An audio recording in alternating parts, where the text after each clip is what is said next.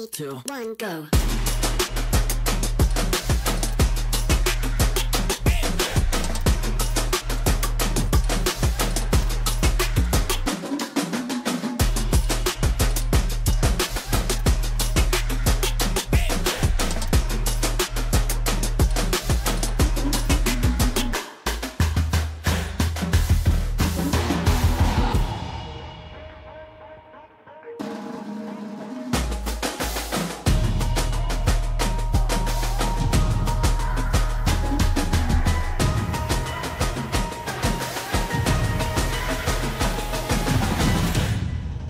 Three, two, one, go.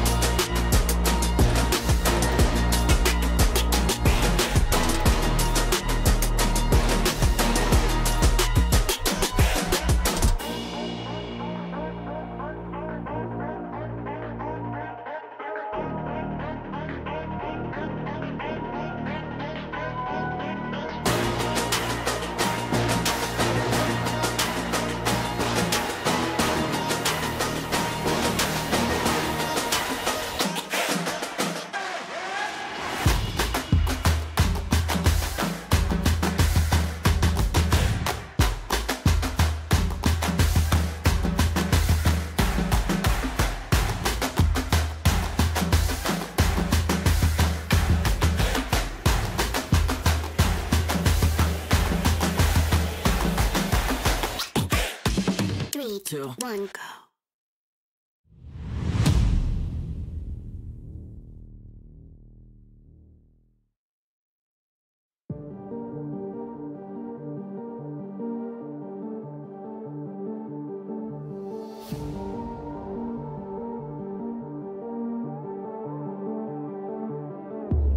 Come into my world if you wanna see some action. Enter my zone, shut down the competition. Stand out from the crowd, yeah, I'm the main attraction. Come into my world if you're ready for some action. Are you ready?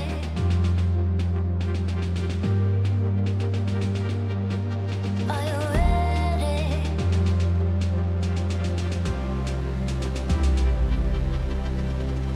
I came here to win.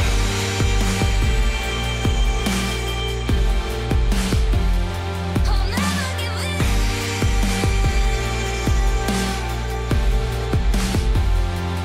Make my one woman on me. Only one woman on me.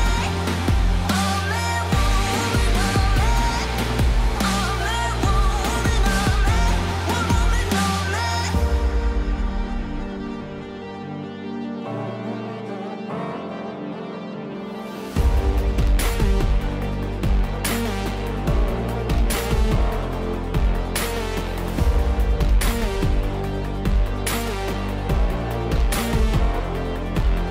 Are you ready?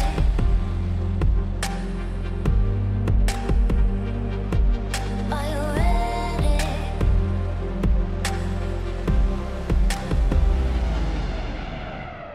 I came here to win.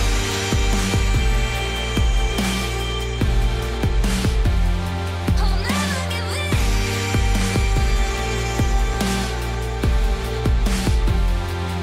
Make my one woman on me. Only one woman on me. Only one woman on me. Only one woman on me. One woman on me.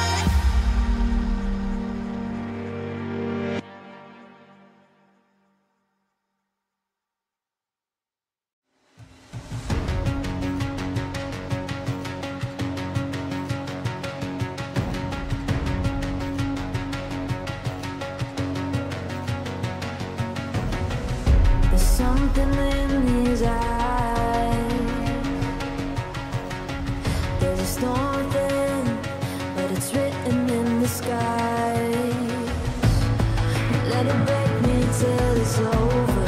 Won't let it shake me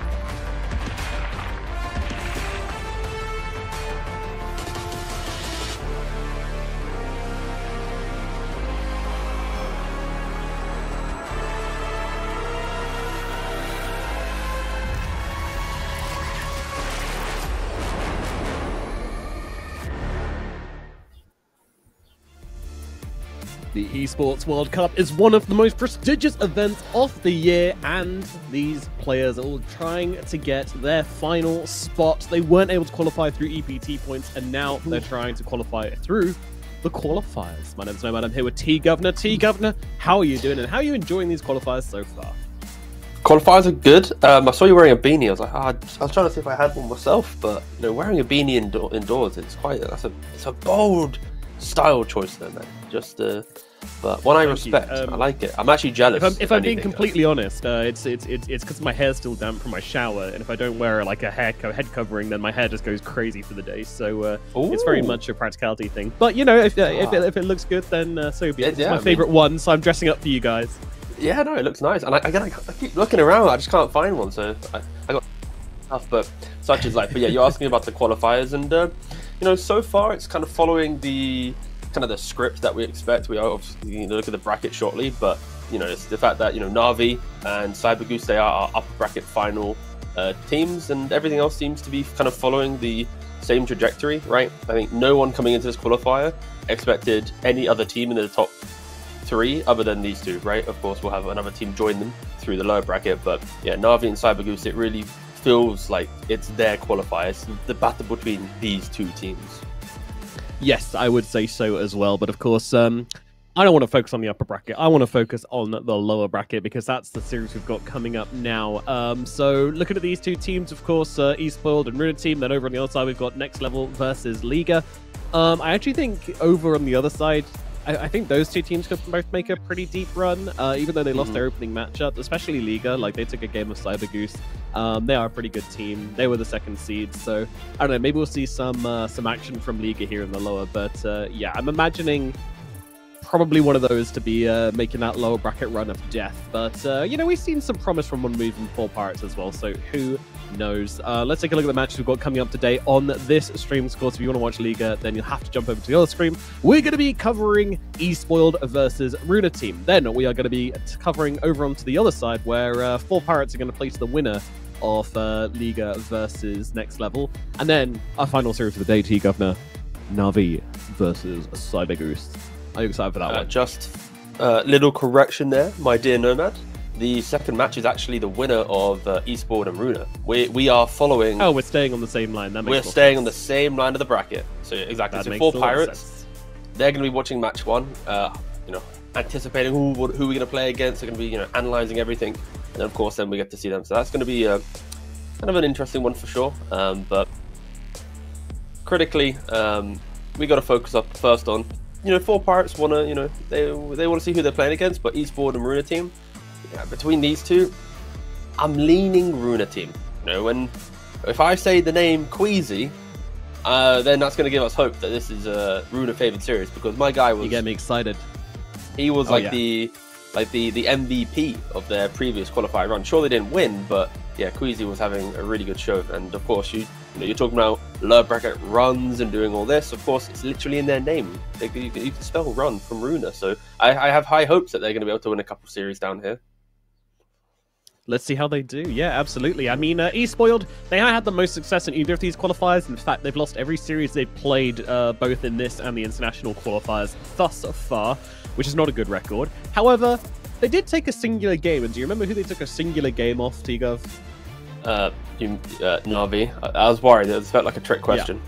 Yeah. No, you're good. You're good. You do remember. Yeah, it was Na'Vi. So, out of playing Runa and Namiga and Na'Vi, they took one game off Na'Vi in these qualifiers. So, maybe they're improving from the last one. Maybe they're going to be more of a threat this time around, and maybe this is going to be a closer series. Because the last time these two guys played, it was not that close. Runa team sort of had their number. Queasy ran circles in them, and yeah, it was very convincing. So we'll see if it's going to be a repeat of last time, or whether they've got some new ideas to bring to the table. But talk to me about some of the other players. Is there any matchup between these two teams which you're interested in? Am I allowed to just not give you an answer? I mean, sure, but that does delete you got to the then point move of the topic to another direction. It's leave me out to dry here otherwise. No. I think the issue with trying to think about comparisons of players is they're all relatively unknown and yet to really inspire me. And Of course, we can talk about the Snov on the carry on Esports and his Terrorblade was too farm heavy. But I think when you're playing in like the tier 3 section of Dota, you need to focus more on like everyone kind of coming together and doing one thing well, rather than at one player. Because like we hyped up Queasy, but it doesn't matter if his team's like if like the position 5 who was having a bad series doesn't step up and play on a good level.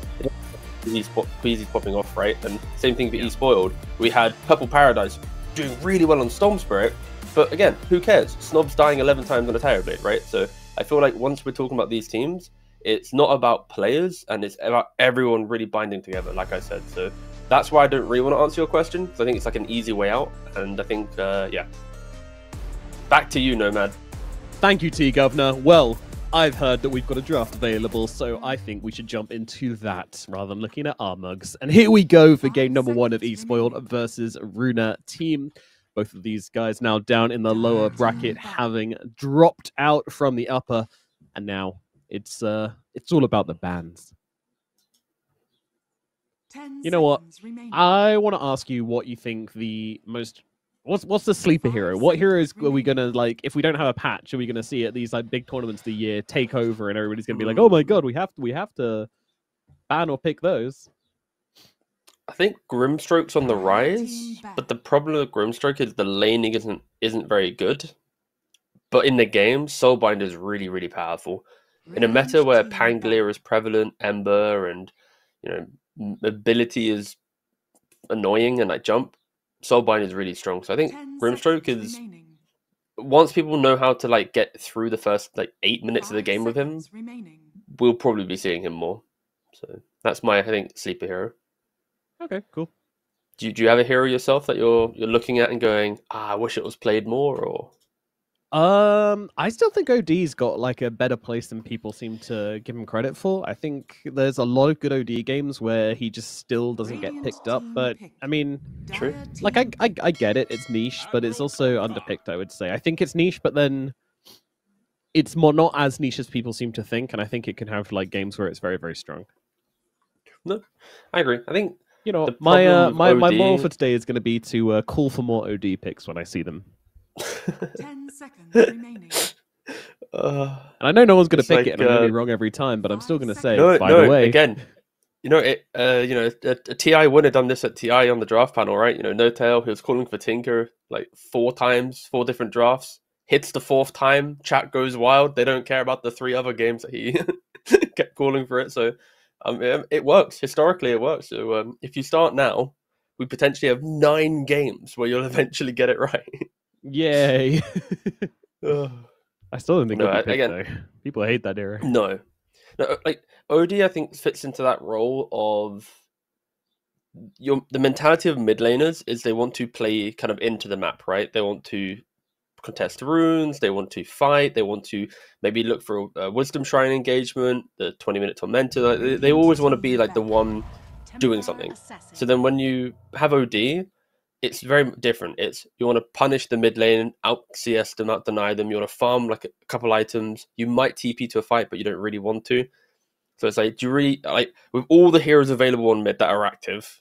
You then need your mid laner to be accepting of your playstyle will now be different. And I think at the moment we don't have many mid laners that want to pivot to being more like only farm, which is OD. Even though it's good for the game, I think they're kind of hardwired to being like, this patch I have to kill. And it's like, you probably don't have to every time, but again, it'll take one player to pick it and suddenly everyone's like, oh my god, this is broken. But I agree with you. I think the hero is kind of sleeper. Yeah, we'll see.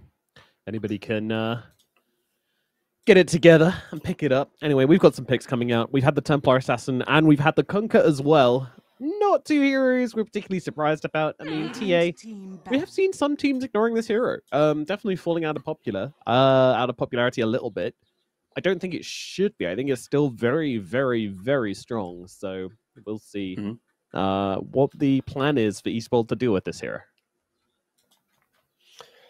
Yeah, and at the moment, Esports, of course, they traded taking Kunkka first before the TA, and I'm not opposed to that, as I think the problem with TA is just if you lose out your early map and you're unable to kill a hero, it does feel kind of bad, right?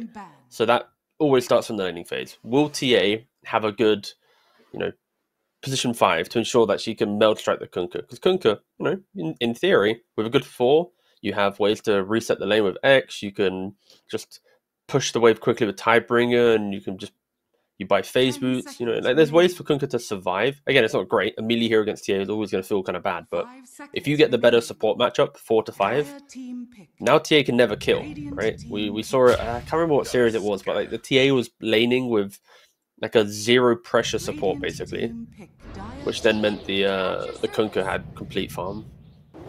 Esport at least. They're picking up anti-TA heroes, right? Like the TA now has to try and kill a Wind Run on the Windrunner or Wind Ranger, sorry. Phoenix has the spirits, fire spirits, the birds to be able 10 to seconds reduce attack remaining. speed and egg.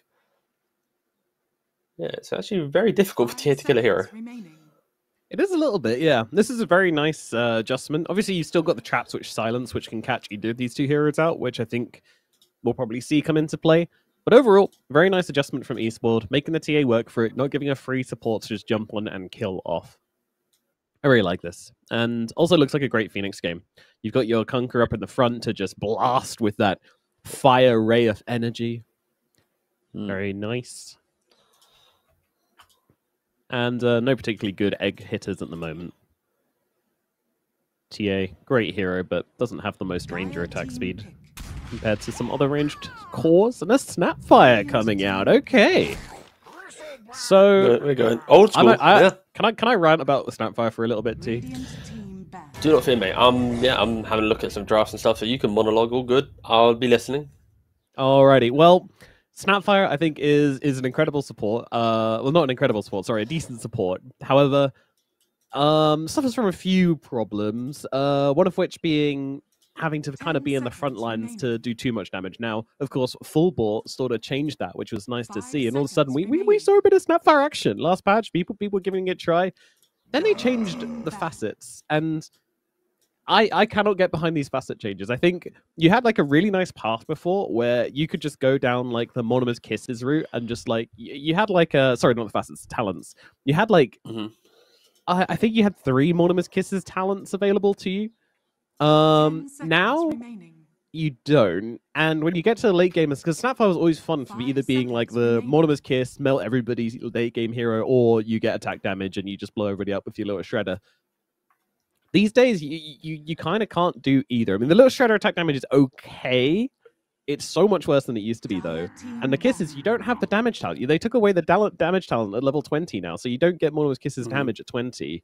You get 2 Fire Snap Cookie Charges instead, and then you can get 8 Mortimer's Kisses launched at 25, but then you don't have the extra damage to go along with it, so it doesn't really feel very good. And all in all, everything's just a little bit like mismatched now for Snapfire on the talent 10 tree. So you seconds kind of remaining. you kind of don't get to do either loads of Kisses damage or loads of 5 little seconds shredder damage. remaining. You just kind of Mhm. have this awkward hybrid build if you do go for the left talents, which is sort of meh.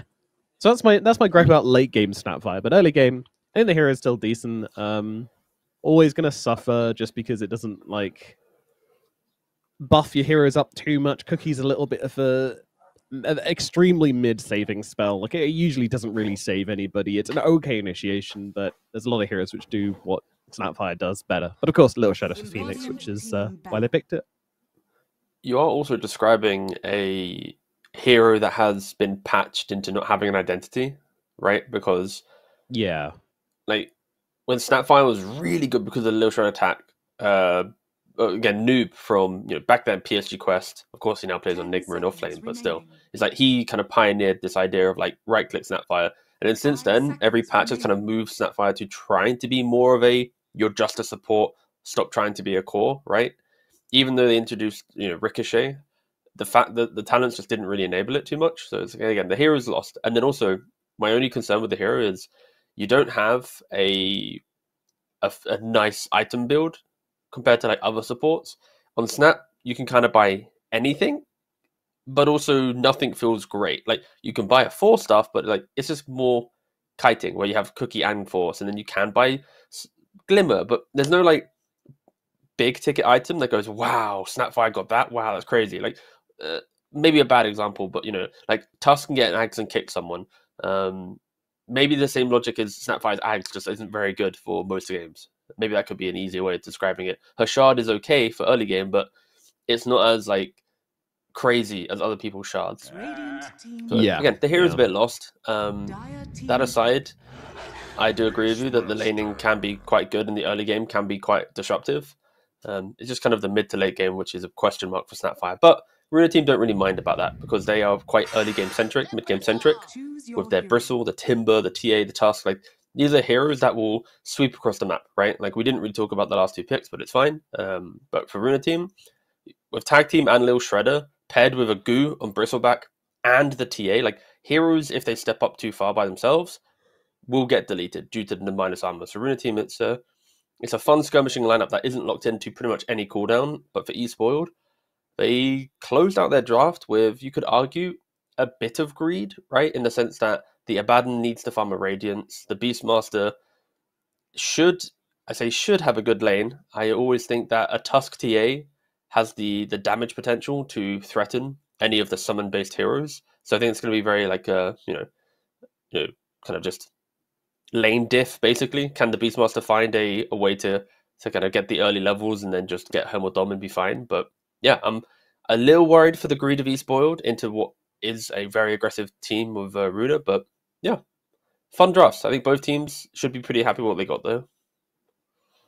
Yeah, I would agree. I think overall this is like very well rounded from both sides. My concern for Runa team is that they are really lacking in stuns on their cores. You're really relying a lot on this Tusk to go in and get stuff done, which is sort of scary, especially when the Tusk is a 5 now, right? Because Queasy's on the Snapfire, It is, yeah. so yeah, I don't know how much the cookie can do in this either. So a little bit scared about that. It's okay, but it's not the best. But of course, you've also got the silence on the TA traps, which is always going to help you out as well for Shigetsu. So the sooner they get that, the better, really, and that should give them a bit more control in these fights. But yeah, controlling edge definitely going to Espoiled here.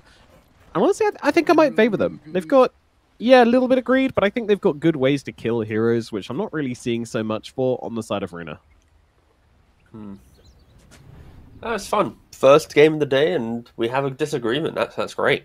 We'll see if Yeah. it continues throughout the series. Yeah, no. My concern for Esports is just like when they clash into a fight and they hit raw on a hero. What's that big moment around the raw? Right? It's kind of nothing. You could argue short power shot with the facet, but there is no like explosive damage. It's you click him, you right click him, you tickle him with a sunray. Like that's where this disjoint of the Tusk and the Snapfire, the cookies and snowballs really just hurts them. Again, I'm leaning towards Runa team. I think they have nice little tempo, but of course we've got two teams battling. Two casters also trying to battle, but again we're still being polite about it. Halfway through the game, we're just going to go unhinged. I think that'd be great. Listen to me, Nomad. Look how I was right. Look how they're dying. Wow! Incredible. Only a No. singular solitary rune for Runa. Oh, damn it. Game's over. We've lost. You've lost. I can't remember if there's ever been a cast where each person just takes a team and just heavily biases them. I'm sure there has. It's It does time to sound break like the mold. Yeah. I mean, deliberately or not deliberately? I mean, to be fair, some people do have heavy bias, but they just don't want to admit it, but they do have it. Some might say they're even paid to have the bias. I have the bias towards LBZS, who I think are now banned, but I think they're banned, brother. yeah, I think they did get banned, but I liked them when they were around. Yeah. They were funny. Any non top 6 Chinese team, if they're like 2 years old, it's like a 50-50. Yeah, it is. It is a little bit, isn't It's it? a dark bit time. sad. So. Yeah. Yeah, I have a curse for sure. Like every time, if we're watching a TV show or anything like that, if I say this guy's my favorite character, I guarantee you, like in the same episode or the next episode, they will get killed off. It happens with everything. Yeah. It's the worst T-Dog from part The when, Walking Dead was the best example of Whoa, that. spoilers! I've not Sorry, watched guys. it yet. that show What which are you came out in like, doing? 2008. My bad. No, I think I watched like 3 seasons and just gave up. That was You're a smart man. yeah. It went for so long. Yeah. How many seasons were in The Walking Dead? I'm gonna guess like 13, 14. Yeah, I was gonna say I think like 12. I'm gonna go for. Ooh, 11. 11. Yeah, nice. Close. We've had more seasons of Dota. That's cool. Dota officially older? Probably not. Better older, than The Walking but Dead. Better. Yeah, sure. Why not? Imagine if there was like a Rotten Tomatoes for each Dota season, each year. Oh yeah. I think HDI. TI4 would have like bad, would have like a low Bad, score, yeah. and then like call it like Dota was good, but like storyline was like weak, you know, and then at least for Western. Well, then that'd be audience. like a high critic review and like a low audience review, wouldn't it? yeah. The classic. TI4, the TI that got the most hate for no reason. Yeah, pretty much. I mean, when you're looking for something to watch, or like, you know, how much do you rely on reviews, or do you just like go in blind, or do you, you know, if you're like, oh, this is a film I've never heard of before, do you just go in, or do you go and see what reviews? No, are I saying, or- always review. I review, but it's like if it's anything above like 60%, 55%, I'm watching it. I'm not like it has to be Okay. 90%, and like just if it's sub 50%, then like of course I'm gonna probably not try and watch Breezy it. gonna be getting the kill down the bottom lane. Actually, Albuquerque somehow brings down Albuquerque just in time to draw first blood, but immediately kills Queasy afterwards. Snov trying to get the damage out onto Albuquerque here, but Albuquerque should probably be okay. Although I say that, another shield's another available shield. from Snov, and in comes... Oh, no, there you go. Damage from the tower, triggers the shield, gets the kill. Albuquerque goes down as well. So overall, pretty big win there for eSpoiled on the bottom lane, as Till the End also goes down up in the top side. Ooh, okay, so yeah, lane's going really well for him. Paradise playing a dangerous game at mid as well, struggling to really get close to these creeps. Oh dear. Getting a little Does he- brutal in the mid lane. How much damage is each tree? Okay, no. Only 18, okay. I was trying to work out if Nicky Cool placed a branch at the same time when he wanted death, would he killed Kunko? And no, he wouldn't have, but yeah, the Tusk steps up top and gets pressured there, and then of course we've seen Abaddon versus Bristleback so many times in this qualifier. We know how strong it is with the Withering Mist from his innate, reducing healing when the bristle's low, with the shield to dispel any of the goo. Obviously cannot dispel the quill, but dispelling the goo is pretty nice to chase down.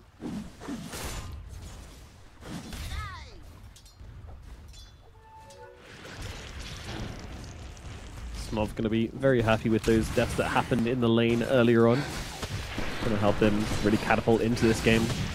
It's kind of funny how nobody in the bottom lane really has, like, they're all at the bottom of the last hits because they were just brawling so much over that Lotus that they're now kind of below the curve. But, of course, net worth. Snov's still looking pretty good. Ooh, Purple Paradise. God, I'm not enjoying this mid lane. Every time I look here, Purple Paradise is, like, running around on 100 HP. It's not the most relaxing of times.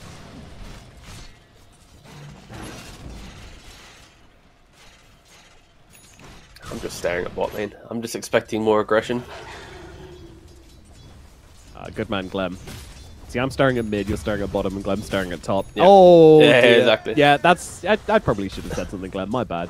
I was literally watching it happen. But, yeah, Bro, Purple you were Paradise. covering the mid lane. Your Yeah, I job. know, Like, but I we was have- establishing the fact that I was covering the mid lane when it happened. Oh, bot lane, bot lane. Look. Sorry. Okay, we're good. Sorry, my bad. Good, bad. good. I then went to look at mid lane because you stopped looking at mid lane, and then oh god.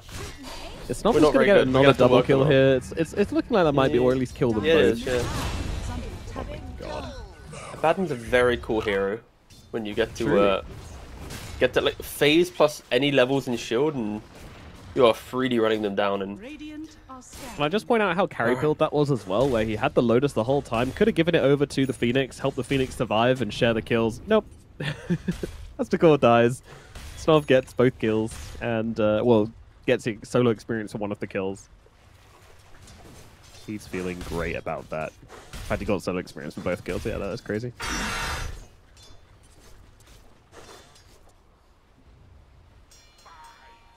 So Snob is now level 6, by the way, on the Abaddon. Minute 6, yep. That's my carry.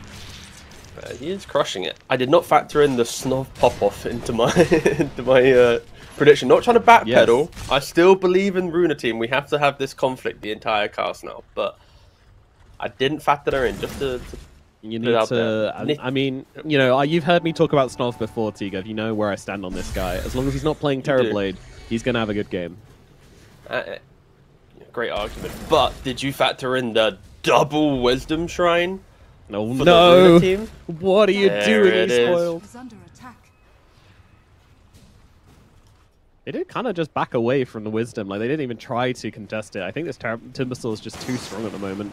Nicky Cool, there is it's going to be a problem this game.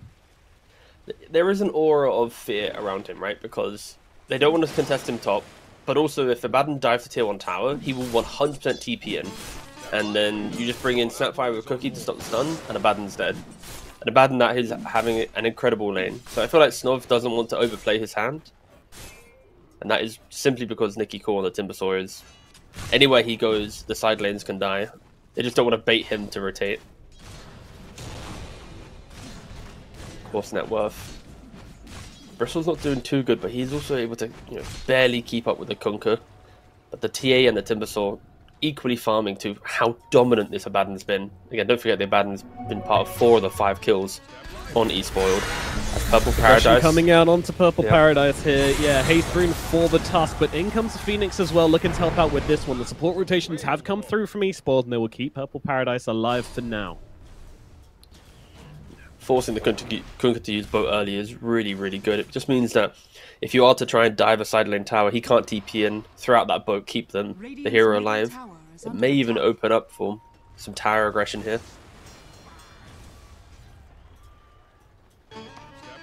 Tusk is still living in the mid lane. And everyone's just kind of awkwardly just sitting mid for a minute or two. Yeah, what's up? Just very interesting that Purple Paradise saw the Tusk the entire time there, actually, and still did that kind of rune play, risking his life. They have a ward down. They knew the Tusk was there, but he still tried to go grab it with X marks and almost got himself killed in the process, forced the support rotations. I'm just wondering if that was all to save the ward. Like, the one doesn't really make sense because it's not a most useful ward, but yeah.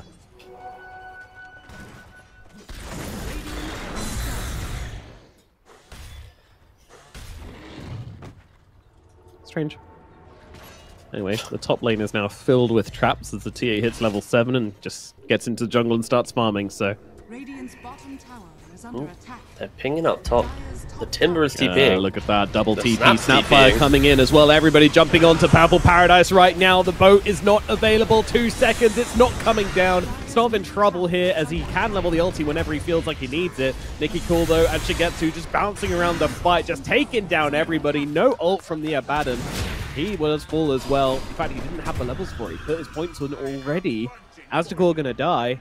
And that is just an absolute beatdown up in the top lane. Radiant's bottom tower is Yeah, it was a very weird attempt of pressure, right? Like, your Beastmaster gets the Helm of Dom. Normally, you want to make moves elsewhere on the map and allow him to quietly take the tower. Yeah. You can play behind him, but playing behind him means you need to have an egg, a boat, even a Abaddon position for the shield. They I weren't don't taking that too under attack. strategically well, because look at the initiation. Like, your Kunkka's just randomly on the side of the map, Abaddon's on the top of the lane, Beast is on the left side. Like, you're playing into Snowball save, Cookie to disjoint, Timbersaw that will obliterate any of the cores that steps up, even the Phoenix if he wants to step up too far, right? It's like, if you had the boat, if you had the egg, if you had better positioning, you could then argue, yeah, sure, maybe the fight's playable. But everything that could have gone wrong went wrong for them. As Snog, he dies top, doesn't level ultimate, he goes bottom to farm, he's instantly getting jumped. Do they have the damage though before the next shield? Oh, Bristle's there. Oh, okay. I did not look at the minimap. Hello. Bristle just comes in, smacks Mr. Snov again, who did pop the ulti this time around, but yeah, still less than ideal. I don't think anybody wanted to take that last fight. Like, nobody on the side of Esports was in a good condition to fight up there, so I'm not quite sure why they forced it so hard, but they did pay the price for it. Waste Nice usage there of the Hurricane from the Wild Wing Ripper to force himself out of the shards, but Dire's top tower. yeah, he's going to live for that as well, so pretty cool move, has to be said. They just went from like holding a stable point in the game. Again, Kunkka never really had a game. Let's not try and hide away from this fact. But the Abaddon was doing okay. The Beastmaster was eventually going to get to his timings, and then they just put every single core in a position of, okay, now you have no farm. After having such a dominant lane, 2-0-2, to 2 really bad deaths, Snov also has a Glove of Haste in his quick buy, which is really scaring me. No. Like, if that turns into a Midas, it's going to be dark days for Esports World. He's like, guys, one more death, and I'm buying the Midas. I'm going to do it. Yeah. Oh, Ryota. Trying to push out top lane. She's gone. Yeah, Nikki Cool is the Is under attack. kind of the do everything hero right now for Runa team. Part of Yeah, you're not wrong. 7 kills of the 9 total. Pressuring the map. Again, of course, it's a very good Timber pick. When you look at the damage they have no Timber killing heroes until much later into the game, where maybe like a Phoenix with Max Sunray plus a Roar, and yeah, it's so optimistic actually. They just never really killed Timber. Is under attack. Radiant's top tower is under attack. Radiant's top tower. We could try to has skip the fallen. wave. Is anyone going to be cutting him off here? They're TPing on the Tusk, and the Snap is in the area. Purple Paradise was doing this on his Storm Spirit in the series yesterday, but on a Kunkka, it's very different. Absolutely, no chance of escape here. Dived heavily by the side of Runa, clearing him out of their triangle. That is tough.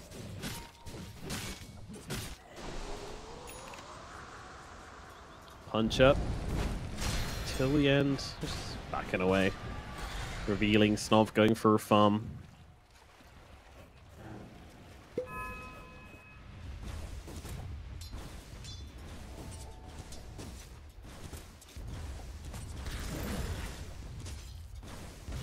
Yeah, I think the critical thing for Runa team is they are sweeping across the map, and the Snap and Tusk are always within like fighting position to enable a call. Like if Timber wants to go aggressive, and let's say one time he overplays his hand, there is a save available. It's not as if Nikki Cool and Timbersaw is truly going to go, oh, my game is so free, I'm going to try and 1v5 them, right? Like, these are the moves. As TA actually steps up for a second, has a 1, refraction in 2. Snap has TP'd in, so with the cookie, just enough Shigetsu's gonna get out. Alive, yeah. Hello, she needs to kill off the creep. She needs to no, kill off she's the not. creeps and won't be able to do so. She's dead. Well, waste 21, you know. You die smiling there because you get yourself the TA kill, which is the only win which Esports have been able to get in the last kind of 5 minutes or so. So you take those. Still, I was kind of not a expecting nice situation. Snap to cookie and instantly use Glob. To instantly use the Monomer Kisses, just, you know, for clarity there.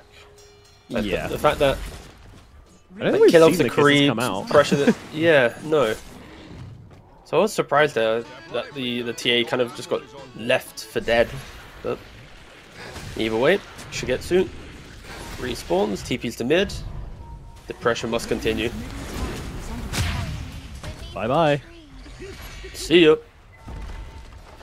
And mid tower. So game 2, T That's all. Governor. What are we feeling for?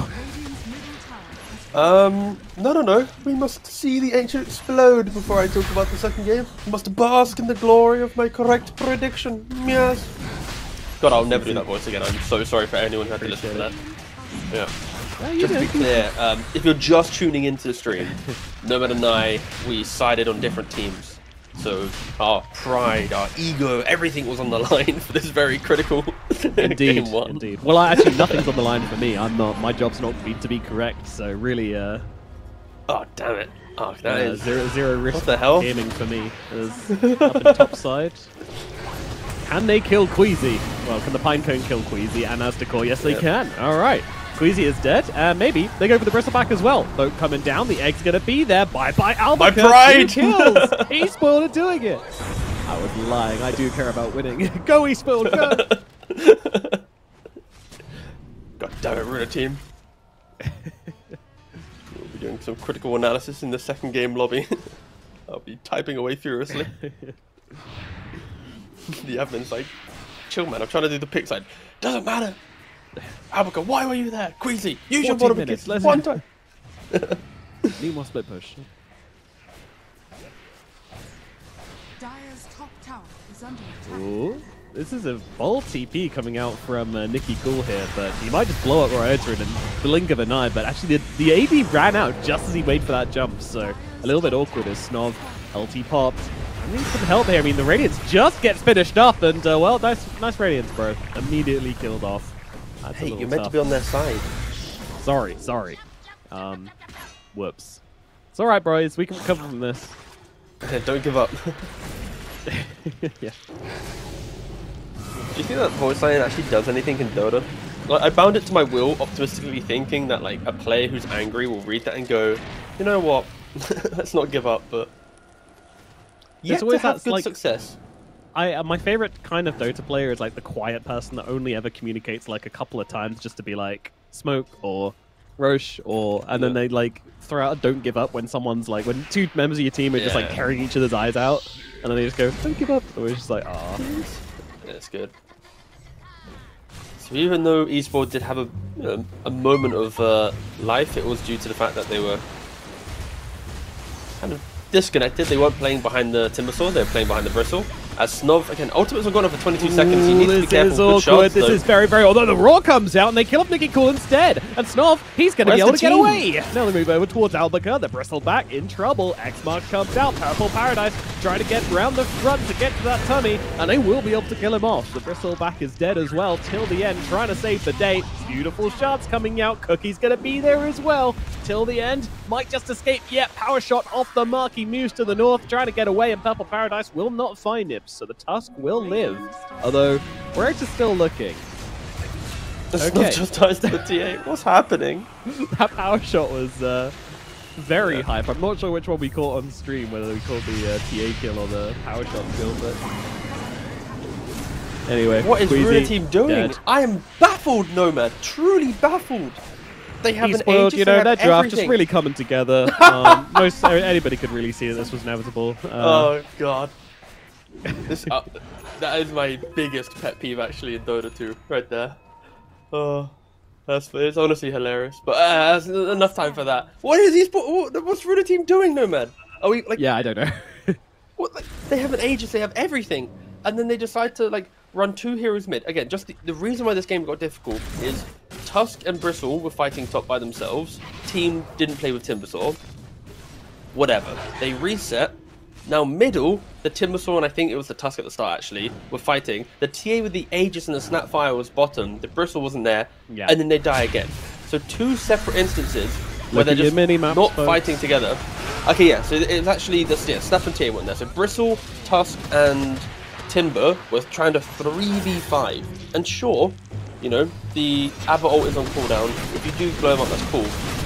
But do you really want to run that risk of, you know you're going to kill the Abaddon anyway in the fight. You have a lead in the game. On Shigetsu! So let's fight 3v5. Walking Yeah. up to the portal, just giving up Aegis. Okay, the rest of the team coming in though. This could still work out They're here falling for apart. Runa. Let's see, they can still make this fight work, but the egg is coming Good eggs. down. There's too much damage on Shigetsu. Shigetsu is dead till the end, also going to fall. And throw out a roar as well for good measure onto the Bristleback. Nicky Cool trying to run through the fight, trying to do what he can, but he's now the target. Timber chain away, this is coming out, it's very good damage. Storm forced to pop the ulti here and not really getting damage, so not really healing up a whole lot either. It's getting a little awkward here for E-Spoiled as they will jump the Abaddon and blow him up. Snov is gone. 2 for 2 now in this incredibly awkward engagement. The Kunker's going to TP himself away. Waste 21 on the run, and Ryota also getting out with a win run as well. So they turn it around, Runa. Sure, they lose their TA to start this one off as she just goes in horribly, but they kind of make up for it a little bit. Just a messy old game. This is the It's so first game of the messy. morning kind of game, isn't it? Oh, for sure. But this is also kind of the reality of casting a qualifier. You go from the extremes, right? Like this time, it's just 3 glaringly obvious mistakes from Runa team. the Bristle in the top, the Timber in the mid, the TA at the twin gate. Like, every core has taken a turn at making the game difficult for Runa team. So it's not as if it's just like just Shigetsu every time, or it's just Alpha. It's like all three of the cores have single-handedly made this game just difficult. And technically, Tusk has been intertwined into all of those motions as well. So you know what? He can get a shout out. They just have to stabilize the game, move together, play as a team, and then this game will look really, really good for them. Radiant's bottom tower Of course, as time progresses, Esports, they will get harder to kill. You know, BKB on Kunkka and Beastmaster, a Manta on Abaddon for that additional Dispel. Really nice power shot from the window now. It's one of those more stylish ways to take a Tormentor, because just so far away from me. Like, oof, that's Radiant's mad. middle tower is under That's lovely. I do like Power Shot. Kill Shot's a really good kind of thing behind Power Shot. I feel like it was part of Power Shot before, actually, in a previous incantation of Wind Ranger, or version of Wind Ranger, Radiant's bottom tower is where she would under automatically kill heroes below a certain threshold. So, big fan of this. I think it's interesting and hype. attack. Radiant are scanning. You know, I've never seen a double kill shot. Have you? I want to say yes, but I can't remember. Are scanning. That's maybe from a pub, but Yeah. I mean, I feel like it's I probably feel like it's happened where obviously it's it's been, very like, rare. an RP or like some Ravage or Black Hole or something, and the power shot's just taken 2 out. But then we're probably not going, wow, the power shot. We're probably going, wow, the big spell that landed, rather than when you just Just pump imagine like damage into it. the cinema of that kill though, where it's like the camera follows the power shot, gets 1 kill, follows further, gets a second. Oh, Oh, you're getting that would Glem be all hot and beautiful. bothered. This is his Yeah. dream. he's like, Catch come that on, moment. come on, Ryoda. Yeah, let's see what you can do. Oh! Snob getting low in the middle lane. And again, another awkward borrowed time here. The rest of the team is not here to help out. Snob's just going to go down again. Snob, buddy, But every Runa time I team- vouch for you, it all goes horribly wrong.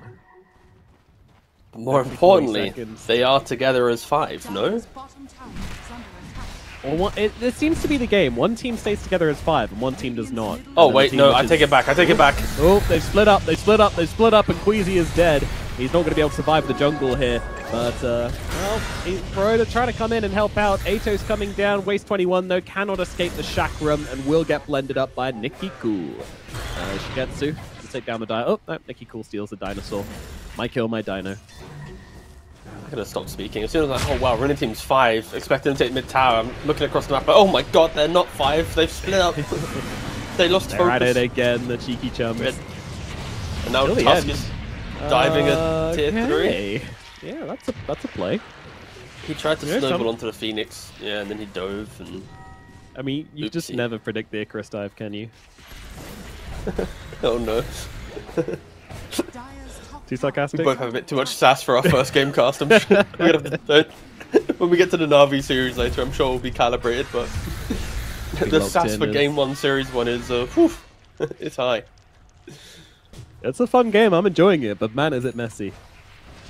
Nothing wrong with a messy bit of Dota in the morning. Radiant's bottom tower is under attack. Runa, though, they are in control of this one. They are starting to choke the map out a bit, and they are going for this 2-2 tower down in the bottom side. Radiant structures are fortified.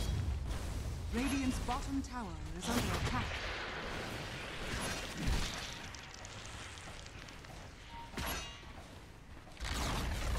Yeah, they're not together. They're trying to be efficient across the map right now. Waste 21 does feel like he's been sort of the linchpin of E-Spoiled. He's the one who's been able to make some plays. He killed off the TA. He's been finding the most success on the map. Where's the value of the Beastmaster, right? Like, you always have pick-off potential. You get to shove waves without dying. So where other heroes have to die to get that wave out, he's doing it in like more of a subtle way. Question is, can he continue to find like the roars in the big moments? Because at any minute, if he doesn't connect on that perfect roar on a Timber or a TA, till the end. Things Getting start jumped. crumbling Has got the down. snowball, but doesn't get a chance to get it off. But still has plenty of health left, to be honest with you. BKB TP out from Purple Paradise. Yeah, till the end is not having the best game. It feels like like starting to go into the gunker. Maybe he just wasn't aware of the BKB, right? Like using the punch so early on is a critical mistake. Of course, snowballing first, buying time, bait out the BKB is done. At the end of the day, though, it doesn't really matter. You force it out. He TP's base. You instigate Roshan. We're just nitpicking at the the finer details. Ooh, tried to go for the steal from the Windrunner. Fortunately, Looking power at shot the does not. items. Kill shot doesn't work on Roche, sadly. Maybe Runa it should. team are in full force. Nah. That's not. Nah. That's a bit too much. Nah. But yeah, Shiva's picked up on the Timbersaw. There's a lot of this like kiting and subtle hills coming out. Specifically from the Phoenix, of course. The Abaddon doesn't have any points of miscoil. Waste 21. Waste 21, Is he's it. been Doesn't forward, have a yeah. BKB. Gonna have to roar here and go for the TP out regardless. And yeah, no cookie. Already used that to get up onto the bridge. So It found get out. Snog. Okay. Is Timber in the area? Oh no, Tuss, sorry. Oh Nice. my goodness. He was snowballing over, but doesn't quite connect. Oh, yeah. A lack of stuns on course starting to come into effect here. As Purple Paradise just happily showing up on the top side. I guess they know that the Timber and the Tusk aren't here, so they're happy to try and defend their tier 2 tower. And force Roar is on back Runa. cooldown, right? Oh, I That is see. true. Yeah, I mean, Roar's on cooldown, so it's like you kind of half defend it, but you shouldn't really overcommit. Because I think that's why the Bristleback's so aggressive. Timber's still gets not to leaving take bottom. the Does wins. not care about this. Keep in mind, their last Aegis was sort of not ideal due to the fact that they were just all over the map, not really playing around Shigetsu super well. Or Shigetsu not playing around them. It's hard to say. I don't want to place individual blame when it's a team issue. Oh, Tuss jumping in. Certainly is, yeah. Trying to blow up Purple Paradise, but that Blade Mail's going to make things a little iffy here. Still has both Tidal Wave and Ghost Ship, so... oh my goodness, Nikki Cool just puts him to bed. Bye-bye Purple Paradise. Still BKB, High Tide, and the Ghost Ship available, but... alas. Strong gust of wind. Gonna do nothing. As the tier 3 tower now being taken by Runa team. Radiant structures are fortified. Abaddon has the Manta and a Radiance. Not really enough to be defending base with. And neither him nor the Beastmaster are home. So when they run down Ryota, nobody will be here to save the Wind Ranger. Radiant's top tower is under attack. Middle barracks starting to fall. The Deso T8 doing so much.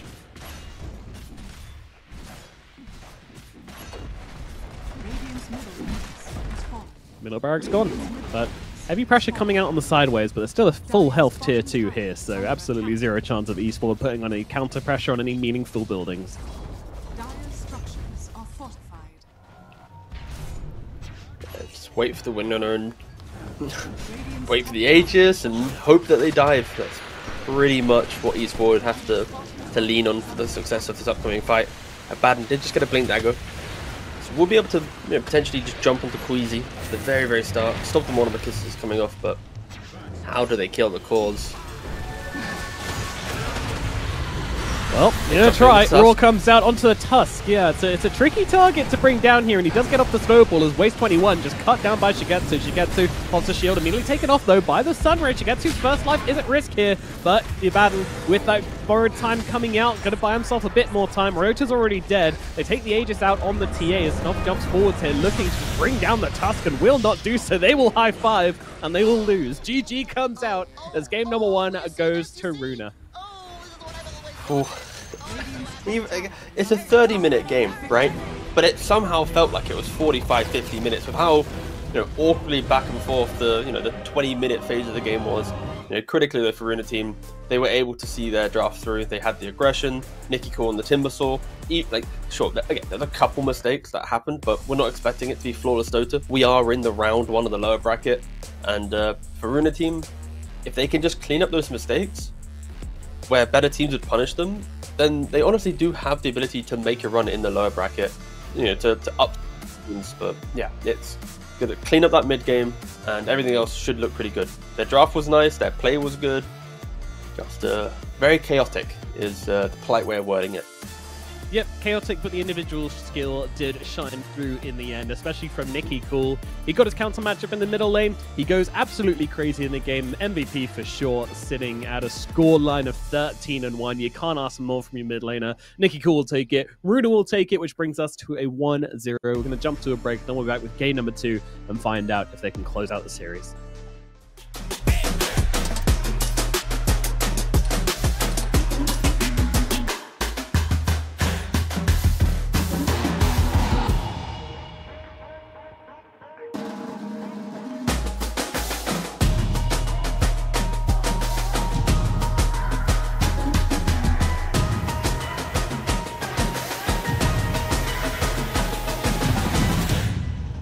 Three, two, one, go.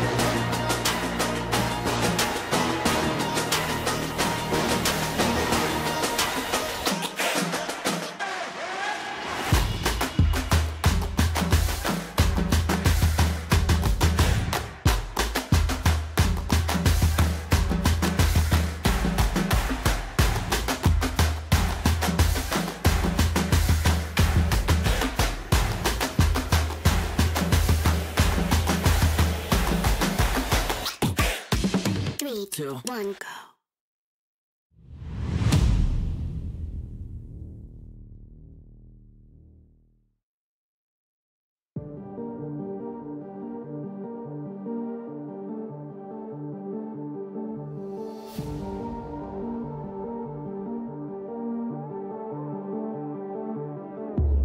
Come into my world if you wanna see some action. Enter my zone, shut down the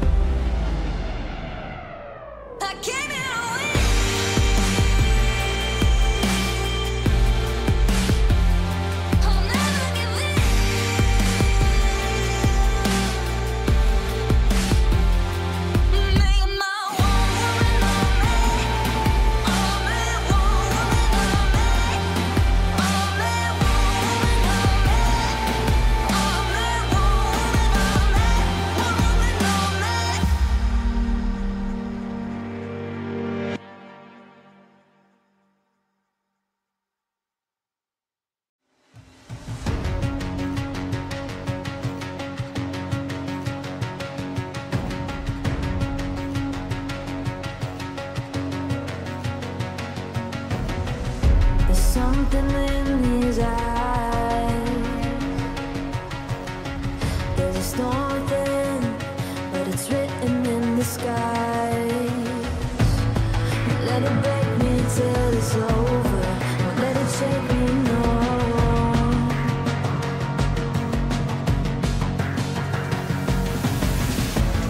Won't let it make me go under. Won't let it make me go under. So now it's time to fly. Nothing's gonna stop me now. Nothing's gonna stop me now. Nothing's gonna stop me now.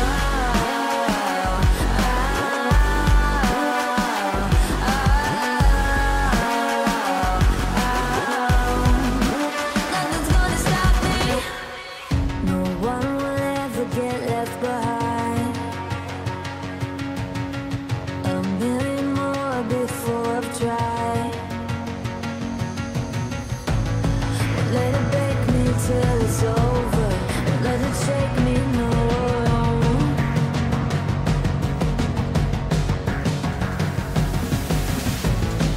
Let it make me go under.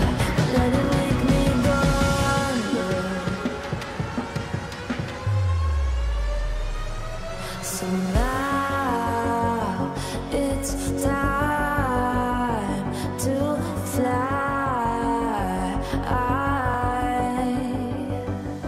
So now it's time to fly. Nothing's gonna stop me now. Nothing's gonna stop me now. Nothing's gonna stop me now. Nothing's gonna stop me now. Nothing's gonna stop me now.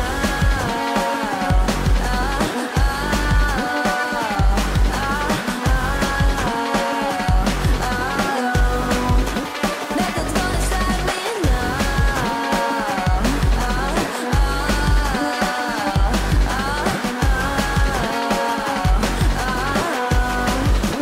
Nothing's gonna stop me now.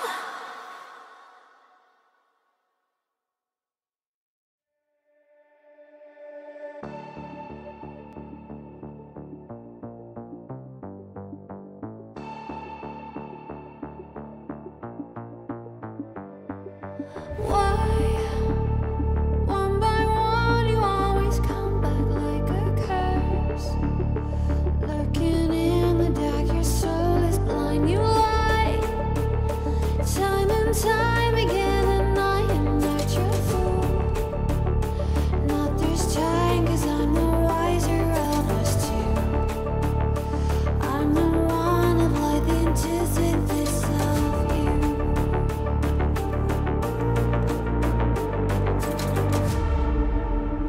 If you shoot, I'll take you. If you run, I'll chase you. If you scream, I'll whisper. La-di-da-di-da-da-da. This is all you ever wanted. Take it all, you deserve it. This is how we're gonna end it. La-di-da-di-da-da-da. Take it all, you deserve it. Take it all, you deserve it. Giving back the freedom you want to destroy. And my power's way too strong for you, so try. 'Cause you can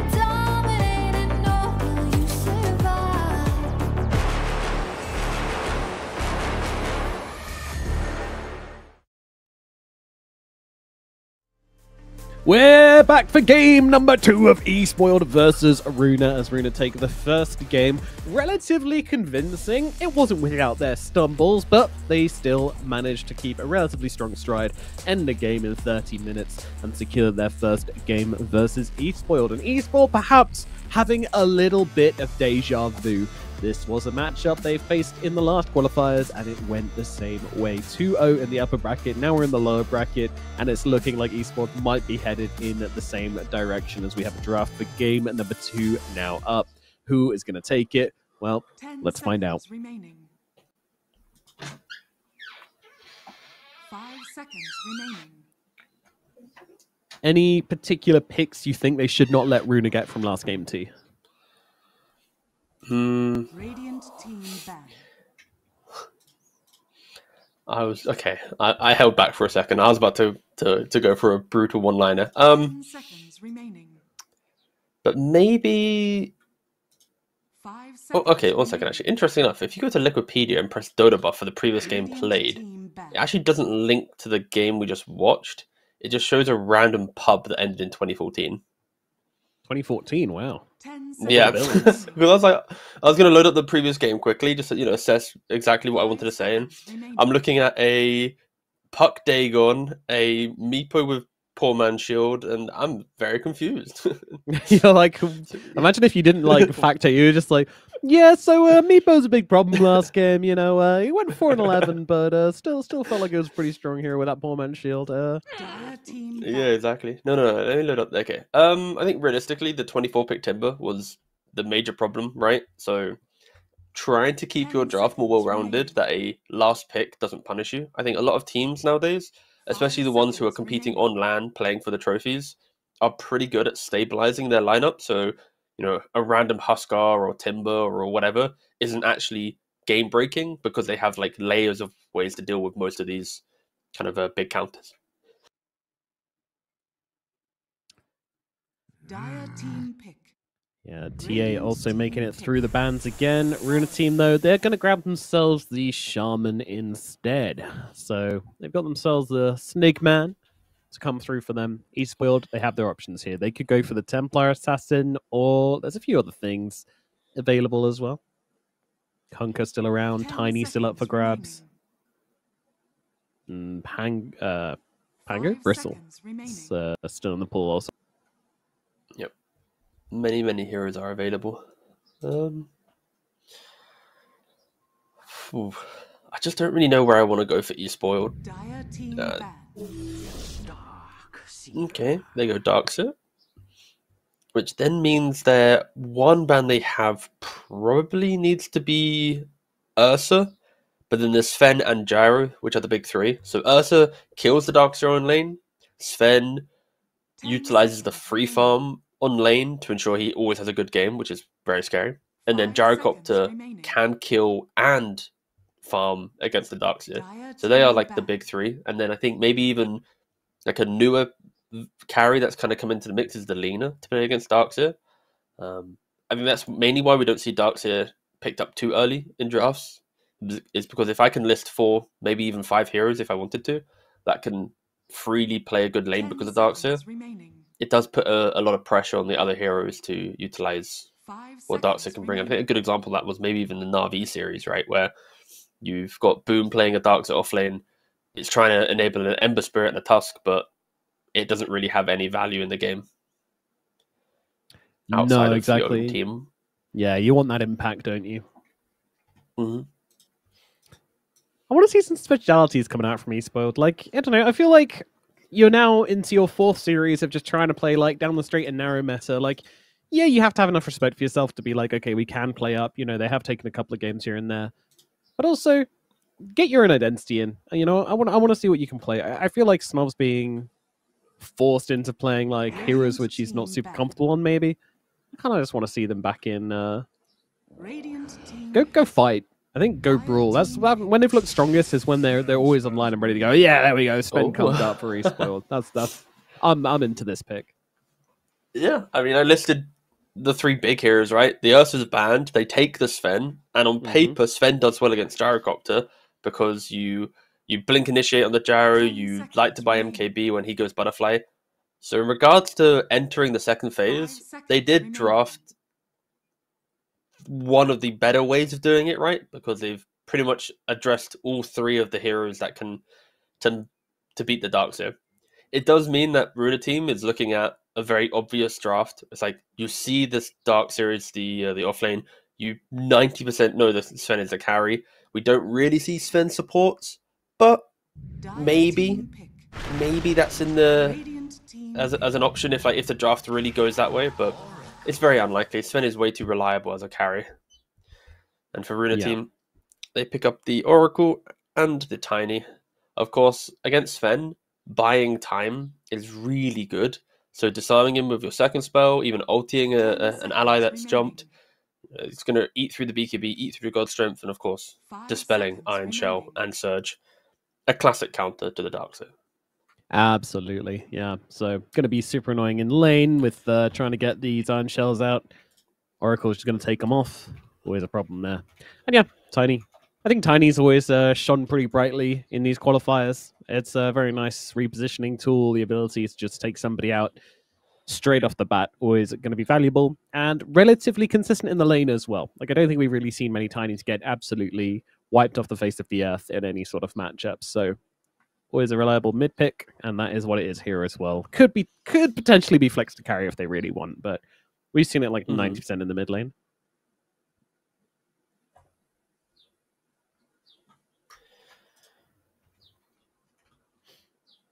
Radiant team pick. Okay, Ricky coming out now for Respoiled. I mean, you pick these two backliners, which really don't want to be jumped on and silenced, so guess that makes sense. Dire team pick.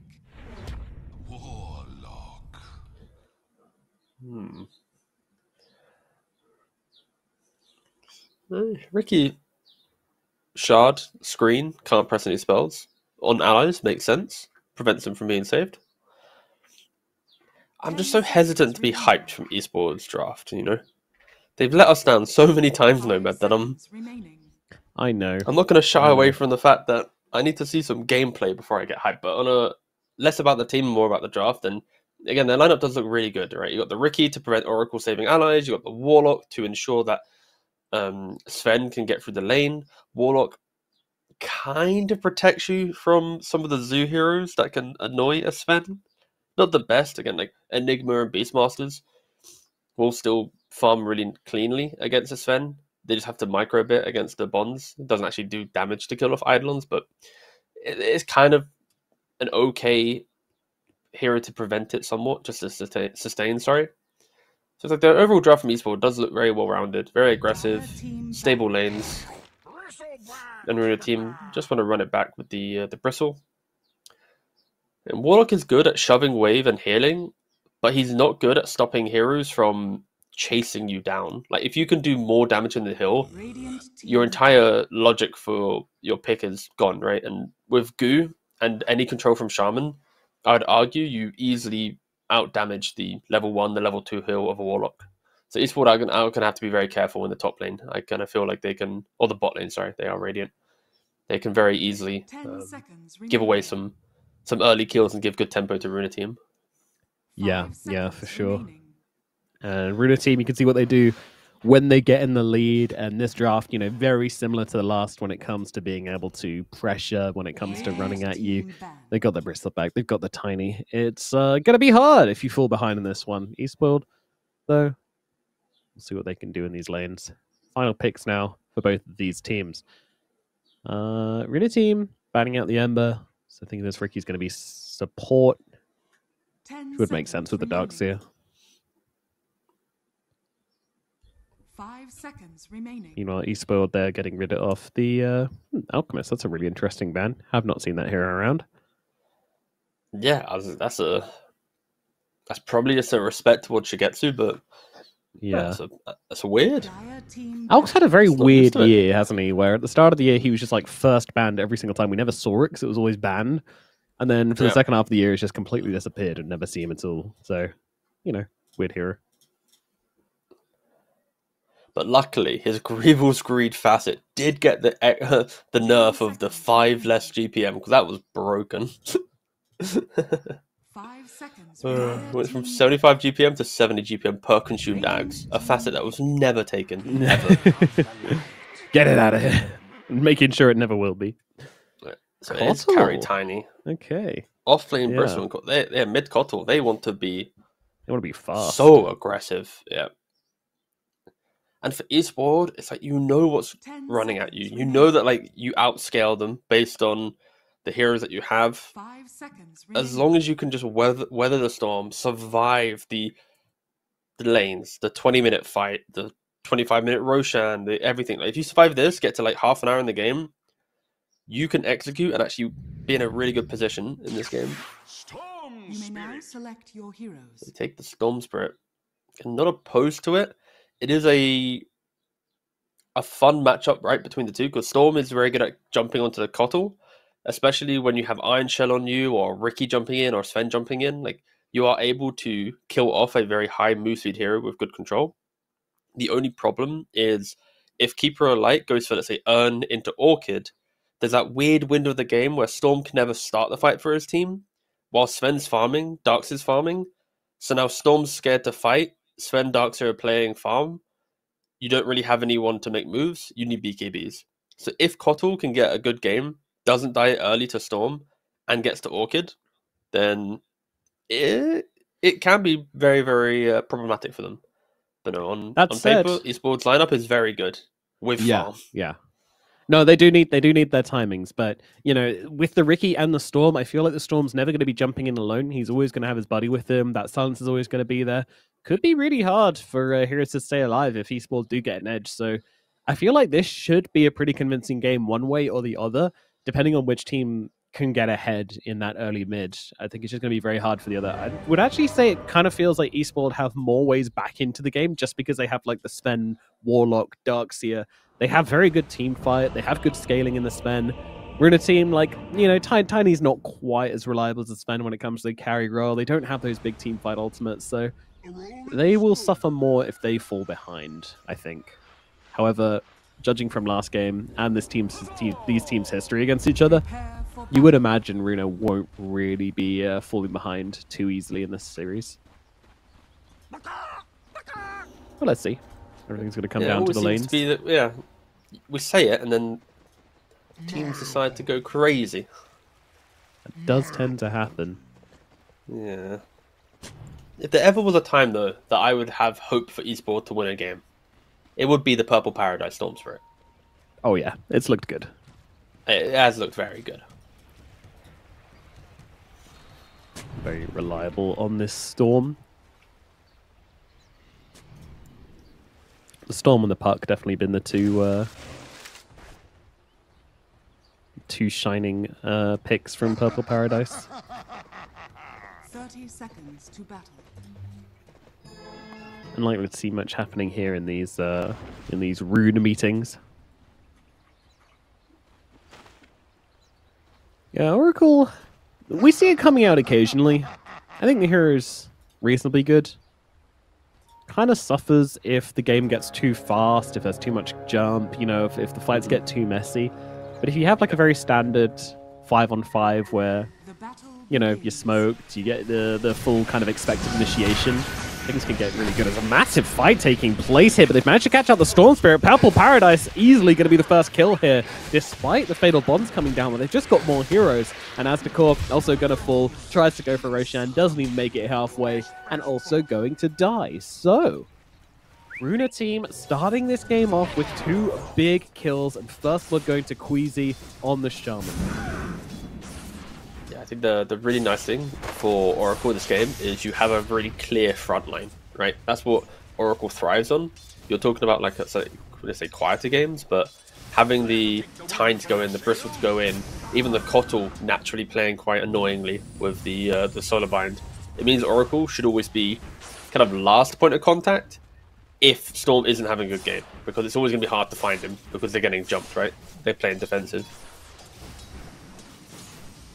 No, very, very good kills to start off the game, and get an early kill on the Bristleback. That's now already a bracer complete on him. Really mentioned that with the goo, he can be very, very obnoxious to Sven and Warlock. course, you've got to heal up through the first Fatal Bonds and then look for the fight. The lane is getting pushed in, so levels will go really, really well for Runa team in bot lane.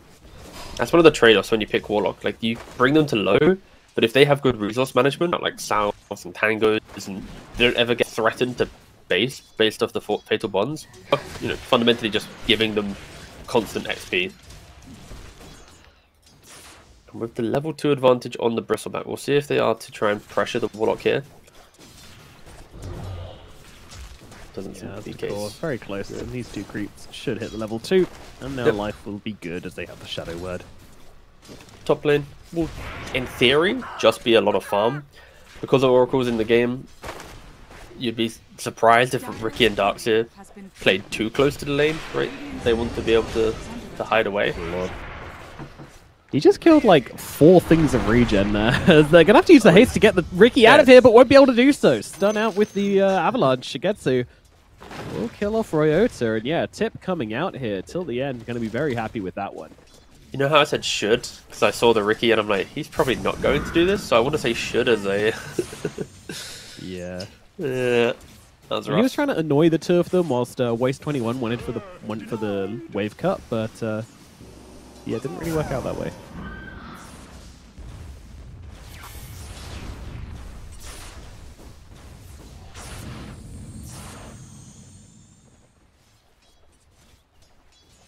Nicky Cool did have a pretty good start to this game, but Storm's been able to pull himself back into it.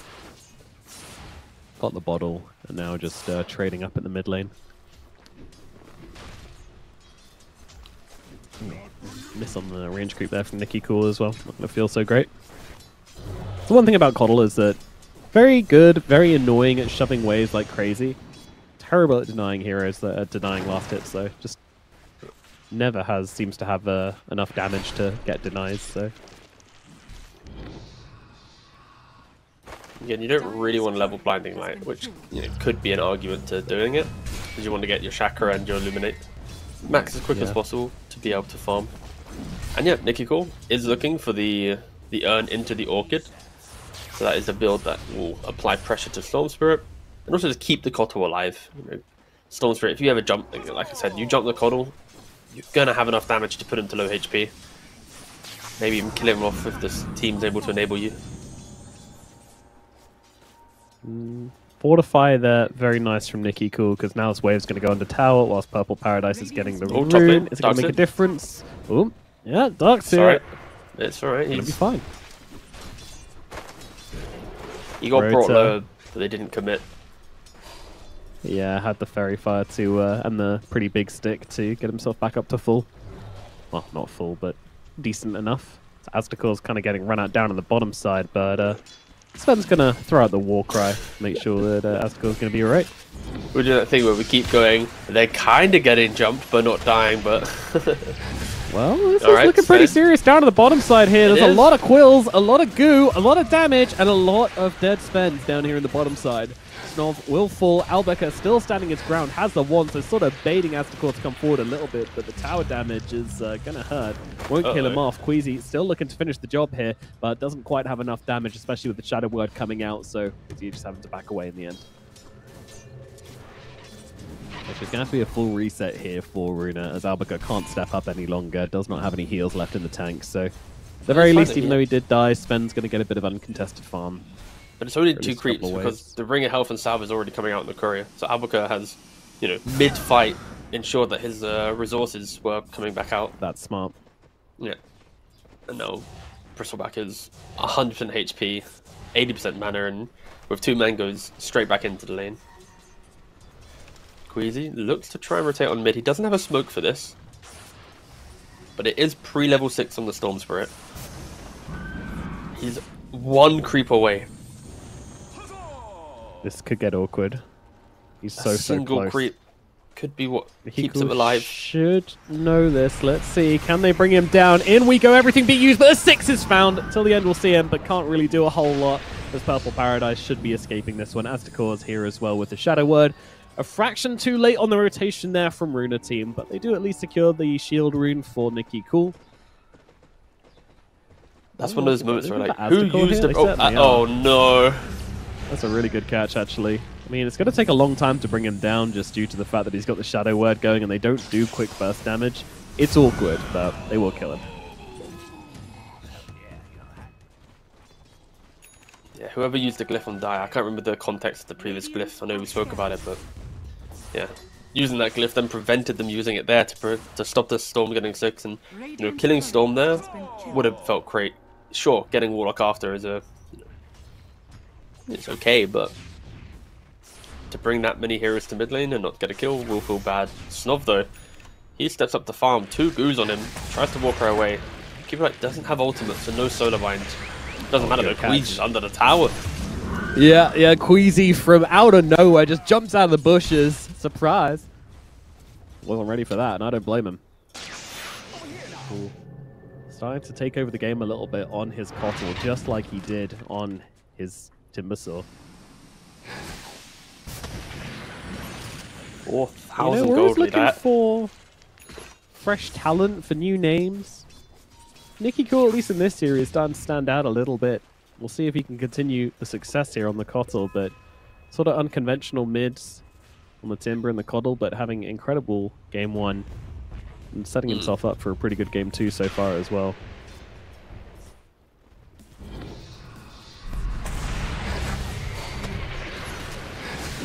Good TP out from Aztecor.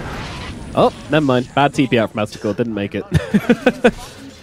As soon as you Illuminate said just good, blew I was him up. like, do you want me to say there's an Illuminate and Solar Bind on him, or shall I Yeah, no. Let let the... the Dota speak for itself? Yes, sir. Dire are scanning. Subverting expectations. That's what I was doing, T-Governor. It's an elaborate game. I respect that. There is one way to Radiant are get through whatever this is at the moment. I mean, this is a beatdown so Oracle far. getting job. Bruno are just absolutely destroying them. Yeah. This is going to be at least one return kill. Movement up towards the top side from Purple Paradise. Teaming up with his Ricky, as we said he would. Always going to be a strong Radiant's combo. bottom tower is However, under your attack. tower is going to be absolutely blasted by young Nicholas Cool. Radiant's middle the middle tower lane. is under attack. Just awkward for Tiny now. Without TP's waddling around the trees. I hope they don't find me. Dire's Ricky top tower is stepped under into vision for a second. Radiant's bottom Easy. Getting jumped here. He's trying to stand his ground, but unfortunately with a double iron shell on him, you are not shackling through that one. Radiant's To get middle to tower until the is end, under just have to attack. leave. So Bruno not really respecting the amount of heroes that are up on the top side at the moment. The fact that Ricky has level 6 is going to potentially break a couple of these early fights.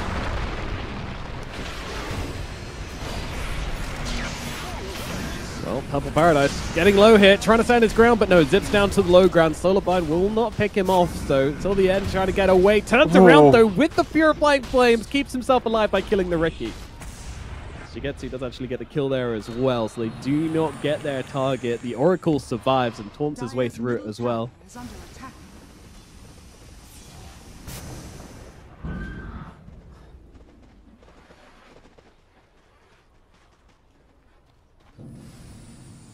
Yeah, if only Esports was able to get the clean kills, get out, and then just stabilize the game, right? Radiant's Trading middle tower is their own under lives at the attack. very end Radiant structures are fortified. does hurt them. Aztecor just needs to be involved in one more kill, and that Black Grimoire will get him level 6. Yeah, but when you play Warlock, you want to use Black Grimoire Radiant's middle tower as soon as available, around minute 7. That's the point of taking the Facet, as they are jumping onto Tiny Top with the Storm, but with the Oracle position behind, and they just don't have the damage. This could be the future of this fight for Esports. Is you jump a hero, but if the Oracle is not controlled, there is nothing else to be done. But yeah, going back to think Warlock, like a lot of the playstyle is get early kills, get your golem like minute 7, and break the early towers, break the early fights. When you don't have your ultimate available at minute 10, minute 11, and you only have 2 charges, you kind of don't want to instantly use it. You might if your game's that bad, but then you want to invest more in, okay, let's win 2-3 fights, get 10 or so charges, and we'll suddenly get to level 2 ultimate, right? But he has missed his window heavily on Black Grimoire. Either he uses it for desperation, or he just invests in maybe the game lasting another 20 minutes and him having some good talent choices down the line. Radiant's middle tower has fallen. Does feel like Smoke that up might there. have to be the option. Maybe a golem on death could come in useful. At middle tower, immediately looking to turn it into more aggression. Purple Paradise has been seen, but this is not a target. Oh, it is a target. They've got the Orchid on Nicky Cool now, and immediately finding the guy you want to bring down. Bye-bye, Purple Paradise. Now moving into another tower, where it's not really a whole lot he can do about this one, unfortunately. Right now, just going to be able to take the top tower as well. This game is coming out of hand. They've got Serpent Wards this whole time, by the way. Queasy's just like, nah, don't need him. Radiant's top tower. Why use them if you don't need them, T? Radiant's bottom Yeah. tower. He is holding. Also, just for the audio listeners, it's he has Serpent Ward available. Yes, true. This is the Massive Serpent Ward. Massive Serpent Ward, in fact. Love this. You thing. know, at a tournament, right? One guy in Twitch chat's probably his entire experience will just be, well, actually, Yes. Shaman took the other facet, therefore. Radiant's bottom tower is under attack. Singular Snake going to be dropping on someone's Oops, head. Maybe Snov. Snov. He wants to farm this wave, but Queasy once again positioned behind the tower. Snov might not be ready for this, and I don't blame him. The snake's been dropped. The snake's there. It's in range. The damage. It's too much. Down he goes. Nicky Cool gets the kill. But now, Waste turning up for this one. But I don't know if he can really stand his ground here. Purple Paradise also in the neighborhood, running across, looking to try to go into the Oracle. They know who they need to bring down, but can they do it? Golem gets dropped. It's not really doing a whole lot. Of Purple Paradise will fall again. Nicky Cool just taking him out. He's got the Storm's number. Ricky trying to get away to the sidelines, but Royota will not be able to get out either. It's going to be a double kill for Alpaca here. 3 heroes dead. The tower now vulnerable as well. Sure, the snake's out of range of the tower, but who really cares? Mission accomplished. The Sven died. Yeah. And yeah, Esports looking to have a pretty quick bow out of the tournament, all things considered. Yeah, I mean, they take a game of Na'Vi and then they Radiant's bottom turn tower into is spectators. under It's an attack. unfortunate reality, but it's the life of a kind of up-and-coming team, right? You can have some days where you feel like you're close to finding success, and on other days you're just not able to compete with the teams that you're surrounded by. And Snov died 3 times. Every time he shows on the lane, he is just getting ran at. Shigetsu does have the toss. If the Shaman can get close enough, uses a tree for vision. Ah, that was such a cool idea, but it didn't work out. Yeah, not quite. We're going to see the Surge Duke gets him there out of bot there. lane. Yeah. Ah, yeah, we see the big snake again. It's like you put Love the seeing goo that on the big boy in guy. action. Yeah, so many like layers to that fight, right? You got the goo with the Subboard attacking, you then have Albuquerque forcing the storm out, and then the Ricky jumps on the Oracle, and then the Golem, but there's just no damage on top. The Tiny's not even in this fight. Everything's just falling apart. The damage that Esports have is locked behind time. They need more time, they need more items, and the fact that Runa team just keep progressing the early game, playing so quick. A Warlock doesn't like this pace of the game. A Darkseid doesn't like this pace of the game. They want to be the one. If they're the ones setting the pace, sure, they thrive. But under this amount of pressure, the heroes really do just kind of disappear with their impact. And Warlock tries to take one punch into the Serpent Ward. He has to be careful. Finds out very quickly why that's not allowed. Oh, they died. Okay, Rota. Radiant's bottom tower has fallen. Another hero dead. Another tower dead. Another K of gold going the way of Runa team. Up to 11k now. 2-13 is the scoreline. It's looking real tough here.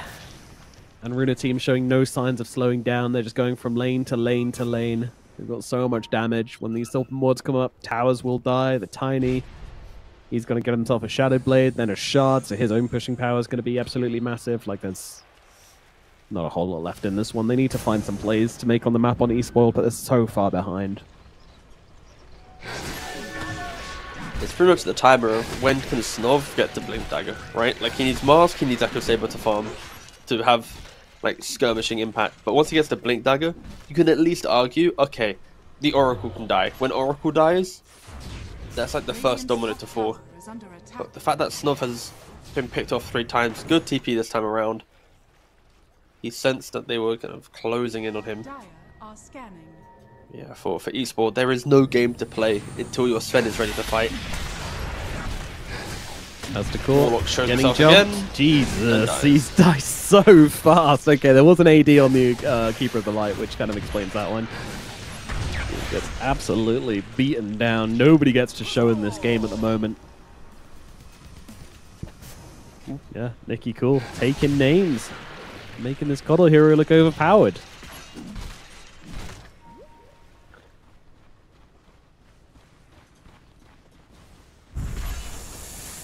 And another Serpent Ward. Slow and steady, take the towers. Yeah, get these wards down, get these towers down. Radiant's middle Why tower not? Look at the is under damage it attack. does. Radiant's To be middle fair, tower Albuquerque's has clicking pretty fallen. hard as well at this point. Dire's structures are fortified. Ooh, Snov, you gotta run. There's a bristle on your tail. Radiant's top tower is under attack. Does escape this time around. Waiting for the Blink Dagger. A bit too far away at this point. I think he needs to get out on the map again. I'm not sure you want to be on this high ground, even if they come pushing. Queasy gonna just throw out the shackle, but Snov throws a stun right back the other way. Radiant's top tower has fallen. And there's the final tier 2 tower falling at 17 minutes into this game. Radiant's top tower is under attack. The noose is starting to tighten around the necks of Esports, and it is not feeling comfortable right now. They need to find a way out. Their jump, again, is very, very strong. With the Ricky, with the Storm, with the Sven, they can find a target. They can get on the Oracle. There is a chance they can still play this game. But that is a big if. And, oh, Snov actually changing for the BKB. I'm not sure I can agree with this. Yeah. Like, the BKB only works if the Ricky and the Storm double Iron Shell jump the Oracle. Like, the fact that realistically, if you're trying to think of what is the comeback fight is, Bristle not be in a good position, maybe too far in, you then jump the Oracle elsewhere, and whilst killing the Oracle, Kotl shows his position to mean that you can quickly pivot to kill him as well. So you kind of want Bristle to be AFK, Oracle Kotl to die, and then take on the fight properly, right? But it all starts with the jump, the surprise, the smoke, and ideally the enemy team not having an Aegis, and Dire's bottom tower Tiny is does under pick up that, so he'll be able to start slowly sieging. To be fair, the Yeah. Aegis could be weirdly beneficial for Esports because you know what's coming, right? You know Tiny's going to want to hit the tower. And they find Nicky Cool in the actually bottom. shows Okay. down on the bottom side. Yeah, the first big mistake we've seen from Nicky Cool in this series. And that one's punished pretty heavily. Yeah, that's kind of what I was alluding to with the whole Aegis thing. It's like, you know what's coming, where it's like Tiny's going to hit your tower, so you need to read the map and go, what's available? And Well, they're going for this fight Okay. here, but it's a little bit weird because, I mean, you don't have Nicky Cool. There's a lot of damage coming out on Shigetsu. That Aegis is looking a little bit threatened, but gets the Fatal Bonds purged off. They'll try to TP out on the Shaman, and they don't have anything to stop that. So the Shaman's actually going to be able to get away. Lack of stuns coming to hurt them here. It's still the end, still trying to get Shigetsu out to safety. They want to keep forcing this one on the side if he's spoiled, or do they just want to take the map they've just gained for themselves and try to farm up a bit? I think we know the answer to this, and it is to farm. yeah, they can take the Tilmenta, wait for their Kotl. Of course, a lot of life there from Esports was the fact that they killed the Keeper of Light, right? You know, we keep mentioning two heroes that have to die, the Oracle and the Keeper of Light.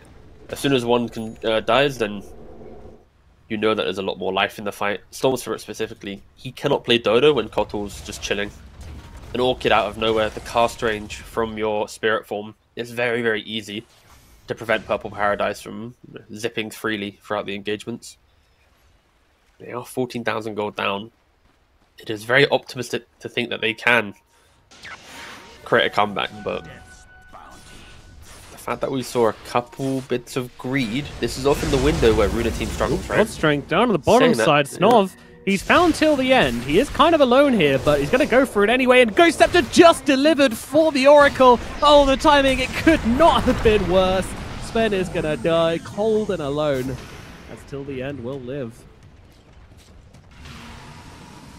Until the end, you've got Fake's Edict for Disarm, you've got Ghost Scepter for your Ethereal State, you've got the Sister's Shroud as a neutral item for additional evasion.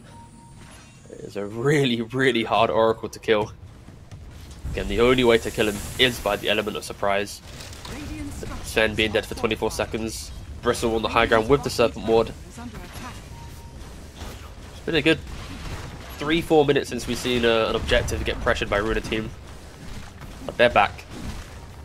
It's a long time, but they're back for sure. I did not. Onto Wait, the has high it always ground been with that Big case? Snake. I did not realize that you'd go fully purple with Ricky. Beautiful. I mean, I've not played with Ricky for some time. Storm's just dead to a Kotl. It was Yeah, the old he was going for a Shaman solo Kotl game. play, but Shaman was there, yeah. Good link. Snov just getting harassed now by Albaker as well, who fears absolutely nothing. Runa team not slowing down. They don't feel like they need a snake for the middle lane. Just go for it. Morota painting them purple. That's about it.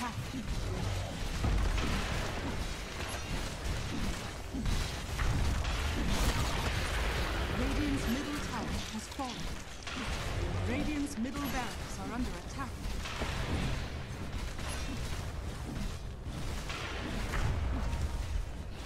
Radiant structures are fortified.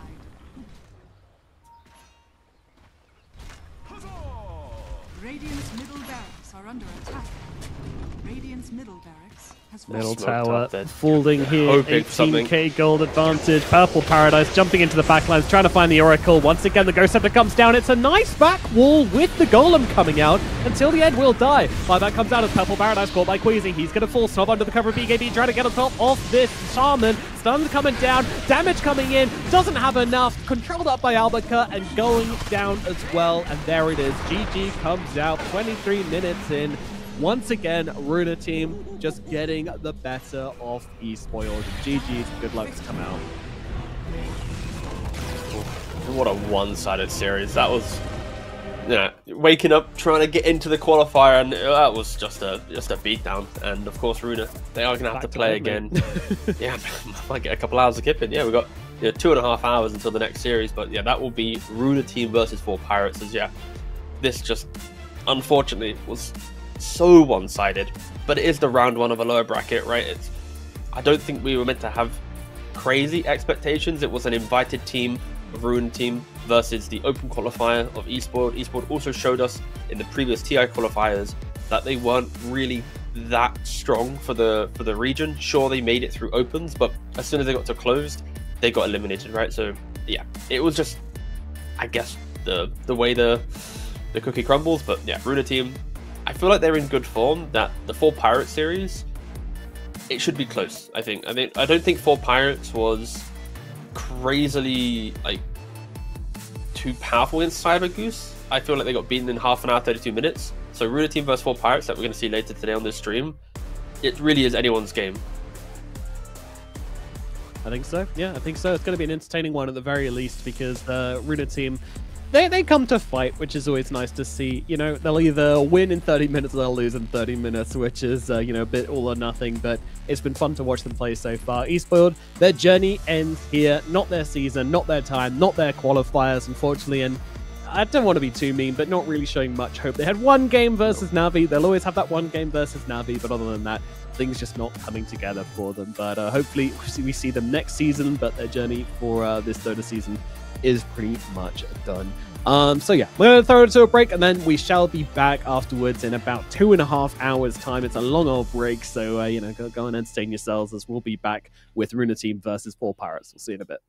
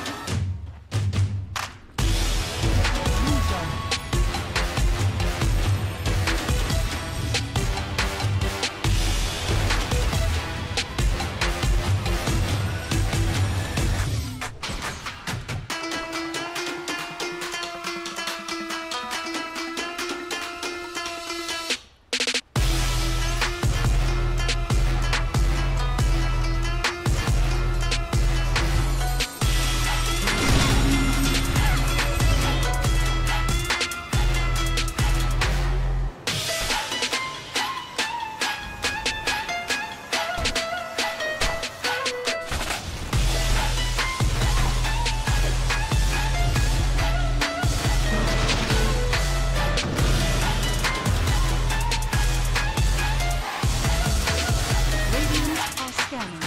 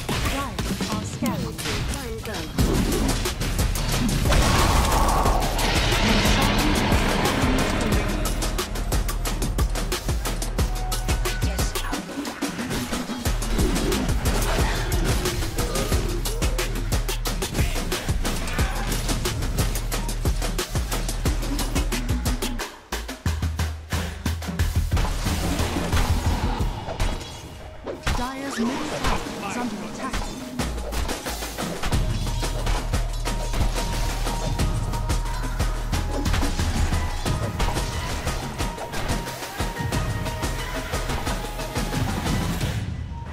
Three, two, one, go.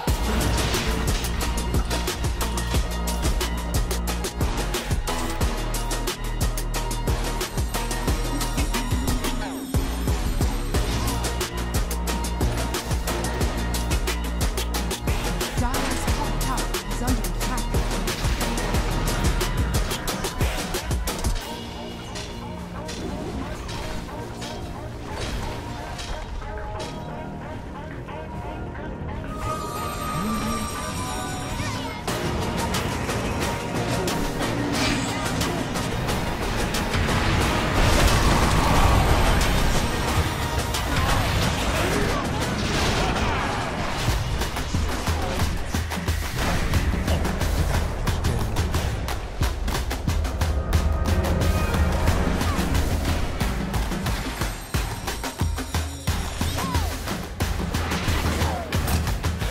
Dire's middle tower is under attack.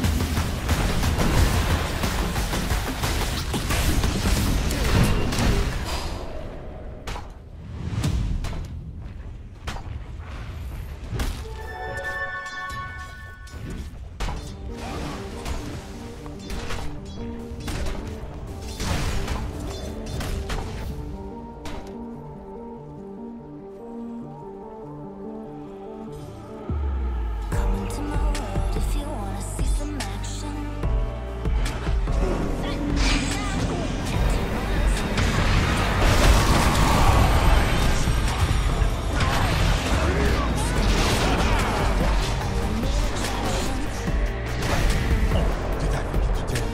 Come into my world if you're ready for some action. Are you ready? Radiant are scanning. Are you ready? Dire's structures are fortified. Dire's top tower is under attack. Can you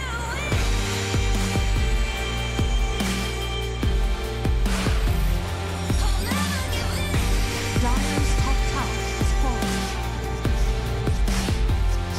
Only one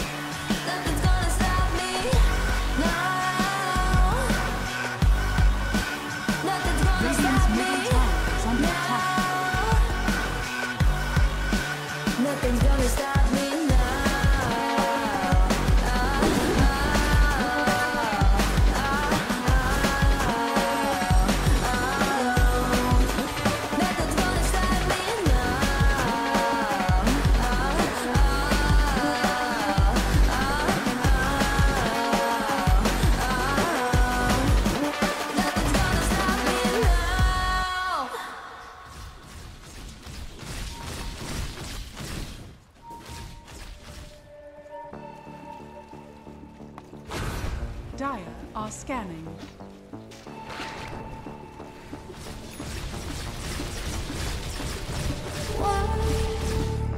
One by one, you always come back like a curse. Looking in the darkest souls when you lie. Radiant's top tower is under Time and attack. time again, and I am not your fool. Dire's middle tower has fallen. There's time, 'cause I'm the wiser of the two. I'm the one of like the antithesis of you.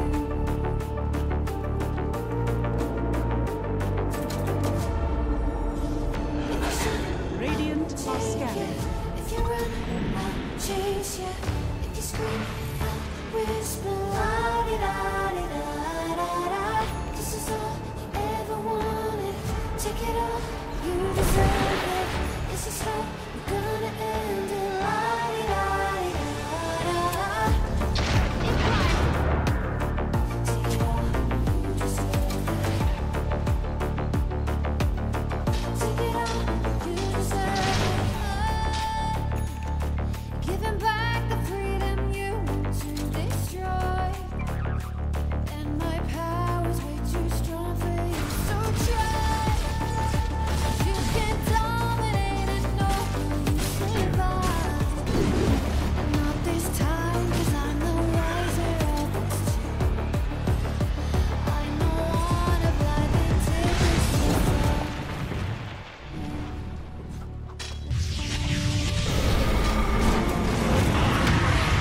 Radiant are scanning.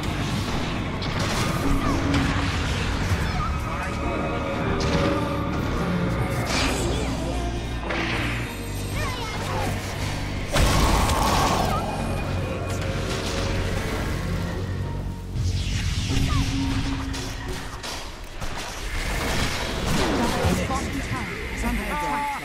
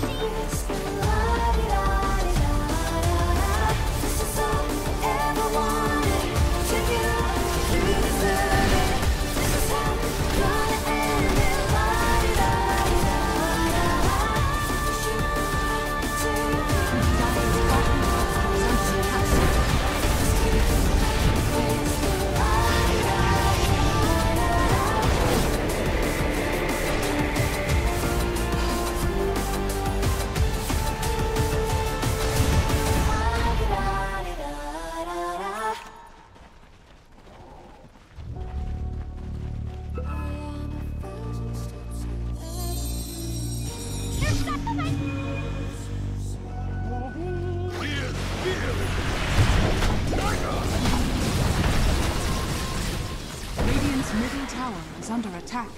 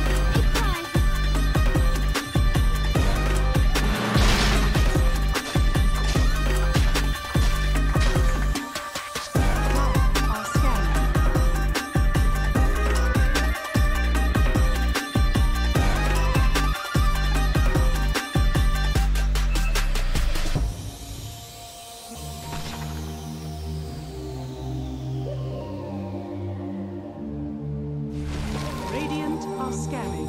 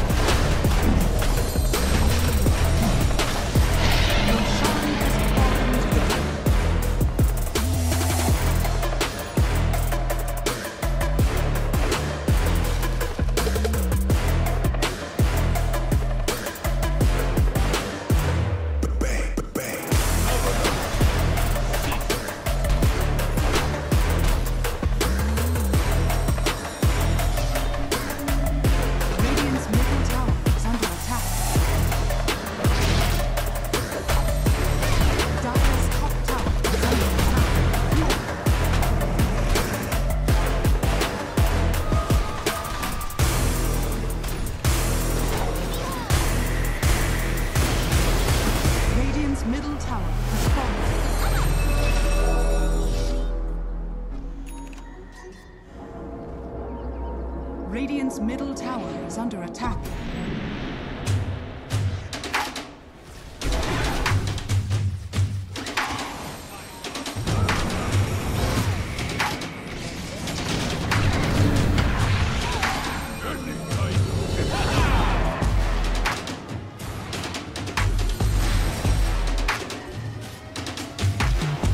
Radiant's top tower is under attack.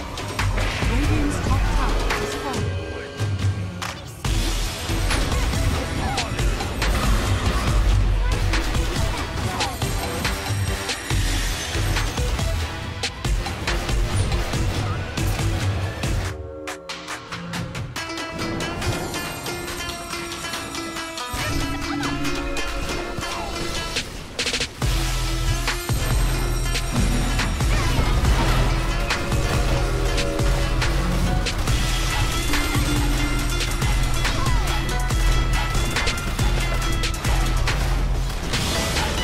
Radiant's middle tower is falling.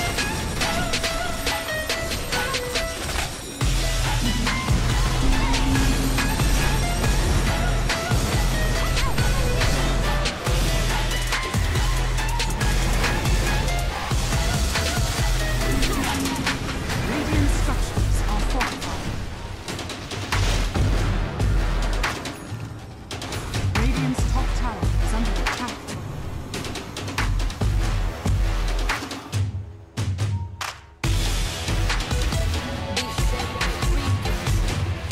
Diamonds are scattered.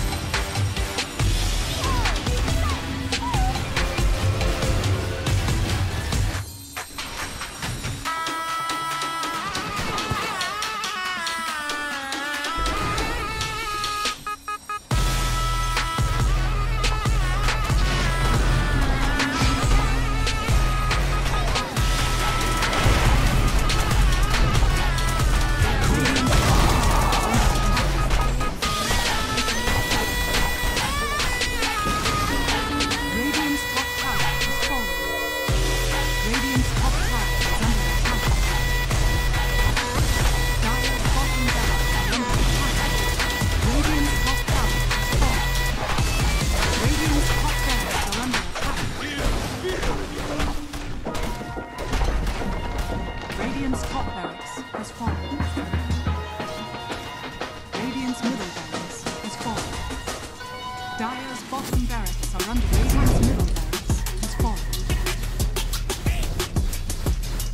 Dire's middle tower is under attack.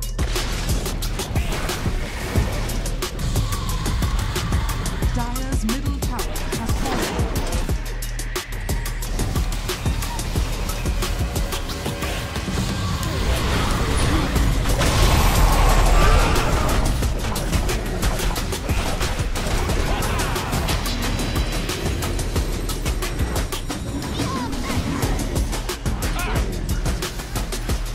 Radiant's middle tower is under attack.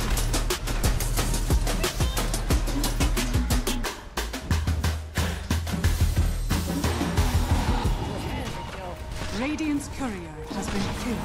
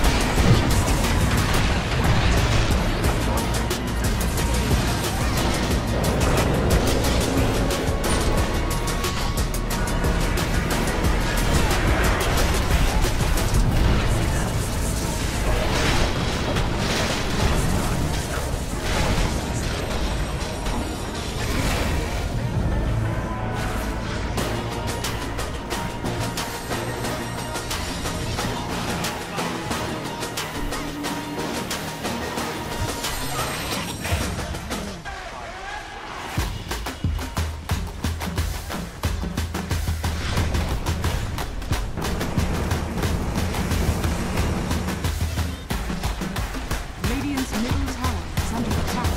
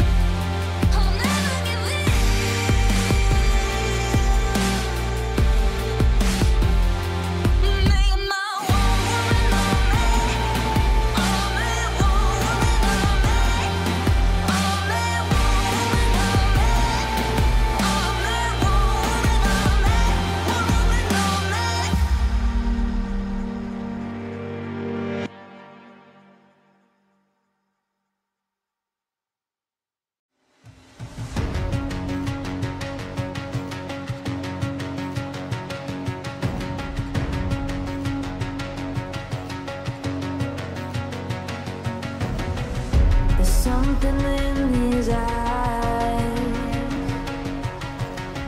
There's a storm within, but it's written in the skies. Let it break me till it's over. Won't let it shake me, no.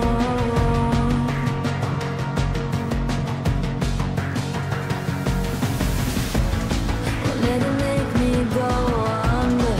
Won't let it make me go under. So now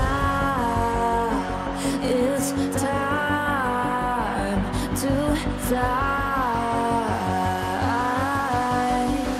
Nothing's gonna stop me now.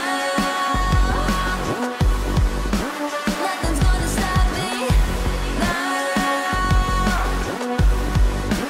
Nothing's gonna stop me now.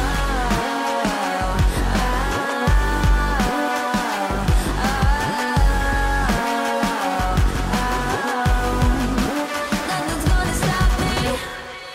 No one will ever get left behind. A million more before I've tried. Won't let it break me till it's over. Won't let it shake me, no.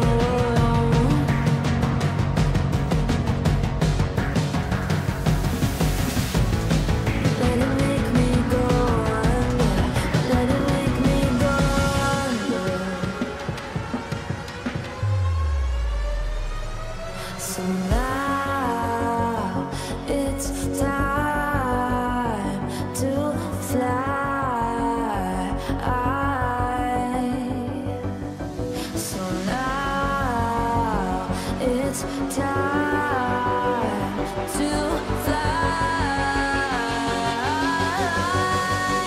Nothing's gonna stop me now.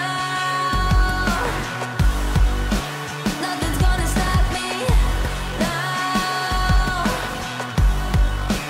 Nothing's gonna stop me now. Nothing's gonna stop me now. Nothing's gonna stop me now.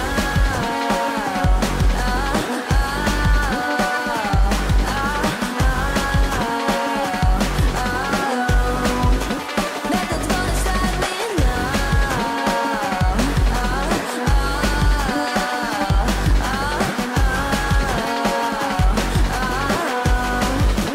Nothing's gonna stop me now.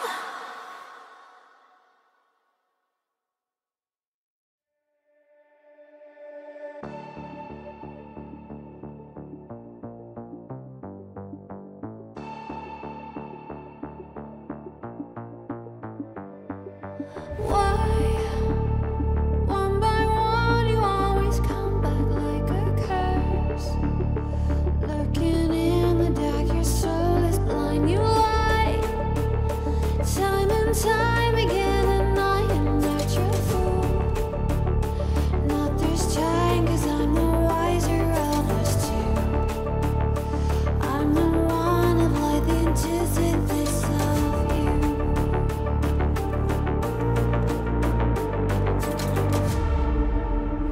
If you shoot, I'll take you. If you run, I'll chase you. If you scream, I'll whisper la di da di da da da.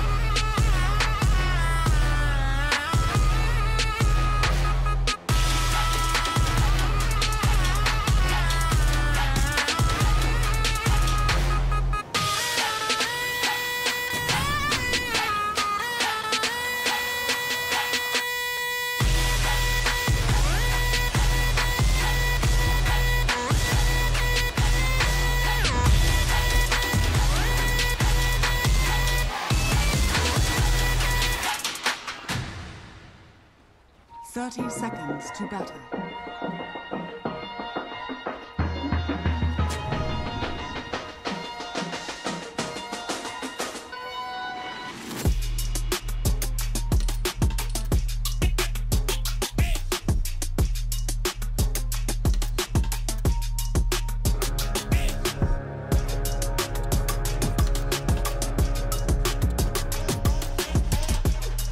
The battle begins. 3, 2, 1, go. Your admiral is on board.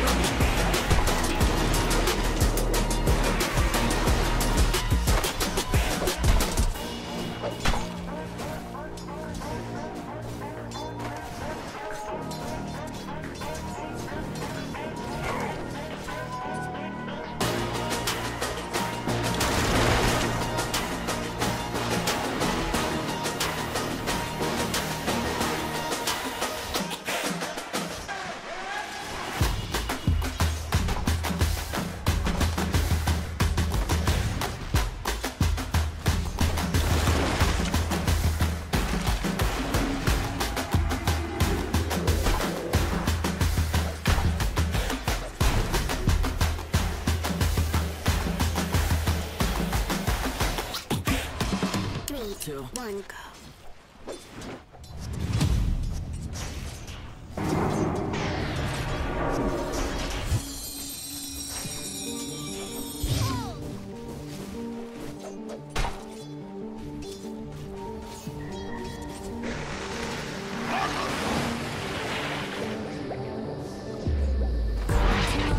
If you wanna see some action, shut down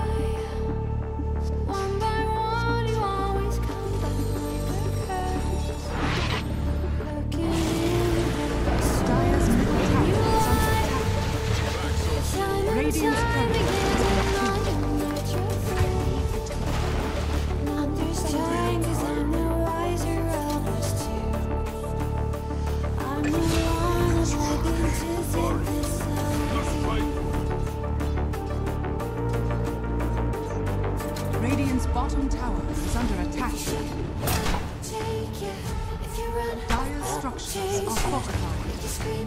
Dire's top tower is under attack. Radiant's bottom tower is under attack. Check it out, you deserve it. This is how gonna end it.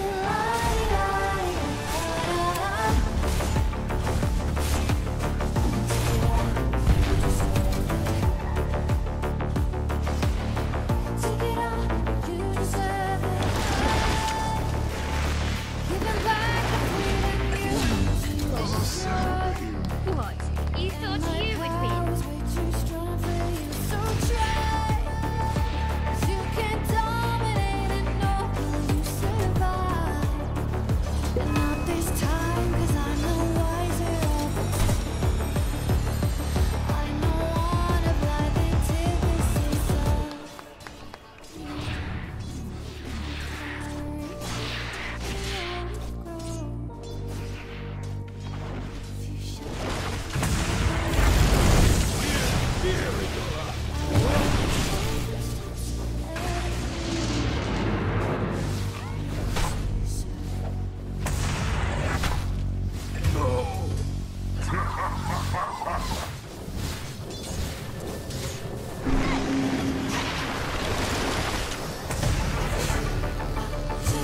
Radiant's middle tower is under attack.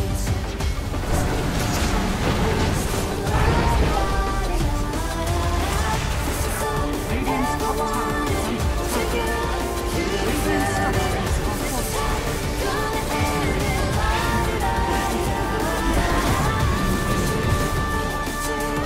Radiant's structures are fortified. Radiant's top tower is falling.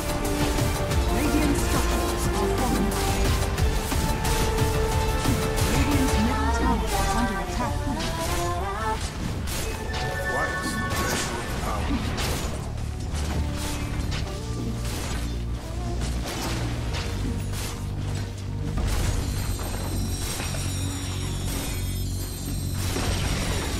Radiant's middle tower has fallen. Dire's bottom tower is under attack.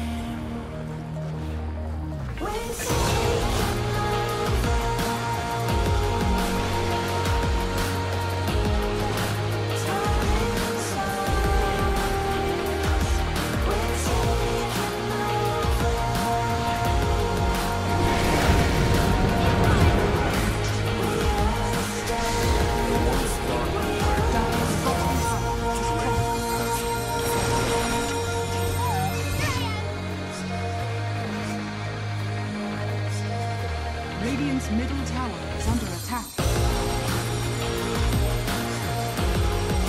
Dire's middle tower is under attack.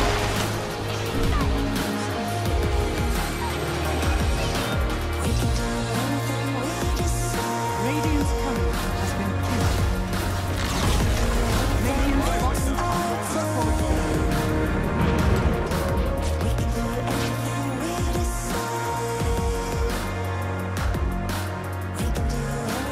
It's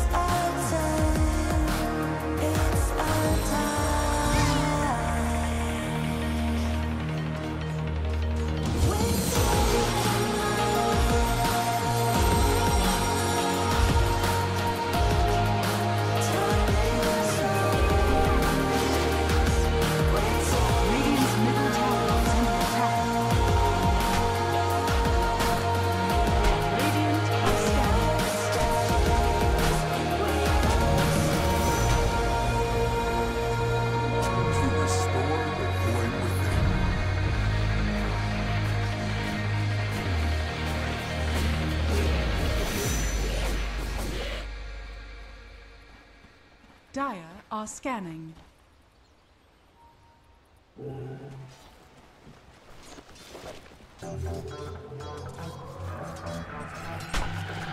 Radiant are scanning.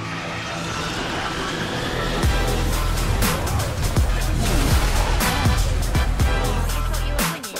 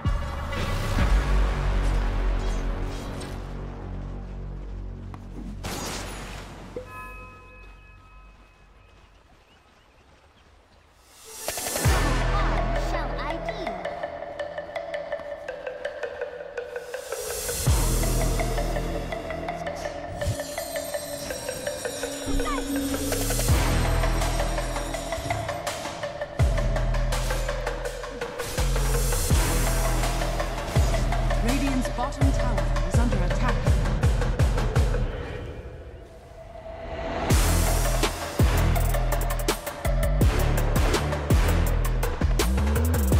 Radiant's bottom tower is under attack.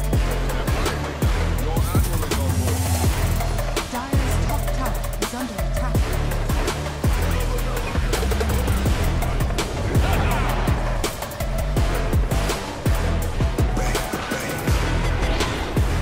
Radiant's bottom tower is under attack.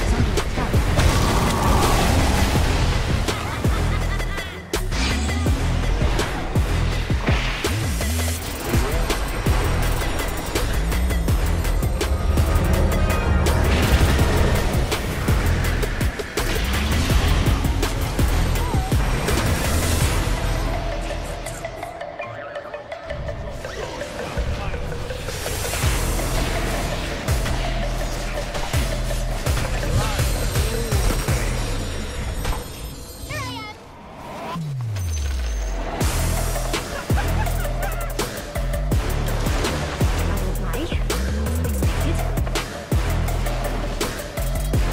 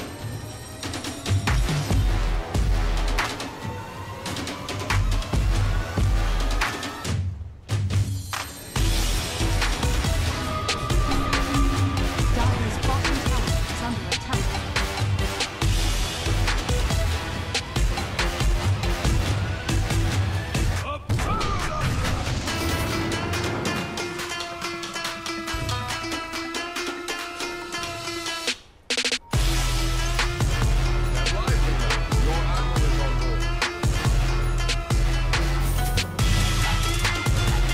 Dire's bottom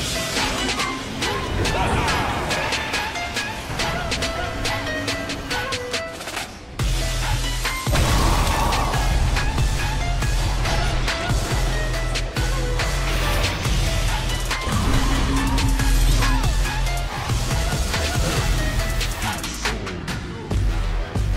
Radiant are scanning.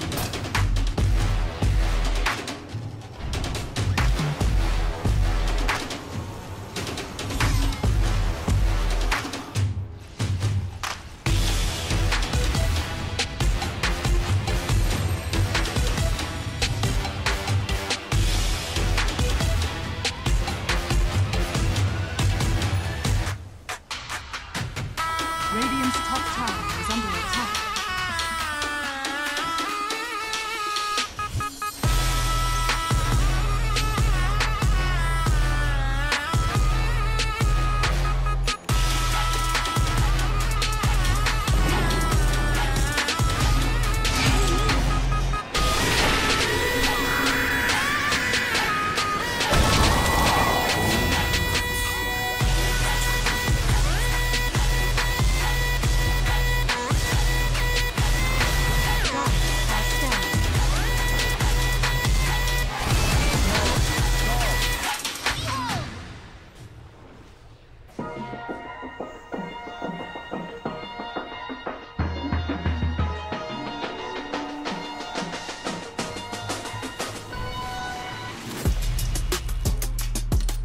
Dire's top tower is under attack.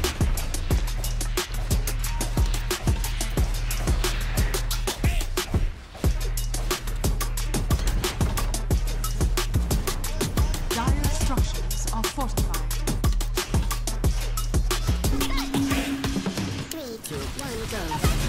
Dire's top tower is under attack. Dire's top tower has fallen.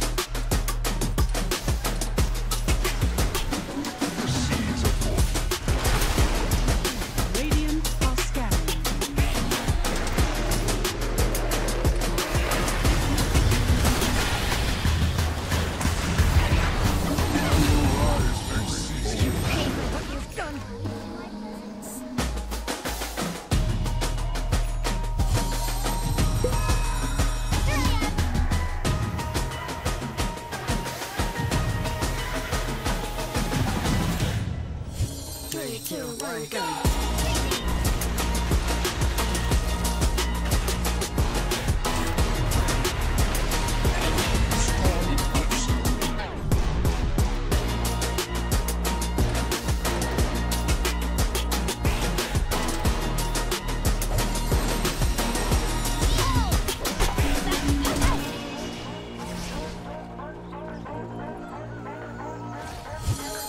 Dire's middle tower is under attack.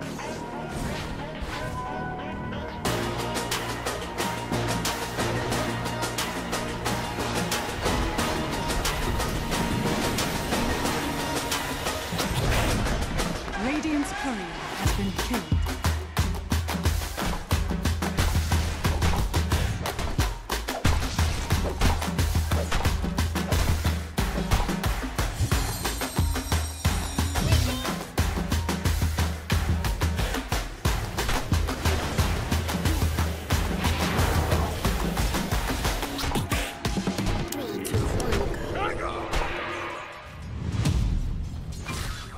Dire's bottom tower is under attack. Dire are scanning.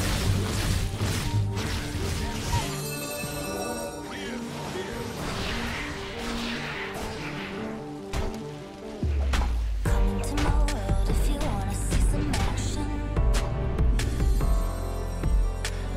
Enter my zone, shut down the competition. Stand out from the crowd, yeah, I'm the main attraction. Come into my world if you wanna see some action. Are you ready?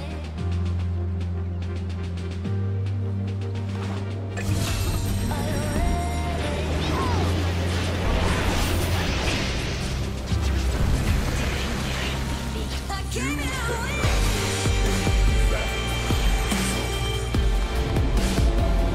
I'll never give in.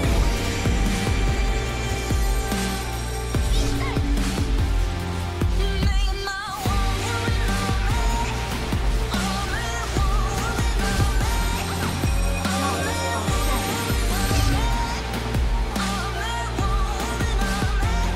woman on me.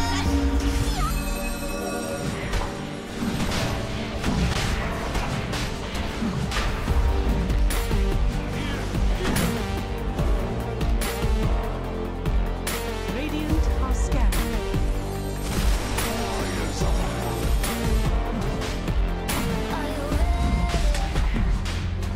Your Shan has fallen to the Radiant. Are you ready?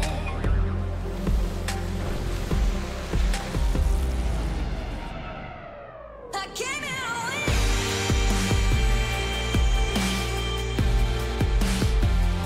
I'll never give in.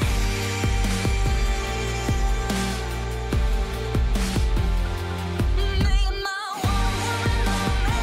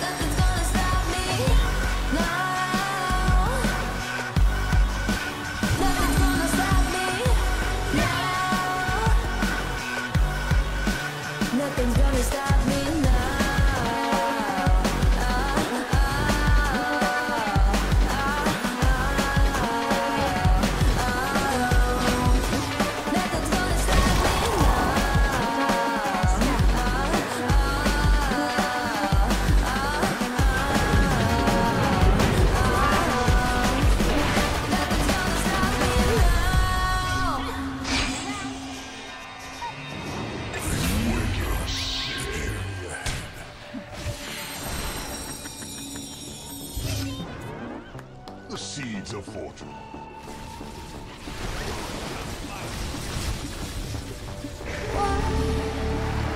One by one, you always breaking in the dark, your soul is blind. You lie, time and time again, and I know that you're through. Not this time, 'cause I'm the wiser of this time. Dyer's middle tower is under attack. Dyer's middle tower has fallen. Dyer's middle barracks are under attack. Chase ya, to scream, whisper, la-di-da-di-da-da-da. This is all Dyer's structures are take it fortified. all, you deserve it. This is how we're gonna end it. La-di-da-di-da-da-da. Take it all, you deserve it. Take it all, you deserve it. Giving back the freedom you want to destroy. Radiant My are scattered. powers are too strong for you, so try. 'Cause you can dominate and know will you survive. And not this time, 'cause I'm the wiser of this two. I'm the one of life antithesis of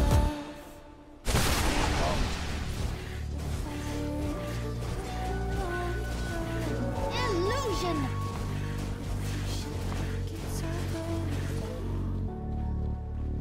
I am a you'll see soon.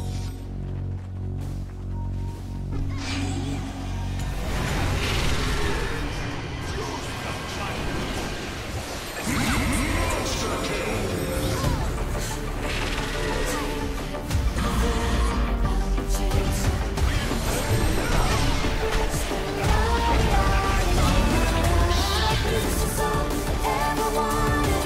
Take it all, you deserve it. This is how we're gonna end it. La-di-da-di-da-da-da. Dyer's middle barracks are under attack.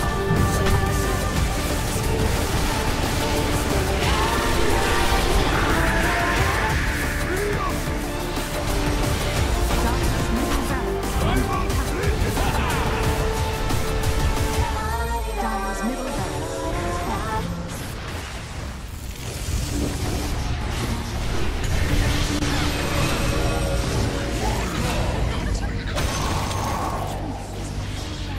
Dyer's bottom tower is under attack. Radiant victory.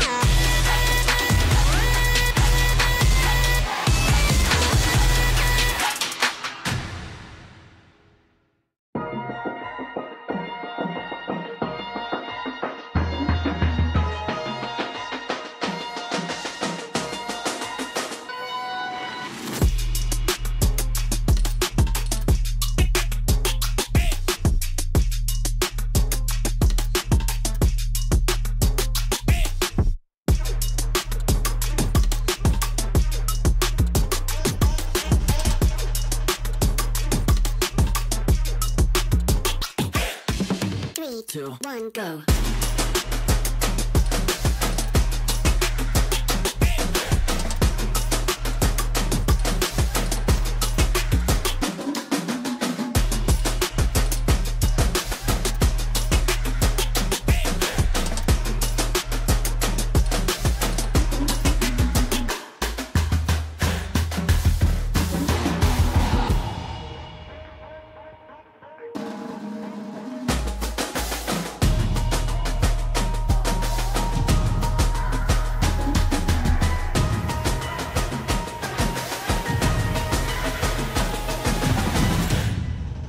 3, 2, 1, go.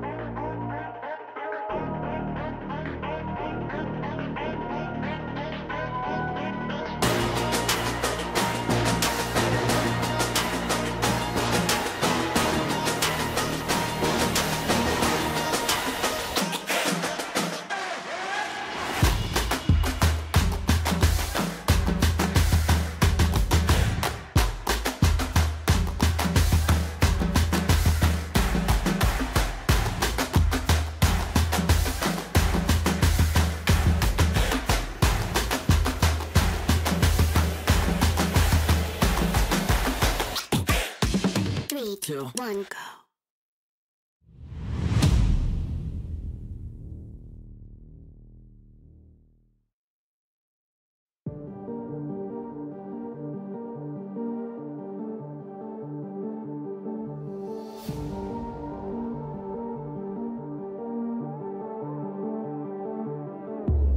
Come into my world if you wanna see some action.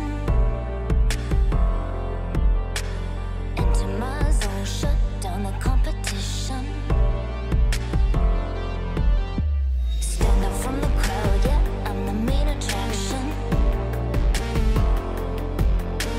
Come into my world if you're ready for some action. Are you ready?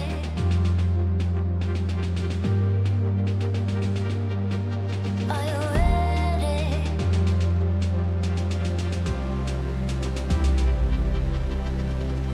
I came here to win.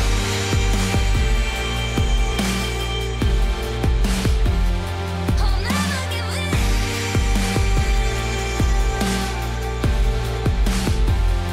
Make my one woman on me. Only one woman on me. Only one woman on me. Only one woman on me. One woman on me.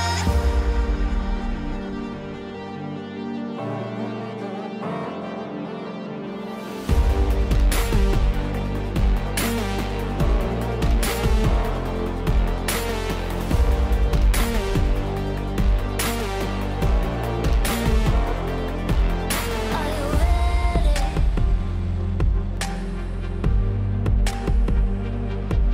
Are you ready?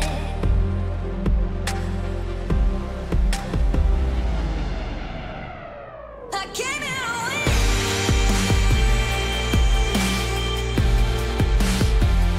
I'll never give in.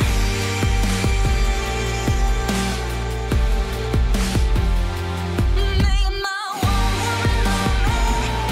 Only one woman on me. Only one woman on me. Only one woman on me. One woman on me.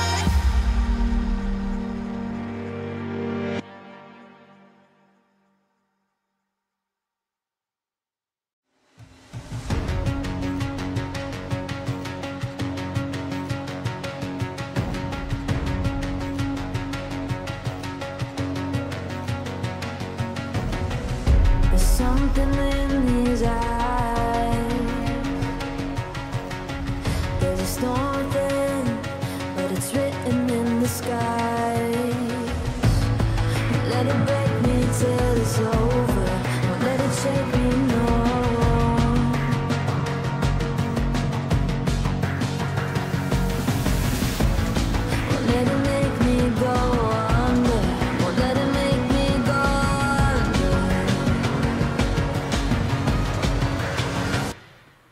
So now it's time to fly. Nothing's gonna stop me now. Nothing's gonna stop me now. Nothing's gonna stop me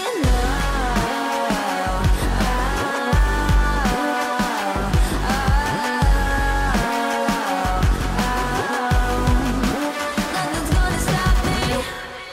No one will ever get left behind. A million more before I've tried. Won't let it break me till it's over. Won't let it shake me, no.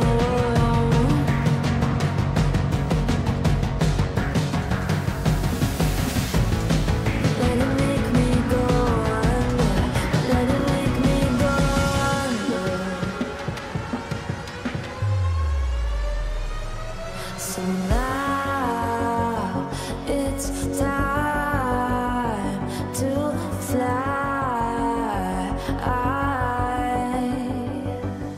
So now it's time to fly. Nothing's gonna stop me now. Nothing's gonna stop me now.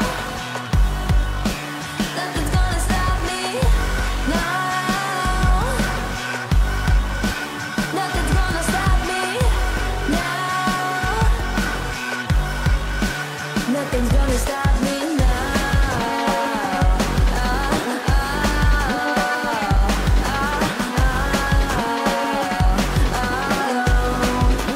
Nothing's gonna stop me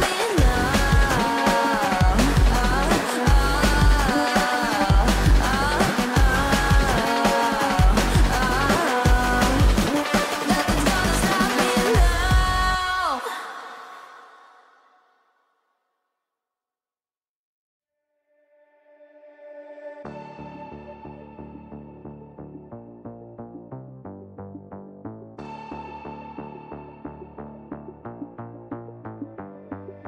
Why, one by one, you always come back like a curse? Lurking in the dark, your soul is blind. You lie, time and time again, and I am not your fool. Not this time, 'cause I'm the wiser of us two. I'm the one of like the antithesis of you.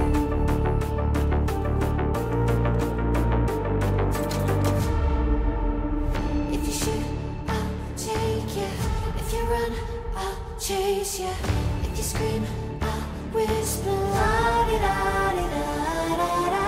This is all you ever wanted. Take it all, you deserve it.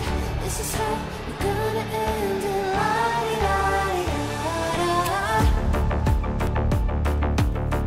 Take it all, you deserve it. Take it all, you deserve it. Giving back the freedom you want to destroy. And my power's way too strong for you, so try. 'Cause you can't dominate and nor will you survive. And not this time, 'cause I'm the wiser of us two. I know one of life antithesis of you. The fire in my heart will only grow. If you shut the gates, I'll burn them down. I am 1,000 steps ahead of you. You'll see soon.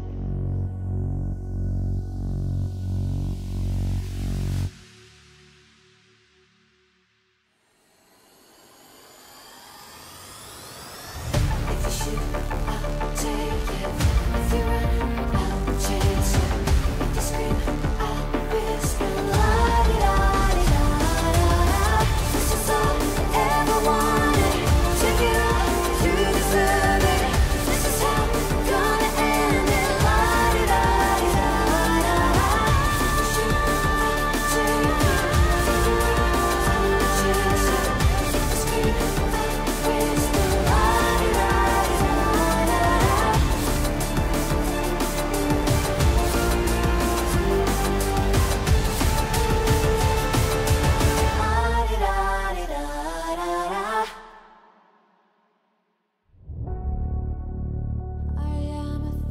steps ahead of you. You'll see soon.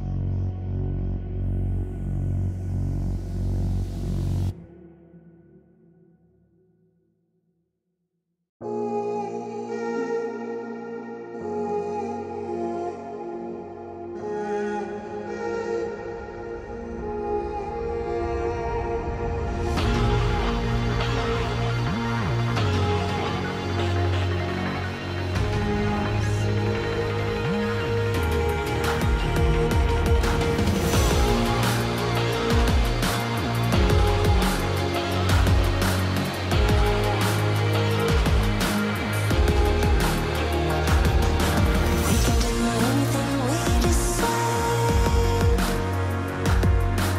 We can do anything, it's our time. We can do anything we decide. We can do anything, it's our time. It's our time.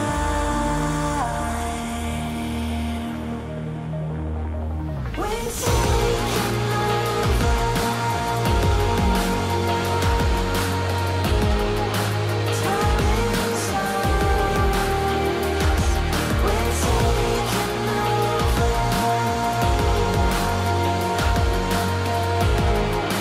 We are the stars. We are the stars.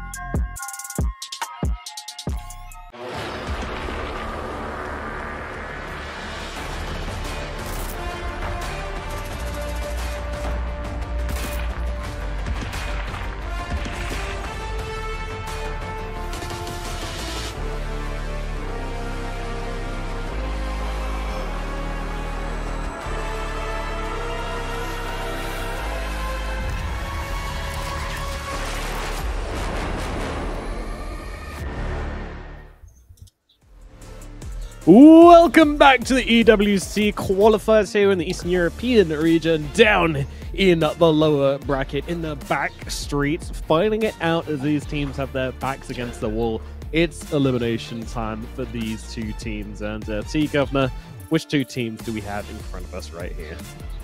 Well, we got 4 Pirates and Runa team. So, of course, I feel like between both of these teams, it is going to be a close match.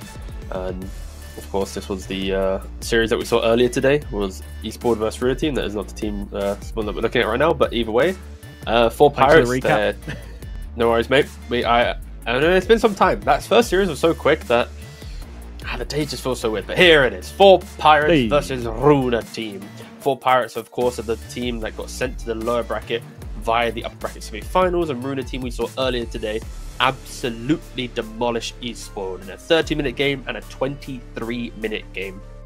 So in regards to like momentum, you have to give it to Runa team, but for Pirates, they just equally matched. I feel like it's really hard to call which team should be better on paper.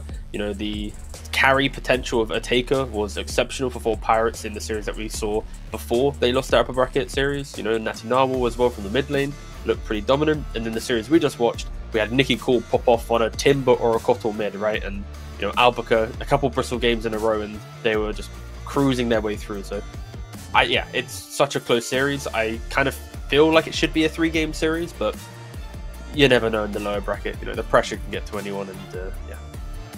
Yep, and we're in kind of one of those situations where individual skill is actually going to make a huge bit of difference, because I feel like there's like a weird graph you could probably draw which doesn't really make any realistic sense, but I'm going to do it anyway visually in your heads. So like in the very bottom, individual skill doesn't really matter because they're not like real games where everybody's kind of just like all over the place. Your team doesn't have enough cohesion to really survive the laning phase or like, you know, survive against an AT. But then in the middle, where this series is at, I think individual skill comes into play a lot because everybody's playing like good fundamental Dota. The drafts make sense, so no one's just immediately just like flopping over and dying. For the most part, still happens for the most part.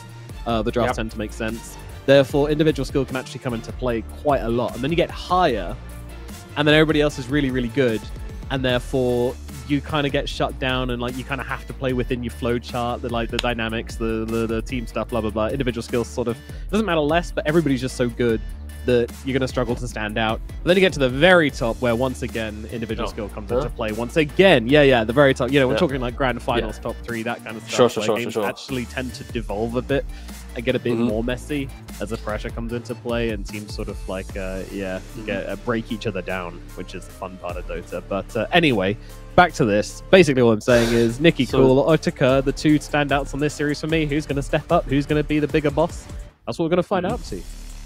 Yeah, no, for sure, and it's of course the draft will be soon. I don't know which team I prefer to win, because like right now the 4 teams in the lower bracket round 2, right? Of course, on the other stream as well, we'll be having one move versus Liga team. Between the 4 teams remaining, I'm trying to work out like who has the best chance of actually causing CyberGoose or Na'Vi to have an upset at the lower bracket final, because that's kind of what happened in the TI qualifiers, right? It was Aurora, Na'Vi doing really well, and then out of nowhere, CyberGoose did the low bracket run, eliminated Na'Vi. Sure, they lost to Aurora, but you know, they caused the upset. And the 4 teams we have here right now, I think again, like we said before, to repeat ourselves, Liga team feels like the team that should be the one to cause the upset.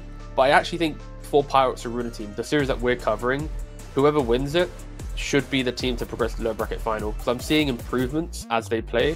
And Liga team, if anything, I feel like they're getting weaker, right? Like they had an okay showing at the TI qualifier, then they lose 2-1 to CyberGoose. They then beat Team Next Level, who looked very shaky, 2-1. So they barely got their way through there. So I think Liga might even be falling off a little bit in regards to their power levels. And again, maybe they take the losses in the weird series they've had to actually improve. But yeah, I do feel like the series that we're watching is the contender for the top 3 spot. Yeah, I would agree with that. I think so. I mean, again, if Liga don't step up, then I think that will be the case. Because both of these teams, as I said, have big standout players, big standout performances, and in their wins, they've looked dominant. It's not like these guys have kind of slid through on like some close games or clutched up or like, you know, fought really hard. Like they've looked really, really clean and really, really good in their wins, which I think is always what you want to be looking out for in these qualifiers. You're expecting your top 3 teams to be making light work of like the bottom sort of 3-4 teams and not really struggling.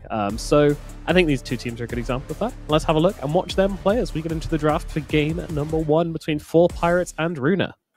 Dire team ban. I do feel bad as well. I haven't mentioned Queasy yet, but to be fair, I think he's I think he's slipped down a Well, little 10 bit. seconds. He yeah, Radiant fell off. team ban. Putting Queasy it fell off. bluntly. Yeah, yeah. Queasy fell off. The snap game. I know you're going to allude to it. I lost didn't want I to. lost a lot of faith in dear Queasy Yeah. after that one snap game. Yep. I mean, you asked for a snap fire, you better turn some heads because most people think that 10 hero is seconds pretty remaining. bad, and unfortunately did not make a good case for it. Just get him on the 5 bat rider again. He was so seconds impressive on that bat. He was just running everybody over. I wanna pull out the too easy for Queasy line again, but it just hasn't been relevant so far in these qualifiers. Nicky Cool though, swaggering out on his coddle in the first series, banned out in this series now as well. How good does that Dire feel? team A team which you weren't even playing against are respect banning your heroes. Radiant goodness. team Yeah. pick. Especially because if 4 Pirates are expecting, let's say, Runa's team to pick up Shadow Shaman first, and it's like maybe 4 Pirates want themselves like the Storm or something, right? And it's like you got the backline jumper from the mid lane. They don't really want to think about Keeper Light in the second phase when they only have 1 ban. So as much as it is a lot of respect, it's also Dire team they don't ban. want to overcomplicate the draft too much. And sure, they take the Dawnbreaker.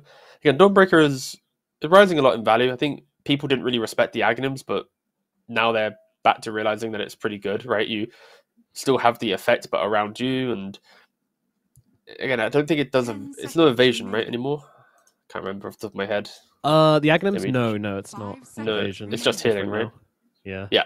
Okay, cool. So there's no evasion, but still with the healing, Dire it team kind of ban. overwhelms the fight anyways. So yeah, I like the trade of they take Shaman, you take Dawnbreaker. Of course, Dawnbreaker can be played in both carry and offlane for 4 Pirates. A Taker is one of the few carry players that still likes to play the Dawn carry. Of course, Nightfall from Aurora is like another one to do it. Mm-hmm. So Runa team will have to respect that throughout the entire draft. And Yeah, it's also another yeah. reason why the Kotl ban feels good. 5 seconds Because if you take remaining. Dawnbreaker and flex it, you need to pick your mid laner, right? To be able to flex the Dawn to offlane or carry. So sacrificing your mid by picking, let's say you pick Storm, they pick Kotl, now you're upset because the Orchid Kotl will threaten you. It feels like they are just following a really good, draft prep. Yeah, they've done their homework. They're coming up with decent ideas and answering nicely.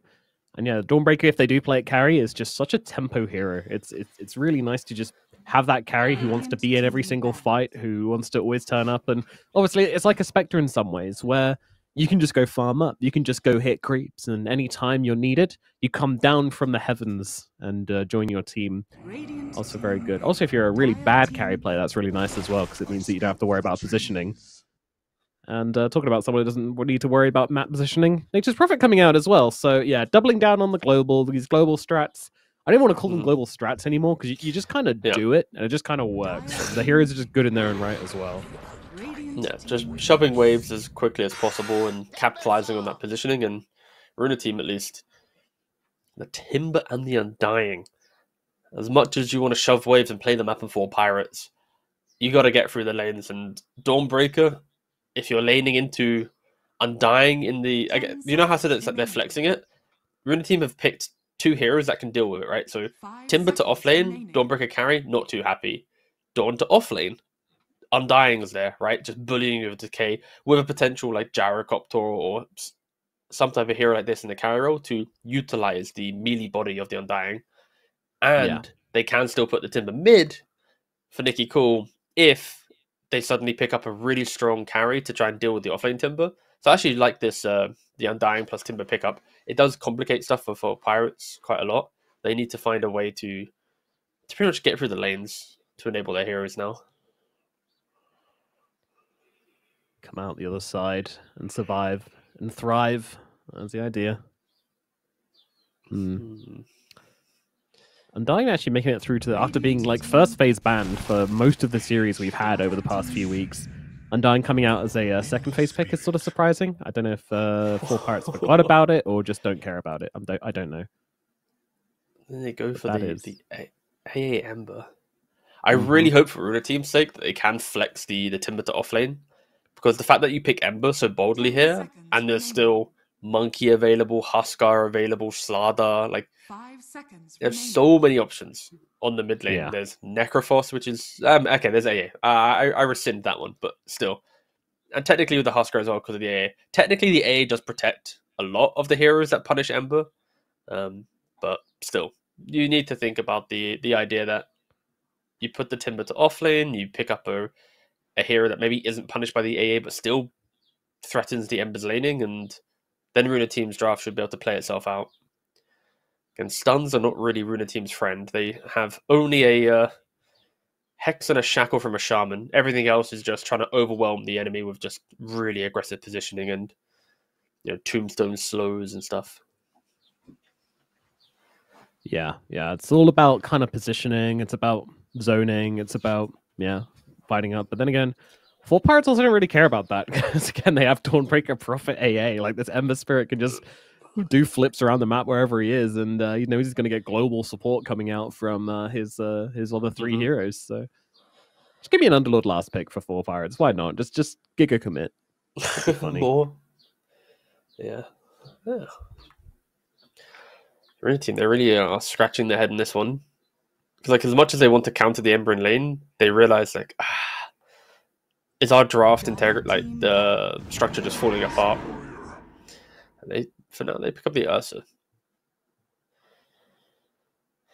It's just a casual Ursa.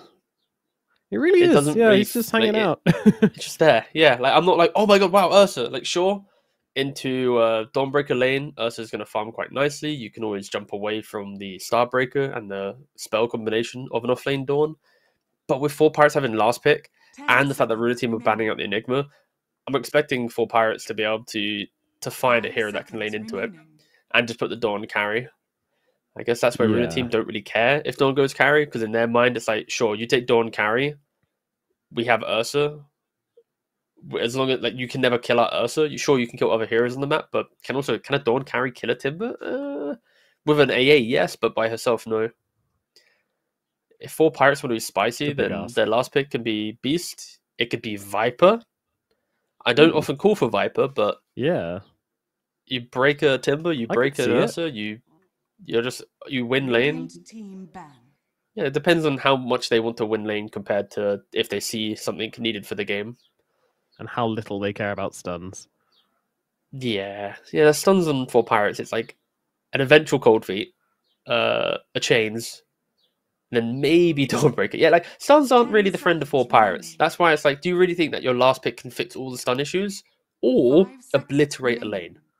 It's really a 50-50. Obliterate. Obliterate, yeah. Dire Remove team them ban. from existence. Indeed. All right. Final bans now for both these teams. 4 Pirates, ironically, getting rid of Kunkka and also getting rid of the Beastmaster. Meanwhile, Runa Team will be in the Enigma ban. One more offlaner, I would imagine. They can also have a look at carries, make sure they don't let anything like 10 that through the pool, seconds because remaining. you never know. They might go for that. But yeah, some big lockdown 5 probably makes seconds sense for remaining. 4 Pirates, like just to simplify their game rather than overthinking it. So we'll see what that looks like for them.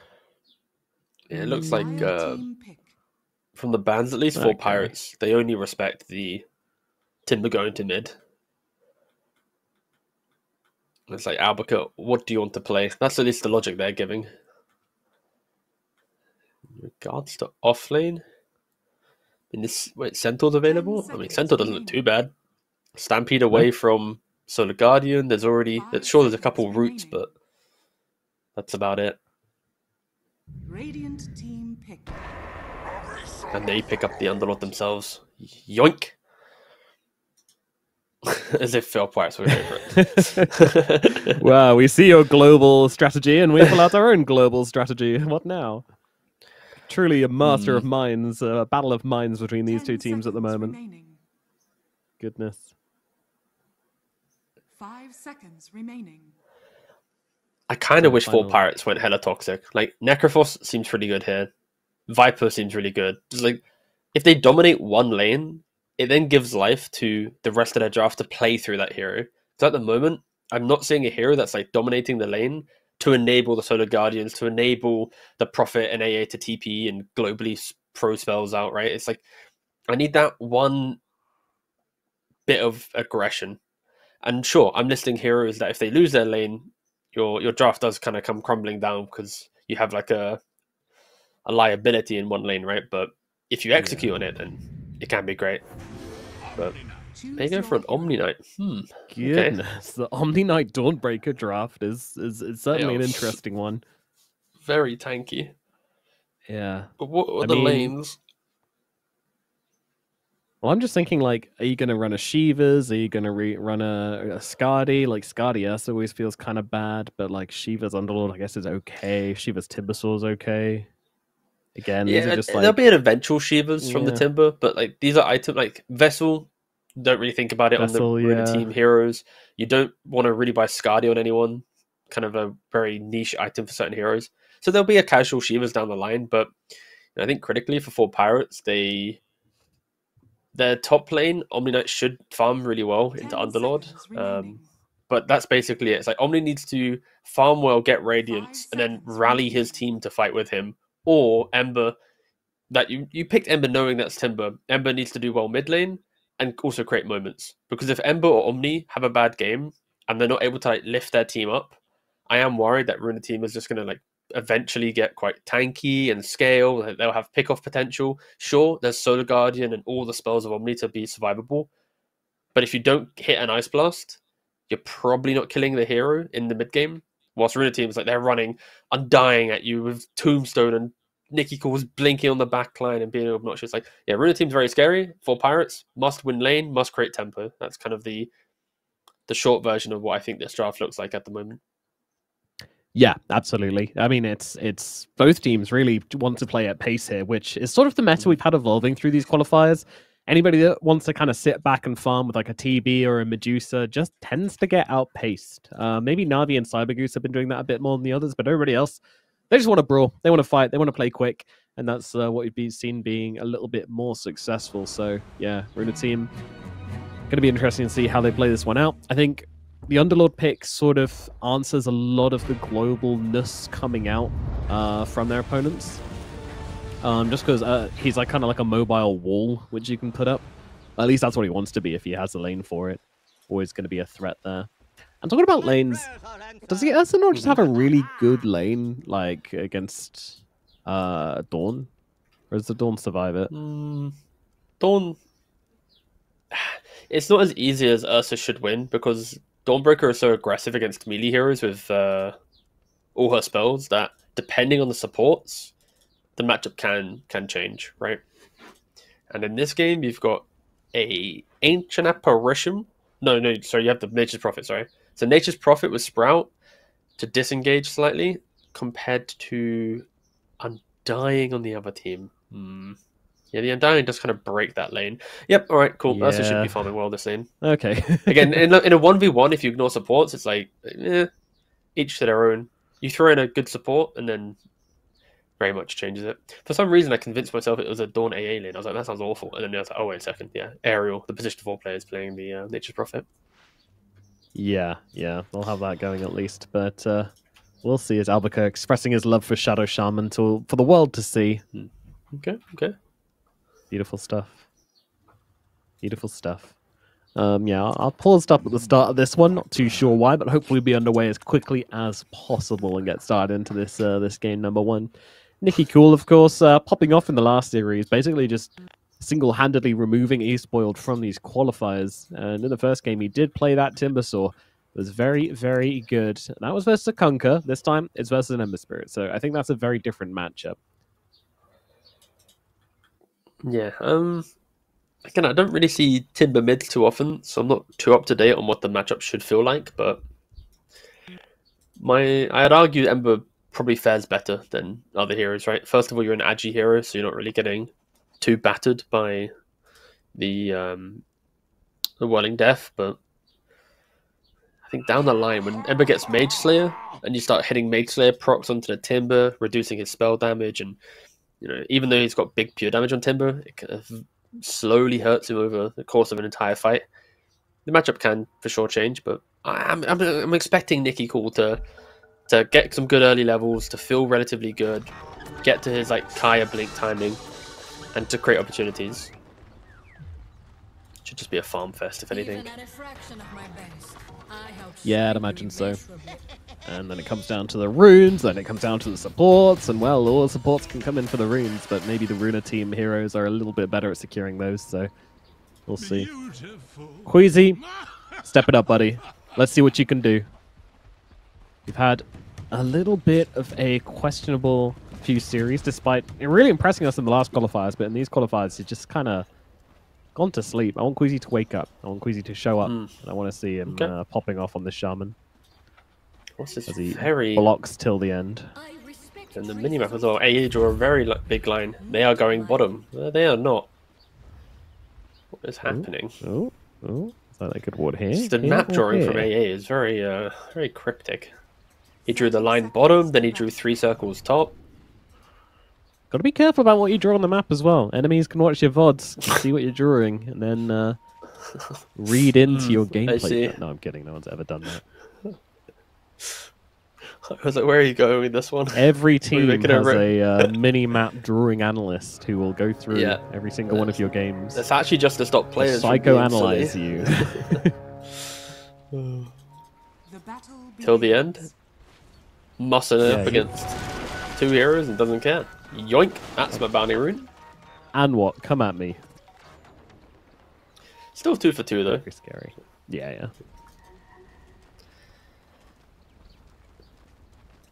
Picking the Oh, Omni Knight as well let's into see what's Timbersaw up. is quite a Chad play to make. Like, unless you dominate your lane and you kind of rip through the map, what happens when Timbersaw just blinks on you at the start of every fight? You're gonna have to use your entire toolkit just to save yourself.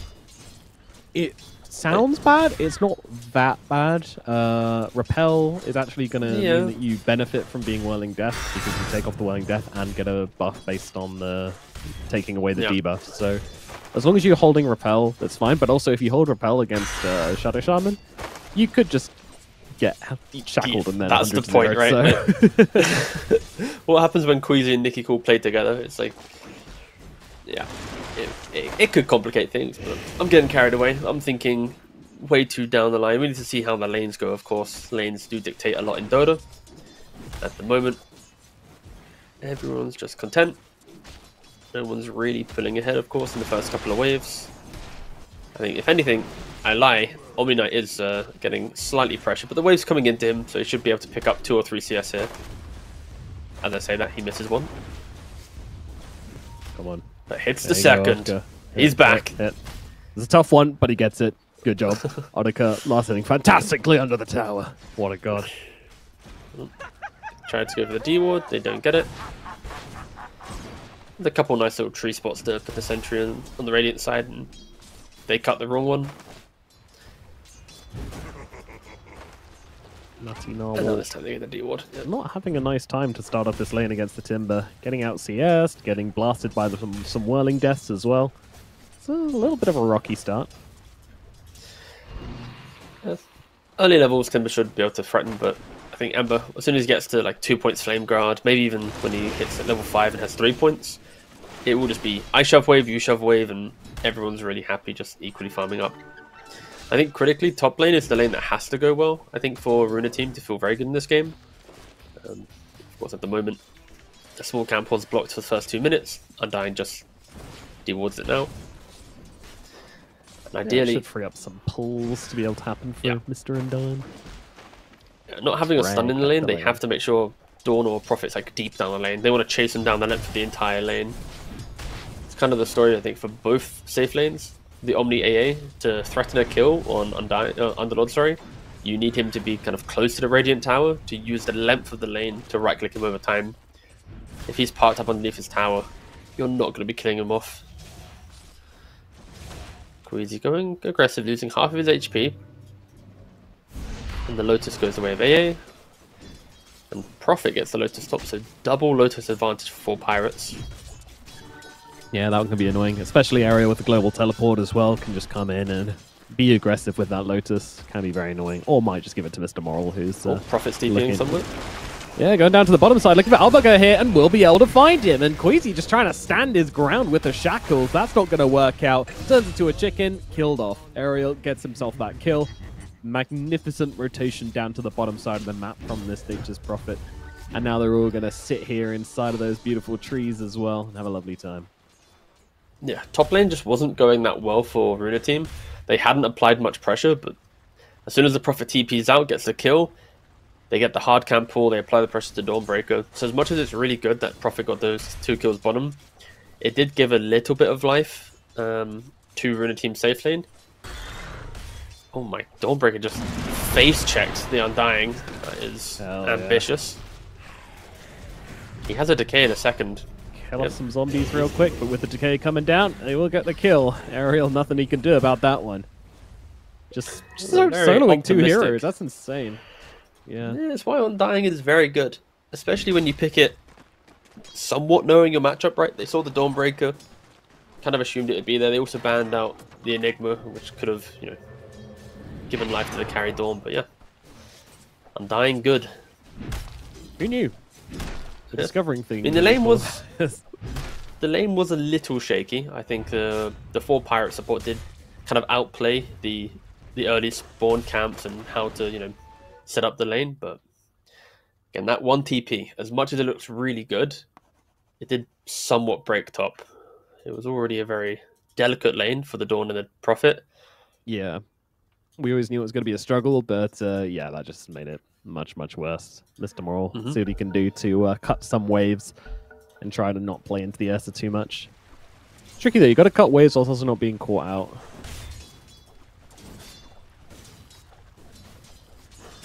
The camp gets blocked up once again. Ariel's deliberately blocking out the hard camp as he goes to the TP down to the bottom side. Yeah, they're going on to Ottercar, but once again, Ariel comes in, and there's that combo. The Cold Feet with the Sprout. He's going to lock down Queasy and get him that kill, but Till the End's come in for this one as well, and he wants a piece of Ariel. I think he might get him. Right-click's coming through, a little bit more damage will be required, and with the Sprout coming down, it's going to slow them down enough for Ariel to get himself away. Ooh, narrowly lives, but no, Firestorm will be there, and that will finish off the Prophet. Ariel is dead. Rotation punished. It'll just be a 1-for-1 trade on that one.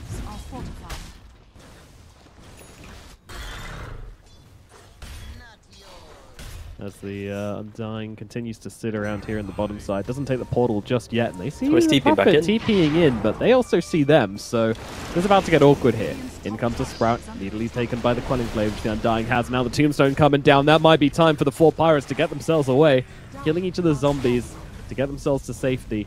They're so tempted by this Undying, but it's just not a realistic kill at this point. Running into that Tombstone is certain death. Yeah. The early game of Undying, it's wherever he goes, you do have to run away from pretty much. Are they going to be able to protect the Tombstone? Nope. There she gets the kill, but yeah, baits to take her in. Has the heal. A little bit. He's now out of all of his resources, and he will be going down. Yeah, that's a little bit greedy there from Mr. Ataker. It's that just pot of gold, and it's so close yet so far away. Yeah. To kill it off, like, you have to hit it 5 times. On the top of that, you then get zombie spawn on you, and it's just so uncomfortable to even attempt to kill this. Actually, he had level 2 Tombstone, so 6 times to kill it off. That is rough. And yeah, you can see the net worth. Queasy setting up for the Wisdom. 1-for-1 on that, but yeah. When you just look at the fact that Timber, Ursa, and Underlord all around 3k net worth, sure, the Ember has kept up, but the Dawnbreaker 2.2k is one of these heroes major disparity. Like the other. Yeah. No. We knew this would be the case, I don't know if I said Underlord Ember, but and therefore, you would imagine they knew this would be the case when they picked that Omni Knight. They were kind of aware of what they're signing Mr. Moral up to. Hopefully, Mr. Moral didn't say, "Don't worry, this lane'll be fine." Yeah, this sacked him off. It's like, hey, do you think you can win the lane? Yeah, no worries, man, I got you. 7 minutes later, interesting. Guys, about top. We're going for the lane skip. Yep. Takes it to the jungle camp. That flame. Fire Remnant to jump back to, so Queasy comes in. Let's look over. I mean, it's still a long time left on this Fire Remnant, so even if he does get the shackles off, should be making it out here. Into Nicky Cool, who was camping it. Uh-oh. It's getting a little awkward. Out of mana now, Natty Narwhal as well as he's trying to escape. Twisted Chakram comes through. Whirling Death finishes the job. Baited by Queasy and Nicky Cool teaming up perfectly for that kill. Very, very nicely done. Yeah, I really love nice they even gave communication between themselves the two. yeah, they even had the ward up here on the high ground where the Fire Remnant was. They knew that there weren't going to be any supports to help them either, which is why they're so confident to force that play. Yeah, to kill off the Ember and then instantly run into the enemy jungle, take up a double hard camp stack is really good. But to be fair, the levels on 4 Pirates, the supports, they've done a good job. The Ancient Apparition has the ultimate. You hit a slight chains, a Sprout as well, you're going to have enough control to probably kill the Timber, especially if he's wasted the Timber chain. But that's where Nicky Cool isn't really putting himself in a position of death at the moment. He jumps back to the jungle, and then Undying. He's kind of covering that top side as well. So Runa team, they're anticipating the potential aggression and making sure, at worst case, it should be a support that does die to the move. And the smoke, I don't know if they saw it actually. There's only actually 2 Radiant wards on the top side of the lane, so it's a bit awkward. A little bit. They placed it at the exact same time. Woke up on Shigetsu, but Shigetsu immediate enraged to get out of range of the Ice Blast, and this whole thing just got real awkward real quickly. And now Queasy jumping in, getting onto Natty Narwhal. Natty Narwhal gone, held still by Queasy and killed off, and now they're looking for more. Albica's there, hit him out, is coming down. Tombstone on top of it as well. How do you run away from this? Spoiler, you don't. Mr. Moral comes sliding in and will be dying as well. And that's just 3 heroes absolutely blended up at the top lane. Will it blend? Yeah, Yes, just it like will. Just like the previous series, right? It's like get killed, throw down Serpent Wand instantly, progress the map state, and they're jumping onto an Ursa with a slight change. He presses in rage, dodges the Ice Blast, and even if the Ice Blast connected, it's not as if it's 15 minutes all into the game with a shard. There's no stun there. He's still going to walk it off. So a really optimistic attempt of aggression there from 4 Pirates, and they were met with everything. Wildcat does die whilst I'm yapping, but Yeah, I mean, it was kind of cool. It's like, you get back Nature in, Prophet you have ult your and- global teleports, you immediately make another play happen, sort of shoving a band-aid on the game, I guess. Unfortunately, they are kind of missing a leg, and a band-aid doesn't really cut it. A little plaster.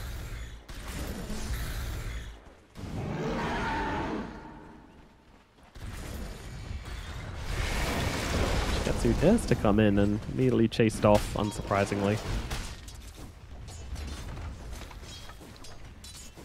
Dire's bottom tower is under Nice attack. double wards in the middle lane here for the Runa team.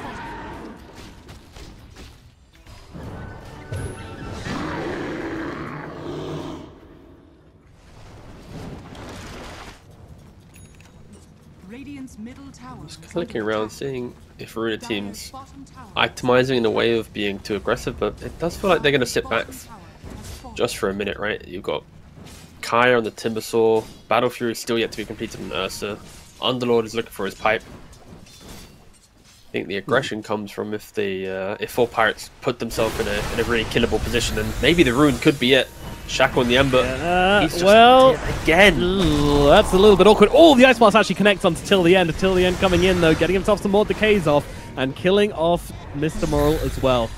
Herdanic trying to get himself away, but Nicky Cool when he There's a does little get- zombie on him. Oh, it's Yeah, dead. he's gone. He's got no mana, but it doesn't matter. They'll kill him off regardless. Now Ariel. Ooh, 21 charges. You know what? He might live. Just kidding. He's dead as well. Why not? I was looking at that. I feel like, Runa team should probably just be chilling. They hit creeps, and it's like if 4 Pirates cross the river, then of course they're going to run at them. And they go for a rune. Ember gets caught again by the shaman. And you know what? Freebies, just like Undying, overstays his welcome. He does give a freebie over to the Ember, and dying on Undying, it kind of hurts, especially when it's just like a random death. your Caesar Sturge cooldown for 480 seconds. You would love, around the 15 to 20 minute mark to have that available. And that ain't normal. Dude, actually, Read that's like a book by Queasy and Nicky Cool. little moan from me here, but I absolutely hate it when players like die on Undying and they go, "Oh, this is Sturge, it doesn't matter, I'm back." And I'm just like, that makes it so much worse. You just put a massive OP ability on cooldown for no reason. It's like, you'd rather not course, have had it. Again, the best way to use the Dirge is to kind of walk up the high ground first, when you kind of somewhat control the area. Put your tombs down, die, and then you TP back into the fight with like a tier 1 or an outpost, and you're back into the engagement. So that's kind of like the ideal way of using it. Of course, with the assumption you do get tombstone off before you get jumped, but 9 times out of 10 you do get that off, especially in this game. It's kind of hard to stop him from casting the spells. It's a little bit. For pirates at least, we'll have a Mage Slayer relatively shortly on the Ember. By killing the Undying, it did accelerate his time to get to Cornucopia. Just a couple waves away. And the Mage Slayer will give him some life, but Queasy smoked up with the Ursa. They find the Dawn. It's good. It's a good pick. It's a very good pick with the Blade Mail coming out. Doesn't matter though. Shigetsu just pops the ulti and brings him down. They're going to try and go for this here though. They're under the snake, but they don't really care. Aeobard's going to come through and catch them both out. That's nice. It gets Shigetsu. Will it get the Shaman as well? Doesn't look like it. He's safe and sound out of there. And now, just the laborious task of killing this. Oh, It takes killing so the big long. snake, and Pedanic gets it as well on the ancient apparition. Yeah. He's like, I'm so sorry, guys. I didn't mean to take it. No, you don't admit that. You say, no, I didn't get it. One of you guys must have got it. What was everyone on Full Pirates colorblind? No, you just gaslight the them. the orange number just. You Nah, can see sorry, when I other don't know. people get. Can you see when other people get money from stuff? I don't think so. Oh, that's a good point. Yeah, maybe not actually. I don't know. I feel like something that we should know, but I'm now just blanking. Ah, well, I don't know, I but don't know. Is feel it like you spectator only? can't. I guess it I is think it's spectator only. spectator. Yeah, because obviously when they see us, you don't see it in lane yet. Okay, yeah, you Yeah. wouldn't see it. Obviously, yeah, you know it exactly. wasn't, So you like, could just main lie. groups You and can just stuff, say it but- wasn't you. No, you just lie. True. All right, good point. Gaslight. The team. lies live on. Gaslight. I kind of Gobots. assume for bigger stuff it might be there, but yeah, no, you're probably right. Probably don't see it anywhere.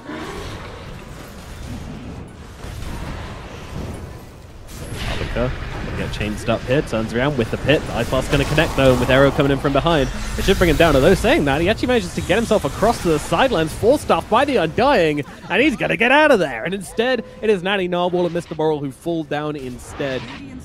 Nice return kills coming out for Runa. Yeah, just an absolute tear today. 3 games in a row. It's been so long since we've seen like the 15-minute mark be domination like this in multiple games. Often there's backs and forth, even net worth. But you got to give credit to Runa team. They are showing such an ability to break down the map. And it's not as if their lanes were too crazy. They didn't like dominate every lane. They just suddenly started making these moves that made the game feel like it was unplayable for their enemy. The early 4-star from the Underlord, keeping the Underlord alive in the bottom fight, giving time for him to use the pipe. 4-stars out of Sprout and linking in for the Timbersaw. Nice save coming out here. Maybe they can punish this one. right, They well. certainly can. Nicky Cool has gone down, and I think Queasy's going to follow them as well. Yeah. Every time you praise a team, they just relentlessly feed. Yes. What can you do? Yeah, that is I true. mean, the early game was great. Like, the thing is, standing there and taking the fight, you auto win the fight if you wait 8 seconds. Tombstone was on cooldown for 8 seconds. What happens when he puts that on the high ground? 4 pirates jump in, and there's like 80 zombies. I say 80, I mean 18 zombies just killing everything. Actually, it was on cooldown for way longer. It was on 25 seconds cooldown. Right, that's wild. I must have looked picking it too late. Yeah. The fact that Omninote was just in the area, keeping the Nature's Prophet alive, and they overstayed their welcome for sure. But with no Underlord, he did have Fiend's Gate to be fair, but still. 3v5, Omninote would be pretty no, man, I don't know what's happening. I have no idea. Game's sort of devolving a little bit here. Shigetsu's actually going to die for this play. My goodness. Wasn't expecting that. Tries to go onto Pedanic, but takes the growth a little bit too much to bring down the AA. Not a good trade at all there, but still, they'll keep the map pressure coming on through. Nicky Cool still trying to be the commanding hero on this, but if they'd have kept the Ursa alive there, they get Roshan, and that's a pretty big deal. You know how Koyori plays Warlock as like a battering ram, where he like uses Golem to hit every tower possible? Yeah. I kind of feel like the entire team of Runa team is just a battering ram, where like the shot caller has just said forward, and that's basically the main call out for their following. Men advance.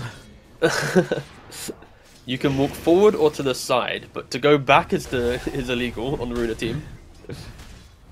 Absolutely, as it should be. Yes. To beat your opponent, you must fight your opponent, not to run away. Every available opportunity, regardless of timings or cooldowns. Remember that, kids. Nikki Cool, go and Runa see if team you can seems to be find... playing. Yeah. Do you think they're going to find Dawnbreaker here? In Nikki the creep Cool? corridor, I believe so. Queasy gives it away, or should Yeah, I mean, give it away, but Mr. Moral still being a little bit of a little bit ambitious with this camp here. Under the cover of night, he barely survives. Of course, if that was daytime, probably not farming there. There is a reason why he is, pushing the limits, utilizing the day-night cycle. So has Pirate's kind of yet to show, though. existing up in the top lane, shoving this tower now. We've got to be focused on Tormentor coming up soon. That's the next big objective.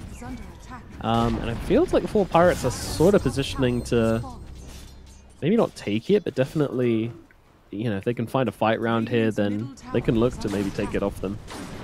Maybe they will just go for it and force Runa to approach them. I don't know. But they are going to be fighting into a choke point area with the Underlord TP plus a Tombstone. In the last fight that 4 Pirates were able to win, it was more of just like a 3v5. There was no pipe, there was no Ursa. So they are setting up. Of course, Ancient Apparition has to hit the Ice Blast, and the scan from Runa team does connect. They know that they're there. Till the end, just walks up the high. Ooh, he pops What the- Tombstone. I mean, his smoke popped. He thought they were there. But it was just one hero left behind, but now they immediately go to the Omni Knight, and Omni Knight is gone to start off this fight, but the air blast is huge, landing onto the 4 of them. Queasy is likely just going to lose his life in the backlines. He's trying to run away. Nikki Cool beaten on down by Ariel and Pedanic. A messy fight here for Runa as they've lost 2 already, but they're going for the reset. They're looking to take this one. Shigetsu, though, is running out of health. He doesn't have an ulti. He's going to get killed off as well. It's all going wrong for Runa at the moment. Albaca trying to salvage this disaster of a fight until the end goes down as well. Now it's just Albaca all by himself, and he'll get beaten in. Massive Norwal taking 2 of the kills here, but 4 Pirates absolutely dominating that engagement. I have no idea why Runa team initiated it like that. Like, sure, your smoke breaks, but you're making this deep smoke wraparound. Why are you not utilizing the bottom steps? Enable yourself to walk up the high ground, let the fight kind of develop, because you're going to have that high ground vision covered by smoke. They go straight to the middle steps. The middle steps, you're close to the tree line, you're going to get it broken. Undying very quickly, Tombstone popped everything, and you get a 4-man Ice Blast because you're all clumped up. We're going to see the replay here. I just feel like the execution of this was just not very clean, right? The fact that your Tombstone's on the left-hand side, you've now initiated on the right, and look at the free casting of spells from the Ancient Apparition, even the Prophet as well, just additional kiting. And sure, you get the kill on Omni Knight, but you lose so much. Yeah. And I'm pretty sure, I mean, you Timbersaw. said Click. This is about positioning and like forcing your way into the fights, and like, you have the Tombstone, you have the Underlord, you can basically move where you want to move to. You approach that high ground, you put the Tombstone on the high ground, and then you try to run back into, like, yeah, I completely agree. It doesn't make sense at all. And she gets to Oh, Ice Blast. Sir, gotta be careful. It's gonna kill him. It's gonna kill him. He's gonna get the Aegis though. Let's see. He's getting low. Might He's just fine. survive through it after all. Pop the ulti, so we'll be okay. Of course, in the moment, right, the intensity of the fight, it feels like it's probably okay to fight there. But Arrow, he TP's in. What a madman! Nicky called the. That's a Oh, great he job. doesn't have the axe yet. Wait, where's his Yeah. Korea? Oh, it died. Spirit Vessel, and Ariel is. Oh, just that's completely okay. Answers. Yeah. No. So Ariel TP'd in, killed Nicky Cool's Kura that had the Aghanim's, to then kill the Timbersaw. And the Timbersaw, if you had an axe, of course, you pop the reactive armor, you're not dying there, right? So what a cool play from Ariel. What a Kura comeback doesn't from die. 4 Pirates. Yeah. Sure. Let's throw all of them into the cool play. Congratulations, 4 Pirates. You're punishing a very I guess disconnected Runa team. I mean, I praised them one time, and then suddenly it's just bad fight after bad fight. What can you do? Our power, it's too strong, no man. It really is. It really is. It flipped this game on its head, and now we're sitting in a very awkward position.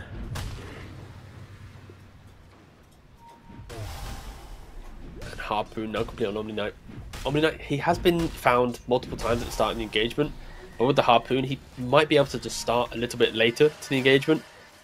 If Natty Narwhal and the Ember, he's got BKB, so like throw the Ember in with the BKB, then allow Oteka to kind of understand the fight. Sorry, by dying, just dies. Does get just annihilated by Asuka here, but does have the ceaseless dirge, so comes back in, drops the tombstone, and will be able to turn this fight around perhaps, as Albica's going to die. Nainol brings him down. Queasy also suffering on the backlines as well, might not be surviving through this with that Spirit Vessel upon him. As Shigetsu forced to pop the BKB on his first life here, still has that Aegis for round number 2, but doesn't want to use it right here.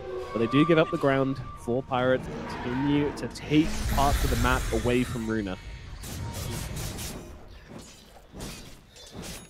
Shaman lived through that fight with a Showcasing sliver of HP and just trying to run and get himself away.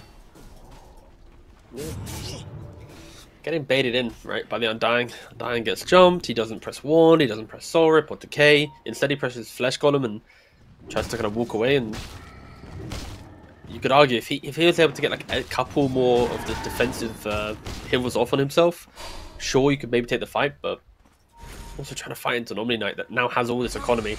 Ursa doesn't really want to try and lock onto him. There's no Nullifier to stop the Guardian Angel. Sure, you can't get rid of Repel, but at least without a Repel, you can nullify it. But still, fighting difficult until the end. He died mid, baited his team in, shows top, and he's dead again. The tempo of the Undying, the domination of the early game, is The Omni very, Knight just very quickly messes falling them apart. up. Yeah. You know, we had some questions about this Omni Knight pick. I think neither of us particularly hated it, but there was definitely things he was going to have to be aware of, such as the Whirling Death and the Decays, but playing absolutely fine here as they'll take down the Shaman. Queasy's dead again. It's getting messy. It's getting very, very messy here for Runa. Oh, it's a jumped in. Is yeah, kind of just dead here, hey. No one's coming for round 2, by the way. Teleport available from the Underlord, but they won't need it. Shigetsu gets out.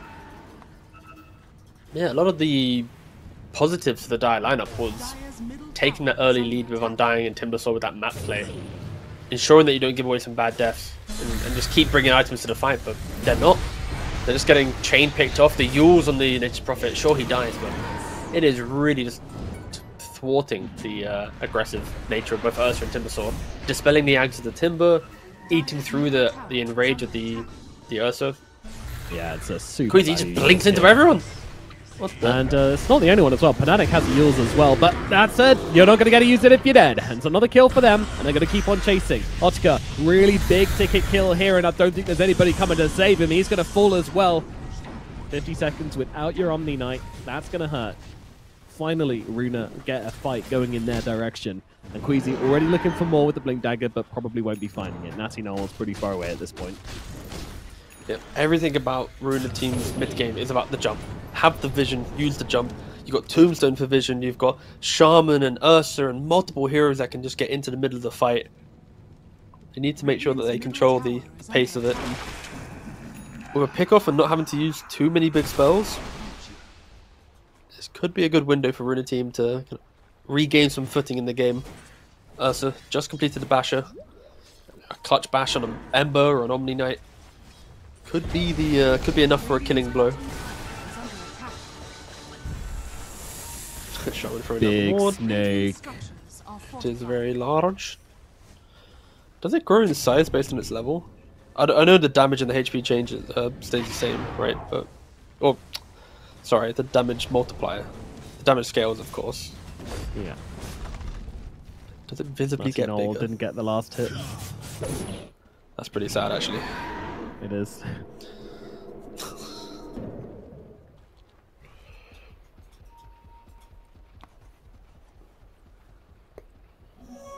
Smoke up now. Odeko wants to take this game back into his hands. He's mad. Radiant are scanning. Very angry. Fuming. Haste rune. Gonna be grabbed by Oteka. Wait. Yeah. It's got the haste rune in the bottle, ready for the next fight. That ability is going to be very nice. Again, they have the tools on 4 Pirate. Like, they have Yule Scepters for both the Ursa and the Timbersaw, so both the tiers sort of cancelled out by that, and they have 2 of them, one on the AA, one on the Nature's Prophet, so plenty of Yules to use. Dawn just hit level 20, by the way. Yo. He's been cleaning up a couple fights, but I did not realize that he was level 20. Whew. Oh, well, jumping in. Bash. Hex. Okay, no, nothing coming out. Nanny Noel gets away. Repel helping him out massively there and getting him out of danger. And now, until the end, looking on the front lines, Ghost Scepter is out, and with that ulti form, has to back away, so Tombstone's going to get killed off. They can't hold their ground here, Runa, and that's a critical issue. Jump in, Hex onto one as Nicky Cool goes for another. But his Ag's going to do absolutely nothing here. Still, they'll force them back. Oh, but that rune positioning, that ward positioning is absolutely perfect there from the Radiant. They need to play around the fact that Omni Knight and the Guardian Angel, it is just stopping so much of the damage from Runa Team. And the lack of control from Runa Team is enabling 4 Pirates to get jumped and still disengage. But with Omni Knight spells on cooldown, they're going for the smoke. They know that Dawnbreaker likes to hug the side of the map and might even walk down the lane to find them. There is no scan available, so entirely based on intuition right now. For both teams, I mean, 4 Pirates kind of reading it pretty well. From the other side of the map, Ariel considering life choices, I guess. just vibing. Yeah. Alright, Queasy. He sees the Dawn. But they're too far away now. They smoked again. It's a second smoke. Round 2, baby! You can feel the desperation when the smoke doesn't connect and then they use another one. If they bump into Ember and he just jumps out, that's going to feel so bad. Well, they have bumped into the Ember, and with a BKB, they can do absolutely nothing against him. There's 2 smokes for nothing. Absolutely nothing. Diddly squat, T-Gov. Yeah. At least they'll Back get to farming. Yeah, they'll get the Tormentor area secured, so maybe they can take that when that comes up. Just the fact that the Ursa sees the Ember and is like, boys, I will bash him, do not fear. He just blinks on top. Queasy was playing very, very on the left-hand side, so there's no way he could get the jump. He does get the jump though on Prophet and the Fiend's Gate. Like, Okay. They hate him. Yeah, they do. They do. It's a little nasty. The mean-spirited gank. Yes. But absolutely worthwhile, because he's been getting way too much done this Prophet. Major part of their success in this game. The Orchid, the Yules, is just so annoying. Its net worth is really high as well.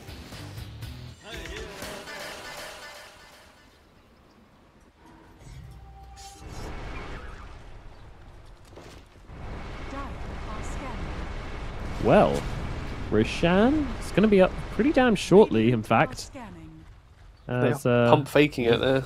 There it is. Runa, there we go. Finally, they'll get onto the Tormentor. So, Tormentor spawns, but Roshan's going to spawn in about like 10 seconds' time. Now, Runa, can they get over to this area and contest it? That's what they want to do. So, all TP into mid. 2 TP's cancelled. Oh, that is bad. They're gonna I mean, that might stop them getting Roche. Honestly, because if Roche they're is gonna back walk all now. the way back to base. Ooh, yeah, they're not contesting this. Damn, Pedanic. How? Absolutely securing this one for their team. But let's see. They're still hanging around the area. I do think they can contest it. It's just, Okay. I mean, the damage from 4 Pirates is not the most Roshan heavy lineup, right? You do need to kill them before. But we have to note, big items are complete now. Nullifier available for the Ursa. BKB available for the Timbersaw. Wow, They are relatively fight ready, and of course, Finally. Ember picked up his Shivas himself. With the BKB and the Ags, the Timber will have that kind of period of invincibility in the fights where he can absorb damage and just become an unkillable bomb.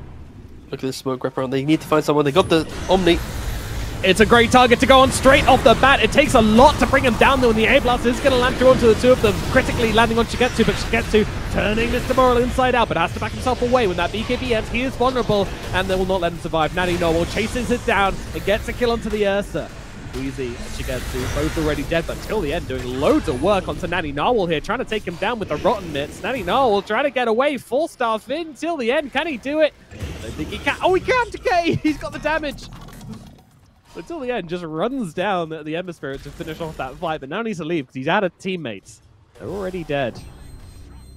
Taker has to buy back into this one to force back Runa. Killing the Ember Try was to so steal themselves critical a there. rush. Yeah, it was very good that the Undying got that kill. But now as 3 heroes, do they have the damage to do Roshan? I mean, they will.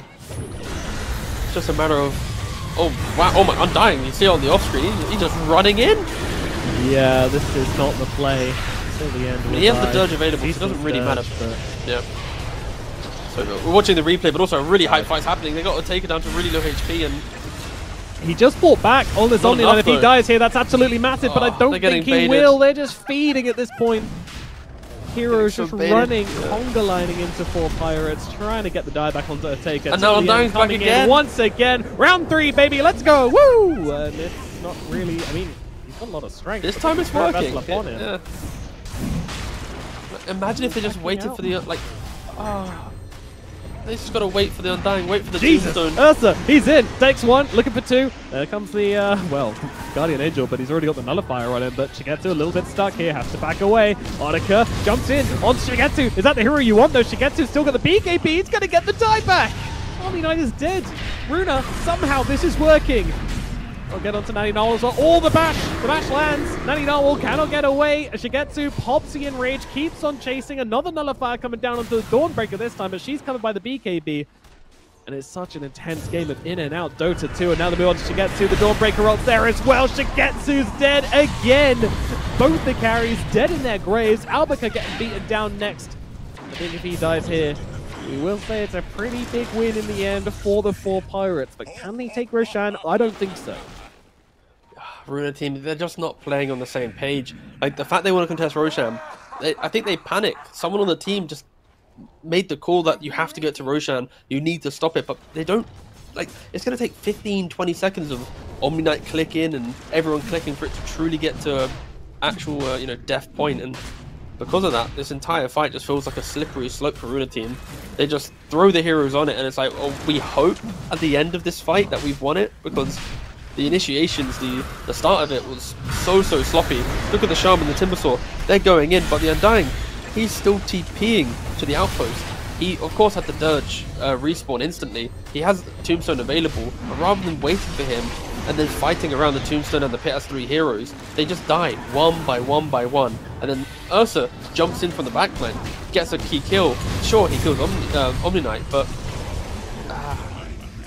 it's another one of those early qualifier games where it's like, if they were slightly better at working together, these fights would be so much easier. As we go from one highlight into more destruction on the map. Double Tombstone coming down due to the Undying's death here. It's a little awkward for 4 Pirates. Ariel, he's trying to deal with these Tombstones, but he's not going to be able to. It's Day of the Dead out here as he gets mobbed to death. And now they go for more. Oh, the Ember Spirit! He was TPing and he gets caught. Albica going to set up for life number 2, and they should kill off Natty Narwhal for a second time here. What's happening, Nomad? What's happening? The spaghetti is out of the fanny pack. It is on the floor. Everybody's gone crazy. They just thought I mean, the I love Undying the was a free aggression. kill, but then it's like double Tombstone down. What are you doing to that? I mean, it's a fun game to watch just for the aggression, but it's not fun at all if you're trying to, like, putting it bluntly, watch like the tier 1 Dota. And this is very tier 2, very tier 3, very sloppy back and forth, and so it's got all the fighting and the killing. But I am worried for the sake of both of these teams and their ability to maybe go up against a Cybergoose or a Navi. Not to try and That graph, baby. dampen the series, It's but my yeah, look kind at of this Dota. graph. All over the place. Radiant structures are fortified. Sometimes you need a break What a from the game. best teams in the world, and you just want to watch Runa team and True. It's like, four would you rather pirates play a go at pub or it. cast a pub? That's basically the vibe I have right now. No, we're a bit above that level. Go on. Yeah, okay, alright. Well, just saying. It could Depends what get pubs you're that way. We could get there still. I'm not putting that out of my mind, but yeah, at the moment, some really big calls have been made, like some nice Roche calls from Runa team, without Yeah. their Omni Knight up as well, but also some some mighty questionable ones as well. Even Runa like kind of drip feeding the kills to delay the last Roche almost worked out for them, but unfortunately they just couldn't quite piece it together. I mean, the levels are just insane in this game, right? The Dawnbreaker's about to hit level 25. The Undying, because he's been respawning into these super long fights, also is level 21. Like, double Tombstone at the pre-40 minute mark is crazy to think about for an Undying. And because he's also had decent kill contribution, 19 assists, he's about to complete a Hex. So a lot of that lack of control, the kiting of the fight from 4 Pirates, which is really annoying Runa team, will be fixed, and Shaman close to DKB. Like, there are massive items for Runa team, but if they can just find a bit of space on the map to farm them, that could be enough to truly put a end to this game. Coming up on the 40-minute mark, I still have no idea who's going to take this one. Yeah, Yeah, no, so do I. scary, but the big clump-up team fight from 4 Pirates is also extremely menacing as well. And from Runa team, it's play around the Tombstone, get a clean jump. You have Shaman, you have an Abyssal now on the Ursa with the Nullifier. Positioning is critical, vision is critical. The fights have been sloppy, but they can easily clean it up. I don't the think Hex killing is this complete Undying on is the- the oh my first god, this target. is such massive timing. Sorry to speak over you there, but Hex good. and Abyssal. Like, surely they can't lose the fight with the massive item pickups. I'm not saying it in a way to set it up for them to then fail. I promise you I'm not, but... Probably what's going to happen. Hex down onto Natty Narwhal, though. Natty Narwhal gets repelled up. He's going to be okay for now. And again, they'll go on to till the end, but of course that means double Tombstone and instant respawn. No, it's on cooldown for a little bit longer, so instead, they're going to have to try and play without him. Ariel's already dead, though, getting caught on the front lines, and now Shigetsu looking for another, looking for the other support here, getting on top of the Ancient Apparition, and with the Nullifier coming down, Shigetsu will be able to kill him off. Another hero dead. Is over on the side. Otaka trying to fight up with Nikki Cool here with Natty Narwhal, but Nikki Cool's doing so misses much Timber work, Chain. but misses the timber chain. There's not many trees left due to this barbaric fight that's been taking place. Lotus is out as Natty Narwhal will not leave Nikki Cool alone, but there's a root coming down and he's dead. Looked like he was overstaying his welcome there, and he most certainly was. Yeah, Runa much team, better fight they for will Runa take team. the fight. Yeah. I mean, they drag it out. Sure, again, the initiation's a little bit spooky. They overlap their hexes, they're jumping in an ember, the Omni Knight's in position, the quick Solar Guardian from the Dawnbreaker. They kill off the double Tombstone, one from being placed, one from the death of Undying. But after all of that, they don't have the resource to get a kill. You know, they're just kind of stuck. Ice Blast did he even get it off? I don't even know, but still, 4 Pirates really struggling. Yeah, great position from a taker, offering up the ember first. And again, like, in regards to the start of the fight, it looked like it was really bad for Runa team because he does actually hit the Ice Blast onto 2, but yeah, just no follow-up damage. The Omni Knight had to disengage, and because the Dawnbreaker used Solar Guardian very early, there was not that quick jump to get back in. Dawnbreaker kind of feels like he's equal to the Omni Knight in regards to his damage output, but yeah, you use the Solar Guardian too early, and that damage output, it really dwindles. If Runa team can fight like this, drag out the fight, kite the Solar Guardian, you know, ignore the Ice Blast pretty much, then they're the favourites once more. Yeah, they will be. Same way if Runa can, you know, jump in, get the Hex onto the right target, onto the Omni Knight, take him down. Again, like a lot of these fights are kind of about till the end as well. They keep jumping the Undying and blowing him up first, and it's just not the play. Yeah, immediately end up fighting into 2 tombstones. Like, they've never killed him in quick enough to just not let him cast tombstones, so... Yeah, I would like to see them try and find a different target. Till the end is happily being the first casualty in every fight, whether he's got Dirge or not.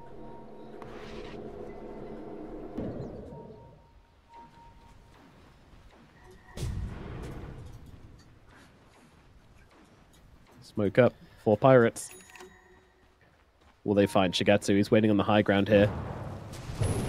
Is going to get seen as they move forward here, but a Hex immediately coming on to Natty Narwhal, but it is to Nicky Cool who's in trouble, and he will fall. He pressed the BKB as more well. here till the end, has been spotted, but that's not really a hero you can bring down too easily. Albica, that's who they want, but there's so much damage coming back the other way. The Undying is going down in the end, till the end will fall. Onaga pops everything, turns around, tries to fight, cannot do it though. The Ursa is in, and he is taking chunks out of everybody. Door breaks his next target, she will fall as well. Triple kill for Shigetsu. He wants Onika, but he can't get Onika. Still has the ultimate to play with here on Shigetsu, but it's a little bit tough as Natty Narwhal's just running through the rest of his team. He's a little piggy bear, but he will get the kill onto the AA, but now he needs to get out. TP out from him. Does he make it out? No, he does not. The Yules will be there from Ariel, who fought back in. As look at the Rampage!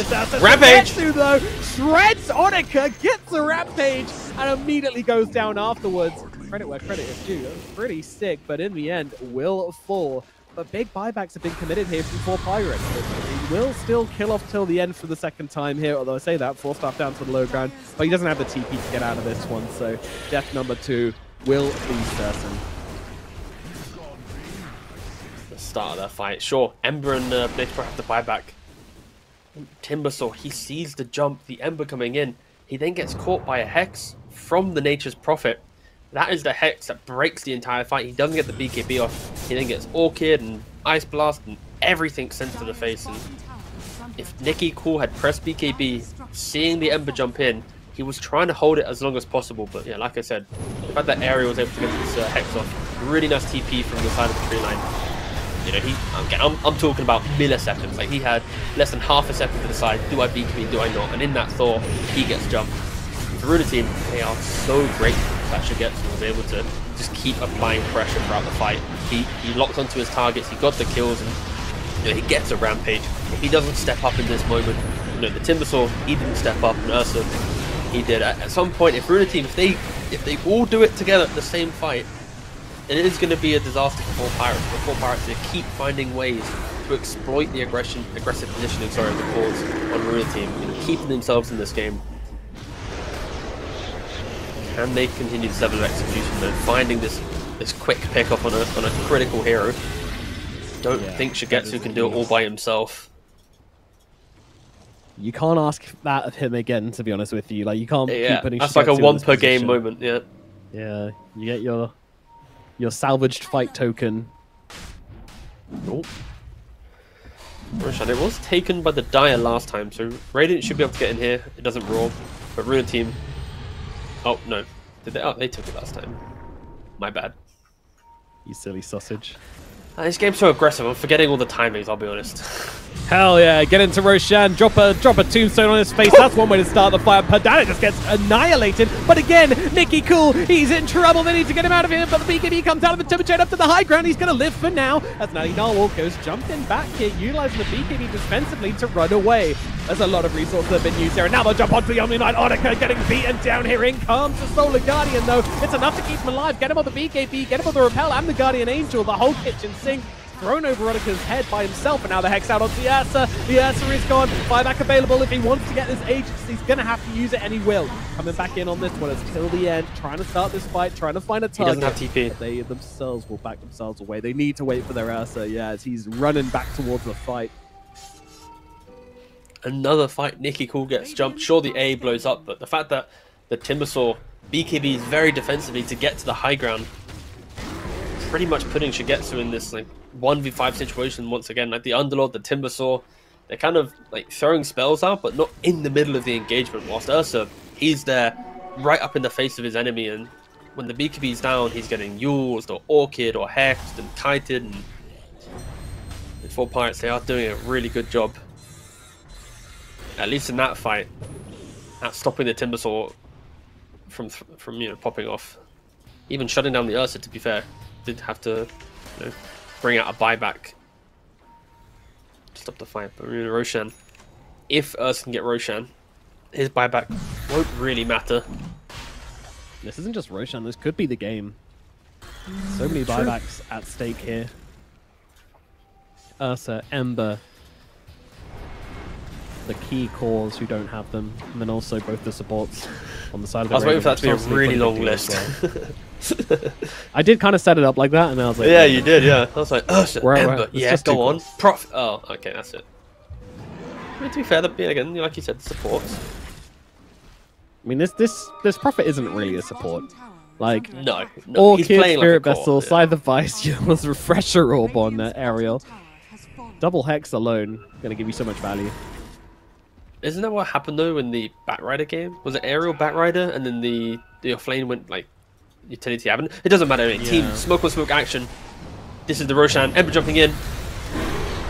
Yeah, Tombstone, Ags used to get inside of that Tombstone to keep himself alive, but Odaka comes in, just starts dealing the damage till the end. Back inside the Tombstone he goes, taking shelter from Odaka here as he's just blasting through them, and it looks like it's a Dawnbreaker that's going to be the first one to go down. She will fall to the earth for Shigetsu. Now getting onto Odaka, just stacking up those Fury Swipes, stacking up that damage. Odaka cannot get away from this. Or maybe he can. Maybe he can. Nullify comes out. They need to get off the damage, and they will. Odaka falls. He's got the buyback available, but he's going to have to use it. Here's the Ember Spirit. He's going to die. No buyback. That's one of the heroes they could not afford to lose.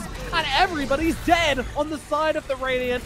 And as I said, I don't think that's Roshan. I think that's game.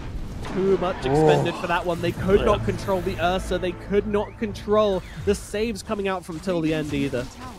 Yeah, the fact that Undying, he gets ice blasted. He just jumps in the Tombstone. Yeah. His entire fight, he was just hiding. See He was ya. like, boys, I'm chilling in here, and he jumps at Albatry the got a very little end. turn in there as well. Like, he was close to dying, hops inside, gets up another round of spells, dies, comes back in. Easy. Yeah, it was excellent. You know, Taker just jumps in 1v5. Can he do it? Good lord, he's got like 7k HP with that repel on him, but it gets taken off, and the game is over. GG is called as Runa team will take game number 1 in this thrilling start to a series. What a game one. It was so back and forth, so skirmishy. Again, it wasn't the cleanest Dota. You know, Runa team, they had such a dominant early game. They had this beautiful window to, you know, break open this game, to demonstrate that they can just, you know, close out games quickly. That's what I felt like could have been the theme of today for Runa team. Just real, beautiful 25, 30-minute games, just obliterating the lower bracket. But this game, it had its ups and downs. They had their moments of, you know, the discipline maybe fading away, maybe the length of the day, having to play 2 series is getting to them. But critically, they do turn it around at the very end. Shigetsu with that rampage, you know, stepping up in the big moments to kind of to fix the death of Nikki Cool, and then the 1-by-1 aggression of the Roshan pit. But again, doesn't matter. I think Runa team. I don't know what to say. Do I want another game like that in game 2? Do I want to have a clean game like the previous series? I don't know what I want from Runa team now. I'm truly conflicted. Yep, I will join you in your confliction there. I'm not really sure how I want this last one to go. Like, Runa, I was very excited to see them play like another clean game, you know, 3 clean games in a row. Suddenly we start entertaining conversations about them making it through to top 3, top 2. Who knows what you can do from that point? Just clutch up one series and suddenly you're qualifying for a major event. Who knows what can happen after that? But unfortunately, you know, those dreams, those foggy visions of the future completely dissipate after this game, because this was a bit of a mess, and not entirely by their enemies doing, also their own. So tidy things up. Let's see what happens in game number 2. Will either team make this a clean one, or are we gonna have another absolute smackdown? We'll find out after this short break. Attraction. Come into my world if you're ready for some action. Are you ready?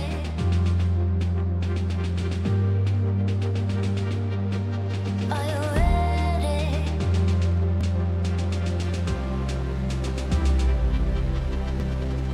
I came here to win.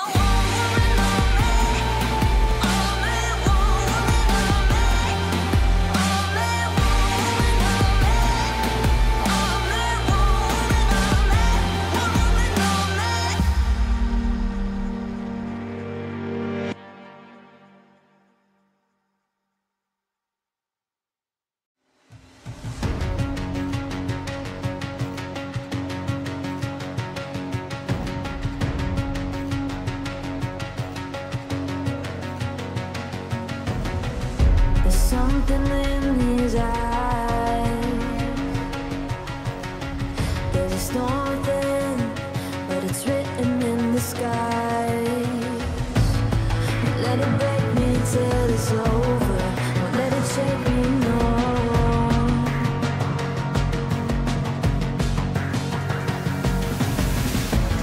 Won't let it make me go under. Won't let it make me go under. So now it's time to fly. Nothing's gonna stop me now. Nothing's gonna stop me now. Nothing's gonna stop me now.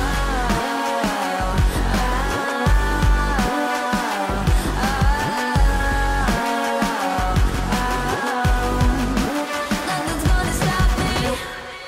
No one will ever get left behind. A million more before I've tried. Won't let it break me till it's over.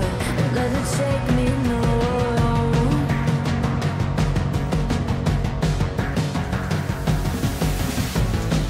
Let it make me go under. Let it make me go under.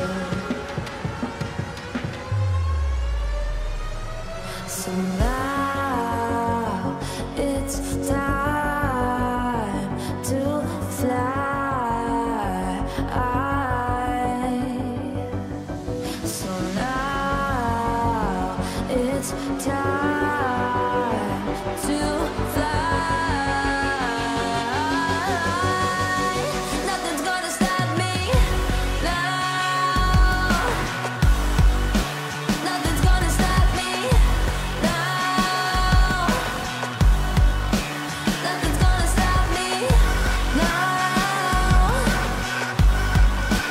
Nothing's gonna stop me now.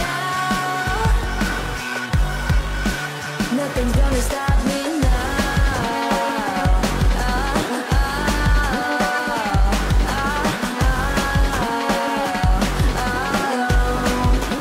Nothing's gonna stop me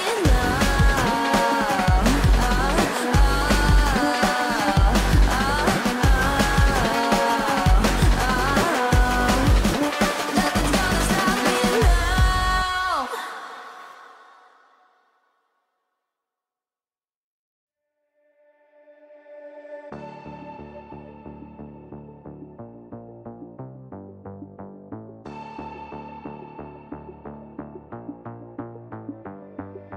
Why, one by one, you always come back like a curse?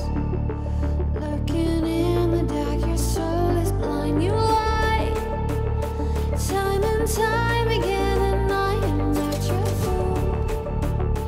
Not this time, 'cause I'm the wiser of us two. I'm the one of light, the antithesis of you.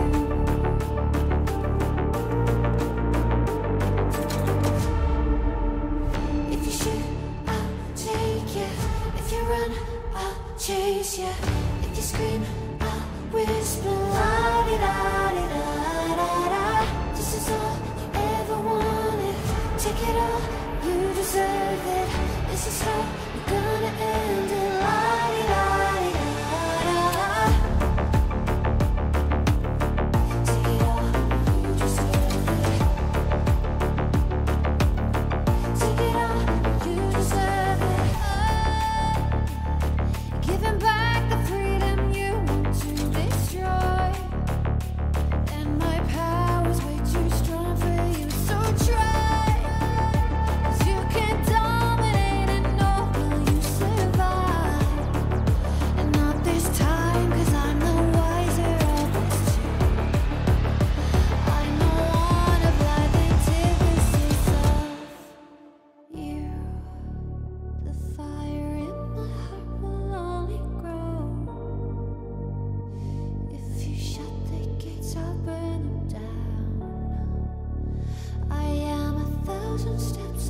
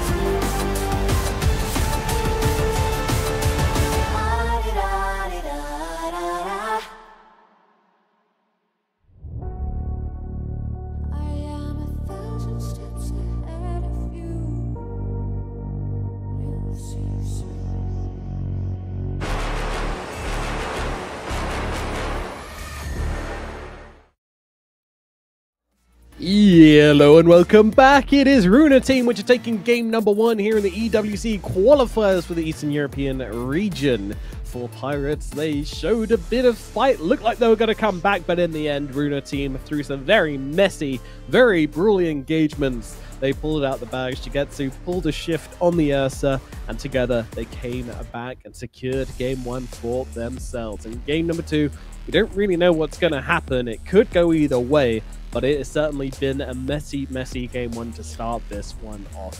What would you say the major mistake was from 4 Pirates that sort of led to them dropping that first game, T? Ooh. I mean, such a hard way to answer the question is already leading in the fact that Runa team made the mistakes to give 4 Pirates life to the game, but then 4 Pirates are playing kind of comeback. So rather than winning their lanes and setting pace, their draft doesn't do well being 10k gold down, getting some kills, and then being even. Because if you're even in this type of game, you do have damage problems. You have an Omni carry, you have a Dawn off lane. Like, it's kind of hard for you to kill off an Ursa and a Timber and an Underlord, right? So I think if anything, it's not about 4 Pirates and their ability to close it out, because they had to win early for them to build up a lead themselves. So yeah, it's more on Runa team and the lack of consistency they had, which made the series so close. Alright, let's jump into the draft for game number 2 and find out exactly how this one is going to go down. And I wouldn't be surprised to see a Undying banned out here somewhere along the line. I think he did way too much in that last game, made the fight so awkward. Yeah, it was very disruptive. Again, just want to double check the draft. Yeah, it was a second phase Undying, right? So Yeah, it's crazy. they saw the Dawn, they saw the Prophet, then you pick Undying. I think that is the nice way to pick it. I do think a first phase Undying is exploitable in the draft. So I do respect the fact that Runa team got a bit of information before moving in that direction, and this time around, they take away the Dawnbreaker.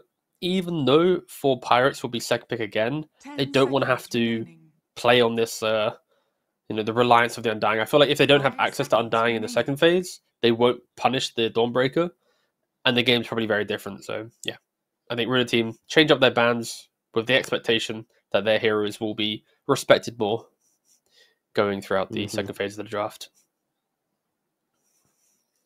And the Shaman will probably get first picked by Runa team. Let's not get too carried away there. Yeah, ban Pango, pick Shaman. Life sense to me. Yeah. I mean, Batrider also was available. But the way that Runa team's playing, it feels like their aggression is amplified by the fact that Queasy can just throw down the Serpent Ward and take a tower after every successful fight in the early game. Batrider coming on down for the 4 Pirates here. Always going to be a strong pickup here. So 2 supports picked straight off the bat. No Undying again. So either a second phase or an uncontested Undying here. One of the most contested heroes off the tournament. And we're just not really going to be seeing it. At least not in the first phases. Yeah, if it was to be picked up, I would lean more towards 4 Pirates, just because you have some of the strongest supports in the game, right? Undying and Batrider, really good lane securing heroes. But again, you need to be careful with picking up Undying, especially as Runa team has the final pick in the phase. They can easily pick up like an Enigma or any of the Zoo heroes, and we're not going to see the 2v, the 1v2, sorry, Undying versus Dawnbreaker type situation. It's a very different lane that time around. So it could easily be fully ignored. And a sniper ban. Okay. Respecting 4 Pirates and Natty Narwhal. Picking up a... I think, to be fair, that's a thing that Runa team has done really well in their bans, it feels like, is just take away the random hero that stops the draft being 4 Pirates control, right? Like when you pick a hero like Sniper or I guess like Pango, whatever, you have to react to it the entire time. It's like, okay, do we have the control? Do we have the damage? Do we have the laning? So I like they just get rid of it, and yeah, as expected, 4 Pirates, they are the ones that take it.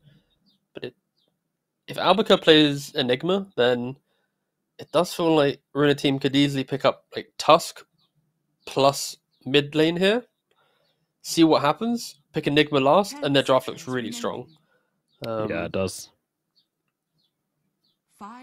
But with the sniper ban, really they good. kind of kept the puck open, so they could potentially like Tusk puck, force 4 Pirates to react,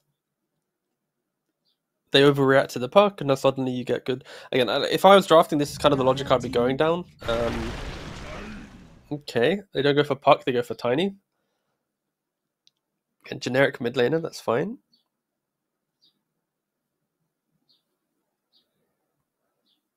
It's, I mean, obviously Tiny always going to feel good in any draft. 10 seconds. What's your Playing against the favorite Undying at hero to least. cast at the moment, Nomad? Like, when you're watching a game of Dota, Ooh. like, is there any hero that you're like naturally excited for? Again, it doesn't have to be in meta, of course. Rarer Yeah. heroes are maybe more enjoyable, but yeah, what's the hero? I guess like what hero do I like being played to the absolute best of its ability? To Mhm. which, I kind of like the weird heroes. You know, like that still doesn't really exist anymore. But like, I would say I really like to see a. I mean, I do like OD just coming in Take for the big hammers There and we go. stuff. but Again, it's OD? like- Come on. 10 seconds. All right. remaining. Yeah, fair enough. it's- I should have known the answer. You gave me OD as a hero you wanted to 5 see today seconds in like remaining. game 1, series 1 draft, and I asked you what your favorite hero is, and you say OD. Okay, all right. do you like it? I That's just trying fair. to. I mean, actually, I'll give you a weird answer though. One hero I think is Yeah. really fun to watch at the top level is Pugna. It has so many different things it can do. Like you can play aggressively for towers, you can kill people. Like Netherward's pretty cool. Like life chain. There's tons of outplaying potential on Pugna, which I kind of like. So That's true.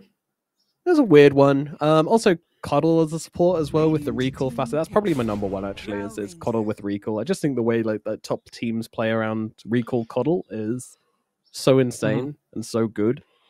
That yeah. So Coddle support with recall is probably my number one answer.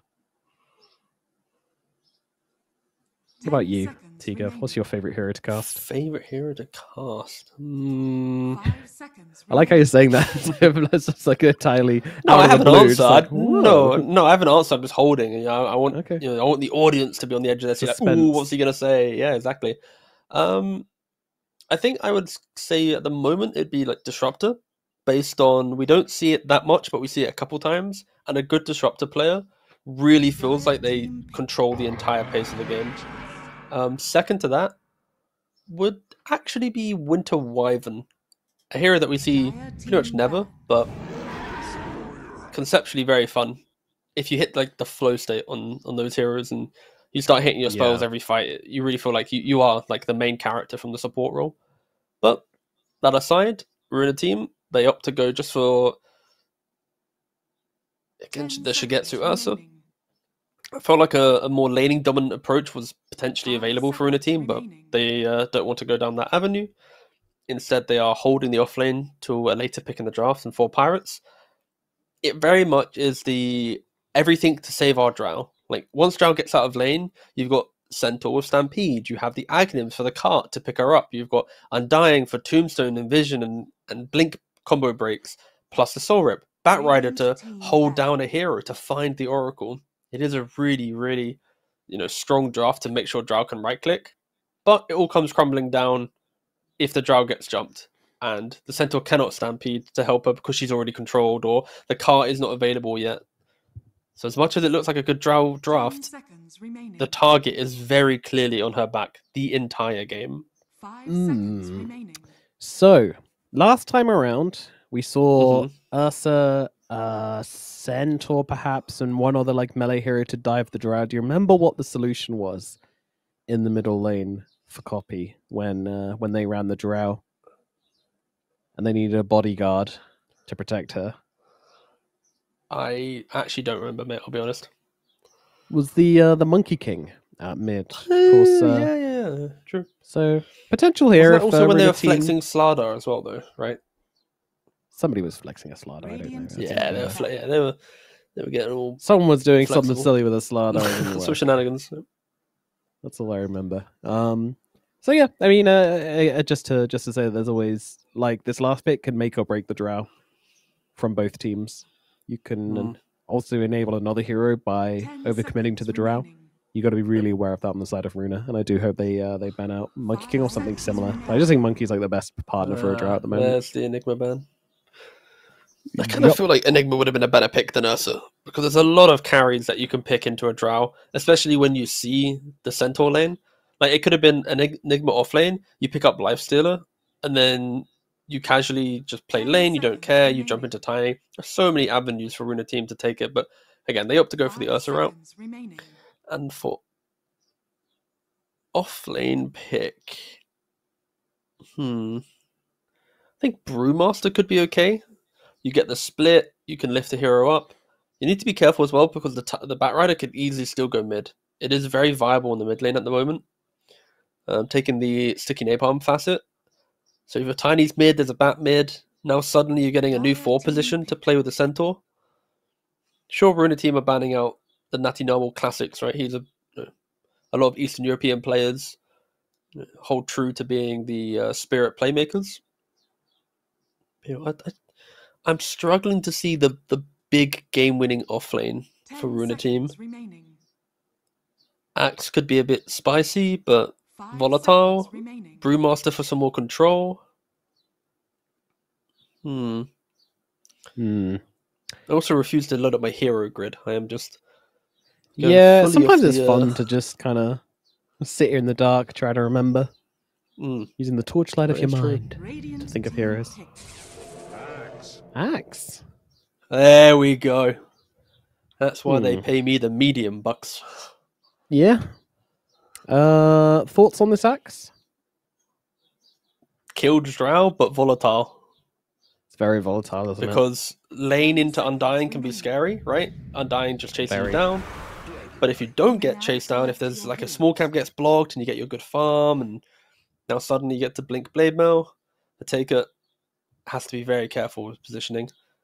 That's why the DK pickup is quite nice. Map progression without the need of the Drow is a good concept to add to your lineup. If a Taker has to be at every tier 1 tower siege, every move, then he can't be efficient in the jungle and he's getting dragged around to enable his team. So I like the fact that the Corrosive Dragon DK will buy time for Drow to get to her Manta or Hurricane Pike or whatever her first item wants to be in this game.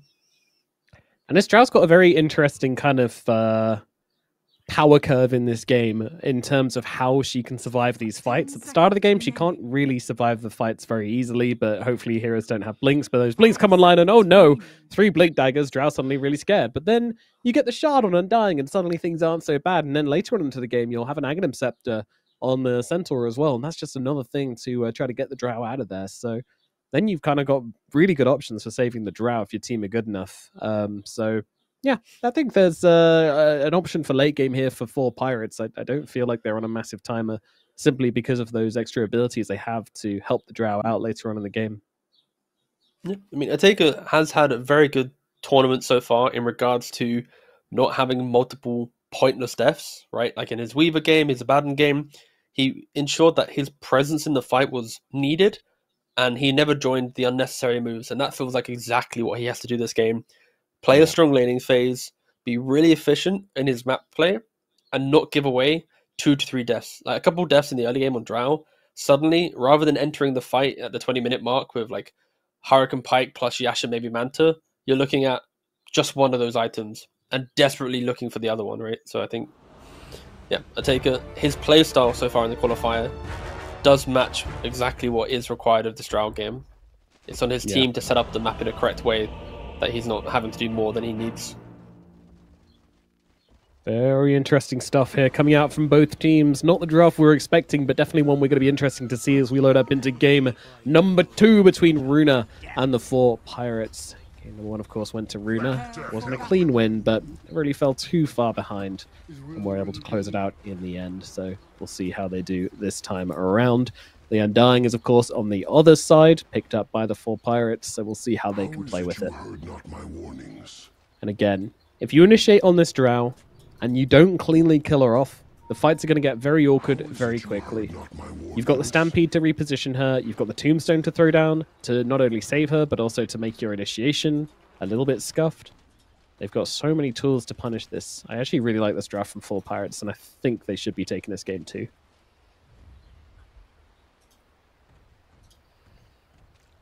Smoke up, though. As they move in. 30 seconds to battle. Both teams just looking to scout each other here. I don't think we'll be having level 1 action, although saying that, Albuquerque, Queasy until the end are in a little bit of an adventure here. The Three Musketeers going to come into the other Three Musketeers. Till the end does get seen. Both teams scared of each other. How very anticlimactic. Do you want to know a good meme, Nomad? Yeah. So you know, yesterday I linked you a clip of the boom because it had The battle like 10 views. It's the second most viewed clip on the channel. So now when I Hell talk yeah, in let's Twitch go. chat, it's like, this is the second clip leader. I was like, oh no. Hell yeah. I make a clip for us to watch, but come on, guys, make some clips so I don't have this clip leader The too when I talk in self-promotion chat, badge. please. Calling you out. I That's just tough. made it so that we could both look at it. I didn't put it anywhere. It was for me and you. For you All and your I. socials. For us. Well, either way, as clip leader 2, I will speak with great confidence this game. I want to know who clip leader 1 is. Is that you? Yeah, take him down. Take him. Ooh. I haven't typed recently, so who knows? Alright, oh, I can change it. Nice. Alright, let's change that one real quick. I didn't realize I could change it. Alright, we're fixed. Twitch chat saved. Wear your badge with pride, T-Gov. The self-promotion badge. I wouldn't mind it if it was a banging clip that went viral, but it was just between you and I. Yeah. Oh, till the end. Getting chefed up a little bit. That rider always going to hurt. Lane break, right clicks. Quite a lot of damage. As Undying's going to try to be the bodyguard for Otake down on the bottom side. Monica, also a very strong laner, can help out with these frost arrows where needed. A very weird pull that's taken place here. Not entirely sure what's going on over in that hard camp, but nevertheless, it's worked. Yeah, they tried to go for the lane skip, and with the hard camp being available, you just aggro it over and you stop the wave skip.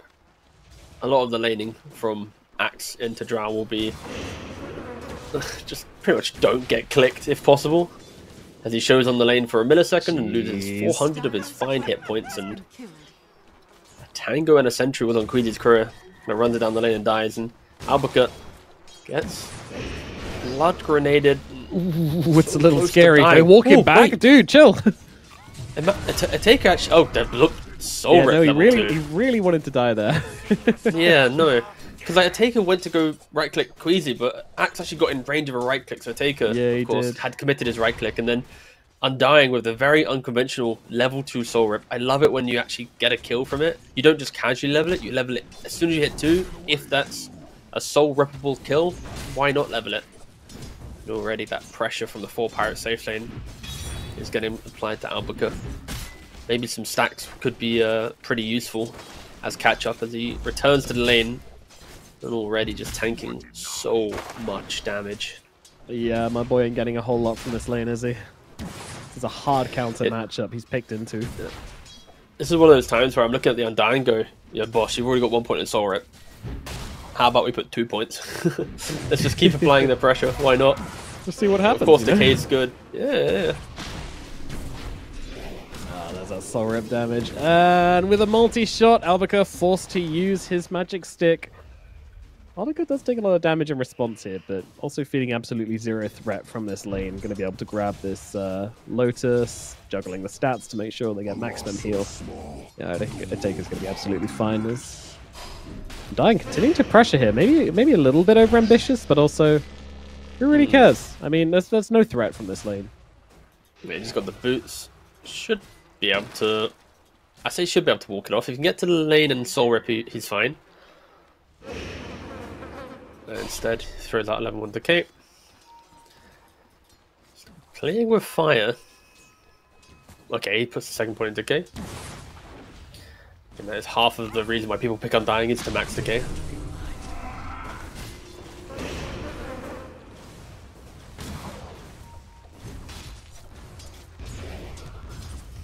I'm just so fixed on bot lane, I have no idea what's happening elsewhere in the game.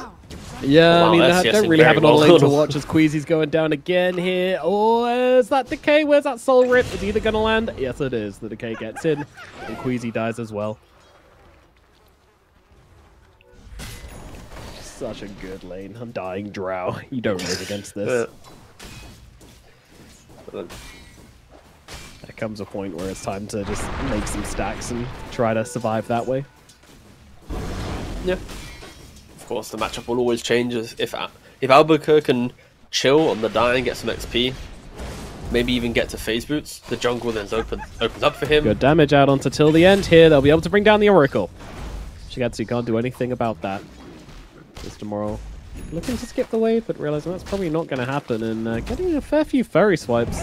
Jumped onto him here, but can't quite commit. Now Shigetsu getting baited a little bit here, going for Aerial, but Aerial's just going to be able to bring him down. Shigetsu, he's gone. Could not find either of these targets. Gets them both low, but does trade his life for it. Not worthwhile, to be honest with you. Till the end, trying to find a kill onto... Oh, Mr. Moral doesn't quite grab it. Purifying Flames. No! Flame Break's out of range. He won't find it. And he's getting kind of low here, T-Gov. Is he not going to die? Is he going to die again? He looks like he's going to die, Ooh, unless we actually... backed away. No. Okay. That felt like another napalm off you go, but respecting the potential TP. Yeah, didn't So want then feed away kill also to the runs in Ursa. before the salve ticks through.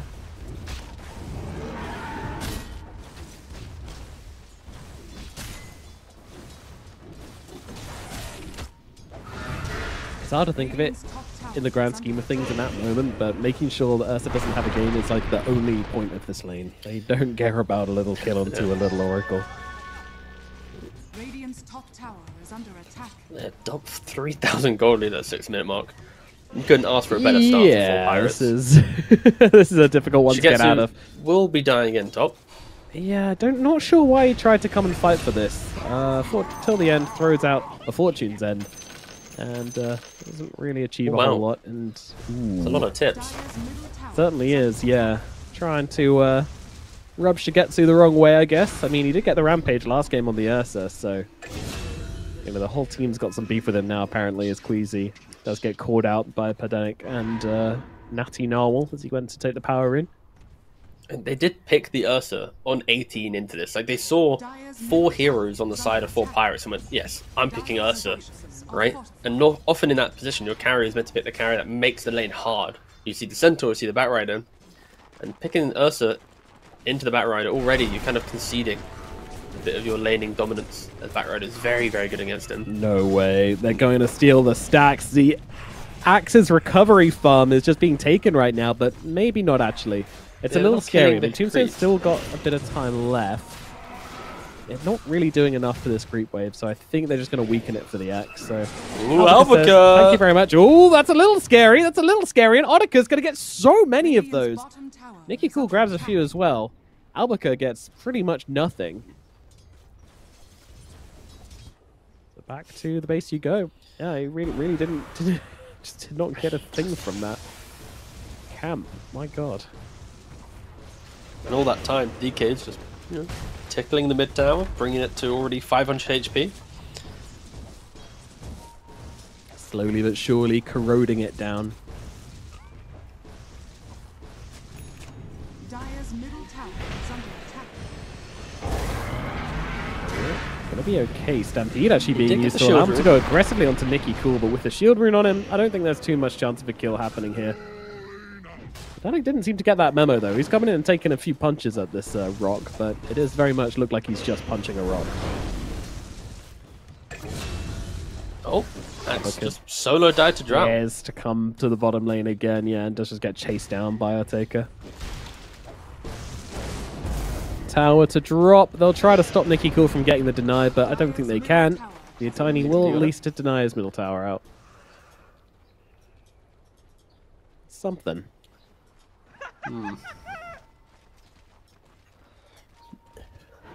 I've been taught one thing from this series.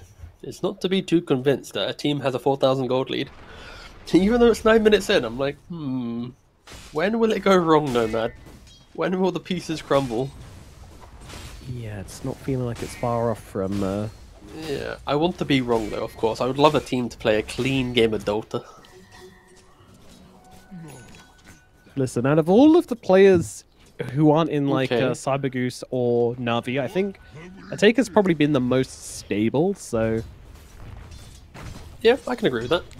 I think maybe we're in for a clean, just Otaka carries on the drought game. Structures are fortified. Okay. Using our caster curse wisely, I see. Alright, Yes, yes. Shaman. Queasy. jump? Yeah, tombstone's down, so he's definitely dead. Danik gonna make sure he gets that kill. And now the tower is up for grabs as well. And with the drought and the DK attacking, it is not gonna survive long, not at all. They're being very efficient on the map. Center pushed out top, Bat pushes out mid, 3 heroes hit bot tower. The net worth continues to good to grow. see. 4,500 gold, pretty much for all 3 cores on Radiant. Whilst the Ursa and the Tiny even yet to get to 4k, and the Axe, 2.7 thousand net worth. Just 0 economy, and the stacks always in the mind of 4 pirates. They didn't really take the hard camp, but they come back through for the Ancients. They clean them up with ease. Nicky Cool, with the Invis rune, is hoping to find a big hero. If he can get the Drow, but the Undying is throwing down a Sentry Ops to D-Ward, just bumps into a Tiny. What the hell? What are you doing here? Hello, sir. Very How are unfortunate you? for Nicky Cool. Yeah. Yeah. He's out of there. Rune unable to be used for anything here. Albaker still just sitting alone down on the bottom side of the map. Desperately trying to farm an item, and he can get himself the Vanguard now at least, but you're past the point where that's going to help you versus the Drow. Just going to help you tank up against creeps, against neutrals, and hopefully farm back into the game a bit. Still a long way off being useful though. Blade Mail's far away, Blink Dagger's far away, Phase Boots far away. It's really rough. Yeah, Rune team need to be very, very efficient in their farm now. Need to try and dodge the inevitable ganks from the DK picking up Blink Dagger. And if they can offer up like a support for the next couple deaths on the map, we'll be looking at an axe that will get a Blink, will get the Blade Mail. I think luckily for Rune team, the heroes are pretty good at farming under the pressure. They just need to make sure that the smokes just don't connect for 4 pirates. Because if the smokes start connecting, it will get so much scarier. So Stampede used to try and get onto the Ursa. They're not connecting on a stun. Still Not chasing him yet. for now. They will kill his courier at least, as I'll Yeah, take a DK finds doesn't that. Now blink. Natty Noah will blink in till the end, staying behind. Doesn't have the level 6 though, so just going to be throwing out the Purges and the Magic Immunity onto the Ursa, but it will be enough to keep him alive. He gets out. 4 pirates. Oh, Batrider. Trying to force that one a little bit. Down to the bottom lane they go. Oh, they've spotted Albaker. Oh no, not again. 6 available from Ariel if he really wants to just lasso the guy and bring him down that way. But nah, they'll save it. Just kidding, they'll use it. I know I should respect It looked like a really good move though for Rune team, like dodging the fight top, but Axe overstaying his welcome. As soon as the fight just chills out on top, Bat's like, alright, see you boys, follow me. And I'll lead Undying. you to the promised land. He's But actually yeah, staying. that's a good toss back. Ooh, actually was a killing spree. I'm gonna complain getting 340 gold. He's now only a recipe away from Battle Fury, give or take. Yeah, it's not far off. That's a good investment into the Battle Fury fund. That will certainly pay itself off. Battle Shigetsu. Fury BFF. Ooh, nice. Meanwhile, Albuquerque just trying to farm up some stacks, trying to get himself back into the game any way he can.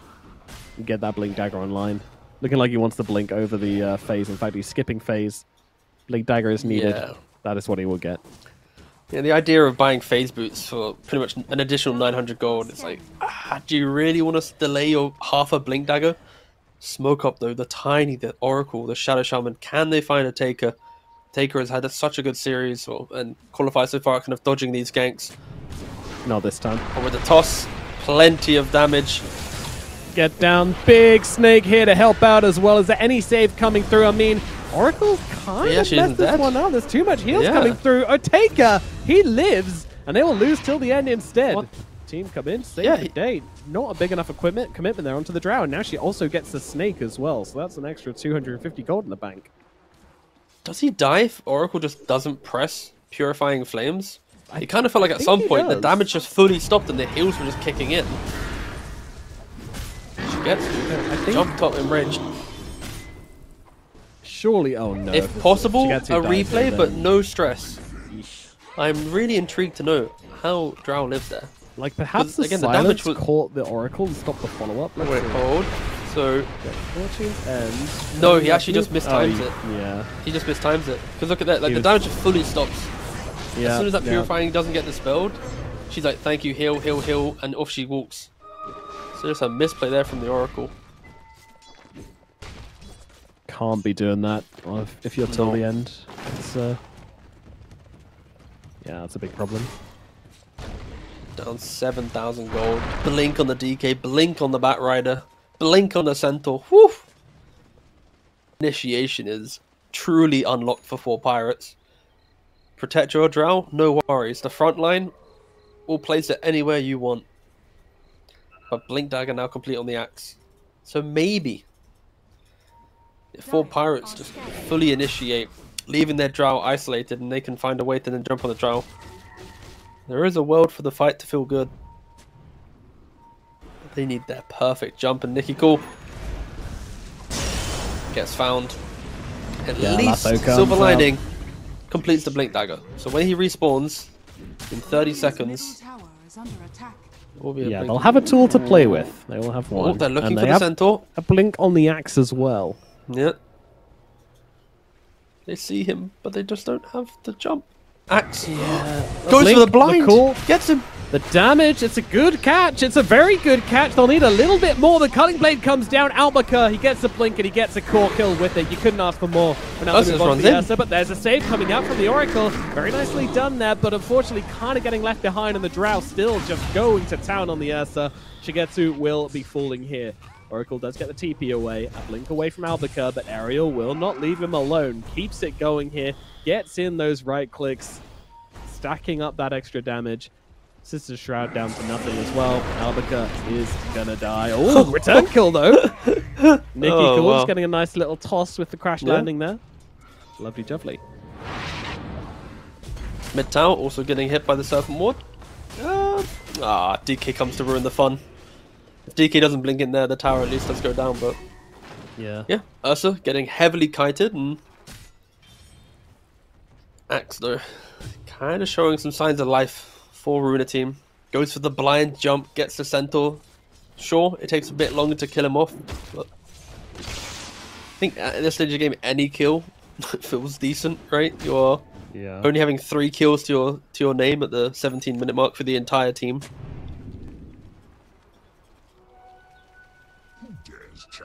And Taker actually refreshing his Sister's Shrouds, going for the tier 2 item. And just choosing Sister Shroud again, and they're just going for Alert for the extra attack speed and night vision, which is really good on Drow as well. You love just being able to see just a little bit further.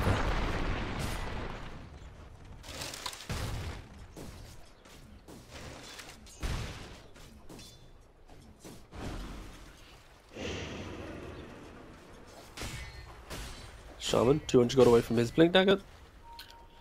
Both teams have so much initiation, it's actually insane. If the net worth can stay at 8k lead for 4 pirates for the next like 5 minutes, that will mean that Runa team will pick up at least a couple more items to play on, and that is why 4 pirates, they don't want this net worth to stabilize, they want to progress. And ooh, okay, I rate that. Centaur going for the Yules into Ursa, into Axe, very, very good item. Super So valuable, yeah. Tombstone need to take Roshan, Centaur picking up Yules. Such Link, great Yules, Aghanim, items. Centaur. So sick. Yeah. Really, really good. I love horsepower. Like, you always just notice, why does Centaur have, like, seem to have just, like, you know, just a little bit more money than he should? And then you realize he'd never had to buy boots because of horsepower, so. Easy peasy. Jump in. There's a lasso coming out onto till the end, and yeah, nice kill onto the Oracle. Very clean kill. Jumping in, utilizing the Stampede, and making sure this Oracle's a nice clean kill for Ariel. Let me tell you, as a Batrider player, Stampede makes all the difference. As Axe getting jumped now, you thought he could cut a wave behind, but he's just going to give his life, but no, I don't think that's very legal. Some idea about cutting a wave, maybe taking tower, but yeah, just throwing another log on the fire, essentially. Yeah, Stampede makes playing Batrider so much easier. You blink in, even if you mess up your blink a little bit, you get that kind of forgiveness of like, oh, I'm really fast, that's nice. And then you get to drag them back really easily as well. It's super luxurious. Dire's middle tower has fallen. You It's one of the feel, hidden buffs, right? Was the you can't overshoot your blink range as well. So Radiant's middle tower. Yeah. the previous patch, I guess that's like a little hidden buff where it's like you can't really mesh your blink other than a blind blink, and you have Stampede. So it's pretty cool actually. Just loads of little things to ensure that Batrider will have this very good game, and yeah. they're just moving from tower to tower. Dire's top tower I mean, has fallen. It was a very pointless skill check. I still liked it, but Oh, I guess I only liked it because I was like decent at it. So I liked it. So the idea Yeah. of like Blink Dagger was already a very good item, so the nerf is you can't just spam it and always just disappear, right? Jumping in, Axe conceptually, it will was a bit probably weird. disappear. Yeah, that's a really good catch. In fact, they're going on the backlines. They're going to go on the Oracle first. Very nice target selection here from the side of 4 Pirates. This is really clean. As now they'll go in onto the Centaur. Centaur might be dying here. Uses the use onto himself. I'm not sure if that was meant for Shigetsu, but either way, it's actually going to get himself out of there. So yeah, really nice use usage there. Squeezy, though, tries to jump in, savor something here, but Odika brings him down. The arrows do not miss, and they connect on to the Shaman, killing him off as well. They've still got the Tombstone to play with up in the top lane here, so Natty now we're just going to reconnect on here. It's gone. Toss back is always scary, but if the team is ready to just super commit to whoever gets tossed back, then it suddenly doesn't come quite so bad. He tries to jump in and make the play, but he gets orchided up and now beaten on down. A Taker brings him out. Silence connects on to Till the End as well. Till the End's going to be okay. They run around, but there's not a whole lot they can do to stop this. 4 Pirates will back themselves away as the Axe is respawning. They'll take what they can get. 4 Pirates did dominant such game an from exceptional job, right? Yeah, like the way in which they jumped that high ground, they jumped the front line, but also instantly jump where the Oracle should be. The Oracle is playing a very default game, right? Like he stands where he should be standing, and 4 Pirates are reading him so well. Even when they go for the secondary engagement, now the Drow steps up and hits the Gust on the Oracle. You know, Dire are scanning. really making sure that Oracle has negative impact in this game. It feels like it's because they're just finding him every single time. It feels like a bit of a Hail Mary smoke from the Dire side, just randomly putting the Axe. He doesn't even have Blade Mail. This is a non-Blade Mail jump. Oracle's just in the river. Yeah, going for a little swim. Why not? Yeah, he can predict where the rune is, but nothing more. I mean, you should go for it.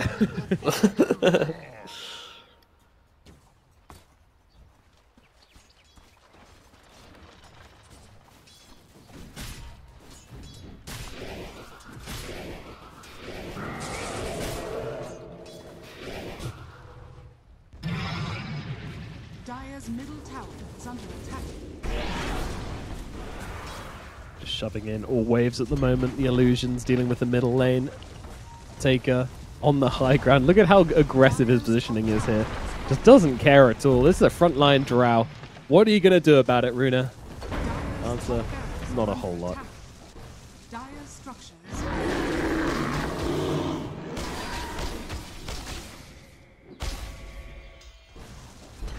Alright, well, Tormentor gets taken by the Ursa at the very least.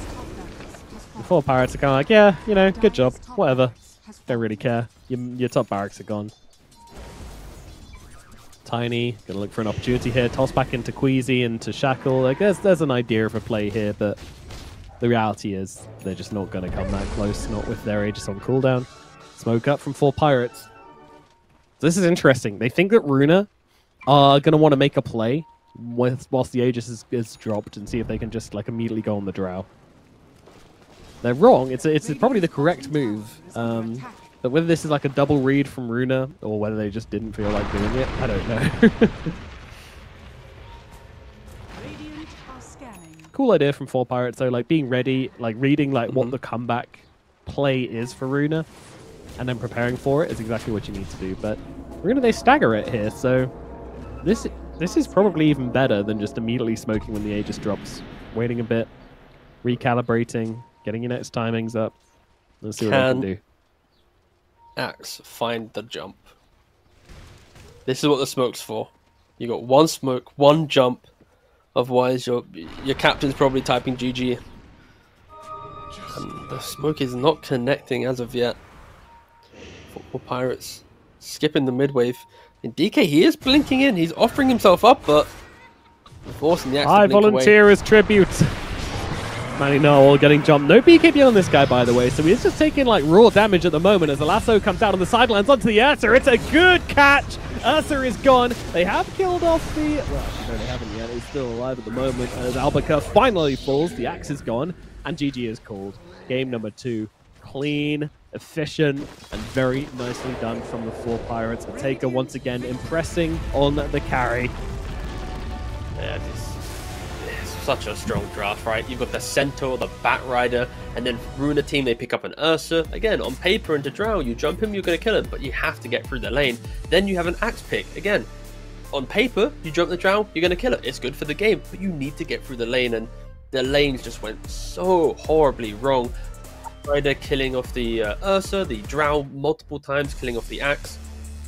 You got to win the lanes to even make a game competitive, and Runa team, they won the lanes in game 1, got a bit shaky, but they closed it out. Game 2, the lanes were just non-existent. For Pirates, they've woken up in this series, they've dominated game 2, and going into game 3, Runa team, they're going to have to pick themselves up because, again, the Ursa worked in game 1, but in game 2, it didn't do anything. Not a thing at all. Yeah, Shigetsu completely shut down a Taker. Takes game number 1 with the 4 Pirates, or game number 2 with the 4 Pirates, leveling the series out to a 1-1. Who's going to take it and who's going to be eliminated? We'll find out after this short break.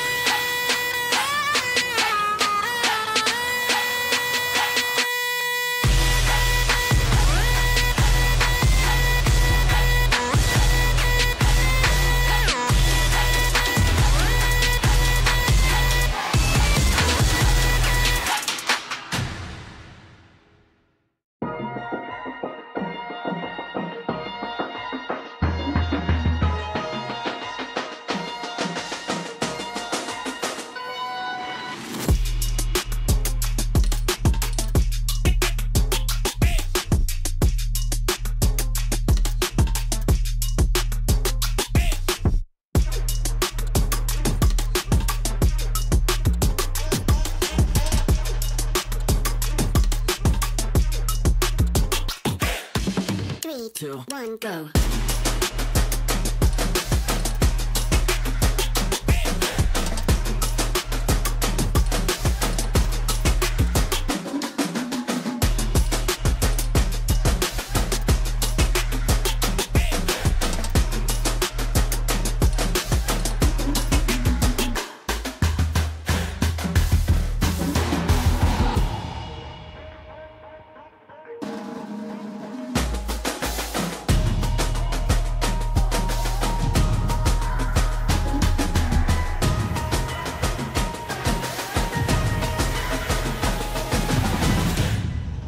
Three, two, one, go.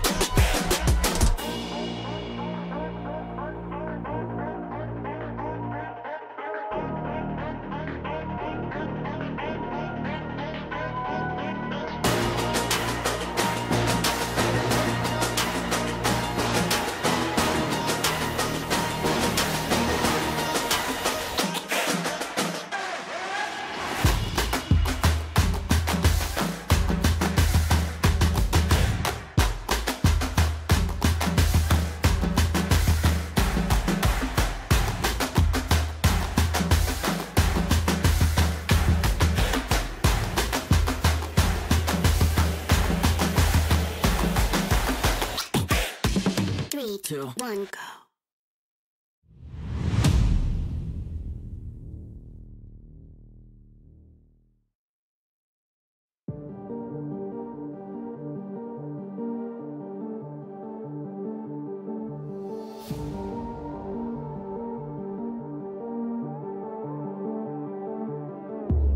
Come into my world if you wanna see some action. Enter my zone, shut down the competition. Stand out from the crowd, yeah, I'm the main attraction.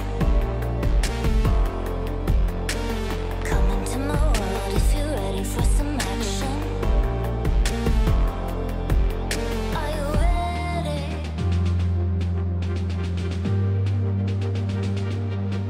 Are you ready?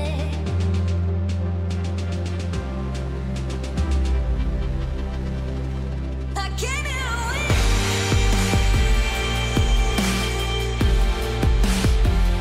I'll never give in.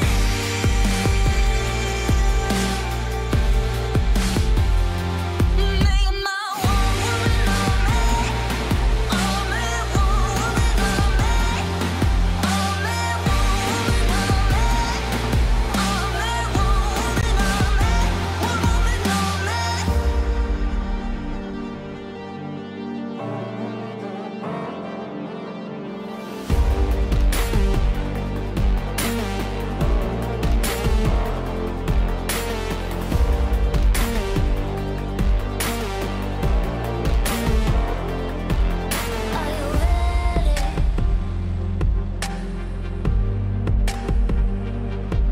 Are you ready? Are you ready?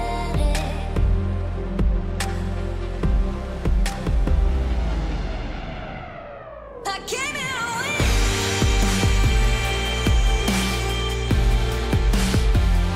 I'll never give in.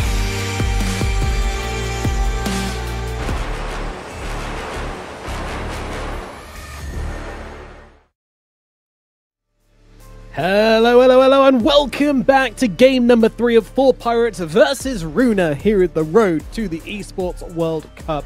This is the Eastern European qualifiers. Who is going to take this game 3? I don't think anybody could tell you the answer to that. Neither of these teams have been particularly clean. Neither of these teams have been particularly bad either. And, you know, they're both capable of pulling out a very convincing win in the right situation. 4 Pirates definitely proved that in game number 2. Game number 1, Runa did take it in a slightly more messy fashion. But yeah, it's going to be interesting to see how this third game goes here. Can either team clean up? Maybe Runa have turned a corner, or maybe 4 Pirates have turned a corner and just going to pull a repeat of game number 2. Yeah, I just realized as well. Oh my, the lower bracket run is brutal for these teams because do you know when we're casting Navi Cyber Goose in 2 hours time? Guess Yep, who's they gotta playing play again. the next round? So Round 3. Runa- woohoo! yeah, I didn't process that they have to play 3 back-to-back best of 3s. So of course, fatigue is going to be a massive thing potentially if Runa team are to win this series. So yeah, but again, like you said, I have no idea who's meant to win this third game. Neither team has really shown the promise of dominating a game 3. They both seem to be draft dependent, of course. So of course the draft will be critical for either team to look to be the favorites. Alrighty, let's get into it then for game number 3 and find out what exactly they're pulling out of the bag this time around. So bans will be down the straight and narrow. I don't think we're really going to see anything too interesting here. If the Undying gets through again, I will be interested to see if either team lets that through. I feel like we both had our experimenting with the Undying, guys. Okay, we've established pretty firmly that it's a good hero. Okay, let's just accept that and move on. But no, we're still got a bad Nagasaran. Okay, that makes sense. Nagasaran is very good. I mean, Runa team have been first pick every time so far in the draft, right? So now we're probably going to see the Shadow Shaman picked up again from Runa team, and now 4 Pirates will respond. If anything, the change for Runa team could be ban. Oh wow, they ban the Shaman themselves. Do they then take the Batrider? No, they actually take the Undying. Okay, wow. All right. Didn't really expect this variation, but that's fine. My only hesitation for this is Batrider 4 seems to be somewhat playable into the Undying. In my head, I'm like, you click them, you get decayed, you walk away, he presses Tombstone, you can just Firefly away. Again, Undying will win the lane. It's just Batrider probably won't hate it as much as other heroes. Either way, Yeah. for Pirates, they ignore the Undying and just pick up their Dawnbreaker, which was banned again in game 2. Dire team ban. Yeah, Dawn was very, very strong in that first game there. 4 Pirates run the flex potential on the hero as well, so they can put it wherever they want it, which is a big threat, especially for Runa when it comes to drafting. It's just difficult to respond.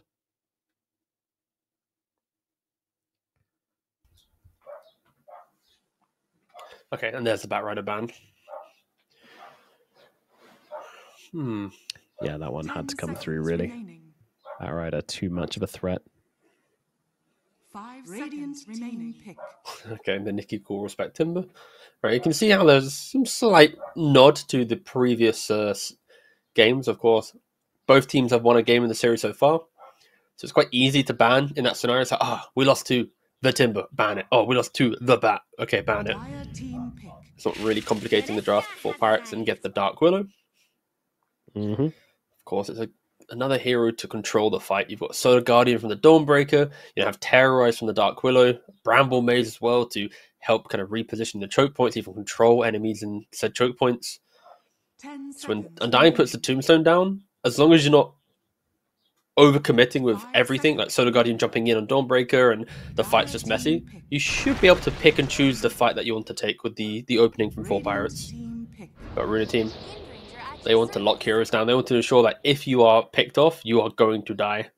So Winder and a tiny, really explosive combination to be able to do that.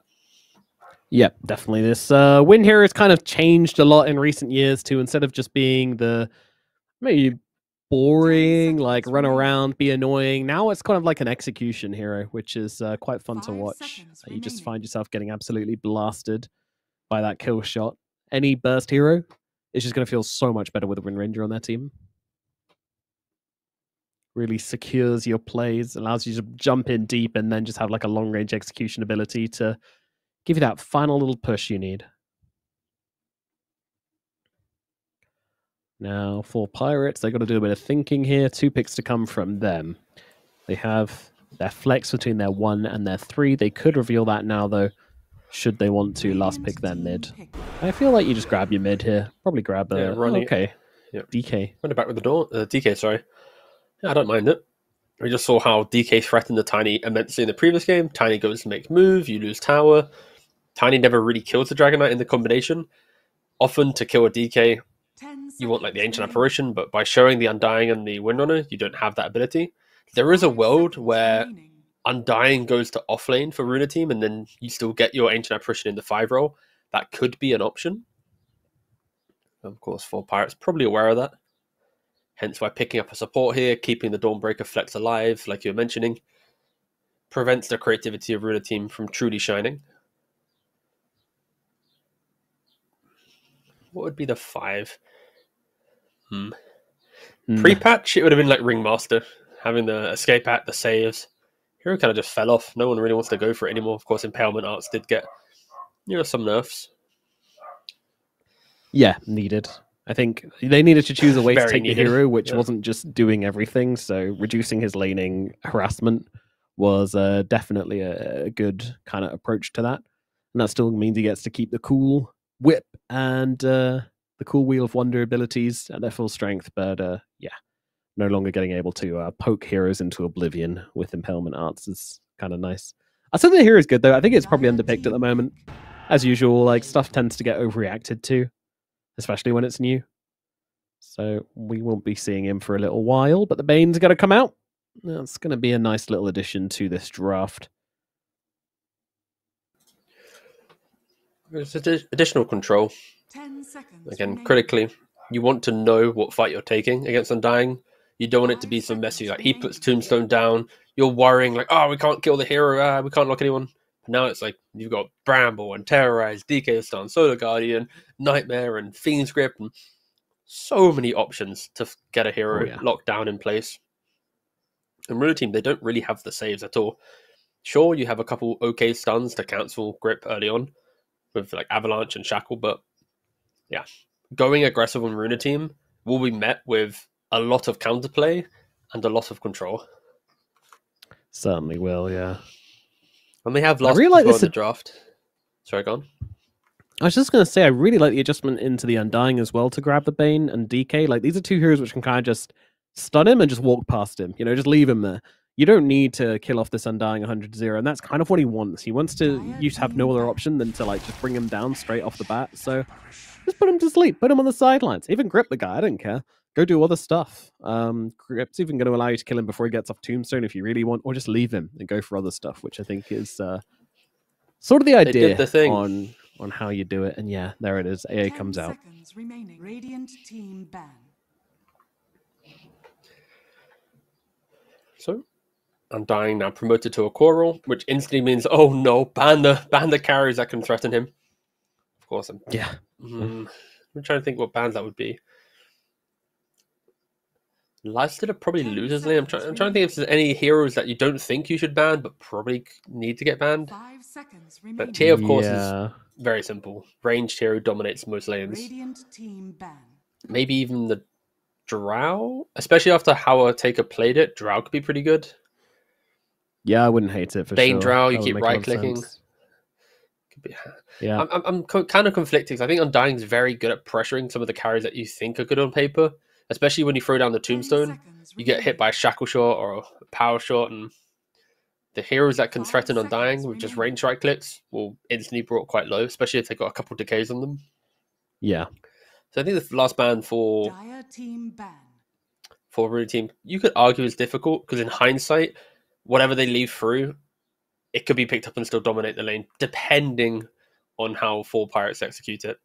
I think Undying off lane is very, very good at pressuring, but if you ever make a mistake, if let's say the Willow rotates in, you die, and suddenly you're at that snowball tempo you're expecting doesn't happen, the hero can 5 fall off quite seconds quickly. remaining. So it's so critical you have a good lane.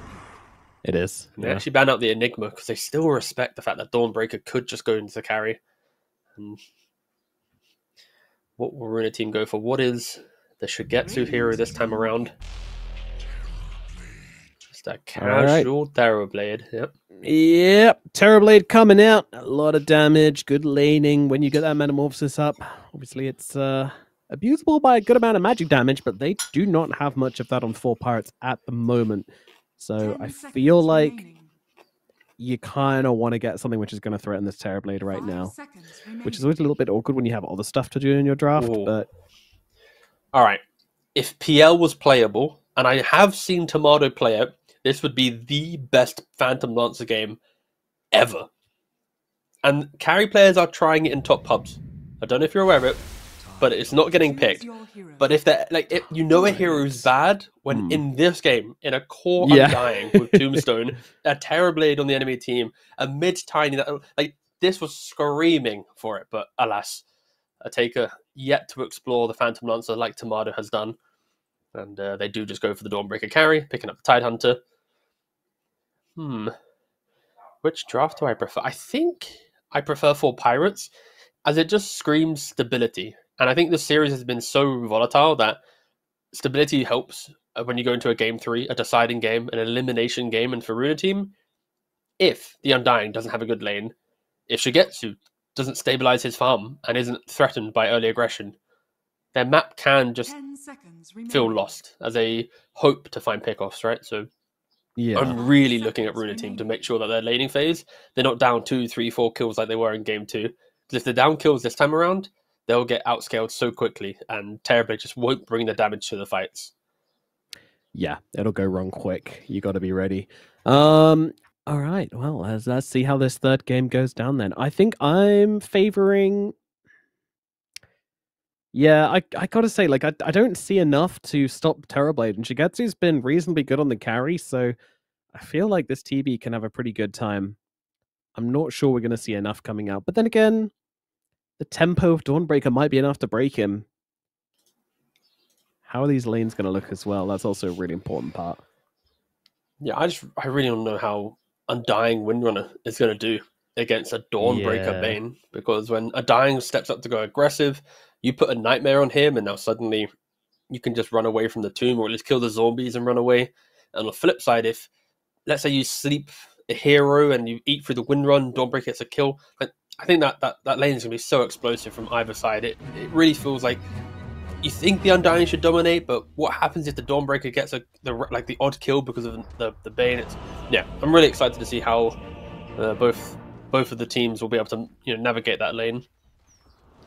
Yeah, no, it's going to be super interesting. I'm excited to watch this game play out, to be honest with you. I always love to see some offlane Undying as well. It's always a pretty spicy one. Prepare for battle. Build's not usually like that exciting. It's usually like Echo Saber, Aghanims, right? Or I think sometimes people still get auras if it's absolutely needed, but normally you like to be a bit greedy. Could be worse. Yeah, if in a standard Undying game, it's you buy Blade Mail, you tank up, you get Ags, and you annoy people. In games where you don't think Blade Mail is good, you can then go Echo Saber, think about BKB, Harpoon, and play more on like your right click. But yeah, it depends. Again, it depends on the lane. If you're crushing the lane, you might go greedier. If the lane's a bit harder and there's uncontrollable damage on the enemy team, then Blade Mail is pretty good. And Albuquerque isn't really showing us what build he's going for at the moment. His quick buy just says Soul Ring Phase Boots. 30 But seconds. that's just the standard initial itemization for the hero.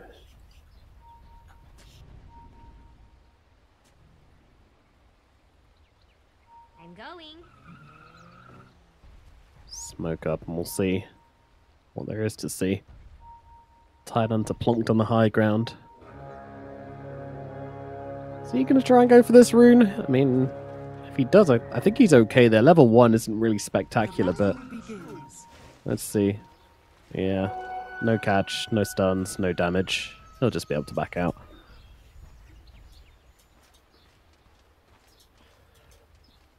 So, Dawn on the carry roll once again. You at home may not have seen this as of recently, but this hero has been getting a little bit of play, especially in this region.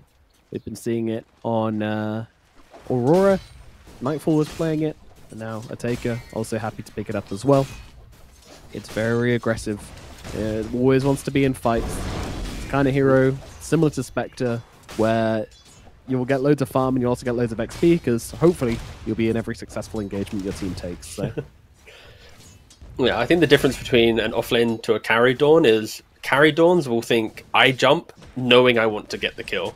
An offlane Dawnbreaker often uses Solar Guardian for the mindset of, oh, I'm trying to save you, and if I can kill after, that's just a bonus. Yeah. So, of course, the impact of a carry Dawnbreaker will often feel more pressuring, as they're a bit more disciplined on their usage of the ultimate.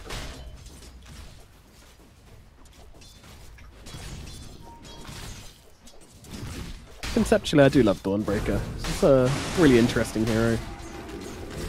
in terms of what it does and how it plays around. It's till the end, getting chased down up here in the top lane, and that's going to be a first blood coming through for Aerial. I love the sound of TV unable to do anything to stop these two, just running down the Ancient Apparition, and that might be a recurring theme up here in the top lane if they're not careful.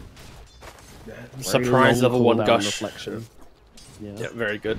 I say the surprise. I mean, he has had it for some time, so should be aware of it. But either way, the level 1 gush, AA steps up, you are just going to disappear. Yeah, and Willow has such fantastic base attack time that she can really make use of that minus armor, even though it's very little. Level 1, it still puts the AA into minus armor territory, which is going to make those clicks feel really good.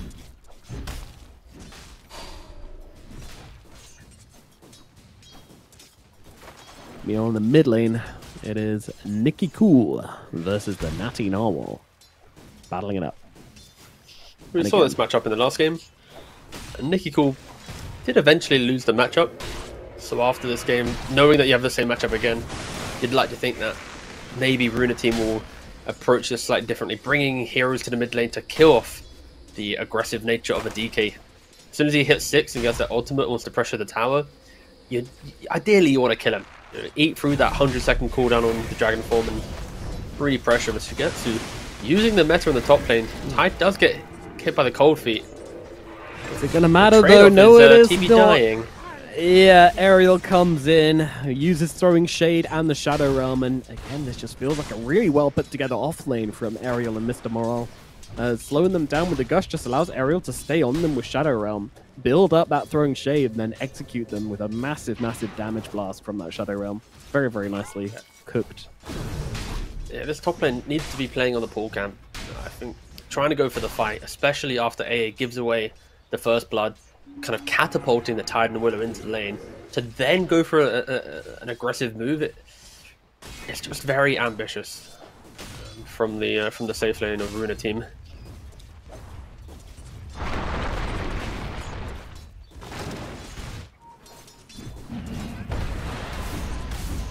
Bottom lane, ooh, a Taker, Taker, spinning in. bringing him under tower actually with the Nightmare for one tower hit. There we go. Hell yeah, that's my facet right there, Sleepwalk. Some big DPS. Singular tower hit. Boom. I'm a big fan as once again we have Again, another yeah. kill up in the top lane. They need to stop feeding this top lane. 4 Pirates are getting far too much from it. Maybe the A is... I'm going to speak very honestly, right? Maybe after game 2, the A is still a bit tilted, right? Like, you play Oracle, you gank the carry, the drought, this tier 1 tower, you keep them alive because you heal them Down up. the bottom lane, Yeah, getting beaten Queasy the dies. hell up here. They're even going to throw down the tombstone for this, and they're just going to take it. Denied by Albacore at least, so won't be getting the money, but 4 Pirates off to a very, very good start due to this top lane going their way. And just even killing in the Undying lane is really, really good. Yeah, 4 Pirates. Game 2, Game 3, their lanes are incredibly strong. And when you win the side lanes with DK in your mid, you know that the pressure won't come to the DK. You know his ultimate will just be, in theory, uncontested. Nikki Cool, he's under a bit of pressure here from Natty Narwhal, trying to last hit on the tower, but Natty Narwhal's using everything to try and mess it up. He fortifies, he stuns, he denies. Nikki Cool, though, keeps his cool, very annoying. and is actually doing very well in this mid lane, especially compared to last time. So full credit to Nikki Cool, he's playing the same matchup, he's made the adjustments, and so far so good. In fair play, this is the first time in the series that you have said Nikki Cool has kept his cool, so I'll give you that one. Appreciate it. Would you like an exclusive, an update on the other qualifier, the other Eastern European EWC Yes, I would. series? One Move has successfully eliminated Liga team with a swift 2-0. 55-minute game 1, 34-minute game 2. So they Wowee. are currently waiting to play against the victor of our series. Yeah, they I certainly completely are. forgot that but at least for One Move, they didn't have to play 3 best-of-3s in a day. Same for Liga, I Yeah, guess. They no, only had to down play from 2. the upper, so yeah. Yeah. Till the end. Would be He's having a... Oh, Pedanic actually might be the one going down instead. Yep, there you go. The Terrorblade with the meta doing very good damage till the end. Oh, doesn't quite get sniped out by Aerial, and Shigetsu trying to run down the Willow. In comes a power shot, doesn't connect, but Aerial running out of places to run. What you gonna do here, buddy? Bramble! Careful, easy. He's fine. There we go. Yeah. He gets out of there. Okay. He ran Good into recovery. a second one there. That would have been hilarious. It honestly looked like the A was just going to die again, but they weren't able to connect more damage. The Bane had overcommitted, and yeah, for Runa team, happy to have some kills go their way. At the start of this game, it did feel like that potentially wasn't going to be an option, as Albuquerque is underneath the tower using the tombstone. The support wouldn't. I'll take wait a undecided second. which way to go, but will eventually back out. As mid lane, Nikki Cool in trouble. Oh no! But Danik waited a really long time to go for that, and with Aerial coming in as well, they will take down that Tiny. I don't think we actually saw what happened bot lane, but Albuquerque used Tombstone bottom. The Windrunner and the A used the Twin Gate. The Windrunner used Windrun, but got body blocked the entire time by the A8, so she wasn't actually able to gap close to the Dawnbreaker and use any spells. It was so funny, but I don't think we actually saw it. I feel so bad. Like, you're pos 5, you die twice in lane, you then make a clutch survival top, you use your salve, you're playing on your limits, you go bottom, you body block your 4, and then you don't kill the carry. It's kind of a feels bad series for till the end, that's for sure, but yeah. Yeah. Again, getting some kills, or at least some pressure is one thing for them, as they walk around the map together holding hands, hoping to find a hero. And yeah, like what you saw on stream, they do kill the Tiny due to the fact the supports were attempting to kill bottom. Yeah, well utilized. Danik. Gonna be kind of hard to bring him down, but they got the toss over onto till the end, and till the end Look at the coming in. bounties. Now utilizing his body blocks for good. Great stuff. Really enough, kill shot comes out. Nope, but the damage is there to get the job done anyway. Now, oh, Solar Guard. I wasn't sure if she was going up to the sky because of the Solar Guardian or because of the toss. I thought she was going what for a the Solar Guardian. shackle. She came straight back down again. That was hilarious.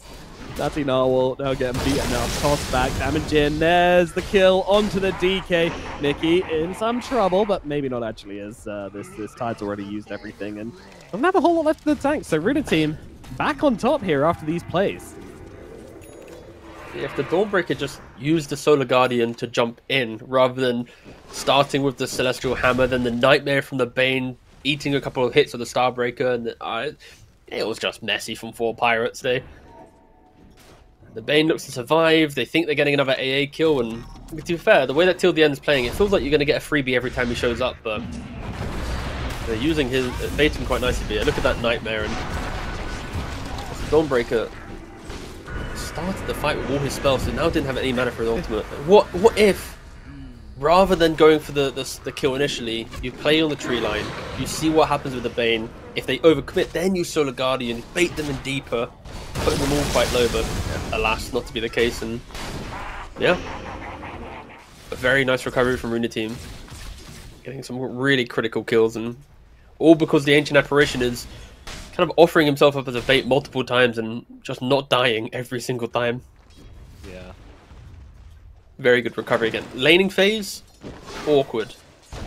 Post-laning phase, really just baiting 4 Pirates into some questionable positions, and now with the Ice Blast available, Nikki Cool, Avalanche, sets up the Ice Blast. Yeah, Takes a little bit of time, gone but still with the toss connects on the damage. kill. And a power shot coming from game 2, connecting. That was from downtown, wasn't it? That was Mr. Moral trying to Queasy. get out.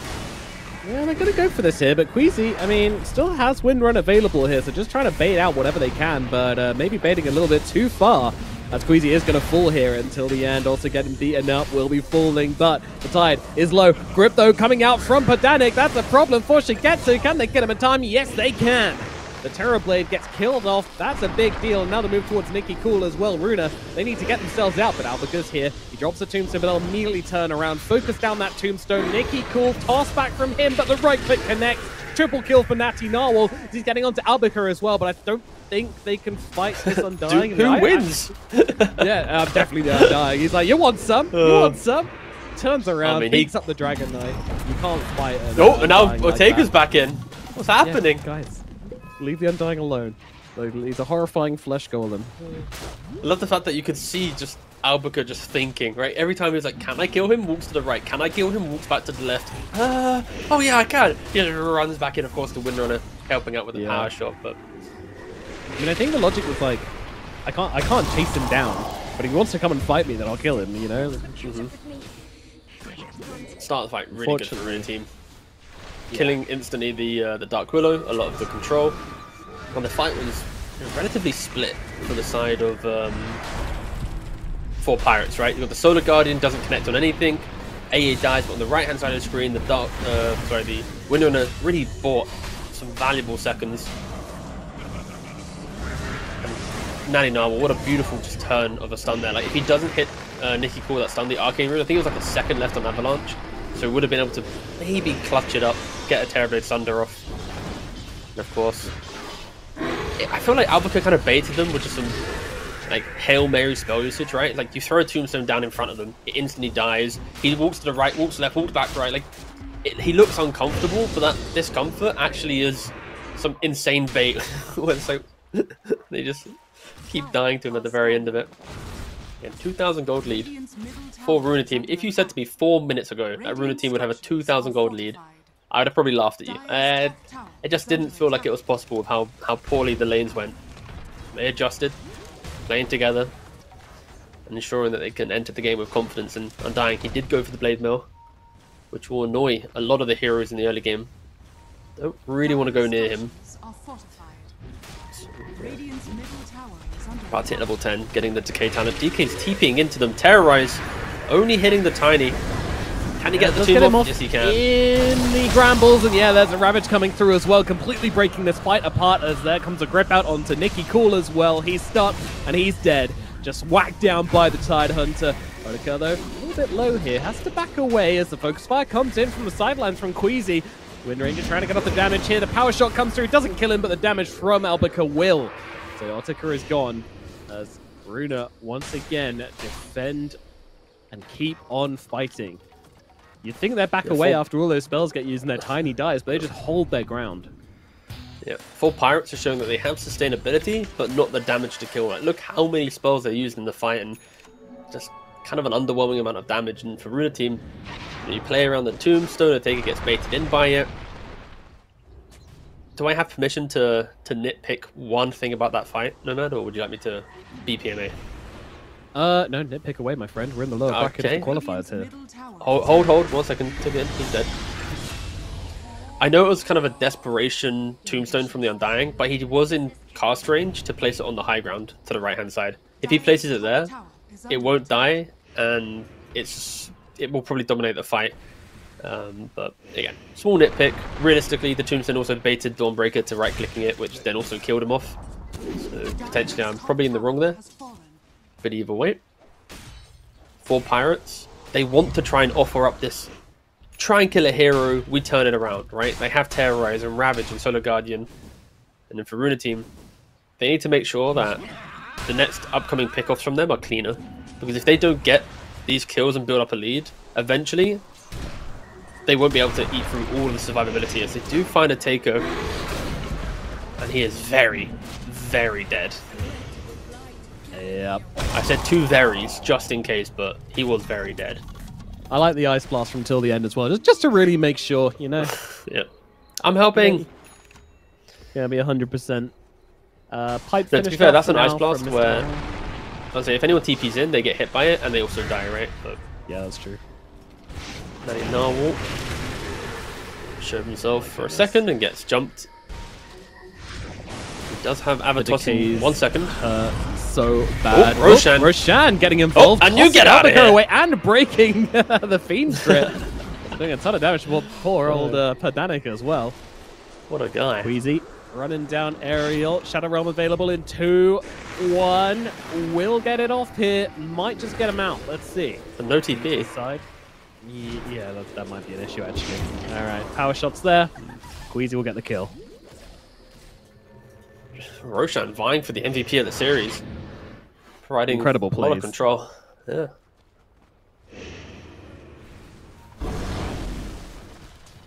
Nikki Cool. Jumping onto Taker. A Taker tries to get out of here, moves across towards Podanic, and I think he should be okay. Yeah, it's a little nightmare to save him from a bit of damage just from the frostbite. And the Taker will live to hammer another day. Such an eventful game. Every time we go to a highlight, it's like more fighting, more pressure. You're focused on a Taker. I'm just focused on Roshan, just throwing heroes around. That was appeasing everyone in Twitch chat.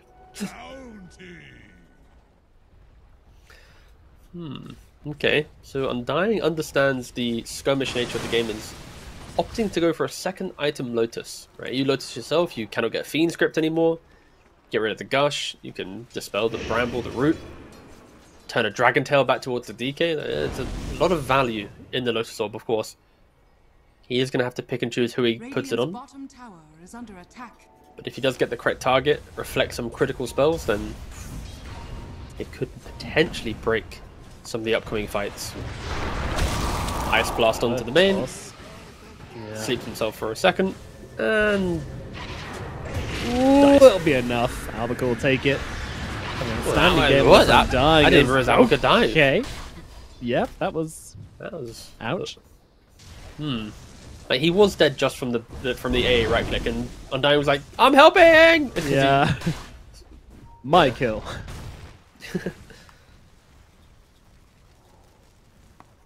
I mean, 6-2-2 for Albacore this game. He's been very, very active and able to secure a lot of these kills for himself as well. It's giving him a decent amount of gold on the Undying, honestly. You don't really see, like, these offlane Undyings, they can be a bit volatile because the hero doesn't really have a way to farm particularly well. So often you end up in the situation where you're just lagging behind everybody else a bit. But with the amount of action he's found and the amount of kills he's been able to secure, he's in a pretty good position in this game, keeping up with the Tiny and above all the cores on the side of the Radiant. So, of course, still a support, still a offlaner, sorry, still going for the Lotus Orb.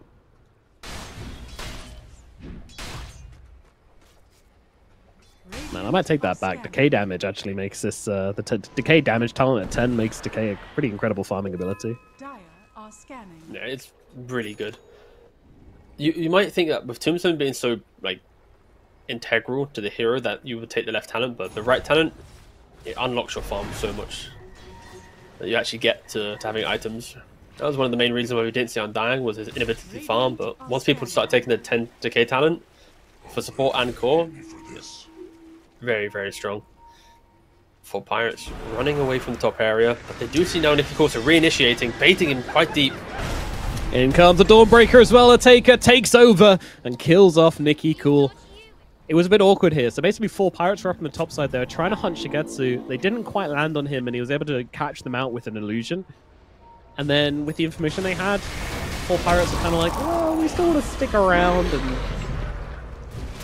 Tiny just didn't really recognize that. Don't get a full understanding of the situation as the Tidehunter TP's away and will be okay in the base.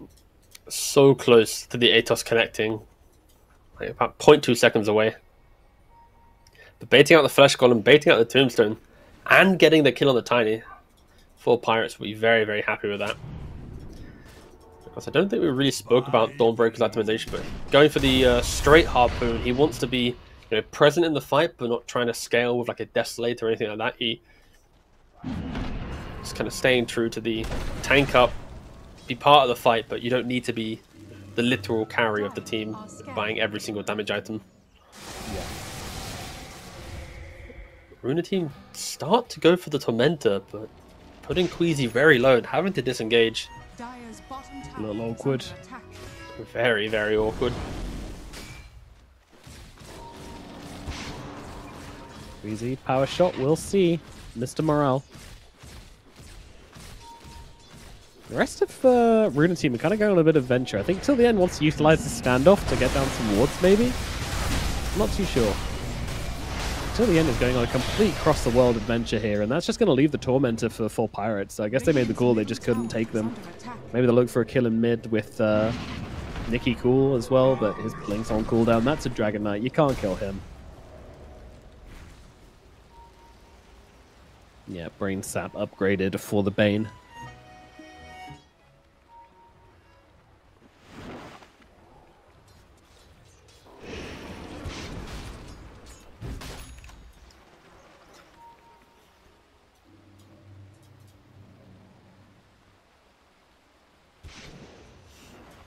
Radiant's top tower is under attack.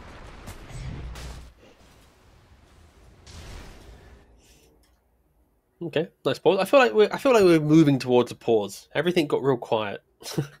Yeah, everyone was like testing their key binds, you know, like had a bit of time to go like, how my hotkeys doing? Oh, that one's missing. Sorry guys, pause time. Yeah, the game's super even now. Runa team, they had such a commanding lead, but a few bad fights. The Stormbreaker kind of dragged them back into the game.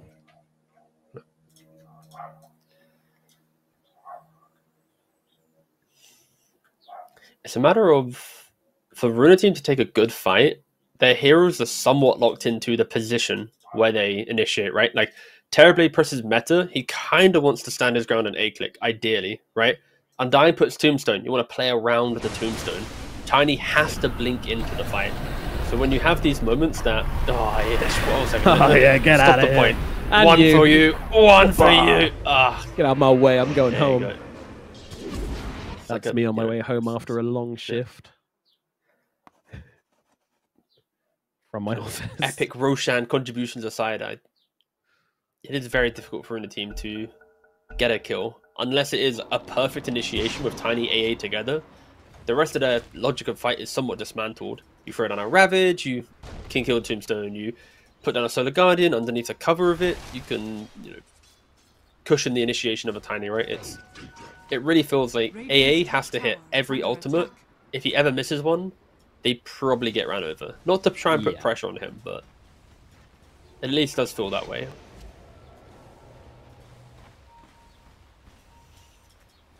Or maybe they can fight at the day-night cycle, so then Roshan gets involved. That could also be a big game winner. Do you feel like Roshan should do more? I understand that they are buffing him to do more, right? He now roars when, you know, the previous one hits you again. He throws people around, but when you read those patch notes, did you expect it to be like more damage, more control? I kind of felt like he should have been a true raid boss. He's still quite weak if you just don't get hit by him or walk in front of him. Yeah, no, I'd like to see. I think Roche, just every time you kill him, he should just get like percentagely stronger. Yeah, that'd be really cool. Now, just don't ask me like throw in 7+ another minutes spell. when no one can kill him Oh, anymore. Shigetsu. But, you know, ooh, big target, big target, big target. Shigetsu, can they get him down? Yes, they can. They have the damage. They have the kill. Shigetsu will fall. The Terrorblade is out of here. That is a very big pick-off indeed. Neither carry Really having good. a particularly successful game, to be honest. And I mean, sure, he's getting loads of farm, but in the fights, it's been tricky. That is the problem with Terrorblade. You do damage in lane with meta, but the post lane and pre 3-4 item mark on the hero, your damage is very much based on the state of the game. If you're winning, it'll feel good. If you're losing, you always want another item, right? It's not like other carries that you can kind of stumble your way through the game, win or loss, and feel like you're contributing. They are smoked up on the side of Runa team. They're hoping to find the heroes pre-Roshan, but they've already taken the Aegis and Ravage onto 3. Immediately a great start here. Albica getting gripped up as well by Perdanik, so no chance of that Tombstone coming down, no chance of any damage coming in from him. They will just take down 2 very, very clean. That's the kind of start to a fight you want. A fight, just a elimination. Very good start to the fight. Yeah, great Ravage. Maddie Narble, though, not really in the neighborhood. You know that?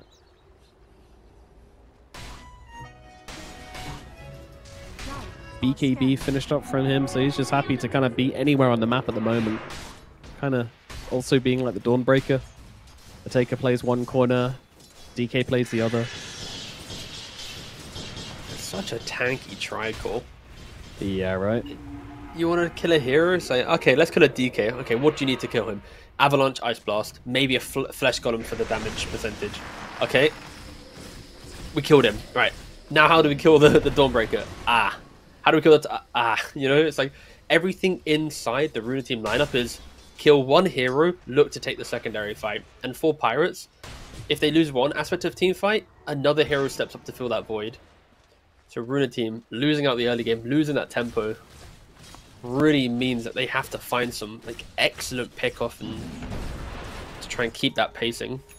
But it's so unlikely as 4 pirates are playing together, holding each other's hand under the cover of the pipe of the Tidehunter. It does look as if Runa team are just dodging the fight for now. Terrorblade, no major damage item on him as of yet. Has the Manta, has the Hurricane Pike. He's got farming and repositioning, but he wants a BKB to not get Dragon Tailed or Ravage. He then wants a Daedalus to do damage, and whew. So much farm is so much more farm is required for the Terrorblade. Yeah, to feel good. It's one of those games I feel like you could easily be baited into getting Scardy on the Terrorblade, just because you've got the Dawnbreaker and the DK. But I think that just gives you so many damage issues if you go down that route. And he has queued up the Daedalus at the moment, so it looks like he's also going to be avoiding that. At least for now. Great item like post Daedalus, but I don't think you want to go straight into it. Yeah, play the map, flood the bottom lane with illusions, avoid, and just try not to die. Radiant structures are for Dire's top tower has fallen. Radiant's bottom tower is under attack. Or use meta to force down this tower. Force a response out. I kind of like that as well. It's very bold. You know that 4 pirates have no intention of leaving this high ground right now. They're taking it tier 3, so start the push coming in yourself. He's got a TP back for this one as well. Feels like there's an opportunity here as Nicky Cool getting targeted down with the BKB and with the Lotus and with the huge ulti going out from Ataker as well. Ataker is going to lose his first life though, and he's got in extremely deep on this first life. This feels punishable, and it might be. BKB comes out from Ataker. He's on the run, does not have the hammer available, just being smashed down by Shigetsu. Too much damage onto the Dawn. Questionable plays from Ataker, and that's going to put their team into a horrible position. They had the Aegis, they go for the high ground, but like jumping in that deep when your Aegis is about to be killed off is just going to cause all sorts of woes for your team. I mean, not only that, it's the fact that they're jumping onto a Tiny, they don't cleanly kill him, and the supports are just fully free casting their spells, right? Ice Blast onto multiple heroes. You see the Tombstone is soon to be placed from the Undying. There it is, actually. So it's like Undying's got his Tombstone fully uncontested, multi-hero Ice Blast, till the end, getting the first life of the Dawnbreaker, and look how many zombies are there. Ataker's on the right side, zombies on the left side. This is not a fight. There's no Ravage, there's no Grip, there's nothing. It's a 4 pirates that got way too baited. They saw Terrorblade in the bot lane hitting tier 2, was like, oh, it's a free high ground. It's not a free high ground when you don't respect the Tombstone. But Nicky Cool would leave a replay, and somehow every time the team that wins in the replay suddenly dies in the main game. It's a theme of this entire series. Yeah, we've heard of caster curse, but this is production curse. It's an entirely new genre of curse. It's very powerful. Yeah. Very good. And Just Natty you Noel, wait. he plays ball in a cup and misses. Do you like that game? Chasing Albuquerque. You a fan of it? Is it a game? Is it a scam? Oh, with the people where they put the ball into the cup, spinning around. No, I always lose. It's too difficult. Ooh. Night time. What, Ravage? Get it, Ravage is the get high it, ground, get but the they ancient will for an AA. apparition. Woo! Absolutely. That worth. felt like it Take was that. filled with spite. Yeah, that felt it like was. That was you puppy messed up right our there. high ground. Yeah. Interesting. Well, no ice blast for the next Sure. 28 seconds. Yeah, no Ravage. For much longer than that, but It's true. Shiva's going to be on board for Mr. Morel soon. Dawn, she finishes off her BKB and moves in towards the AC as the next item, so get a bit more armor against TB, going to be very helpful. Nice blink away in the mid lane. Ariel going to get himself away with some nice plays. So Crit's going to be the port of call for Nicky Cool. Wants to move into the more of the damage dealing area rather than going full magic like we see a lot of mid-tinies do these days.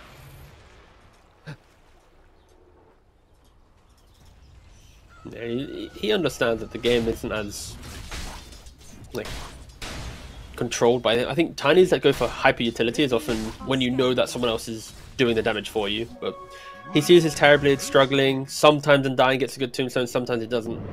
So I respect the fact that Nicky Cool wants to be an additional core.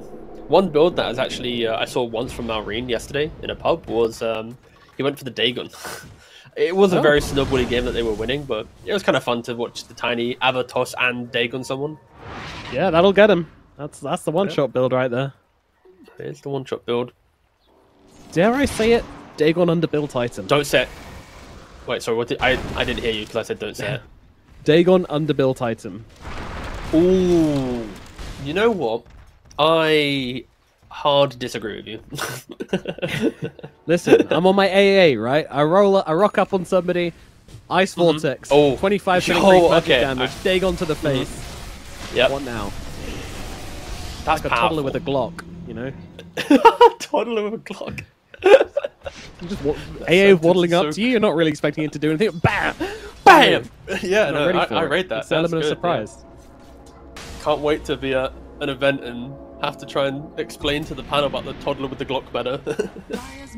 If you ever see it Christ. and I'm not there, you have to call it that and not explain. Not No, I will. elaborate. No, that is. I'm Agreement pretty sure between production at some us. point will be like, you know, simmer down, guys, stop. But you know, it's a great way to describe it. Thank you. No, yeah, I feel like mid to late game, it's just so expensive. I want to hype you up for it, but if it was like 2.1k gold, it's viable. But it's like 2.8k gold. Oh, it's so expensive. Instead of a solar crystal or a glimmer. You know? Yeah, maybe next patch. Maybe we'll get there. Yeah. They're one buff away.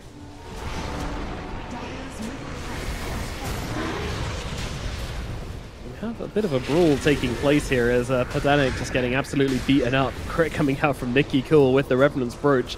It's taking some time though. He's very tanky, especially when he gets these multi-hero brain saps off. It just keeps him alive for way longer than he should, but eventually does die. Bane gone. Still has a Sister's Shroud, by the way. Tier 3 Sister's Shroud. What are we doing here, folks?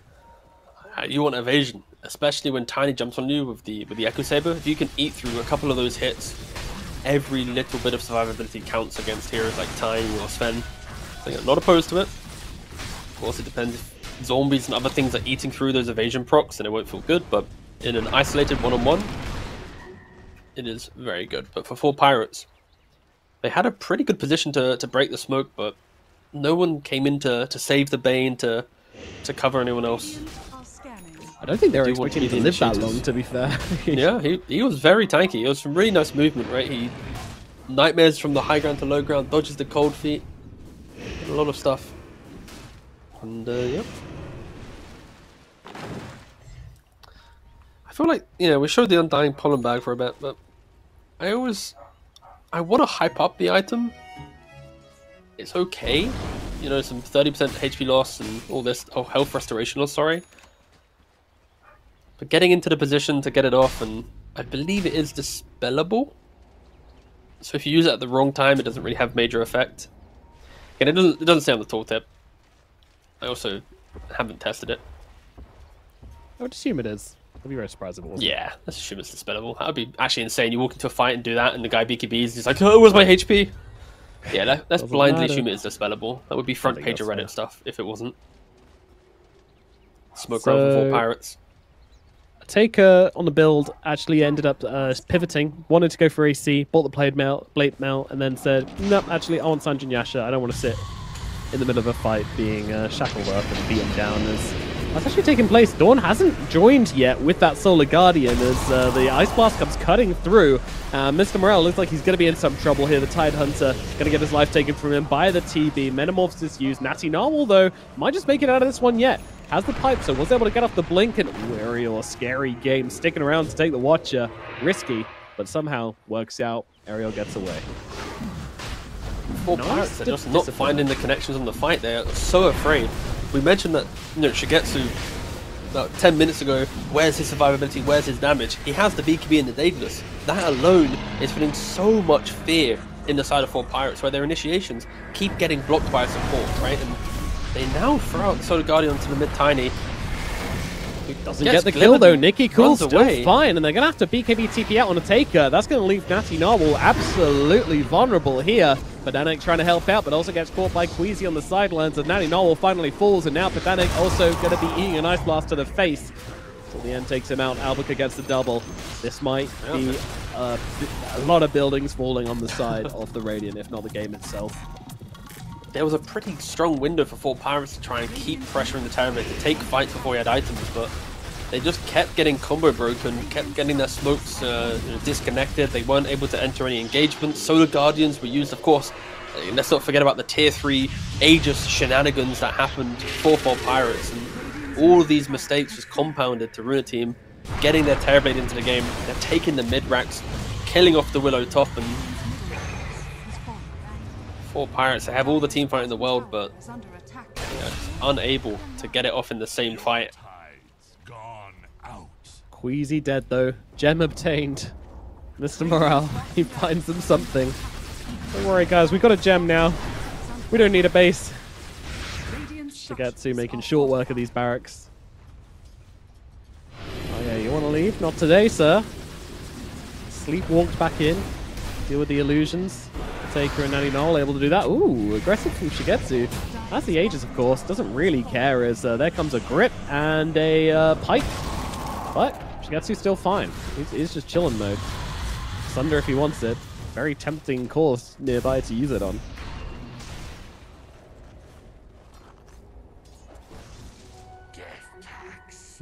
There's a little bit of time to breathe if you are 4 Pirates. 3 minutes on the Aegis. It does feel like Runa Team should just group back up together, get some resources, and run straight back in for a fight. Yeah, the Aegis is still there.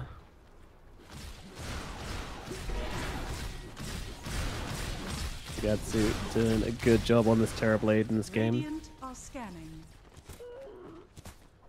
So we talked about it before, but there is really no magic damage to threaten the TV's life. So it all comes down to physical. With all these items, not at all. Yeah, very, If you very ask me, hard. 20 minutes into the game, it was a very different story. But now, yeah, Terrorblade feels like Yeah. he's untouchable. Dawnbreaker carry, it's about early game. It's about the skirmish, the fight. And when you don't connect on those fights, we are never expecting a Dawnbreaker to outscale a Terrorblade. That would be very naive of you to think. Terrorblade, one of the best scaling carries in the game. And they find the Bane. Don't connect actually on the Ice Blast. It's an awkward No. kill.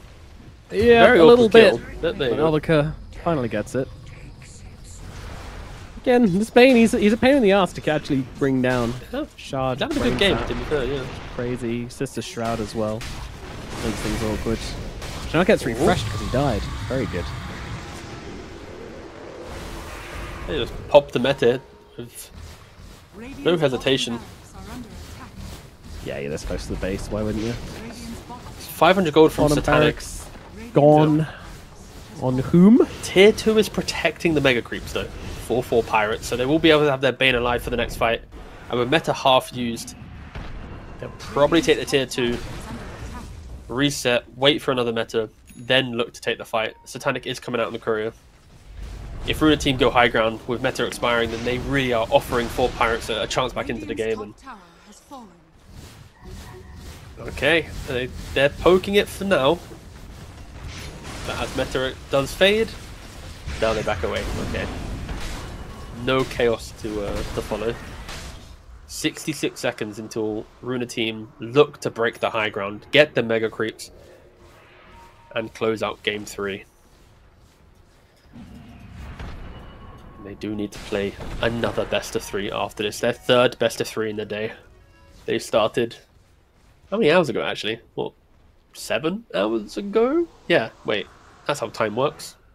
10, 12, 5, Yeah, look, 7. Yeah, 7 hours. 7, yeah. Yeah. That's a while. Still another hour until the next series starts, so... Yeah. Oof, very long day of Dota for them. Putting in a shift, alright? Putting in a shift. You gotta play it The all old if you want Dota to get to the factory. Esports World Cup. Tiga's I feel like gotta the get in upper at some bracket point. advantage in this series is in this qualifier is very, very OP. Like, It's pretty damn not real good. talk. You don't want to drop down. Painful, Ooh, painful. they're Oh, looking. Ravage! Ravage coming down though. Everything being used here onto the Terrorblade. Grips coming out as well. Can they keep him alive? He gets off the Manta, but he doesn't get off the Sunder. Shigetsu dies. It's a great kill for the 4 Pirates, but they're losing their support by the second, and Otika being chased down by Albuquerque. Albuquerque, this gigantic Undying, just running up into the base and chasing back and taking The but no, zombies? doesn't land on the decay, and the zombies won't do the job either. Now, well, Albuquerque maybe getting brought down. He's got 6k HP to work with here, though, so not an easy target by any stretch of the imagination. Tidehunter comes flying back in here with that Shiva's Guard. Albuquerque cannot stay on the target here. Looks like he might drop. He's got himself a heal in the Soul Rip, but he's got so much health it barely makes a difference, and he will be going down. He's back. Come back in if he really wants to. Queasy getting beaten on down as over on the sidelines. Mickey Cool in some trouble. Undying coming in to help out here. A life sap will be available as he'll throw down the Soul Rip. There's the decay coming down as well. 5 seconds. Albuquerque with a 10 strength drain. Her decay is just going to start to get massive once again. They need to deal with him. There's a tombstone coming on down. A Taker is gone. And now they'll go towards Mr. Moral as well. Buyback available from a Taker here, and he's going to have to use it if he wants to hold on to this game. Oh my. Tide is out of here. They need to find a way to take this fight. They need to get their Dawnbreaker back into the game. She'll use it at last, and there comes the Solar Guardian coming down onto the Wind. Wind, can she live? No, she could not. The damage there from a Taker. As once again, Albuquerque just stacking up back to 6k HP. Once again, being a huge problem at the front of this fight. But I don't think they've got what it takes to finish the game here, Runa. Stick He around, has look at these an barracks. Level 20 talent, Octarine, 1.5 second cooldown on decay. He had like 136 strength still at some point. The Tidehead lost like 48 strength in that engagement. You kill the Terrorblade, sure, but the Albuquerque, he's the carry of the game. Like, He he's is. just running around. He nearly even killed a Taker with just the zombies, but living on a sliver of HP, and that is the mega creeps for Pirates. They just do not have the damage to kill the carry Undying. You know, No. gaslighting the audience to thinking that it is a carry Undying. He's a monster. He may as well be. He's doing it all right now. I want to see him get to level 25. Get that 50% strength bonus on the ulti, and just I want to see him at like 10k HP. That's what I'm here for. I have no other interest in this game. Get now. the overwhelming. Oh, imagine if he gets the overwhelming blink. Just that's so much damage. Just flattens somebody. From poor Willow. This was an early phase Undying that was flexed into core when 4 Pirates had shown DK and Dawnbreaker, right? So it's like it's not as if 4 Pirates anticipated the core Undying. I think they were just drafting, going, whatever, it's support, who cares? We'll play our heroes. Suddenly it goes to core and damn, level 25. Will he misclick or will he take the right talent? He takes the right talent. You never know. You know, with how excited he is, he might. You know, Yeah, I take the left often talent for fun. when it comes to 25 ton, I tend to get nervous. I start to shake, and then it's sort of like a 50-50 between which one I'm gonna grab. Oh, Willow's dead. Yeah, a little bit. A little bit. Alright. All eyes on the Undying, this upcoming fight with the 50% bonus strength. BKB Octarine. Alright. He's spamming his keyboard more than a bristleback. Let's see how much HP he can get to. It's 110%. Like he's gonna be hitting like already straight off the bat, like close to 5k HP just from popping the ulti. Let's see. Here we go. Ulti gets 6.3 HP. 6.3k HP, up to 6669. Straight off the bat as Natty Narwhal has been just eliminated. Now Shigetsu once again being targeted, but he gets on the BKB this time around. And the Satanic to stand his ground 8K against HP. Natty Narwhal. 8.5K. 8.5k on the 10,000. 10k! 10k 10.5? health as Shigetsu continues taking them all down. They're just getting absolutely blasted right now by the almost 11k HP Undying. This man is a monster they cannot bring down.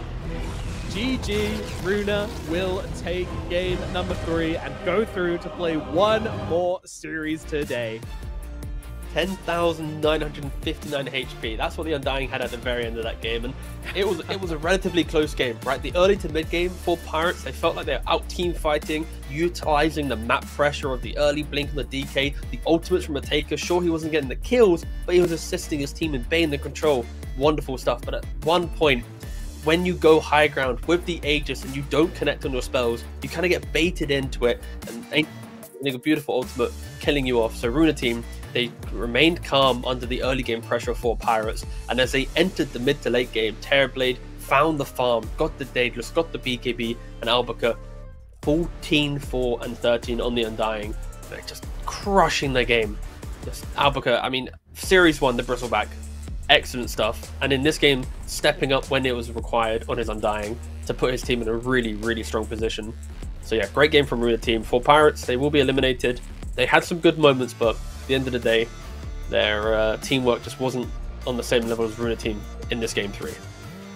Yeah, the 4 Pirates will be sunk down to the depths here as they are eliminated from these qualifiers and their season is done. Runa team, though, they get to fight up in another series. That'll be playing over on the other stream. We're all done with this one, but you don't have too long to wait. In about 50 minutes' time, we will be back with the upper bracket finals. It is going to be Na'Vi versus the Cyber Goose. Once again, this is always a fun matchup between these two teams, so join us for that one. We'll see you in about 50 minutes' time for that one.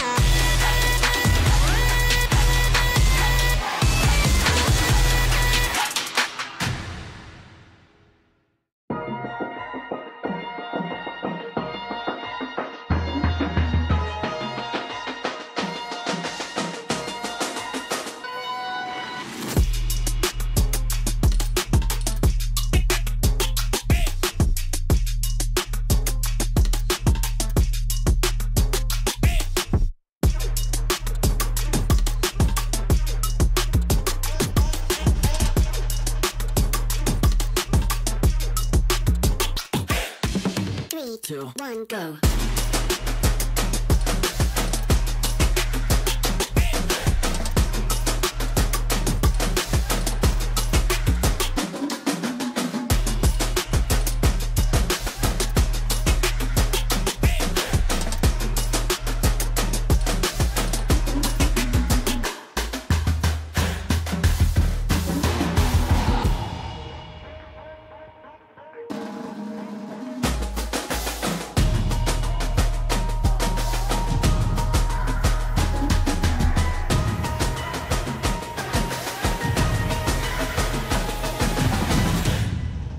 3, 2, 1, go.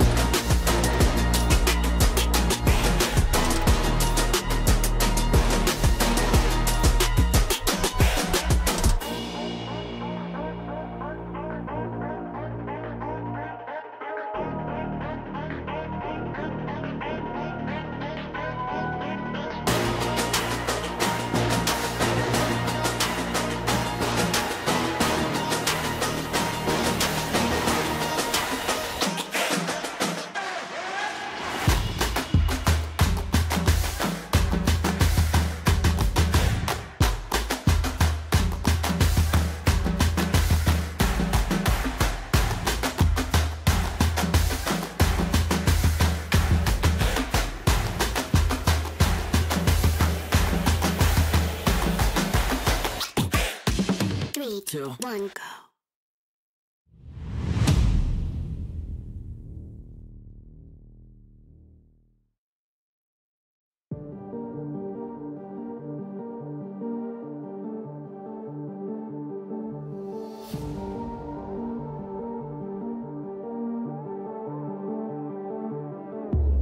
Come into my world if you wanna see some action. Enter my zone, shut down the competition.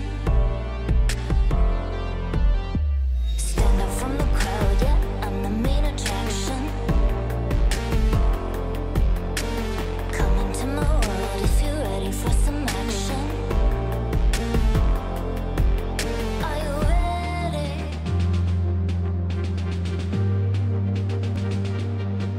Are you ready?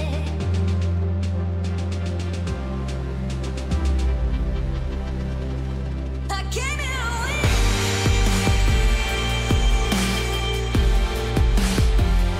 I'll never give in.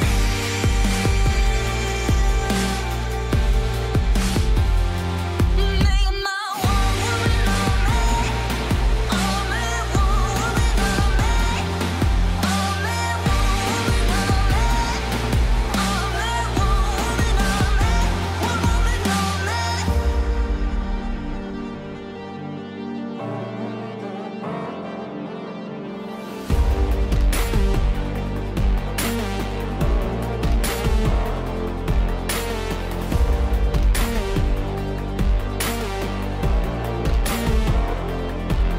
Are you ready?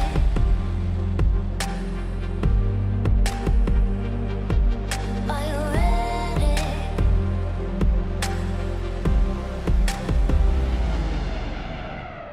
I came here to win.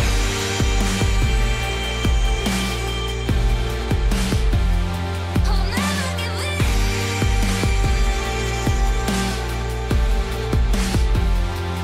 Make my one woman on me. Only one woman on me. Only one woman on me. Only one woman on me. One woman on me.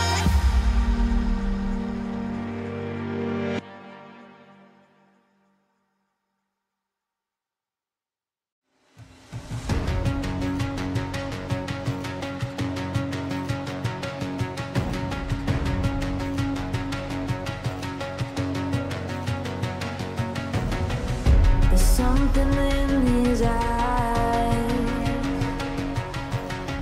There's a storm within, but it's written in the skies. Let it break me till it's over. Let it shake me, no.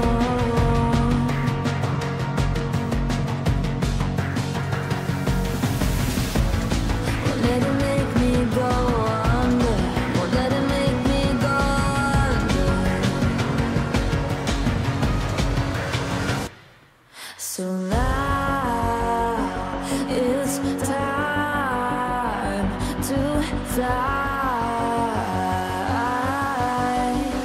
Nothing's gonna stop me now.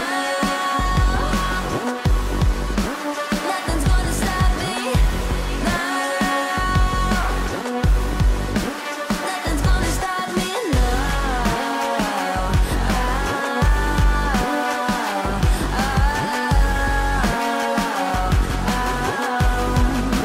Nothing's gonna stop me. No one will ever get left behind. A million more before I've tried. Let it break me till it's over. Let it shake me, no.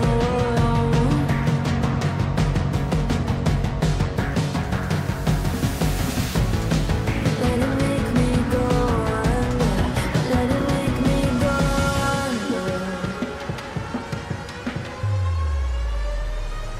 So now it's time to fly.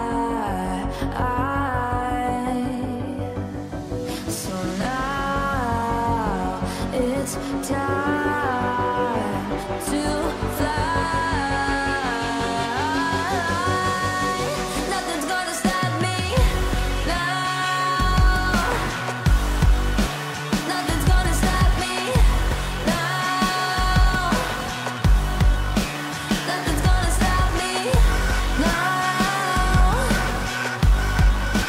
Nothing's gonna stop me now. Nothing's gonna stop me Nothing's gonna stop me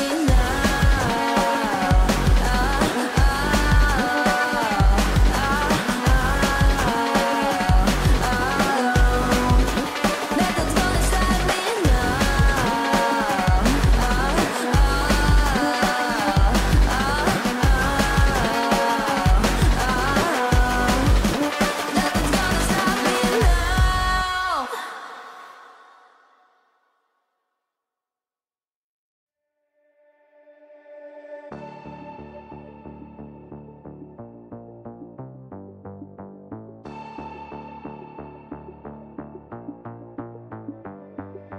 Why, one by one, you always come back like a curse? Lurking in the dark, your soul is blind. You lie, time and time again, and I am not your fool.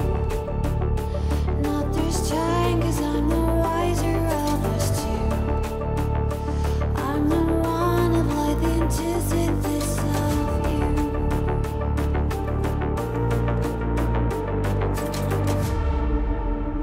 If you shoot, I'll take you. If you run, I'll chase you. If you scream, I'll whisper. La-di-da-di-da-da-da. This is all you ever wanted. Take it all, you deserve it. This is how we're gonna end it. La-di-da-di-da-da-da. Take it all, you deserve it. Take it all, you deserve it. Giving back the freedom you want to destroy. And my power's way too strong for you, so try. 'Cause you can't dominate and know will you survive.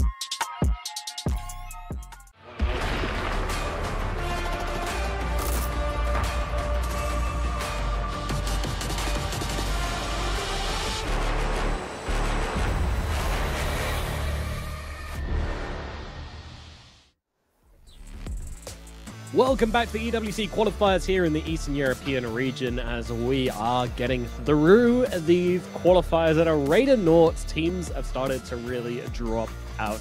My name is I'm joined by T-Gov. How are you doing? And what's your thoughts on these qualifiers so far?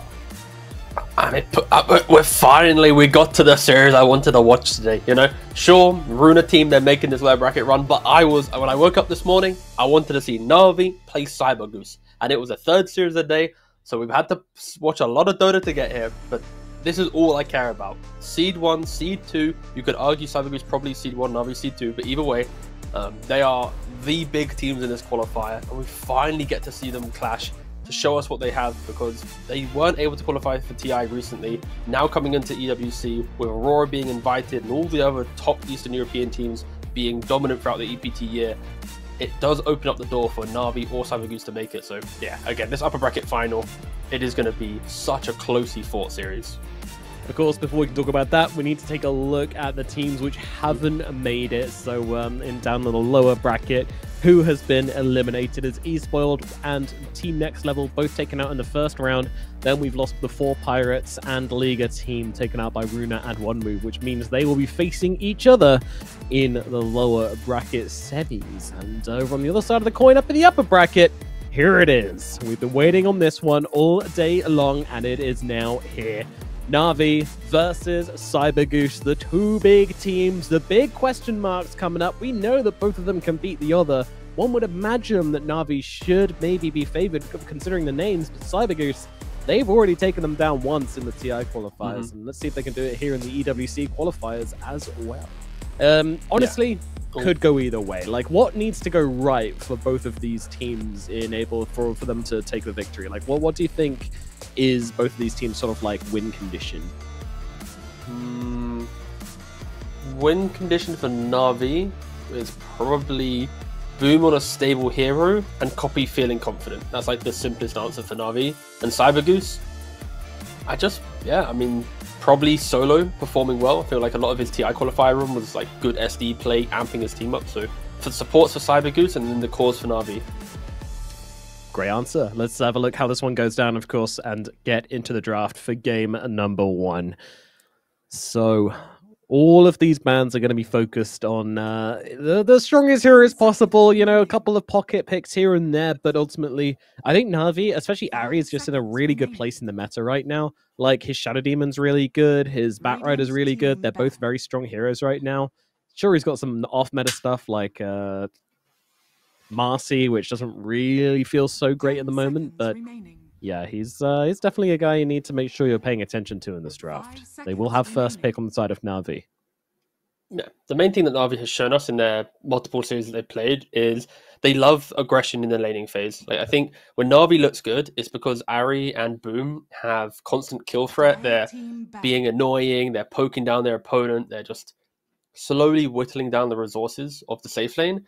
And it has worked, right? But the only time it's struggled is when the enemy safe lane is ready for that aggression. And I do feel like solo tier 2000, arguably the most experienced players on the roster of Cyber Goose, will be the safe lane. And like, they know exactly what Ari and Boom are going to want to be doing. So that could be an option within the draft, is to layer in some defensive capabilities into that safe lane to prevent them feeling very comfortable. Because I feel like when Na'Vi aren't comfortable, that's when they look really quite underwhelming. And so, once again, the Death Prophet taunts Na'Vi throughout multiple qualifiers. Yeah, just get it gone. They don't know how to play against it. That's fine. Admit it. We can deal with it later. But right now, get that hero out of here. So we'll open with the Undying. So just like the last series we watched, Undying is being let through the first phase. A bit of a shift here for some of these teams, as previously it has been that first ban hero. We barely saw it in the last EU qualifiers. So now we're getting it seen, picked up a little bit more. Who do you think is going to play this Undying on the side of Na'Vi? Most likely Koyori. It will be in the 3 position, but I think the way that it was drafted for Runa team was quite nice, where you first pick the Undying, you then pick your mid +4 position, and then depending on what the 4 heroes you see, you take the Undying to offlane or 5, right? So as much as I expect it to be the 5, the way in which I described Na'Vi winning their lanes is aggression and fight. Why not put the Undying 3? If Boom has played it a couple of times, it does make sense. Of course, It does feel like a imagine if boom Ari hero plays as well. Marcy or something, right? Yeah, exactly. It's Yeah, like a boom exactly. hero. Like imagine Marcy Undying in lane. I don't know. It just sounds so sounds good. so obnoxious. Tombstoning, jumping around, dragging people. Yeah. I feel like Undying on paper sounds like a very good Navi hero due to that laning, but again, Cybergoose, they should have this all noted in their prep. So maybe adding some anti-Undying heroes in the next couple picks. If could I'm being be a honest, I good just want to approach. see another 11k health Undying in my game. 5 seconds I'm a remaining. simple man. I just want it back. I enjoyed it last time. I enjoyed it in the last game. Let's if you're picking Undying, you're picking it off lane. Let's go to 60 minutes. Let's see this guy be huge and watch him beat down on all the tiny people around him. Of course, this Navi is reaching- a important series, but also not the critical series of the qualifier, in my opinion, right? Because we've already seen a lot of the games, and we know that Navi and Cybergoose are like a cut above the rest of the other teams. So let's apply that assumption that whoever they see in lower bracket, they'll progress to the finals anyways. You need to make sure this best of 3. You aren't pulling out your like 110%. This is your best strategy, because if you do that, you give that critical information when you move into the best of 5, right? It's the same logic as in North American qualifiers when you have, Shopify versus Wildcard for like the 20th time in a year. There's only so many times that you can like use that first best of 3 to crush your opponent, because again, it's the best of 5, one slot. That's what matters. So as much as I expect the series to be very competitive, I do feel like there might be a bit of testing your opponent, exploring a couple picks that maybe in a grand finals you wouldn't be as confident to try out, because they do know in the back of their minds you probably are going to meet each other again. Again, you should never count any team out. I do want the losing team of the series to be very respectful in the upcoming best of 3. The momentum of a Runa team or a one move could surprise you, but then you also have to play with that kind of the aura of we are meant to be the ones qualifying. Good teams do have that around them. Yeah, they do. I think it's a strong aura to have as well. Like we saw that from Aurora, like the interview afterwards, where they were just like, not being disrespectful, but like the games are easy for us. Like we knew what to expect. We got what we expected, and everything was sort of how we wanted it to go. Unchallenged, I think, would be the best way to describe it. So I think if you can harness that energy and bring it into the qualifiers, it's really, really strong. But yeah, it borders on overconfidence. Which is a question I asked Panto in the interview, because one that always interests me is how do you approach a qualifiers? Are you never worried about overconfidence? But overconfidence is a bit of a myth in Dota, honestly. Like there's not many teams which will ever be worried about being overconfident. And now the Jakiro comes out as a second pick here for Cybergoose. Double support opening is kind of a very powerful statement, but they have picked relatively strong heroes, right? Specifically Jakiro. As we mentioned, Undying could be the offlaner. Picking up a Jakiro, most carries will utilize that damage from what he brings. You hit level 3, 2 points in the ice attack, which I've just suddenly forgotten the name of, even though I play a lot of Jakiro. Yeah, Liquid Frost. There we go. Liquid Frost thing. No. Why did I? I'm level 24 on the hero. I have like hundreds of games. I'm like, what? Either way. So yeah, with Liquid Frost plus Q, percentage damage feels really nice. And okay, Na'Vi, they pick up a Drow very early on. Again, we mentioned that one core needed to be sacrificed if they wanted to keep the Undying alive, but we're picking up a Drow Ranger. That is such a statement opening. It's like, we really want to win lanes no matter what. Be it Undying off lane with a 4, be it Undying playing 5 with the Drow. I'm expecting the position 4 to be picked up here to keep that Undying slightly alive in the draft, and they do go for the Marcy, like we mentioned. We could see it. That's so aggressive. Yeah, that could be brutal. The pick-me-up Marcy, like you jump a Drow, you can pick her up with a Marcy, disengage, then Drow's in a good position to right-click. You then have, be it Undying core or support, he presses Flesh Golem. Often his problem is getting that first punch off in the fight. So if Kaori and Ari kind of play in tandem, any hero that shows will have double hyper-aggressive melee supports just punching you. Damage amp from the Undying, a flurry of right-clicks from the Unleashes. And this is a really fun support duo for sure. Yeah. If it is your support duo, then yeah, I like it a lot. If it's not, then still fine. You can get something better later on if that's what you want to go for. Still have 2 heroes to see from Cybergoose, so very good position to utilize the flex of the Undying here with the 4th pick for Na'Vi. You can really pivot here and try to get yourself the best possible either offlaner or support to answer what's coming down here. And some strong answers still on the board as well. Like just quickly, there's like still an AA around if that's like the direction they want to go in. So yeah. Yeah, Na'Vi have so many options because they've sacrificed the Drow very early on. The thing for Cybergoose, and they're taking a bit of time on, is there's so many carries that are really good against this, but aren't really getting played.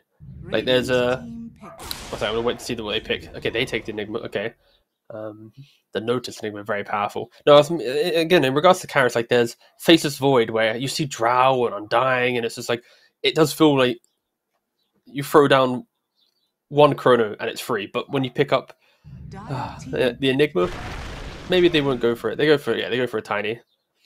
Less about that. I've also mentioned PL earlier today. Like, you see the Heroes on RV, it's such a free PL game. But the issue is no one plays PL. It's only Tomato. I keep referencing him because I think at some point people might start trying to play PL again, and it will be because Tomato has beat them in a pub, and it's kind of trickled through. But yeah, that is very strong drafts from both teams. I feel like the laning of Cybergoose, really you got the Enigma to try and threaten the lane of Drow. You then pick up the Axe for Navi. Okay, so it is going to be the 5 position Undying. Again, nothing too crazy. They're going to have to bend the Ursa, probably, on Navi. Jump for Drow. Doesn't really care too much about Axe throughout the game. But less about predictions. I think the story of the drafts is quite fun between the two teams, because I feel like the Na'Vi went from looking to demolish a lot of lanes to now maybe even having problems with their lanes, right? The Enigma playing into the Drow Undying favors the Enigma. And then you have Axe Marcy with a last pick on the carry for Cybergoose. So tier 2000 will be able to see every single pick in the game and identify what he wants to play. I mean, they cannot rely on crushing 3 lanes to be the prop for their heroes. And, Drow and Axe, if they win their lane, they're very annoying to play into. Axe constantly blinking around with Blade Mill, Drow playing behind that with like the Hurricane Pike. Yeah, that's true. That's true. Very elusive, nice mobility, good protection. Cybergoose, you're going to have to pass something really good. TA 2000 is being tested here, I feel. Yeah. Come up with a really, really good idea on how to kind of fix this. Because I do think it needs fixing, honestly. Like, I do. I think Na'Vi are in such a good position in this draft. There are, of course, options to get on top of this. Yeah, I think so. Like, this Drow is, as you mentioned, they've got repositioning there, and I don't think they've really answered it either. Like, I'm just worried that for Na'Vi, the Enigma lane is so good that they will be able to rotate through the Enigma, take the early tower, and Na'Vi's ability to defend towers is quite low. So I think the Kunkaburn from Cybergoose is pretty good. But on the flip side, like if Na'Vi actually kill the Enigma with an early Tombstone, let's say Marcy was able to leave the Axe and rotates in and creates like a tri-lane, and you break the momentum from Enigma, then Na'Vi's draft looks insane. So I think there are a lot of things Na'Vi can do in the early game to ensure that the Enigma pick doesn't actually just fully counter them. But it's about setting up your lanes, getting the correct rotation, punishing the Enigma at the correct time, not losing your tower too early on. It's like, it's actually, there's so many things between these two drafts. It really isn't as simple as one draft is better than the other. It's there are motions for both teams to fix the problems that either team are facing. I wish we had copy data, because there is a world where copy can flex to the Drow to mid. It'll do fine versus Tiny, and all of a sudden, you've got yourself the free safe lane pick, and you can just answer this Enigma however you want. Maybe grab yourselves a gyro, but it doesn't feel like a copy thing, does it? No, no. I can double check his pubs. No, I can't check his pubs. Sorry, I can check his pro games, but I feel like that could even be an unplayed hero for him competitively. Yikes! I'm going to do Control F Drow unplayed. Yep, thought so. Dire team pick. So playmakers that he normally plays: Puck, but into Shaman Tiny. But still, it is there. They have banned the Kotl. So like Orchid Buyer. Then again, Puck you could argue is a counter to Kotl because you just coil him up, prevent him from running around. 5 seconds. Is there any other mid heroes I'm missing? Okay, I want to keep keep it simple. Pick up the DK. Yeah. We saw how beneficial it was in the previous series for Ru. Actually, did lose, but it was kind of beneficial for the early game. I mean, I'm a big fan of like having secondary initiation with Axe.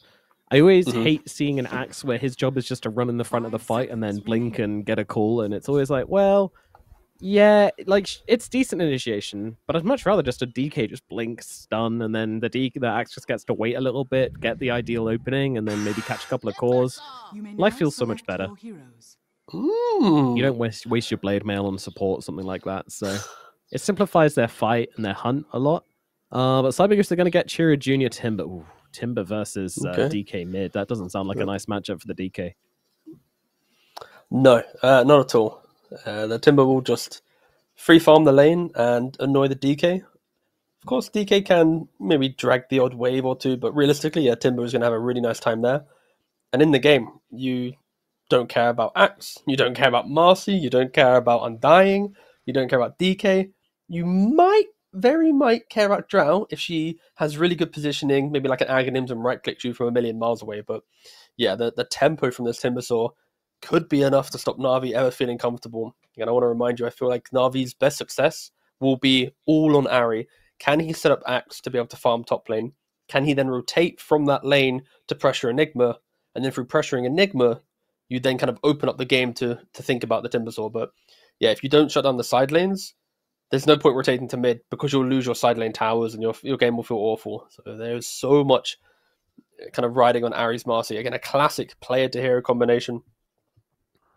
But if they can stabilize the early game, survive the timing of the Timbersaw, they do have quite a nice looking draft. Like you said, a lot of pick-off potential, a lot of ways to initiate the fight.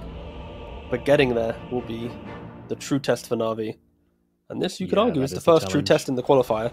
Even though they lost a game to Esports World, it was somewhat self-inflicted. Yeah, I was going to say, teams. I'm not sure that was Esports challenging them or them challenging themselves. Alright, let's get into it. Game number 1 between Na'Vi and Cyber Goose. Now, just to remind everybody, the last time these two teams met, it was in the lower bracket finals of the TI qualifiers, and it was, in fact, Cyber Goose that took the victory. So, if you're just going off names here, you may be feeling Na'Vi's got the advantage, but trust me, they do not. Na'Vi need to get some revenge.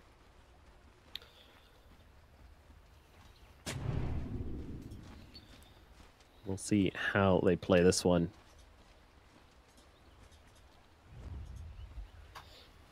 Tier 2000 on the carry, Tiny, Chira Jr. on the mid lane, Timber to answer the DK. Would be interesting to see if he can really dominate that lane as he seems to think he's going to. 30 seconds to battle. I'll ask you, Nomad, first before I blab on. Would you like me to go for the whimsical storylines tomorrow for the grand finals, or do you want me to start weaving them into the best of 3 now? Ooh, nah, get him out now, because I'm sure the story will develop and change by the time we get to the grand finals. Well, I can Hit me up promise with you the some story won't whimsy. be changing. Oh? Well, let's watch the Bounty Rune fights first, and then we can talk about the position Na'Vi is in. Some of the Eidolons just annoying them, but yeah, it's going to be, 2 for 2, yeah. yeah. No, so for Na'Vi at least, I don't know how much pressure really applies to the players, because, you know, they're just competing, trying to qualify, but knowing that you're meant to be like the main roster for Na'Vi, the Na'Vi junior team has already, you know, locked in their ticket to the Esports World Cup. Na'Vi hasn't qualified for TI. This is now their attempt at qualifying for the Esports World Cup in a different region to junior, so as much as I don't think the players think about it, it is one of those things where, you know, Na'Vi's roster has not found success for, I think it was like 4 or 5 years that the main Na'Vi has failed to qualify for, you know, a major or TI event. Yeah. It's not good. And definitely not where a legacy organization such as this wants to be, so... The pressure is on. Exactly. Like, there is a lot of, you know, both in-game pressure, out-of-game pressure, and, like, kind of...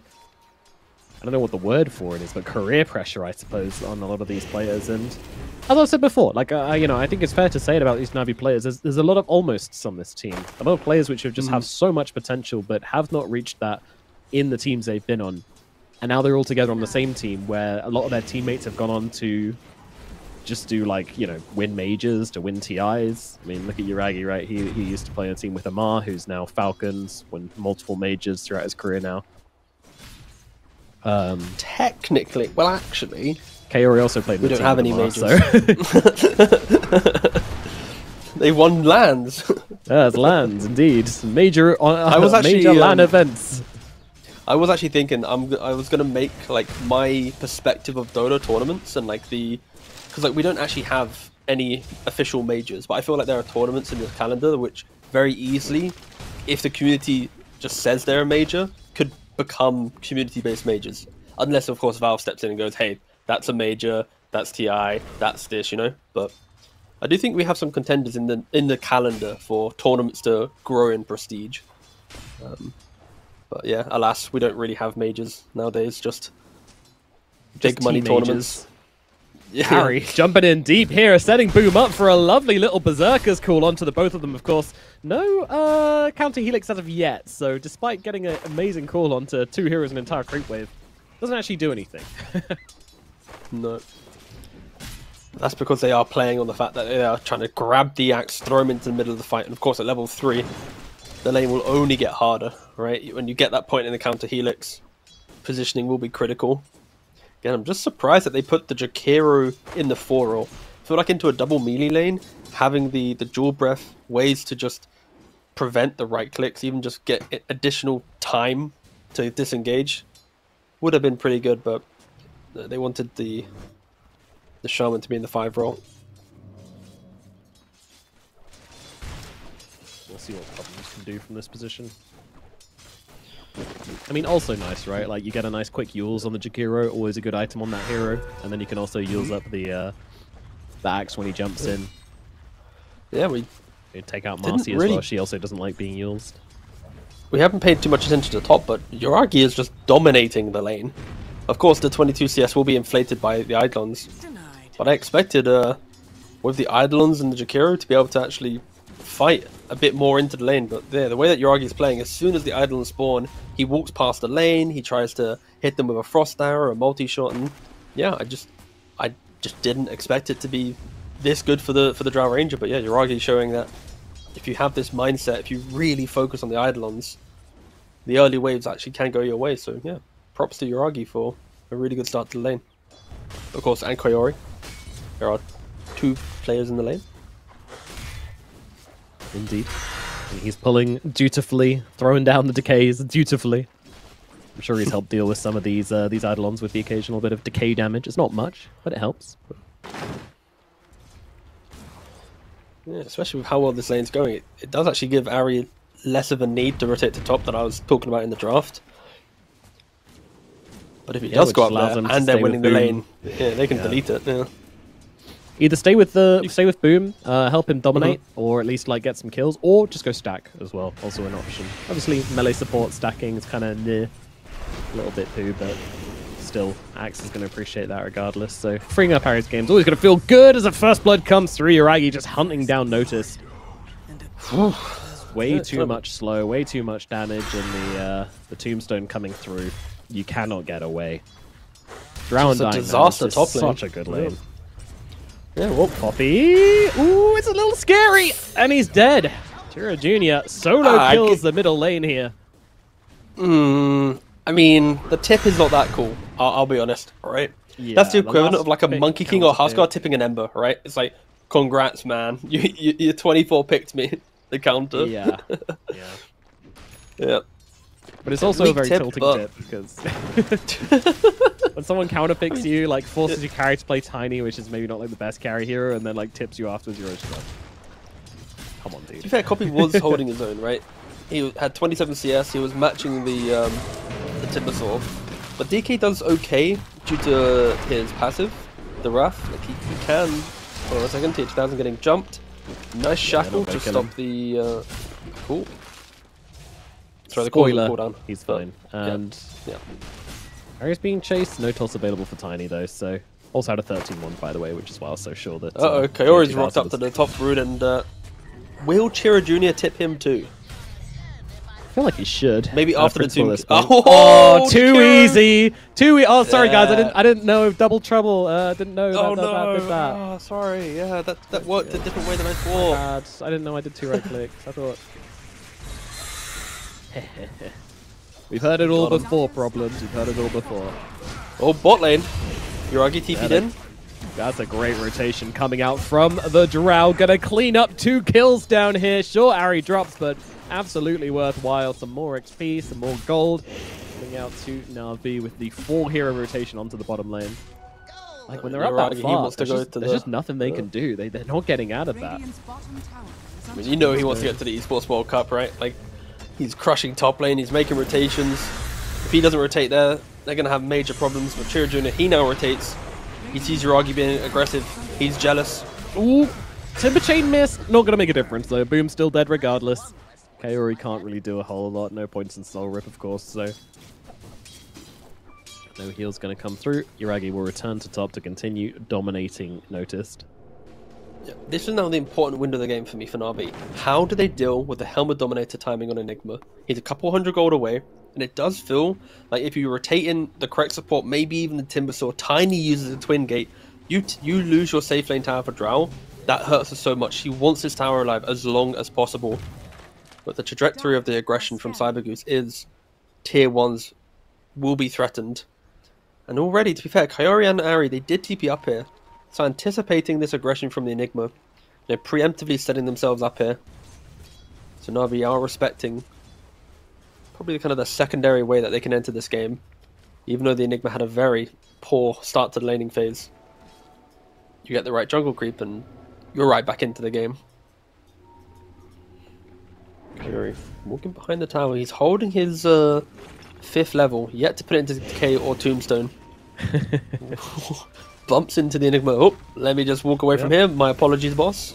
Just gonna And yeah, pop the here we K go, up a the level, and Timber. yeah, Chira with the rotation. Ari should pop all of this. He's doing his job dutifully, but will likely die for it. Though that said, it's a nice little rebound across, and Kaori gonna pop the Tombstone. This could get awkward here if these zombies start to stack up, which they will. But they've already lost one, and Kaori doesn't like he's standing his ground either. Yuragi does not want to be another hero dead to Chira Jr., so just backs himself away, quite rightly so. I mean, like I said, Na'Vi, they wanted to be the aggressors. They didn't want the Enigma to set up, but they go to the tower, they don't find anyone, they get chased down, and they die. And now, as expected, the tower falls.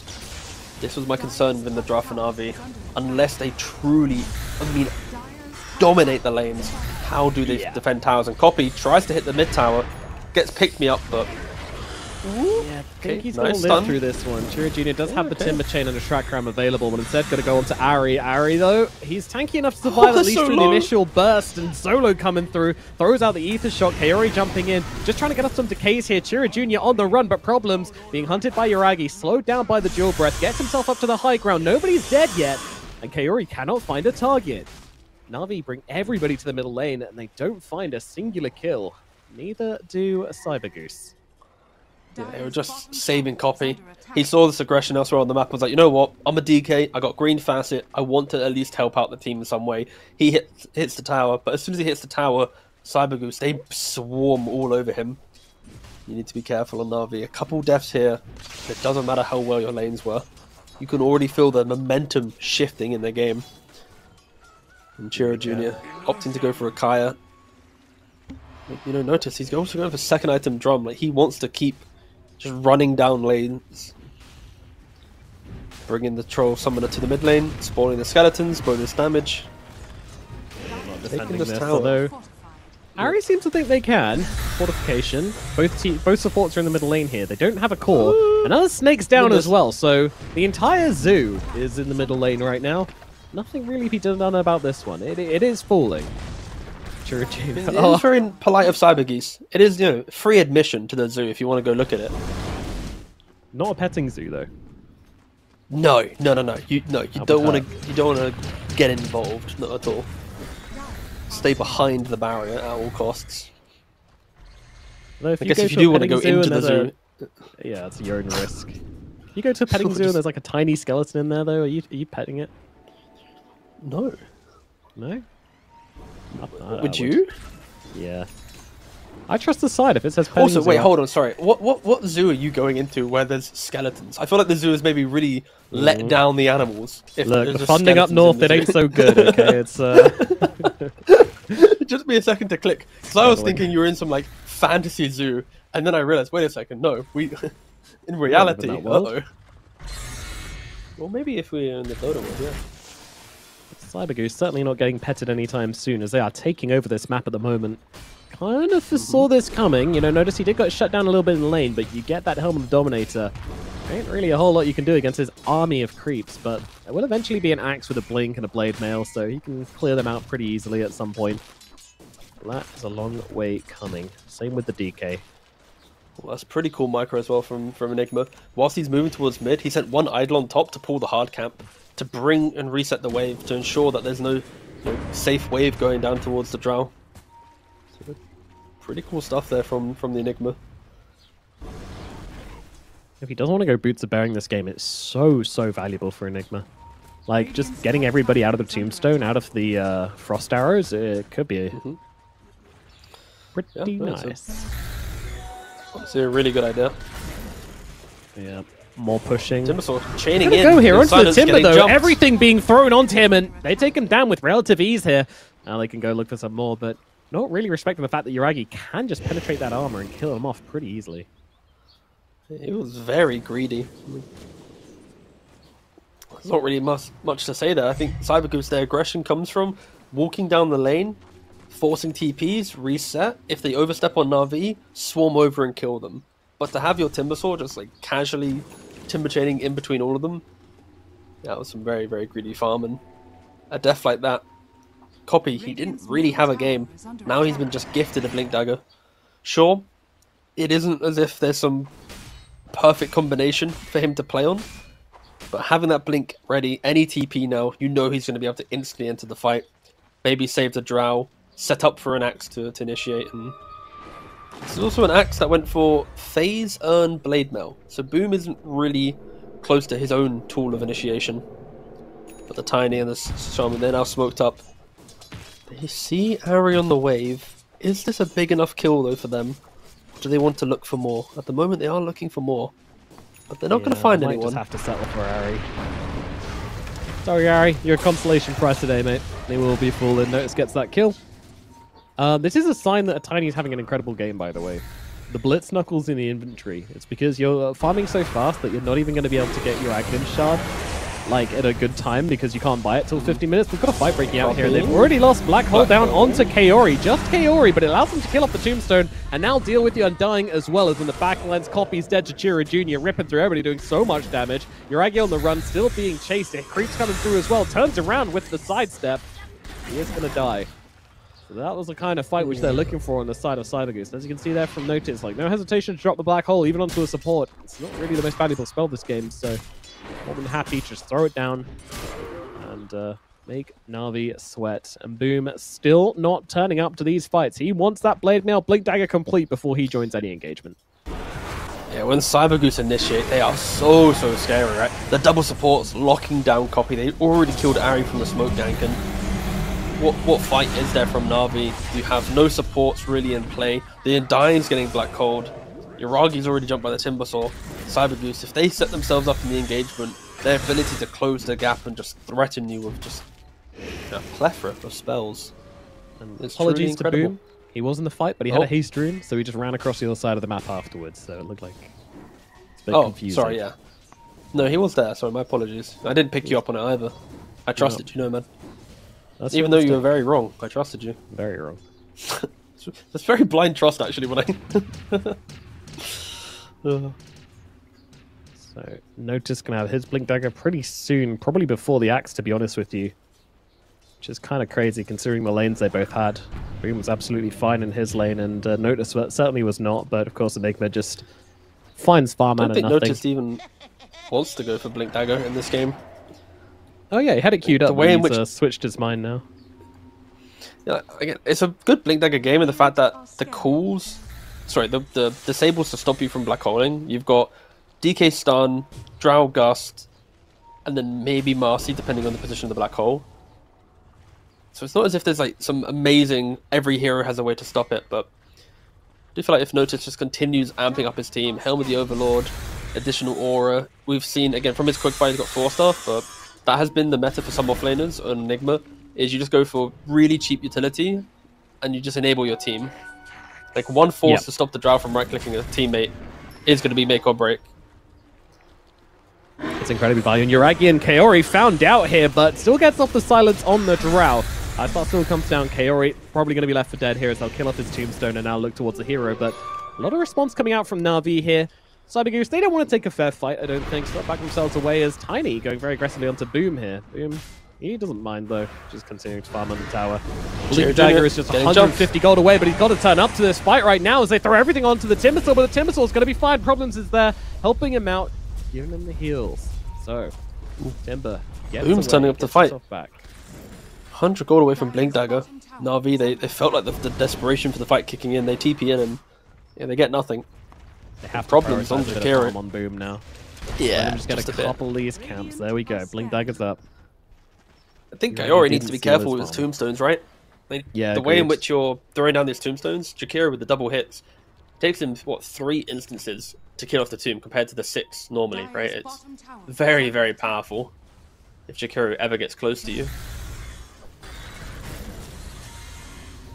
Smoke available for Marcy here. And the Blink Dagger up on Boom. So this Tiny is very is seen obvious by the timing. sentry. Ooh, that's a great target. Who needs a smoke when Boom's just going to go straight on to TA2000? He offers himself up as a sacrifice. And now looking in for more. Solo. Not the most tempting Blink up target in 4 towards his seconds. high ground here. Oh, misses the ward trap, and then Ari immediately breaking the shackle to get them over on top of Notice. Notice is not going to get up the black hole. That was so scary, though, but they go for it, and they kill him off. Jira Jr. also not looking at a great place right here as Yuragi guns him down with his arrows. That looks over towards Solo as well. Solo caught by one of those arrows, slowed to oblivion, trying to find a hole in the trees. There's nowhere for you to go, my friend. Solo is dead as well. Full team wipe here for Na'Vi. Copy with the triple kill.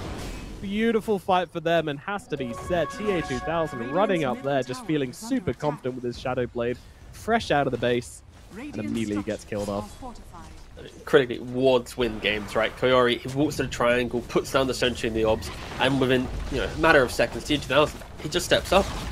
What happens if he waits 4-5 seconds? His team was connecting. They were in the mid portion of the map. They were moving towards the triangle. If he just waited, was a bit more disciplined, understanding his team's coming around the corner, it doesn't matter if he gets jumped because his team can turn around the fight. But he goes too early. He tries to be greedy, get that quick pick off on any hero in the triangle. But there's a sentry. That is why Shadowblade is such a make or break item. I think competitively, against good supports, Shadowblade should not work out as well as it does for some teams. And yeah, TA2000, did he expect to walk up the triangle and see an Axe, a DK, a Marcy, an Undying? Probably not. But you need to have that in the back of your mind. What if the 4 heroes are there, right? And one avalanche, one anything would have helped him. Boom. He pump faked the ultimate a couple times. Doesn't even get it off in the end, but Yeah. The one of all the options of what to put. He's like, I'm I'm feeling some get sass in that replay, by the way. Are you not feeling the sass too? Like, Na'Vi, epic, ultra kill, and we zoom in on Boom not hitting the dunk. Yeah. There's some flair with these replays. Replay guy knows what to focus on. He knows what the people want to see. The people want to see Boom not dunk and die. Yeah. Of course, Na'Vi, even though they crushed that fight, they need to know in the back of their minds, we got it because TA2000 died instantly at the start of the engagement. Will that happen again? If they play around their wards, if they initiate, maybe. And as a 5-man smoke, they know that they're in the area due to Tormentor. Teams nowadays Great have to little be move disciplined here, and there he is. There's the Enigma. Take him down nice and quick. No black hole for you. And Problems, well, he's about to have issues of his own. If he's going to get dunked down. TA2000 is right here, but they don't have any sentries down. You wouldn't expect the Tiny just to be casually walking past all 5 of your teams, so. Maybe. But you should. Cybergoose. They're just showing like they're rough around the edges still, even though they have multiple qualifiers to find some form. The fact that you take Tormentor nowadays, I think teams are very good at, if you're not the one able to take Tormentor, or in the position to do it, you still smoke to the area to see who's around, right? You don't get a kill, who Tier cares? 2000 You might looking for Drow all by himself, just going for this play right here. It feels risky, and it might be. Very risky. Going to drop the ulti, just try to blow up TA 2000 with Uragi blasting away. They're going to get that kill, but Uragi now being chased by Chira Jr. Chira Jr. has the Aghanims as well. There's nothing they can do about him here other than try to control him up and get that explosion away from the Drow, but they can't. Uragi will lose his life. Copy now in some trouble as well. Notice coming across. You know he's going to drop that black hole if he gets in range for it. Copy. He knows what's coming. In fact, there it is. See you later, Copy. Another hero going down to Chira Jr. He gets a double from this, but has to be said, you start this fight off. If that's a support Tiny, you're feeling fine about it. But that was not support. Ari is in a bit of a weird position here, but luckily has special delivery available, so can actually leave whenever he fancies. Provided his Ship out TP is TP. off cooldown. Yes, providing soft cooldown, yeah. Navi overextending, right? They kill the Tiny, but they are not able to keep the Drow alive. I think critically, if Uragi, assists with a kill, disengage, it's fine, but in this game, so close. It really is a matter of who jumps who and can then run away quicker. Yeah. Hit and run every time. Yeah. Of course, for Navi, they do kind of want their next wave of items to come in, right? The Axe and the DK are somewhat close to their BKBs, both about a recipe away. The Drow very soon will have the Hurricane Pike. Very nice item. Yeah, Position yeah, and they'll that's a smoke big up from repositioning one. Cybergoose. Tier 2000 has done kind of nothing in this game as of yet, but that will continue as He's his tried a team bunch, picks off to be Ari fair. as he watches. Yep. I mean, post Shadow Blade. Sorry, let me rephrase that. Pre Shadow Blade, active. Post Shadow Blade, struggle. Well, You this get is a one kill way to right get him outside the pit, online. though. Roshan Give him an gonna Aegis. be, yeah, grabbed here. Also, Axe went for an urn, by the way. I don't know when he picked this up, but It was is in that laning normal? phase he picked it up. Oh, okay. Yeah, in laning phase. So if you go phase earn, you get a couple kills, then you can keep applying good pressure, but didn't really turn out. It was Kaori killed off solo. Also, Tier 2000 Yeah, gets that's the a DK. Aegis. And boom, interesting. Kind of like poking but not fighting, and they're all half HP. He's playing with the idea, isn't he? Crazy guy. Navi now rejoined all together. A smoke up on Ari, but he's running towards the middle wave. Tier 2000 is here. They want to just go for him, which they absolutely do. Ari going to throw him back here into the call. No, Avalanche going to cancel it out, and there's the dust coming out, catching TA 2000. Solo's nearby, turns Boom into a chicken. The damage is going to be there. Will it be enough to kill up TA 2000? I don't think so. He will not tick out to the battle. Hunger, he does! Oh my god! That was unbelievably... That was like the last tick of Battle Hunger killing off TA 2000 here. Wow. Give me a slow-mo replay, please, production. Yeah, I know you love seeing people dying in funny ways. This is right up your alley.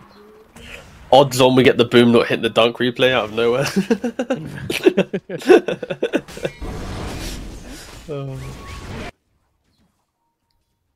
Oh, yeah. 20, 30 HP, 20 HP, yeah, 10 HP. Oh, It super does feel like there was a, slow-mo. there was a couple more ticks. That branch is living in the maybe backpack. 2 ticks. Pain. Unlucky. Nice Aegis, bro. Feels bad. Of course, the branch was in the backpack because he had an Aegis, but still, it's funny to say. Maybe he could have shipped out a Fairy Fire. Special Yes. delivery, if that was a thing. The Marcy ships out a salve, gives it to the enemy team, picks it up. I would like to see a Marcy do that, actually, with special delivery. Like, there is potential for, like, gems and stuff to be used as special delivery in certain circumstances. Just, like, if That's it's true. sitting in your base, you just pick it up with a courier, bring it over. I realise half the things I just said in the last 20 seconds aren't even possible, so please ignore me. I'm just making up memes for the sound of it. Again, they don't logically make any sense for Dota speak, but it was funny for me. Dire's top tower Navi Navi though, on they the hunt smoked up. once again. This mid lane's been good to them.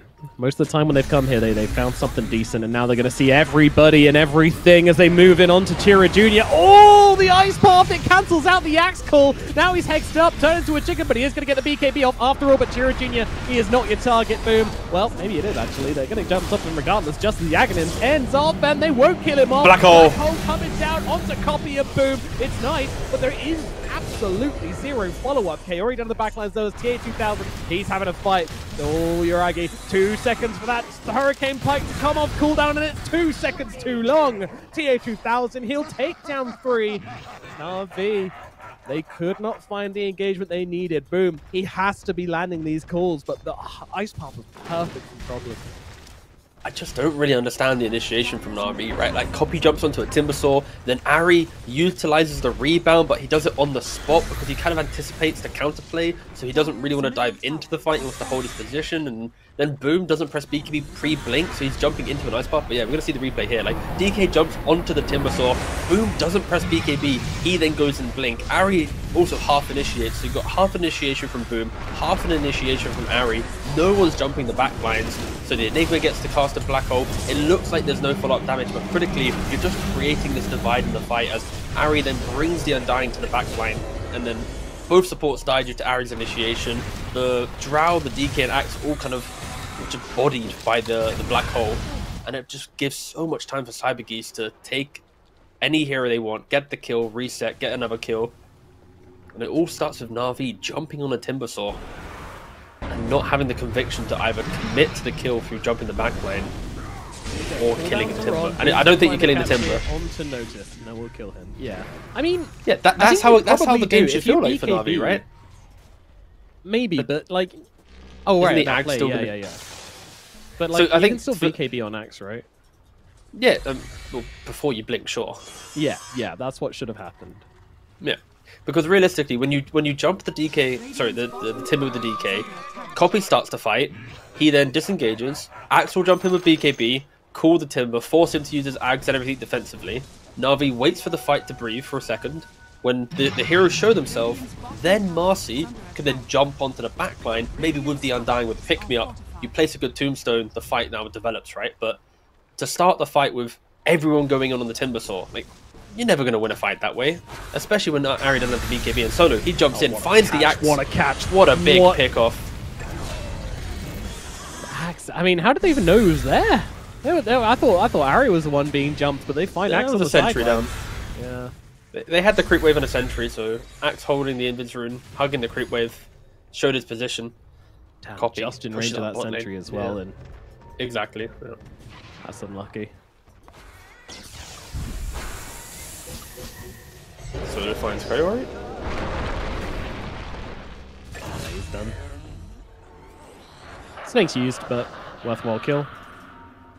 Gets I cease think the one of the Sturge problems for on Na'Vi, cooldown. at least, is they have a lineup which is so built in on, sorry, not in, high execution. You make a mistake, everyone knows you made a mistake instantly, right? Like, Marcy jumping in, getting out of the fight, you're not going to get out, you're going to die. Axe blinks in, if he doesn't hit the perfect call, you're stuck in the middle of the engagement. You're probably going to get hit by an Ice Path or a Black Hole or half HP from the Timbersaw. A lot of the Na'Vi lineup is one mistake and you will be punished.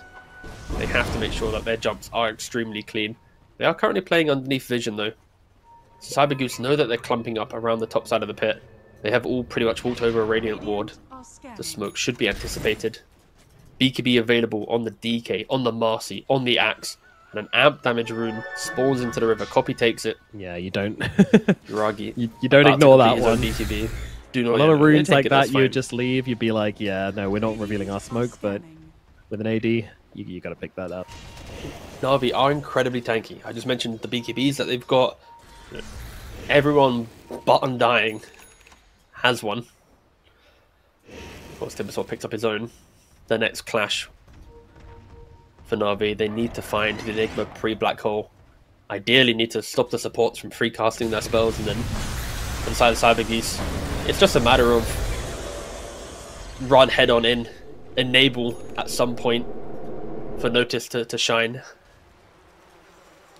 And it does seem as if they're always finding the jump solo with the Tumbler Toy and the Blink Dagger. Yeah, he's been He's doing always really, getting really good on the- this Shaman. Yeah, the big pick off. Greater Healing Lotus collected here from Tier Solo 2000 as round well, 2. We've been here before.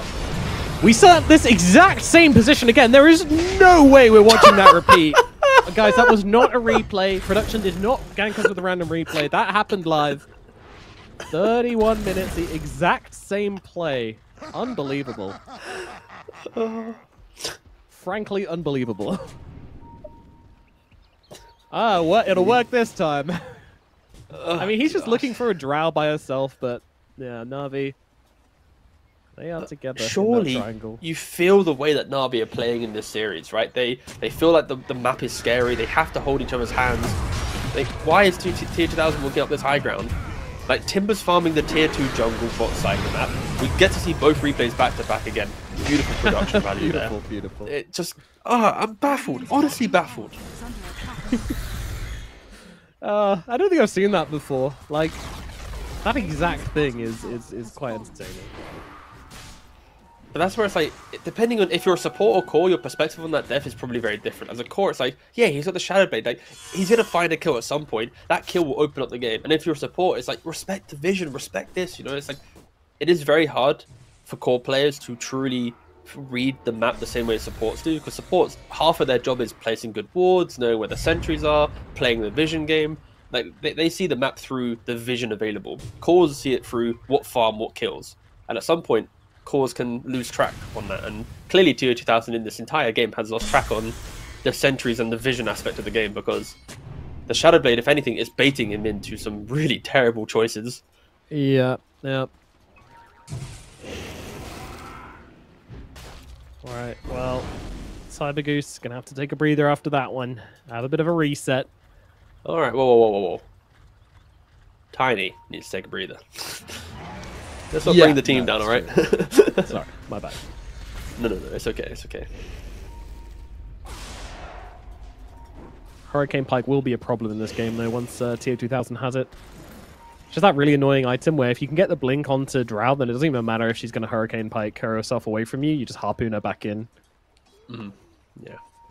So once that It item means is that you bought- can't have a failed initiation rate. Yeah, pretty much. Any Look sort at of Na'Vi reset. hugging this high ground. They're like, boys, he's going to do Round it again. 3, Be yeah. ready. Yeah. You got a Sentry on change the your right winning steps and Sentry on the strategy? left steps. Notice is sending Eidolons up now. Maybe this is like, they're like teaching Tier 2000 mid-game. Like, notice like, Watch look what at the happens as Eidolon. Eidolon. Yeah. Not great, is it? Do you want to go here? No. God, Yeah, but I'm invisible. Yeah, I'm strong. Jump in, checks out onto the Undying. Undying's going to be a great catch here. Does not have Ceaseless Dirge, so he's going to be out of this fight. Now, do they want to... Ooh, interesting. Boom blinking away from problems. There's the buyback coming through, but Yuragi kind of isolated here. Gets back, though, and will be okay as Boom jumps Black in. hole. Nice big call, but Black Hole onto both Copy and Boom. Once again, Yuragi needs to get some damage off here, but he cannot do so. Has to keep on repositioning through this. Yeah, they're all together, but what difference does it make? Kaori's going to fall. No cares about the Tombstone. No cares about the Drow Ranger. Just killing off cores. Boom and Copy. They need to get a little bit further away from each other in these fights. They're a little too close for comfort. Also, Boom, he needs to make sure he's jumping on some critical targets, right? And ooh, solo. Be careful. At the start of that fight, it was, again, very favoured for Cybergoose. Undying dies in the mid lane, then they have to TP on the DK to the outpost. Already, Drow's been found and she's having to disengage. She's not able to stand her ground. There's no, front line. Boom's not getting a big pick-off where he's getting the Enigma or the Tiny or someone with that Blade Mail to threaten their lives with the cover or the Drow right-clicks. It feels like everyone for themselves in the engagement. Again, we're going to see the replay here. Like, as soon as you pick off the Undying, it feels like here you have to make the choice of Na'Vi. Are you fighting or are you running? Copy, he TP's in, problems, Hurricane Pike finding that initiation on the Drow Ranger, and the fact that Martian Drow is so far to the right of the fight, it doesn't matter that Boom finds a pick-off on the Jakiro, because there is no pick-off. There's no damage, there's no follow-up. Timbersaw is doing such a good job at making sure that Na'Vi never is able to position nicely in the fight. Through Timber's aggression, Jakiro's Ice Path, Enigma's Black Holes, even, Solo on the Shaman getting the odd Hex or two throughout the fight. It really feels like Na'Vi can never truly stand their ground. are scanning. It's do easy for us to remember. say, but for Na'Vi, it needs to be as simple as get a smoke, be proactive, and find the kills. But as soon as you give away Aegis, Are scanning. you kind of have to sit back. But they're not. They're smoking up. They're running into the Timbersaw. Attempt 2 of killing him. And it is brave, to be honest. BKB's used from Oh, both Coffee he and missed up the Ari synergy. here is down onto the low ground. Chira Jr. still taking damage, but he's going to try and get onto Uragi here. Uragi hexed up now, didn't get off the BKB in time, and because of that, he will be getting very, very low, running out the sidelines of the fight. Still not dead somehow.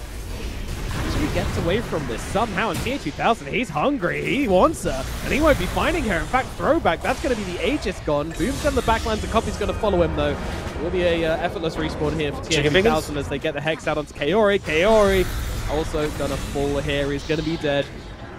We'll have a shorter respawn in 20 seconds due to Ceaseless Dirge, but that is not the fight you're looking for on Na'Vi. Very bold of them to go for that. Very bold of them to try to take the fight into the Aegis, but they felt like the black hole was a problem. Fight before it's up.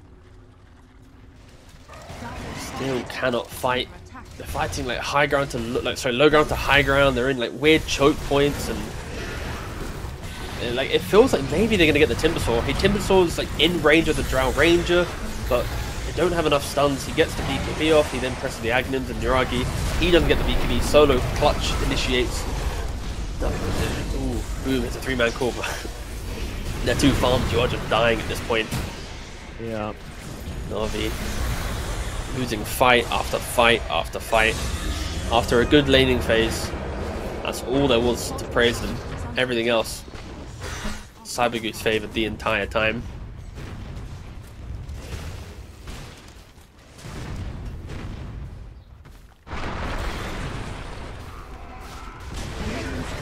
Will fall.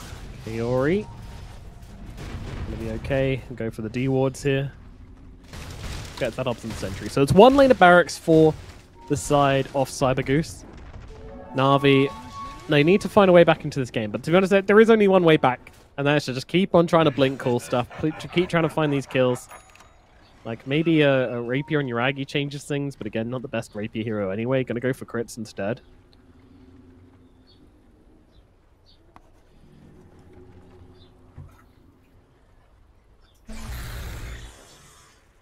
For Na'Vi to feel like they have, come back in this game, they're gonna have to hold their tier 4s, get Uragi to be so defensively positioned that it feels like he can just A-click forever in the fight. Again, very optimistic, but it does feel like the only way that they can truly engage anymore. Normally at this stage of the game, I like trying to create a narrative on how the fight can work for them, what can they do, but when you witnessed 5 or 6 engagements all just fail for Na'Vi, there isn't much hope for me to try and string this together for you. It's really, really difficult to see how they're going to try and come back into this. I think Radiant are like the calls have just been really ineffectual. Like who do you call this game even on the axe? It's not great. It's just kind of being used as like a I jump thought you in meant and like the shot lockdown. calling. Oh right. I was Yeah, like, oh, gosh. oh damn, that's kind of harsh. Oh yeah, you mean the axe? Yeah, well, I get it. I mean the calls and the calls have also been lackluster. He's just dead. Boom is out of here. is. Kaori also being targeted as Uragi gets on his little glacier and starts hitting away, but realizing that he doesn't want to be spotted around the side here. Jump in, call out onto TH2000. TH2000 is taking good damage from this, but not really going to do a whole lot as Ari goes jumping around the side of the fight. Solo going to get the hex off onto Coffee. Coffee's going to be okay as Boom kind of stuck here, and it's just going to get probably beaten up here as the black hole comes down onto Uragi. It finally gets on top of the Drow. No buyback available. 3 is dead. Make it 4 as well. Find Boom as well, and your GG comes out. Na'Vi will drop as Cybergoose take their first game here in the upper bracket finals. What a dominating show of aggression from Cybergeese, right? Again, lanes, sure, they lost them quite handedly, but the way in which they recovered from those lanes was incredible. The aggression from Enigma, getting the Helmet Dominator, taking the tower, the Undying, the Master, they wanted to break the map, but they found nothing. Eventually, they just found multiple deaths and altered Cybergeese into a really dominant position, but yeah, everyone on Cybergeese, you could argue, had an MVP performance. Itemization from Jakiro going for the Hurricane Pike, killing the Tombstone, Solo finding so many jumps, Enigma never failing a black hole, Timbersaw cutting through the backlines, never giving Na'Vi good position, and then Tiny making the game as enjoyable as you wanted it with the random deaths. But yeah, it was a very good showing. T2000, sure, maybe not performing too well in that game, but it doesn't matter. His team stepped up and carried him. Still did the damage, still got the kills, still won them the game at the end of the day. A couple of hiccups here and there, but Cyber Goose do have a very clean mid game, and that gets them through this first game. Na'Vi, they've got to find a better way to take these fights if they want to stand a chance of making it to those grand finals first. We will be throwing it over to a break afterwards. We'll be back with game number 2 of Cyber Goose versus Na'Vi.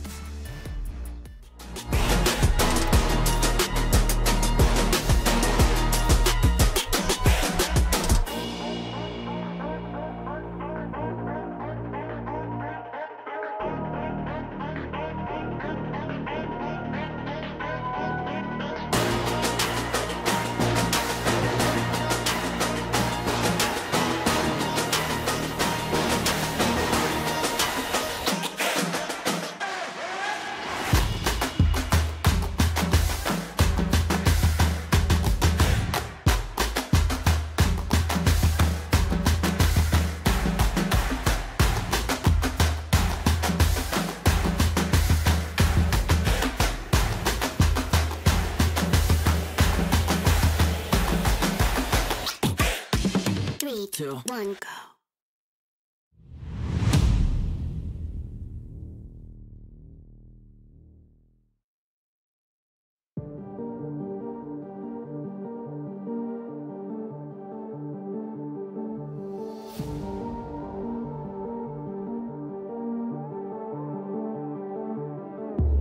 Come into my world if you wanna see some action.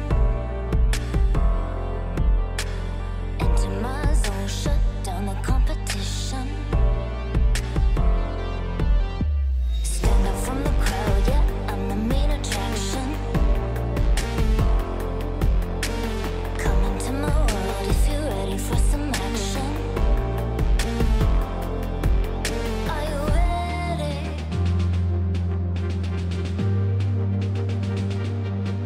Are you ready?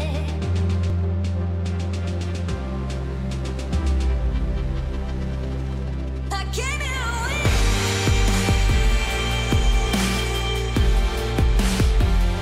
I'll never give in.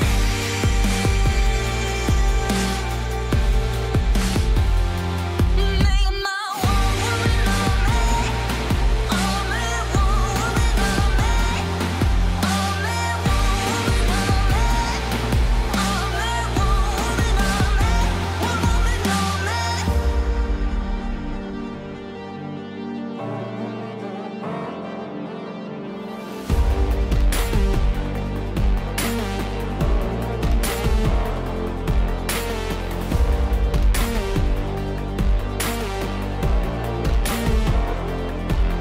Are you ready?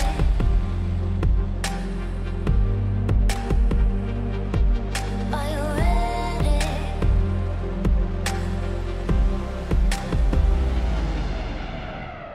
I came here to win.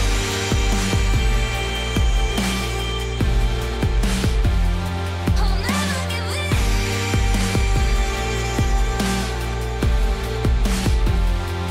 Make my one woman on me. Only one woman on me. Only one woman on me. Only one woman on me. One woman on me.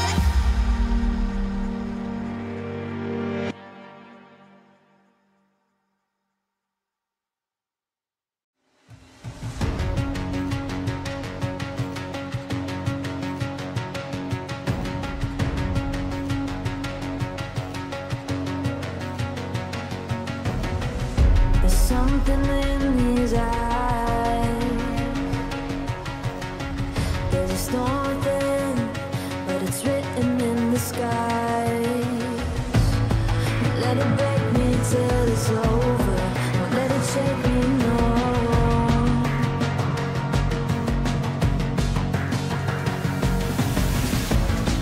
Let it make me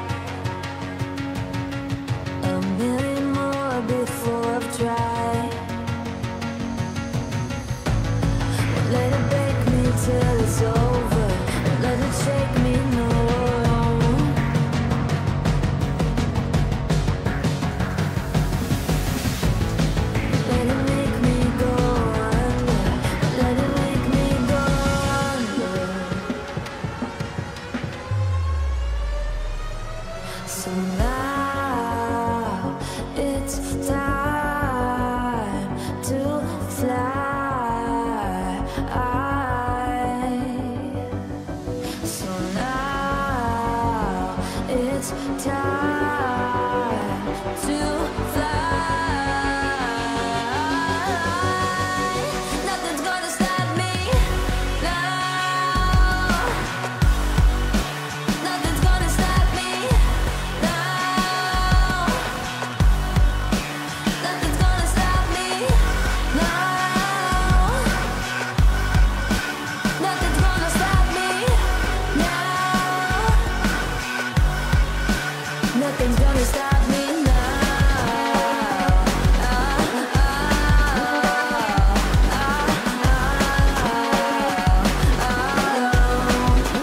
Nothing's gonna stop me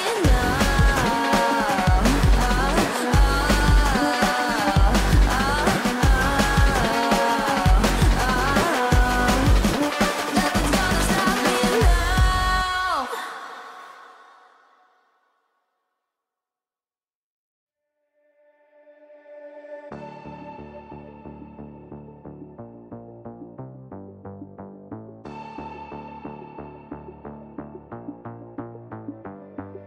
Why, one by one, you always come back like a curse? Lurking in the dark, your soul is blind. You lie, time and time again, and I am not your fool. Not this time, 'cause I'm the wiser of us two. I'm the one of light, the antithesis of you.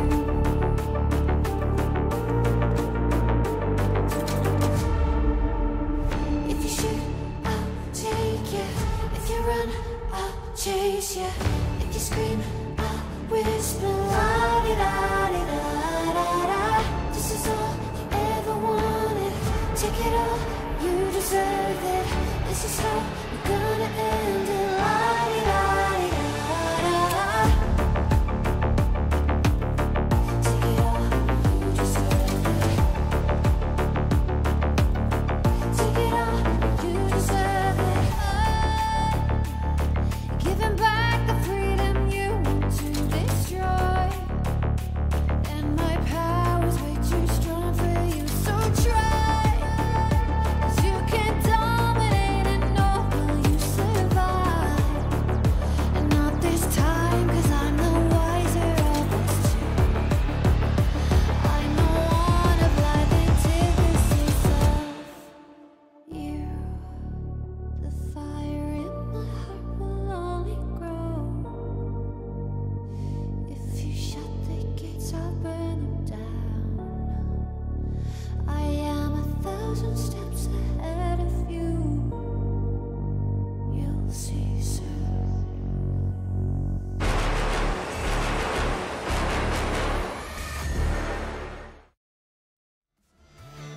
Hello and welcome back to the Esports World Cup, where we are into game number 2 of Na'Vi versus Cyber Goose. And Na'Vi, well, they have to be having a little bit of PTSD here, as it looks as if it may be heading the same way it did when they played against them at a previous qualifiers just a week ago for TI. Now, here at EWC, it's looking like it could be heading in the same direction, unless Na'Vi can bring some new ideas to the table. Yeah, the pressure of play is honestly just getting to Na'Vi. It feels like there is just a disconnect between the players' ability to execute that they're creating. And I don't mean that in a flame. It's more, we know that the players on Na'Vi with the correct draft can play successfully, but if there's any problem in the draft, they do seem to underperform heavily. So either the drafts need to play more in line with what Na'Vi can achieve, or you just step up. Again, it's such a weird, vague point I'm making, but I just don't know which point I care more about, in which Na'Vi can improve on. Like, is Na'Vi playing better? Like, with the heroes that they have, they could win that game. They just don't mechanically execute to do it. But then also, in a different draft, they can make mistakes, therefore they can win. So I'm really conflicted. Is it draft? Is it play? Is it both? I honestly couldn't give you an answer right now. Yeah, I think two things happened in the last game. One was that the last pick, Timbersaw, really caught them off guard. Like, when you saw that game play out, they had no answer to Chira Jr. Like, other than him going way too early, getting comboed down by the entire team of Na'Vi, which is very unrealistic to happen in a real fight. They never really were able to kill him off, but he was a too big a threat to the Drow to keep alive, but they couldn't kill him, so it was just a catch-22. Chira Jr. just absolutely walking the game and a fantastic outdraft with that one.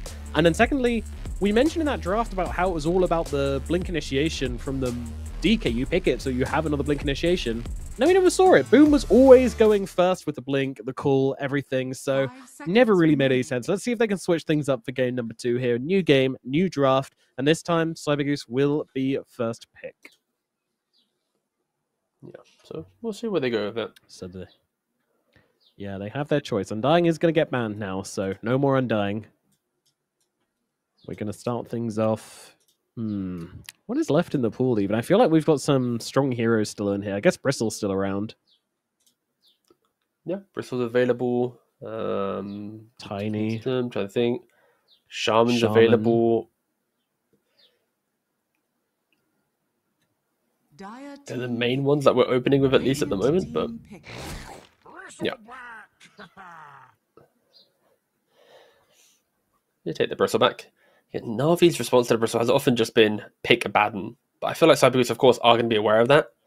So potentially that could be the option with their draft line that they have is, let's take the Bristle, we'll force the Abaddon, and then we know exactly what the carry is from Na'Vi, because I think Uragi's success has been when Uragi gets a bit more information on his carry. The sacrificial nature of Boom, the playmaking capabilities of Copy, it really amplifies a carry when they have more information in the draft. And, last time they picked the Drow, it was kind of cool in concept to be confident and to enter the game. He also had a very good lane, but, the DK, like we said, counter matchup by the Timbersaw, the Axe didn't really have a game post-laning phase. So, yeah, maybe give Uragi a bit more information in the draft. And they don't want to fall victim to that. They don't want to put Uragi on a instant Abaddon, so they do take the Kunkka. Yep, I like Kunkka. I think it's a very kind of good foundational hero to build a draft around. Doesn't push you in any particular direction. Can move across lanes very easily as well. So, yeah, nice hero to start things out with, but not exactly a bristleback answer. I'm wondering, what sort of stuff do you want versus this Bristle? I mean,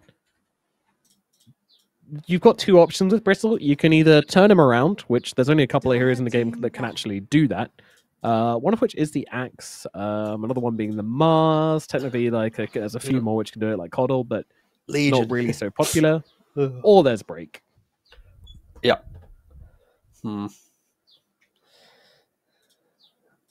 There's some options to go with it. Main thing is, do you think Na'Vi has the ability to deal with a Bristleback running at them? I kind of feel like Bristleback is like equal to Death Prophet level of annoyance in regards to how Na'Vi plays. Where Na'Vi likes to kill the guy who jumps first, they want to kill him, and then swarm with numbers advantage. But when there's a Death Prophet running at them, they can't deal with it. When there's a Bristleback, they won't be able to deal with it. When there's a Timbersaw, they can't deal with it. Like, they have shown weakness when one player is so strong that they can't overcome that guy's jump. Yeah. You need to not leave yourself open. But this time they'll have last pick, so in theory that shouldn't happen. You should have yourself that counter pick. That is what caught them out last time around with the Timbersaw. See what direction they take this next one in. Lots of time left on this reserve clocks for both sides, so they can really kind of cook up here and make sure they get exactly what they want. You've got to be thinking, oh, Morphling ban. Okay. And that'll be the Kaori Warlock for now. Cybergoose, you've got to lock in two heroes here. Let's see what directions they go in.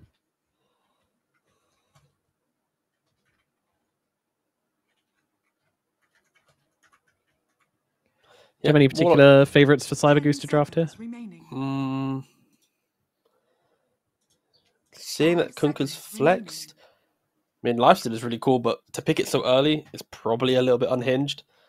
Realistically, you want to pick up like the tiny mid plus support. even double supports to kind of show nothing crazy in the draft could be an option. Dire team pick. They pick up a Tusk, no problem with that. Snowball save. Yeah, the reason why I didn't really mention heroes too much is I'm trying to decide. Na'Vi has pretty annoying lanes with how they shove them. So does Cyber Goose, when they pick up, let's say, double support, I think they need to have the backup 10 plan in the seconds heroes. Like, remaining. can you skip waves? Can you play a difficult lane? Because if you Radiant try and pick team heroes for pick. yourself, suddenly they just outspam you and you have no lane to play. Huh? So it's kind of difficult to pick into only seeing Warlock Kunkka. But they do pick up 2 supports, the Dazzle and the Tusk, and very, very strong in lane. Of course, position 5 Dazzle just keeps the carry alive. 10 And then the seconds Tusk, remaining. like I said, can pull waves into a Warlock. It's really nice to have a melee hero against 5 him. seconds Just remaining. never get close to the double bonds. Yes. Haven't seen Dazzle in a very long time.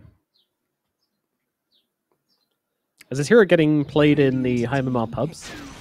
Yeah, mainly as a support though. It's like a couple of the Eastern European players are dabbling with it as a support, just buying locket Oh, okay. and additional heals and utility. Yeah. All right, we'll see how it works out 10 for them. seconds remaining.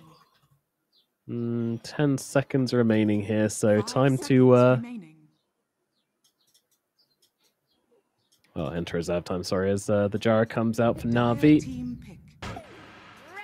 and Hoodwink. Man, they're really diving deep into the support pools here, aren't they?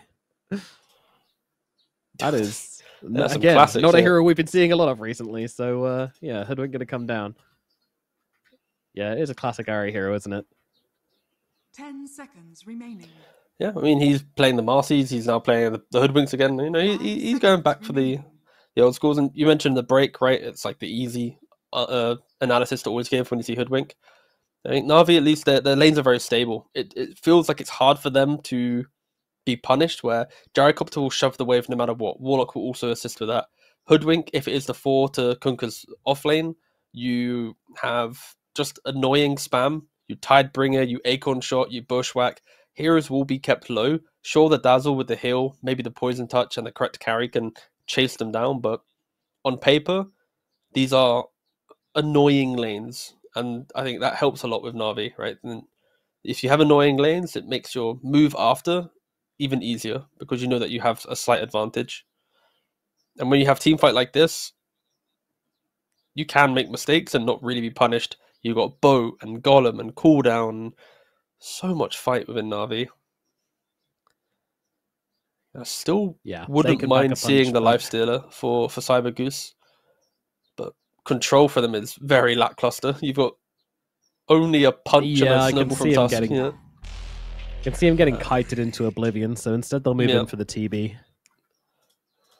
Some pretty strong lane. Will be vulnerable early on, so got to be careful about getting hunted down by this Kunkka Gyro Hoodwink. These heroes can catch you out pretty easily. 10 seconds remaining. But the Dazzle TB lane going to feel quite nice. Radiant team And the anti-armor coming out from both the Bristle and the Dazzle in these fights is going to mean these Terrorblades do ridiculous damage. Got to be ready for that. Now, we're into our final picks here. So, last time around, the final picks made a huge amount of difference. Let's see how much of an impact they have this time. 10 Cyber Goose, they seconds will be remaining. needing a mid laner here. Na'Vi, meanwhile, their options are pretty open. I imagine they're going to want to grab a mid as a counter pick for their final hero. However, there's a potential the Kunkka can be ran mid and they can take an offlaner if Boom sees something he really, really wants. It'll just be Boom and Copy having a fight for the last pick here.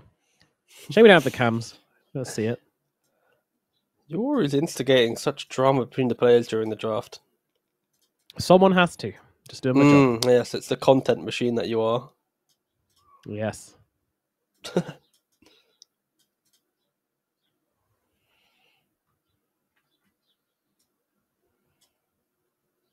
Radiant team ban. Yeah, Enigma taking another pull from Cyber Goose, so they're very much realizing that this Kunkka is going to be an easy flex for Na'Vi. And they'll just take down the best hero in each of those lanes.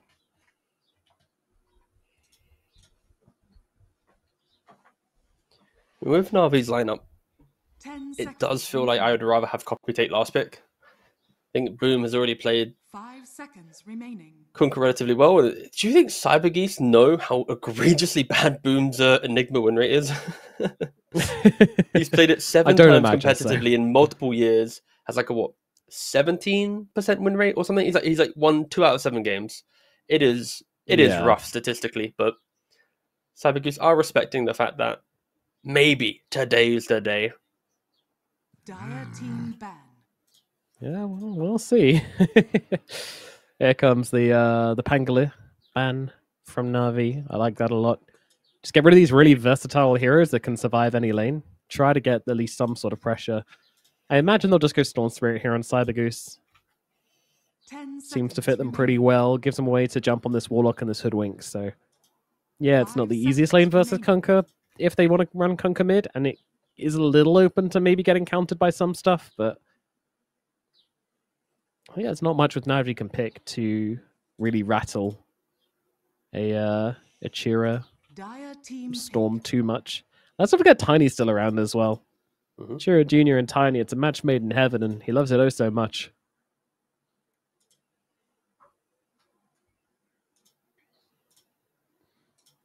Radiant team Okay, what are they going to go for?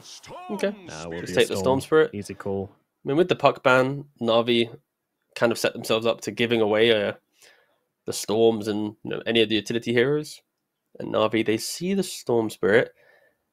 I mean, if you want to pick Huskar last, you can. Your side lanes are already set up for survivability. You just 5 delete the seconds Storm, remaining. force them to the jungle. There's no Ancient Apparition. You're annoying. You also have a taunt with Ags for the Bristle down the line. I mean, if there ever was a time for Copy to pick up the 24 Huskar, it could be now. But maybe he sees something You're a else. sick man, T Governor, but I you're am, kind of yeah. right, aren't you? They could definitely do that if they want. Oh, the Copy Oh. Tinker. Oh, right. All right. Whew. It's been a while. It has It been has, a long, yeah. long while since I've seen the Coffee Tinker coming out. But if you don't know, this is a speciality. Think the likes of Kiyotaka Tinker. You know, it's on that level. Copy very, very confident on this hero, and if he's calling for it, then you would imagine it should be a pretty good Tinker game. I do have my concerns. I'm not going to pretend. I do have my concerns. Storm Spirit, very good at finding this Tinker on the backlines. Very good at messing him up. So you are relying on mostly on Ari, to be honest, to sort of be ready to punish a Tinker jump here if that does sort of happen. We'll see how this goes. What are your thoughts?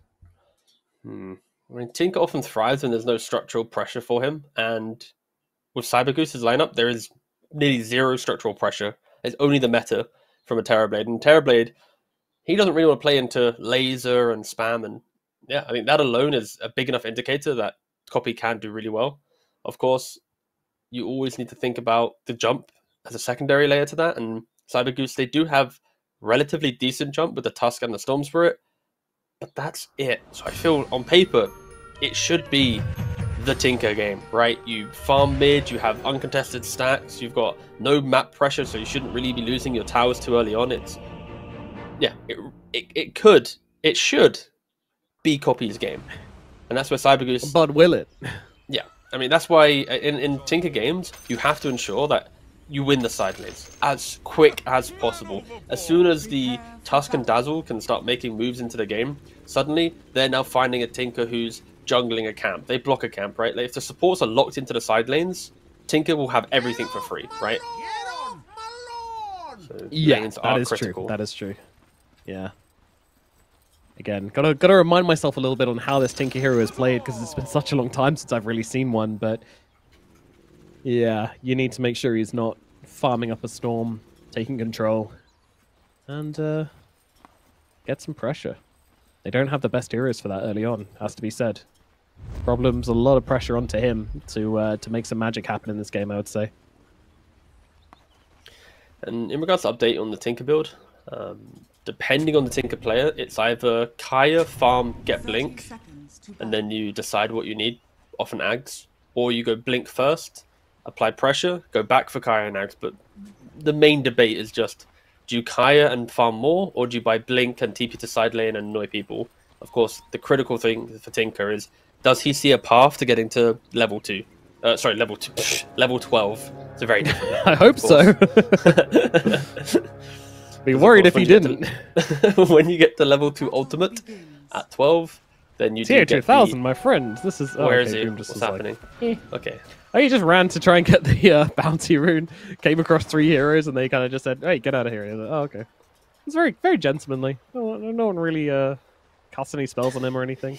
He did learn not to run head on into the enemy in the last game, so development from the carry. Or did he? Yeah, well, I mean, there's signs just of it do at it. least. Yeah. Solo could immediately TP across and poison up Boom. Boom's gonna have a very miserable walk back to lane, but Tier 2000 also face tanking a acorn shot as he summons his little buddy illusion in there. So both cores in the top lane starting things off, getting a little bit battered and bruised.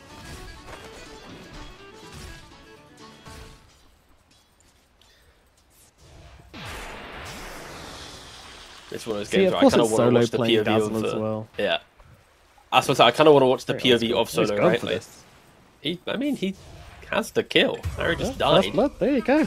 Cool. All right, Dazzle. It's a hero, everybody. Yeah, I mean, I guess. They're going to be just solo zoning them. Certainly is. There's also that cosmetic plus dazzle. That looks like a... It does. Yeah. That's a default dazzle. Yeah.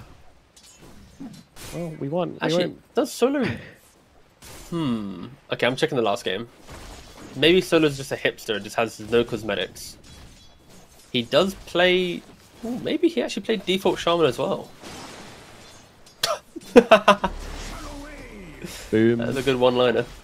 Ah, no, he does. He had one cosmetic on his Shaman, but he does play close to default in the cosmetic game. That's pretty Chad. I like Yeah. to see that. It's very. It's just an old school player doing old school things. Meanwhile, over towards the middle lane, Copy versus Chira. Again, pretty good start for Chira Jr. He's not really too worried about this matchup, it seems. So we'll see how things go. Of course, as always with Tinker, it's sort of one of those heroes where it's just a race to 6. When can you get that rearm up? When can you get that keen conveyance? Be around the map, start getting super annoying, and start putting pressure on every lane. But not only that, but when you do get the 6 on Tinker, how does Cybergeese react? Are they blocking any camps? Are they contesting any hard camps? Like, is it just simply Copy has free lane, free game? We'll deal with him later on. Like, with the pressure that Solo is applying in top, I would expect him to entertain a bit of aggression as the Bushwhack is used to contain Solo, but Boom having to teleport out. They are just dominating this top lane with just the amount of spells they're throwing out. Yeah, they really read this Conquer offlane thing really nicely. They sort of knew it was coming, grabbing the Dazzle, secures them the lane. Going to give a lot of issues for Boom, and yeah, he's not really been the best at playing from behind, Boom, has to be said. Radiant's He's courier struggled. Has been killed. Radiant's courier has been killed. Wow, that's a bit of courier massacring going on in the bottom side as Problems just hiding behind the tower. Just killing them all. No donkeys are available. And that's what they used to be called, I guess, but sounds weird saying that. Yeah, I remember when I played like one of my first games and people were shouting at me about the donkey and I was like, I don't know what you're talking about. There's no donkey. There's not an item. I can't find it. Leave me alone. Just trying to play IO, figure out what his spells do. Wisp, as he was back then. Ooh, Yuragi, he's gone very, very deep here and is getting punished for it, although a lot of damage come back the other way as well. Can Yuragi hold his ground? Looks like he can. He's chasing Problems and Notice back, and nobody's TPing in for this one either. And what a Chad Yuragi is there. Just pops off Flak, pops a Rocket Barrage, says, go on then, you want to come for me? I got Kaori behind me. I got a Shadow Word, I got a Fatal Bonds. But also, the way that Cybergeese are playing this lane, it's Problems. He'd sacrificed so much of his XP, right? Bristleback, he's a quarter of the way to level 5. Problems, level 1 on the Tusk. Like, you give Bristleback an XP advantage like this in the early game, and he gets a quick 6. The next time Yuragi wants to go aggressive, he's going to have 2, 3, 4 goos to the face, and sure, this could hinder the Tusk's ability to play into the map. We already mentioned that threatening the Tinker through, pick-off potential is quite useful. Tusk with only Shard or Snowball isn't going to be that impactful at killing off a Tinker. But already problems. Walking through the enemy jungle, has 2 sentries, blocks up one camp, looking to block up the other one. Still has an observer as well, so if he wants to throw that onto the high ground, he can. Might be a predictable ward to D-ward at least, especially when they realize the camps are blocked. And yeah, love the fact that they're being very proactive. Do not allow Tinker to make his own stacks. And also, I believe he placed the sentries. Actually, yeah, he placed them too close to each other, which means one sentry might even be able to D-ward both of them. But again, just nitpicking. You have to be a hell of a placement from the singular sentry, but yeah, I guess you could go for it if you're trying to sort them out. True, yeah. If you're yeah. Yeah, we'll see.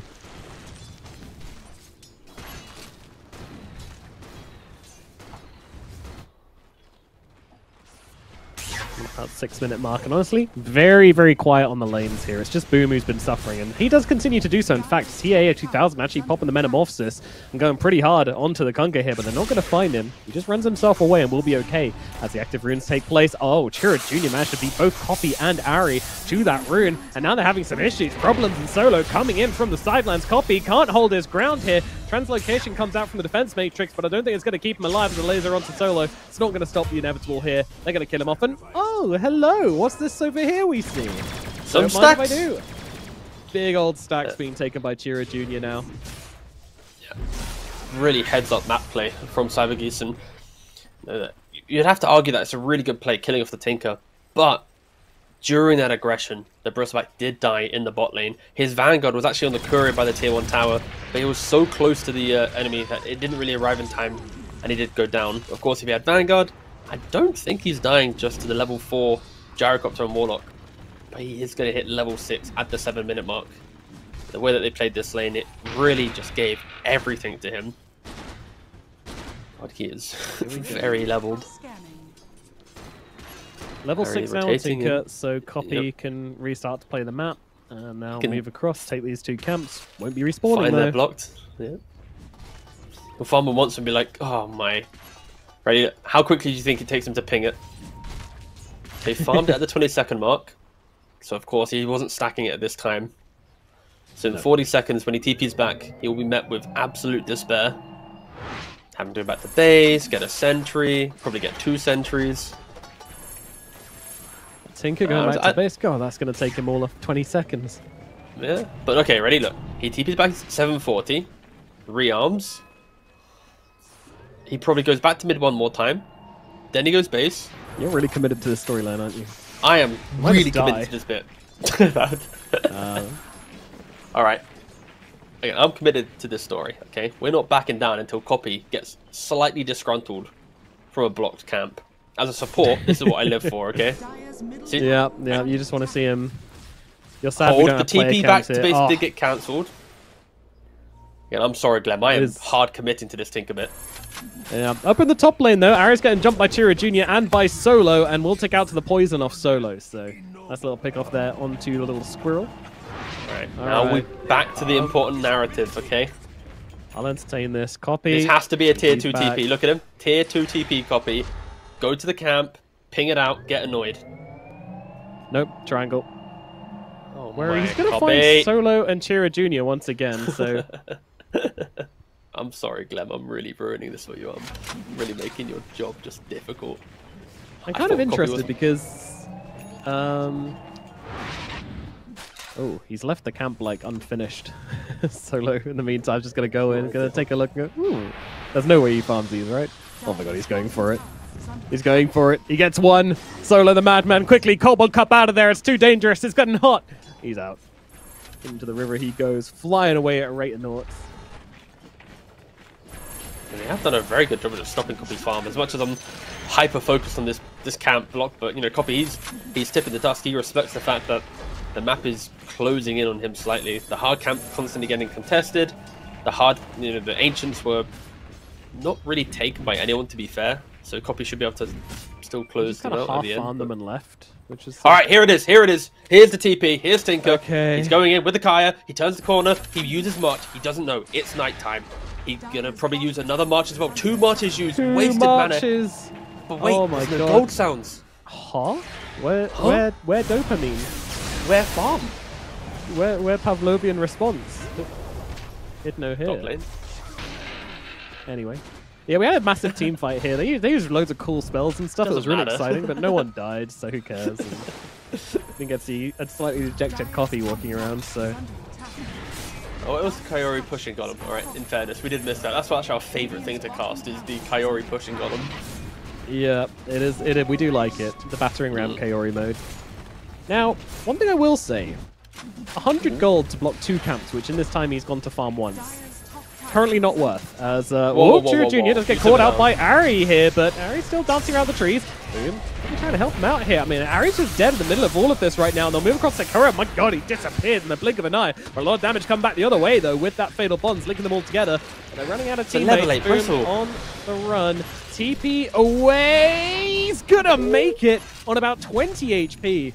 That was too close for comfort, but Boom does escape. Radiant's top tower. Notice just rocks up and runs them down with the boat on cooldown, the cooldown on Right, cooldown. Coffee has rung the bell. He said, guys, my camps are blocked.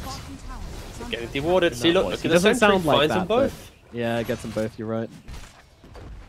But when you say it's Like, not worth, oh, I feel lovely like jubbly. Tinker very easily could have made a different choice in his farming pattern to go farm there. I think it's more efficient for him to look at those camps early on. So Copy just tried to defend But the camps that are getting mayhaps- pressured, right? Mayhaps, dear Watson, that he is diversifying his camp choice to make sure he cannot be countered that easily. Just doth that occur to you? I shall process that into my knowledge base and counter the counterpoint. And I think due to the aggression of the Storm Spirits, he was forced to play in an area he didn't want to. But that aside, I mean, to be fair, we do have to build up some random narrative to survive a very farm-heavy game that is Tinker in the early game. Yeah, I feel like I would have lost he's putting down sanity. those machines. It's thrilling. It really is It is thrilling. 3,000 gold lead. That is also quite thrilling. 6k net worth on the Terrorblade. The Storm and the Bristle doing a very good job keeping up the farm with the Gyrocopter. Whilst the Kunker and Tinker, they are both the cores that are getting starved in the game. That's the thing, by constantly playing up in this top lane, even though you haven't even taken the bottom tower yet on the side of Cyber Goose, it really enables Tier 2000's game. Like you just put pressure on the enemy Tier 1 tower, you actually end up taking it down, take fights up there. Like inversely to what you'd expect, it actually gives them so much space on TB to play around this area, keep on being in the most efficient part of the map. Chiro Jr. is going to see Yuragi here. Might just go straight in for the Gyrocopter. Yep, certainly will. Arcane Rune available, so Yuragi, he's going to need some help here, and he's not going to find it. Everybody's distracted, grave looking yet. over at the other fight in the backlines. Yuragi, though, fighting back into Chiro Jr. and forcing him away. He's got enough damage to scare him off. So Chiro Jr. will leave for now, but he's going to bottle up and be right back in. There's a lot of marches coming on down here as well from the Tinker, so you can't fight in this area no more. The distraction from the Storm Spirit in the backline kind of kept the Bristleback alive. There was no grave available from the Dazzle. The Tusk used a Snowball, and yeah, Storm putting so much pressure on Yuragi. Navi's damage was split in that engagement, and both teams are very close to maybe getting a kill. Problems trying to kill off the battering ram of a Golem, getting baited by the aggression of it. Does have a Snowball. Doesn't use it as of yet. No shallow grave available for solo. Doesn't have it leveled, so yeah, problems. Has no hope of getting out of that one. Okay, Navi doing a decent job just fighting back in the early game. Of course, the comeback potential is always available with their heroes. And Tinker, a couple deaths, even though he's got one, like, you lose camps, you die, whatever. It is a hero that, if you get 3, 4, 5 minutes uncontested farm, you'll always get to level 12. You'll always get your Blink Dagger. It's a very annoying hero. To shut him down, it has to be constant pressure. And him surviving, him feeling like he's contributing to the team, is a way for him to continue scaling. He picks up the Blink Dagger. Sure, he's not level 12 yet, but TPing bottom. So it does have the Grave. Not going to get it up, though. Controlled here. Yeah, Kaori nice dead top. elsewhere, and Yuragi once again being dropped by Chiro Jr. And he's figured it out. He's like, what's this guy's problem? Why won't he leave me alone? He doesn't do anything to me, but it's very annoying. It's funny to watch this. Like, Yuragi's constantly being jumped by the storm and having to just dump spells on him to make him leave. 5 minutes later, he's going to do the same thing again. Radiant's bottom tower has fallen. But bottom tower will fall, crucially. Tinker came for the kill, but then went to the triangle to keep farming. Wasn't able to keep the tower alive. I'm actually really shocked at how poor Copy actually is. Like, he's really not got a whole lot of money at this point in the game. Yeah. Losing the early towers, the jungle pressure, reacting to the team. Just really adds up to being very, very annoying. Now it's those camps that got blocked. Hell yeah. Now he's you're missing, on like, board. Radiant are still- 2.5k net worth. Radiant's middle tower is under attack. Notice though, and there is a break on the hoodwink. Yeah, they're going to use it here, and that should be enough damage to take him down. The bristleback ain't got no bristleback. He will be killed off Middle tower has fallen. as middle gets killed. So they trade it for a tower, which honestly Notice probably won't care about too much. Dire's structure. It's sort of whatever, I'd say.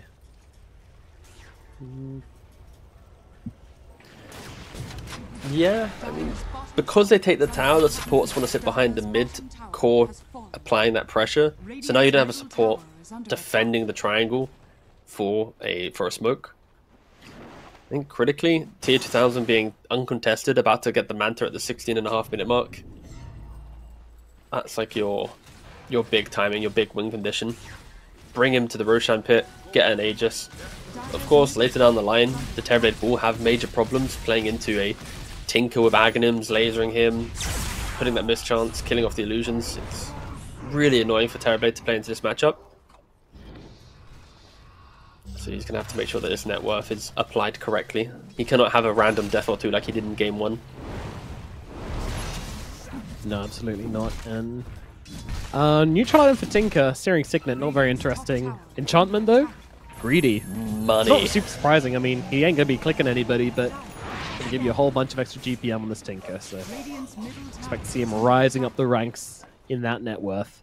So he starts to play more and more aggressively, get some lanes shoved out with his marksman machines. Of course, not a game where you can really be like constantly sitting in trees and split pushing waves. You know, you cannot be obvious in this game. You will get caught by the Storm Spirit. Yeah. But CG. Cyber Goose going into Roshan here. Solo using the Nothel projection to be in the pit with them as well. I'm just leaving his He's body like- outside the pit as a ward. Yeah, it's a cute idea. I like it. So it does give healing amp, of course, during ultimates. So going into the ultimate form, there is some logic behind it.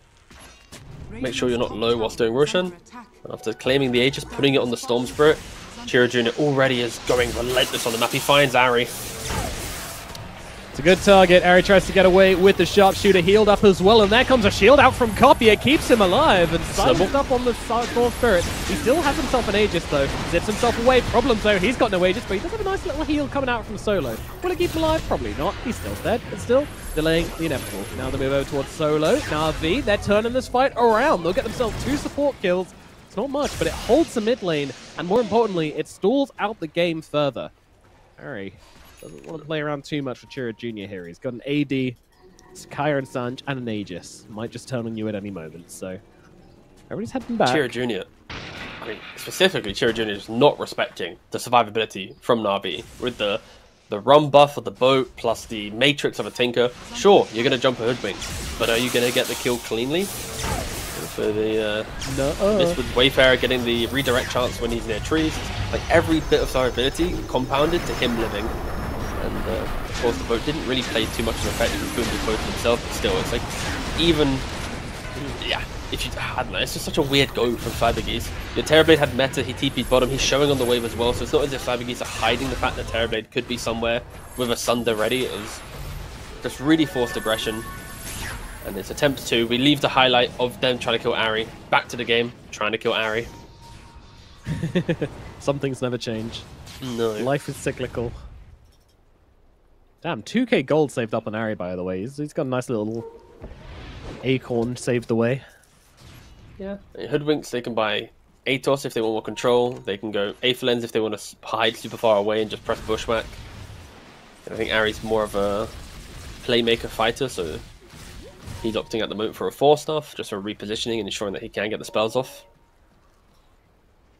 They are smoked up. The Golem is available. Kaori hasn't just been spamming it on the ground this time around. Picks up the illusion. They bait him. Oh, Yeah. they bait him out really nicely, but yeah, it's an illusion rune, so Storm's just going to be able to zip away to safety. What an RNG survival. Elsewhere on the map. Oh, there's the pushing Yeah. Golem. There it is. Yay! Golem used in the middle lane to take this tower. It's How real many- estate. Or is it? Oh, it's just dead. The pushing Golem, it falls. Super fast dead. Yeah, your battering ram's more of a battering carrot. And they just take a How bite out of many- it. How many hours of negotiation do you think Kaori had to go through to convince his team that a pushing Golem is the new meta? So I feel like if you told how many scrims any did he core go player, through? yeah, like any core player hearing this is like, "Are you stupid? We want to win the fight." And then like a support's like, "I Golem, I farm, I get items." I wish there was a vlog, you know, Kaori convincing team vlog, just 10 minutes of heated discussion. I will say Yeah, this game, they're Smoker. under so much pressure, I don't like it. And we're about to see why here, I'd imagine. Let's see. Notice heading up to the high ground. Chirrut Jr. jumping on the back lines as well. Trying to bring him down, but it's a nice response coming out from Navi at the moment. Yuragi still alive for now. They'll take the Storm's first life eventually. Eventually. He's still alive. He's still zipping around. He's still doing what he wants and killing off everybody in the process. Yuragi and Choppy are gone. Chirrut Jr. will not stop. Finally, he will fall, but he's about to come back to life, full health, full mana, and ready to keep on going. Just orchids him up to make sure his supports gets away. But that was not the fight. Would you like to say it, or shall I? I don't know what you're gonna say. So, oh wait, yeah, I do. Yeah, you do. Go on. Imagine if they'd had Golden. There we go. Everyone clumped up, multi-hero fatal bonds. Any bit of additional stun to facilitate man, that if I fight had- could have been awfully nice. If I had just but- a big AoE stun right now on Warlock, man, I could do so much work, but a bit of damage to it as well. Alas. All I've got is this rubbish battering ram ability. It can only be used on towers. the start of this fight, they're already in a choke point. They hit what? So 2 hero fatal bonds. They're dropping rather low. There is no, like, it's just nothing. Bristle could die earlier, reducing the goo. Sure, Storm's still probably gonna get what's it called? Graved, but if that Golem's in play, Terror Blade has to think about killing the Golem. He's gonna spend 3-4 critical seconds of his time to kill off that Golem. Again, I kind of wish Kaori It's a weird changed his cast. playstyle. Yeah. It's a weird cast when you're sitting here talking about why Golem's a good teamfight ability and not a battering ram. We must sound like so condescending. It's like, Yeah. oh no. We probably. Oh no, Kaori, what are you doing? It's 2 seconds off He's cooldown. 2-second cooldown. He's near a tower. Golem, Golem, No, Golem, no, Golem. not this Oh, wait, come time. on. No. It's too low HP. Tower's so low. There we go. Thank God. If that had like 1,000 more HP, whoo, the base would have been dropped. Look at Solo farming the enemy ancients. What a Chad. I still find it impressive that Solo, at the ripe old age of early 30s, is able to maintain like a pretty cool leaderboard position, right? Because like normally when you think about like older players in Dota, they fade away from playing pubs. They focus more on their years of experience to utilize the pubs of their younger players, and they just scrim, right? They do kind of like, I'm not saying they coast, but they have to manage their expectations of their age, right? With real life commitments and whatnot. But for Solo, he's still rocking 320 on the leaderboard, which is around like good 14k, I believe. Which is still very impressive.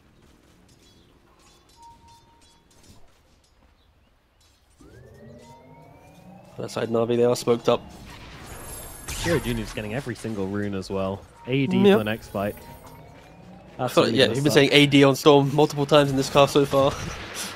Yeah, I mean, I think he's had every rune that I've seen except the one where like the Dazzle grabbed every single other time. It's gone to him. I mean, I know you're playing with Tinker, he's not exactly a rune grabbing guy, but at some point, you've got to make sure that the Storm's just not getting everything he wants and more from this game. Kaori does see him, but not a whole lot to be done. Zips over, sees that these camps have already been farmed by Oh, Young he's kind of Copy. baiting Chiro Jr. They don't hit the bushwhack. And off he goes. Ooh. How confident do you have to be on the Tinker to trust your team? Like, you're TPing in, seeing the Storm Spirit, don't really know exactly what's behind him. That's the trust which wins you tournaments, T Governor. It's true. I mean, technically the Bristol TB were showing on lane, so you already know worst case it's going to be, what, 3 heroes in top, but still. If they're doing it now, they'll probably do it again in the future. Copy. Jared's Let's out have of the there. Aghanims with the Aethelins. So in a long drawn-out fight, when BKB is not available for the Terrorblade, laser after laser, you can blow him up. I think the main issue here is, other than Hoodwink dying, Boom went for this early Orchid, right? He tried to be aggressive, tried to be a playmaker from the Kunkka in the offlane, but he hasn't really obtained any major kills with it. And because of that, his net worth is just falling off immensely. Just hit the 10,000 net worth mark as we hit 25 minutes in. You could also argue that Bristleback hasn't really scaled into the game too much, right? He went for the Halberd, the Blade Mill. But him picking up BKB, you know he's going to be able to, you know, soak up some damage and contribute to these fights. That's pretty nice. Yeah, but That was again, a I'm just really worried nice for bait Na'Vi down that- in the bottom lane. Sorry, we missed it, Sorry. but yeah, the TA2000 just put his Manta Illusion down the lane with his 2 Conjure Images and like kind of hit the tower with them, and they thought it was a real one with its 2 illusions, so that's very nice. they just dropped a whole bunch of spells. I think Cooldown and Tidal Wave were the only ones to use there, so not the biggest deal, but still pretty cute. No cooldown now as Roshan starts to be taken. It roars as well. Na'Vi, they are aware that Cyber Geese, they're in the pit, but they smoke up, they're backing away. Potentially baiting a scan and Cheeky. instantly jumping to the high ground. They found Uragi. It's a great target. He's got no BKB either. They're going to have to use the Golem to try and get him out of here, but Chira Jr. is not going to give up the goat that easily. Uragi gets taken down first as Chira Jr. gets a kill, and now they move over towards Boom. Boom, he's got no chance either. Oh, Cyber Goose, they weren't just willing to fight out the pit. They just sprinted. The moment that roar came off, they knew that was the dinner bell for Na'Vi, and they just run directly out of the pit, run over Na'Vi, and get back to taking Roshan. They want to make this 2-0. And by the way, Yeah, things I love going when right now, I team- think they might. Yeah, I love when teams show this kind of like adaptation to the expected timings, right? Like at Tormentor, you smoke when you know it's taken because you want to kill the stragglers. When the Roshan roars, disengage from the pit, instantly jump the high ground, and of course, Storm Spirit playing with so much conviction. He sees the high ground, jumps in, doesn't care, and Uragi doesn't have a BKB, right? He has a Yasha. He's looking for the Manta style post Aghanim to an Aghanims and Hurricane Pike before a BKB. So Storm will always be able to threaten him. Of course, having a Manta is quite nice this game, being able to dispel the reflection, dispel the goo, dispel the poison touch, but again, it is delaying his BKB, his ability to stop the Storm Spirit from pretty much soloing him every single fight, and you know, a 12,000 gold lead.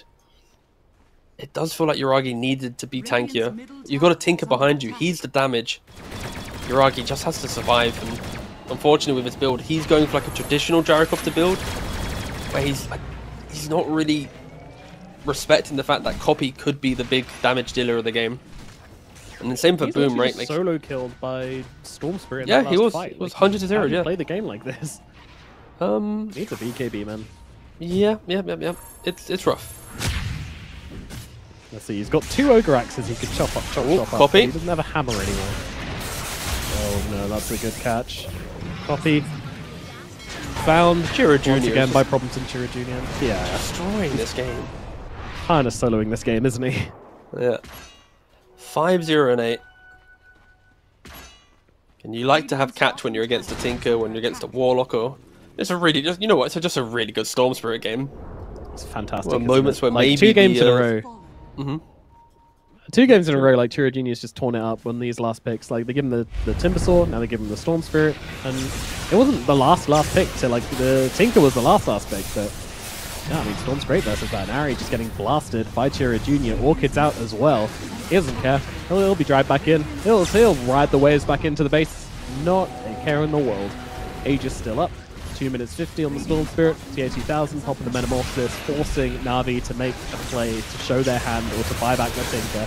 And now they continue going, they continue pushing. They'll move on to Boom. Boom is dead. Buyback available. Uragi's being chased into the base by Notice and Chira Jr. Uragi, he's dead on the steps of his fountain.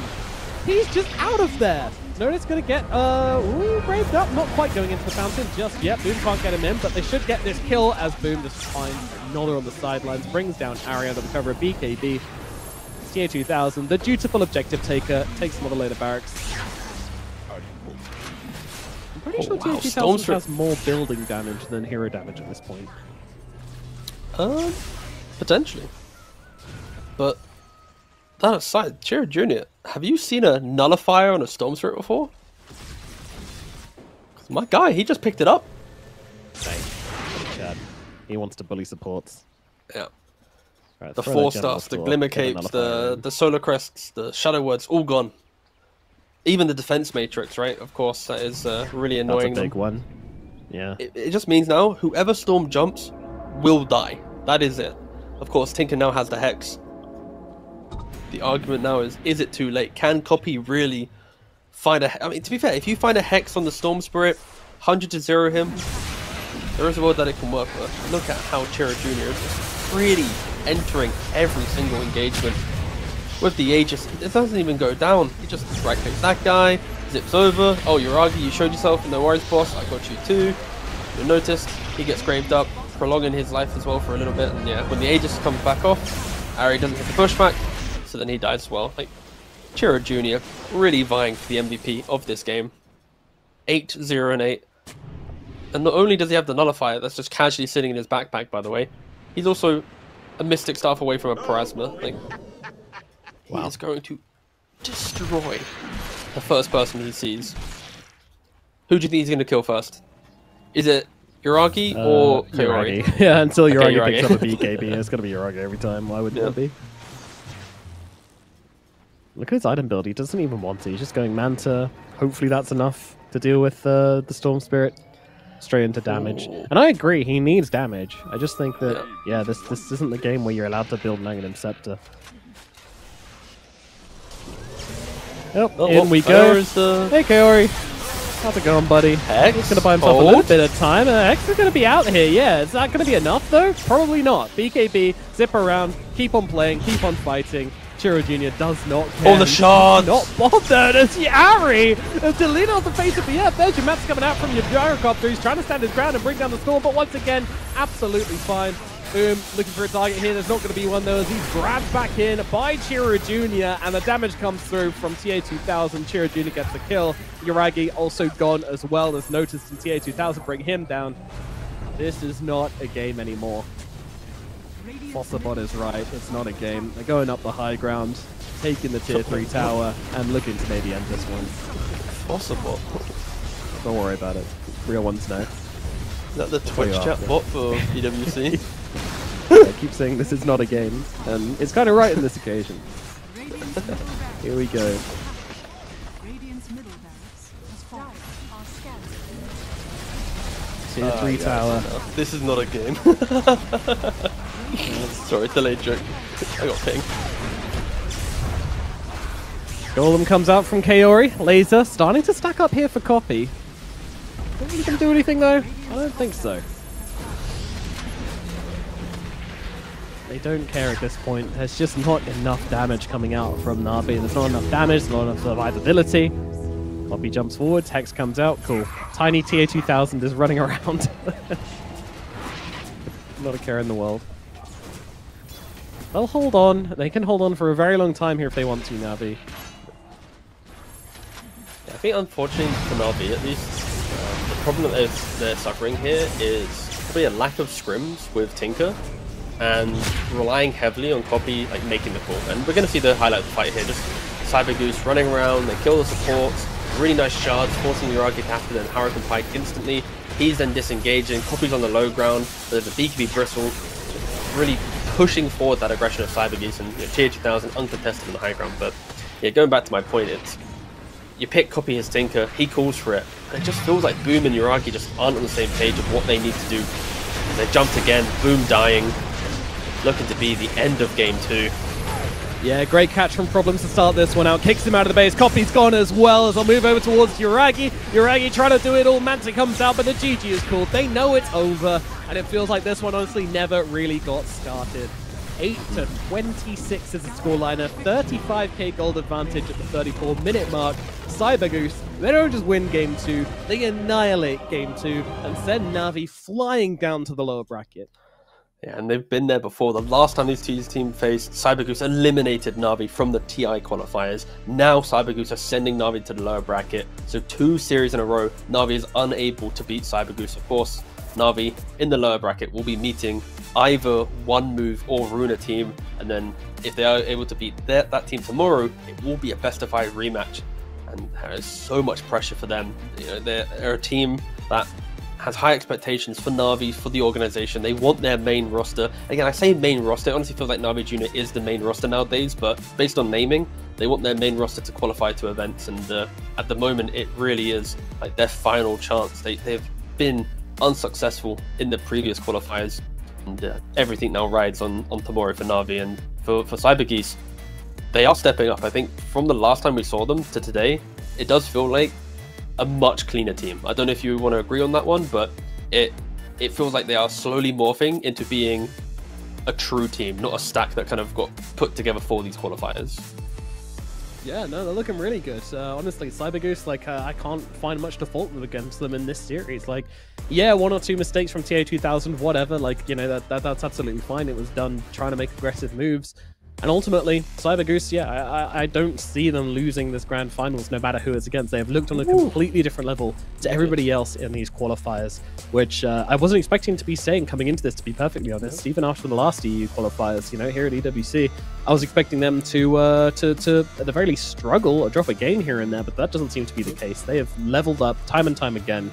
And now we can take a look at the bracket and see exactly how things are looking at the moment. And of course, we still have the upper bracket here with CyberGoose making it all the way through 2-0 over Na'Vi. And down on the lower side, Na'Vi will be waiting for the winner of Runa Team versus One Move. Runa Team currently 1 game up, looking to continue their lower bracket run.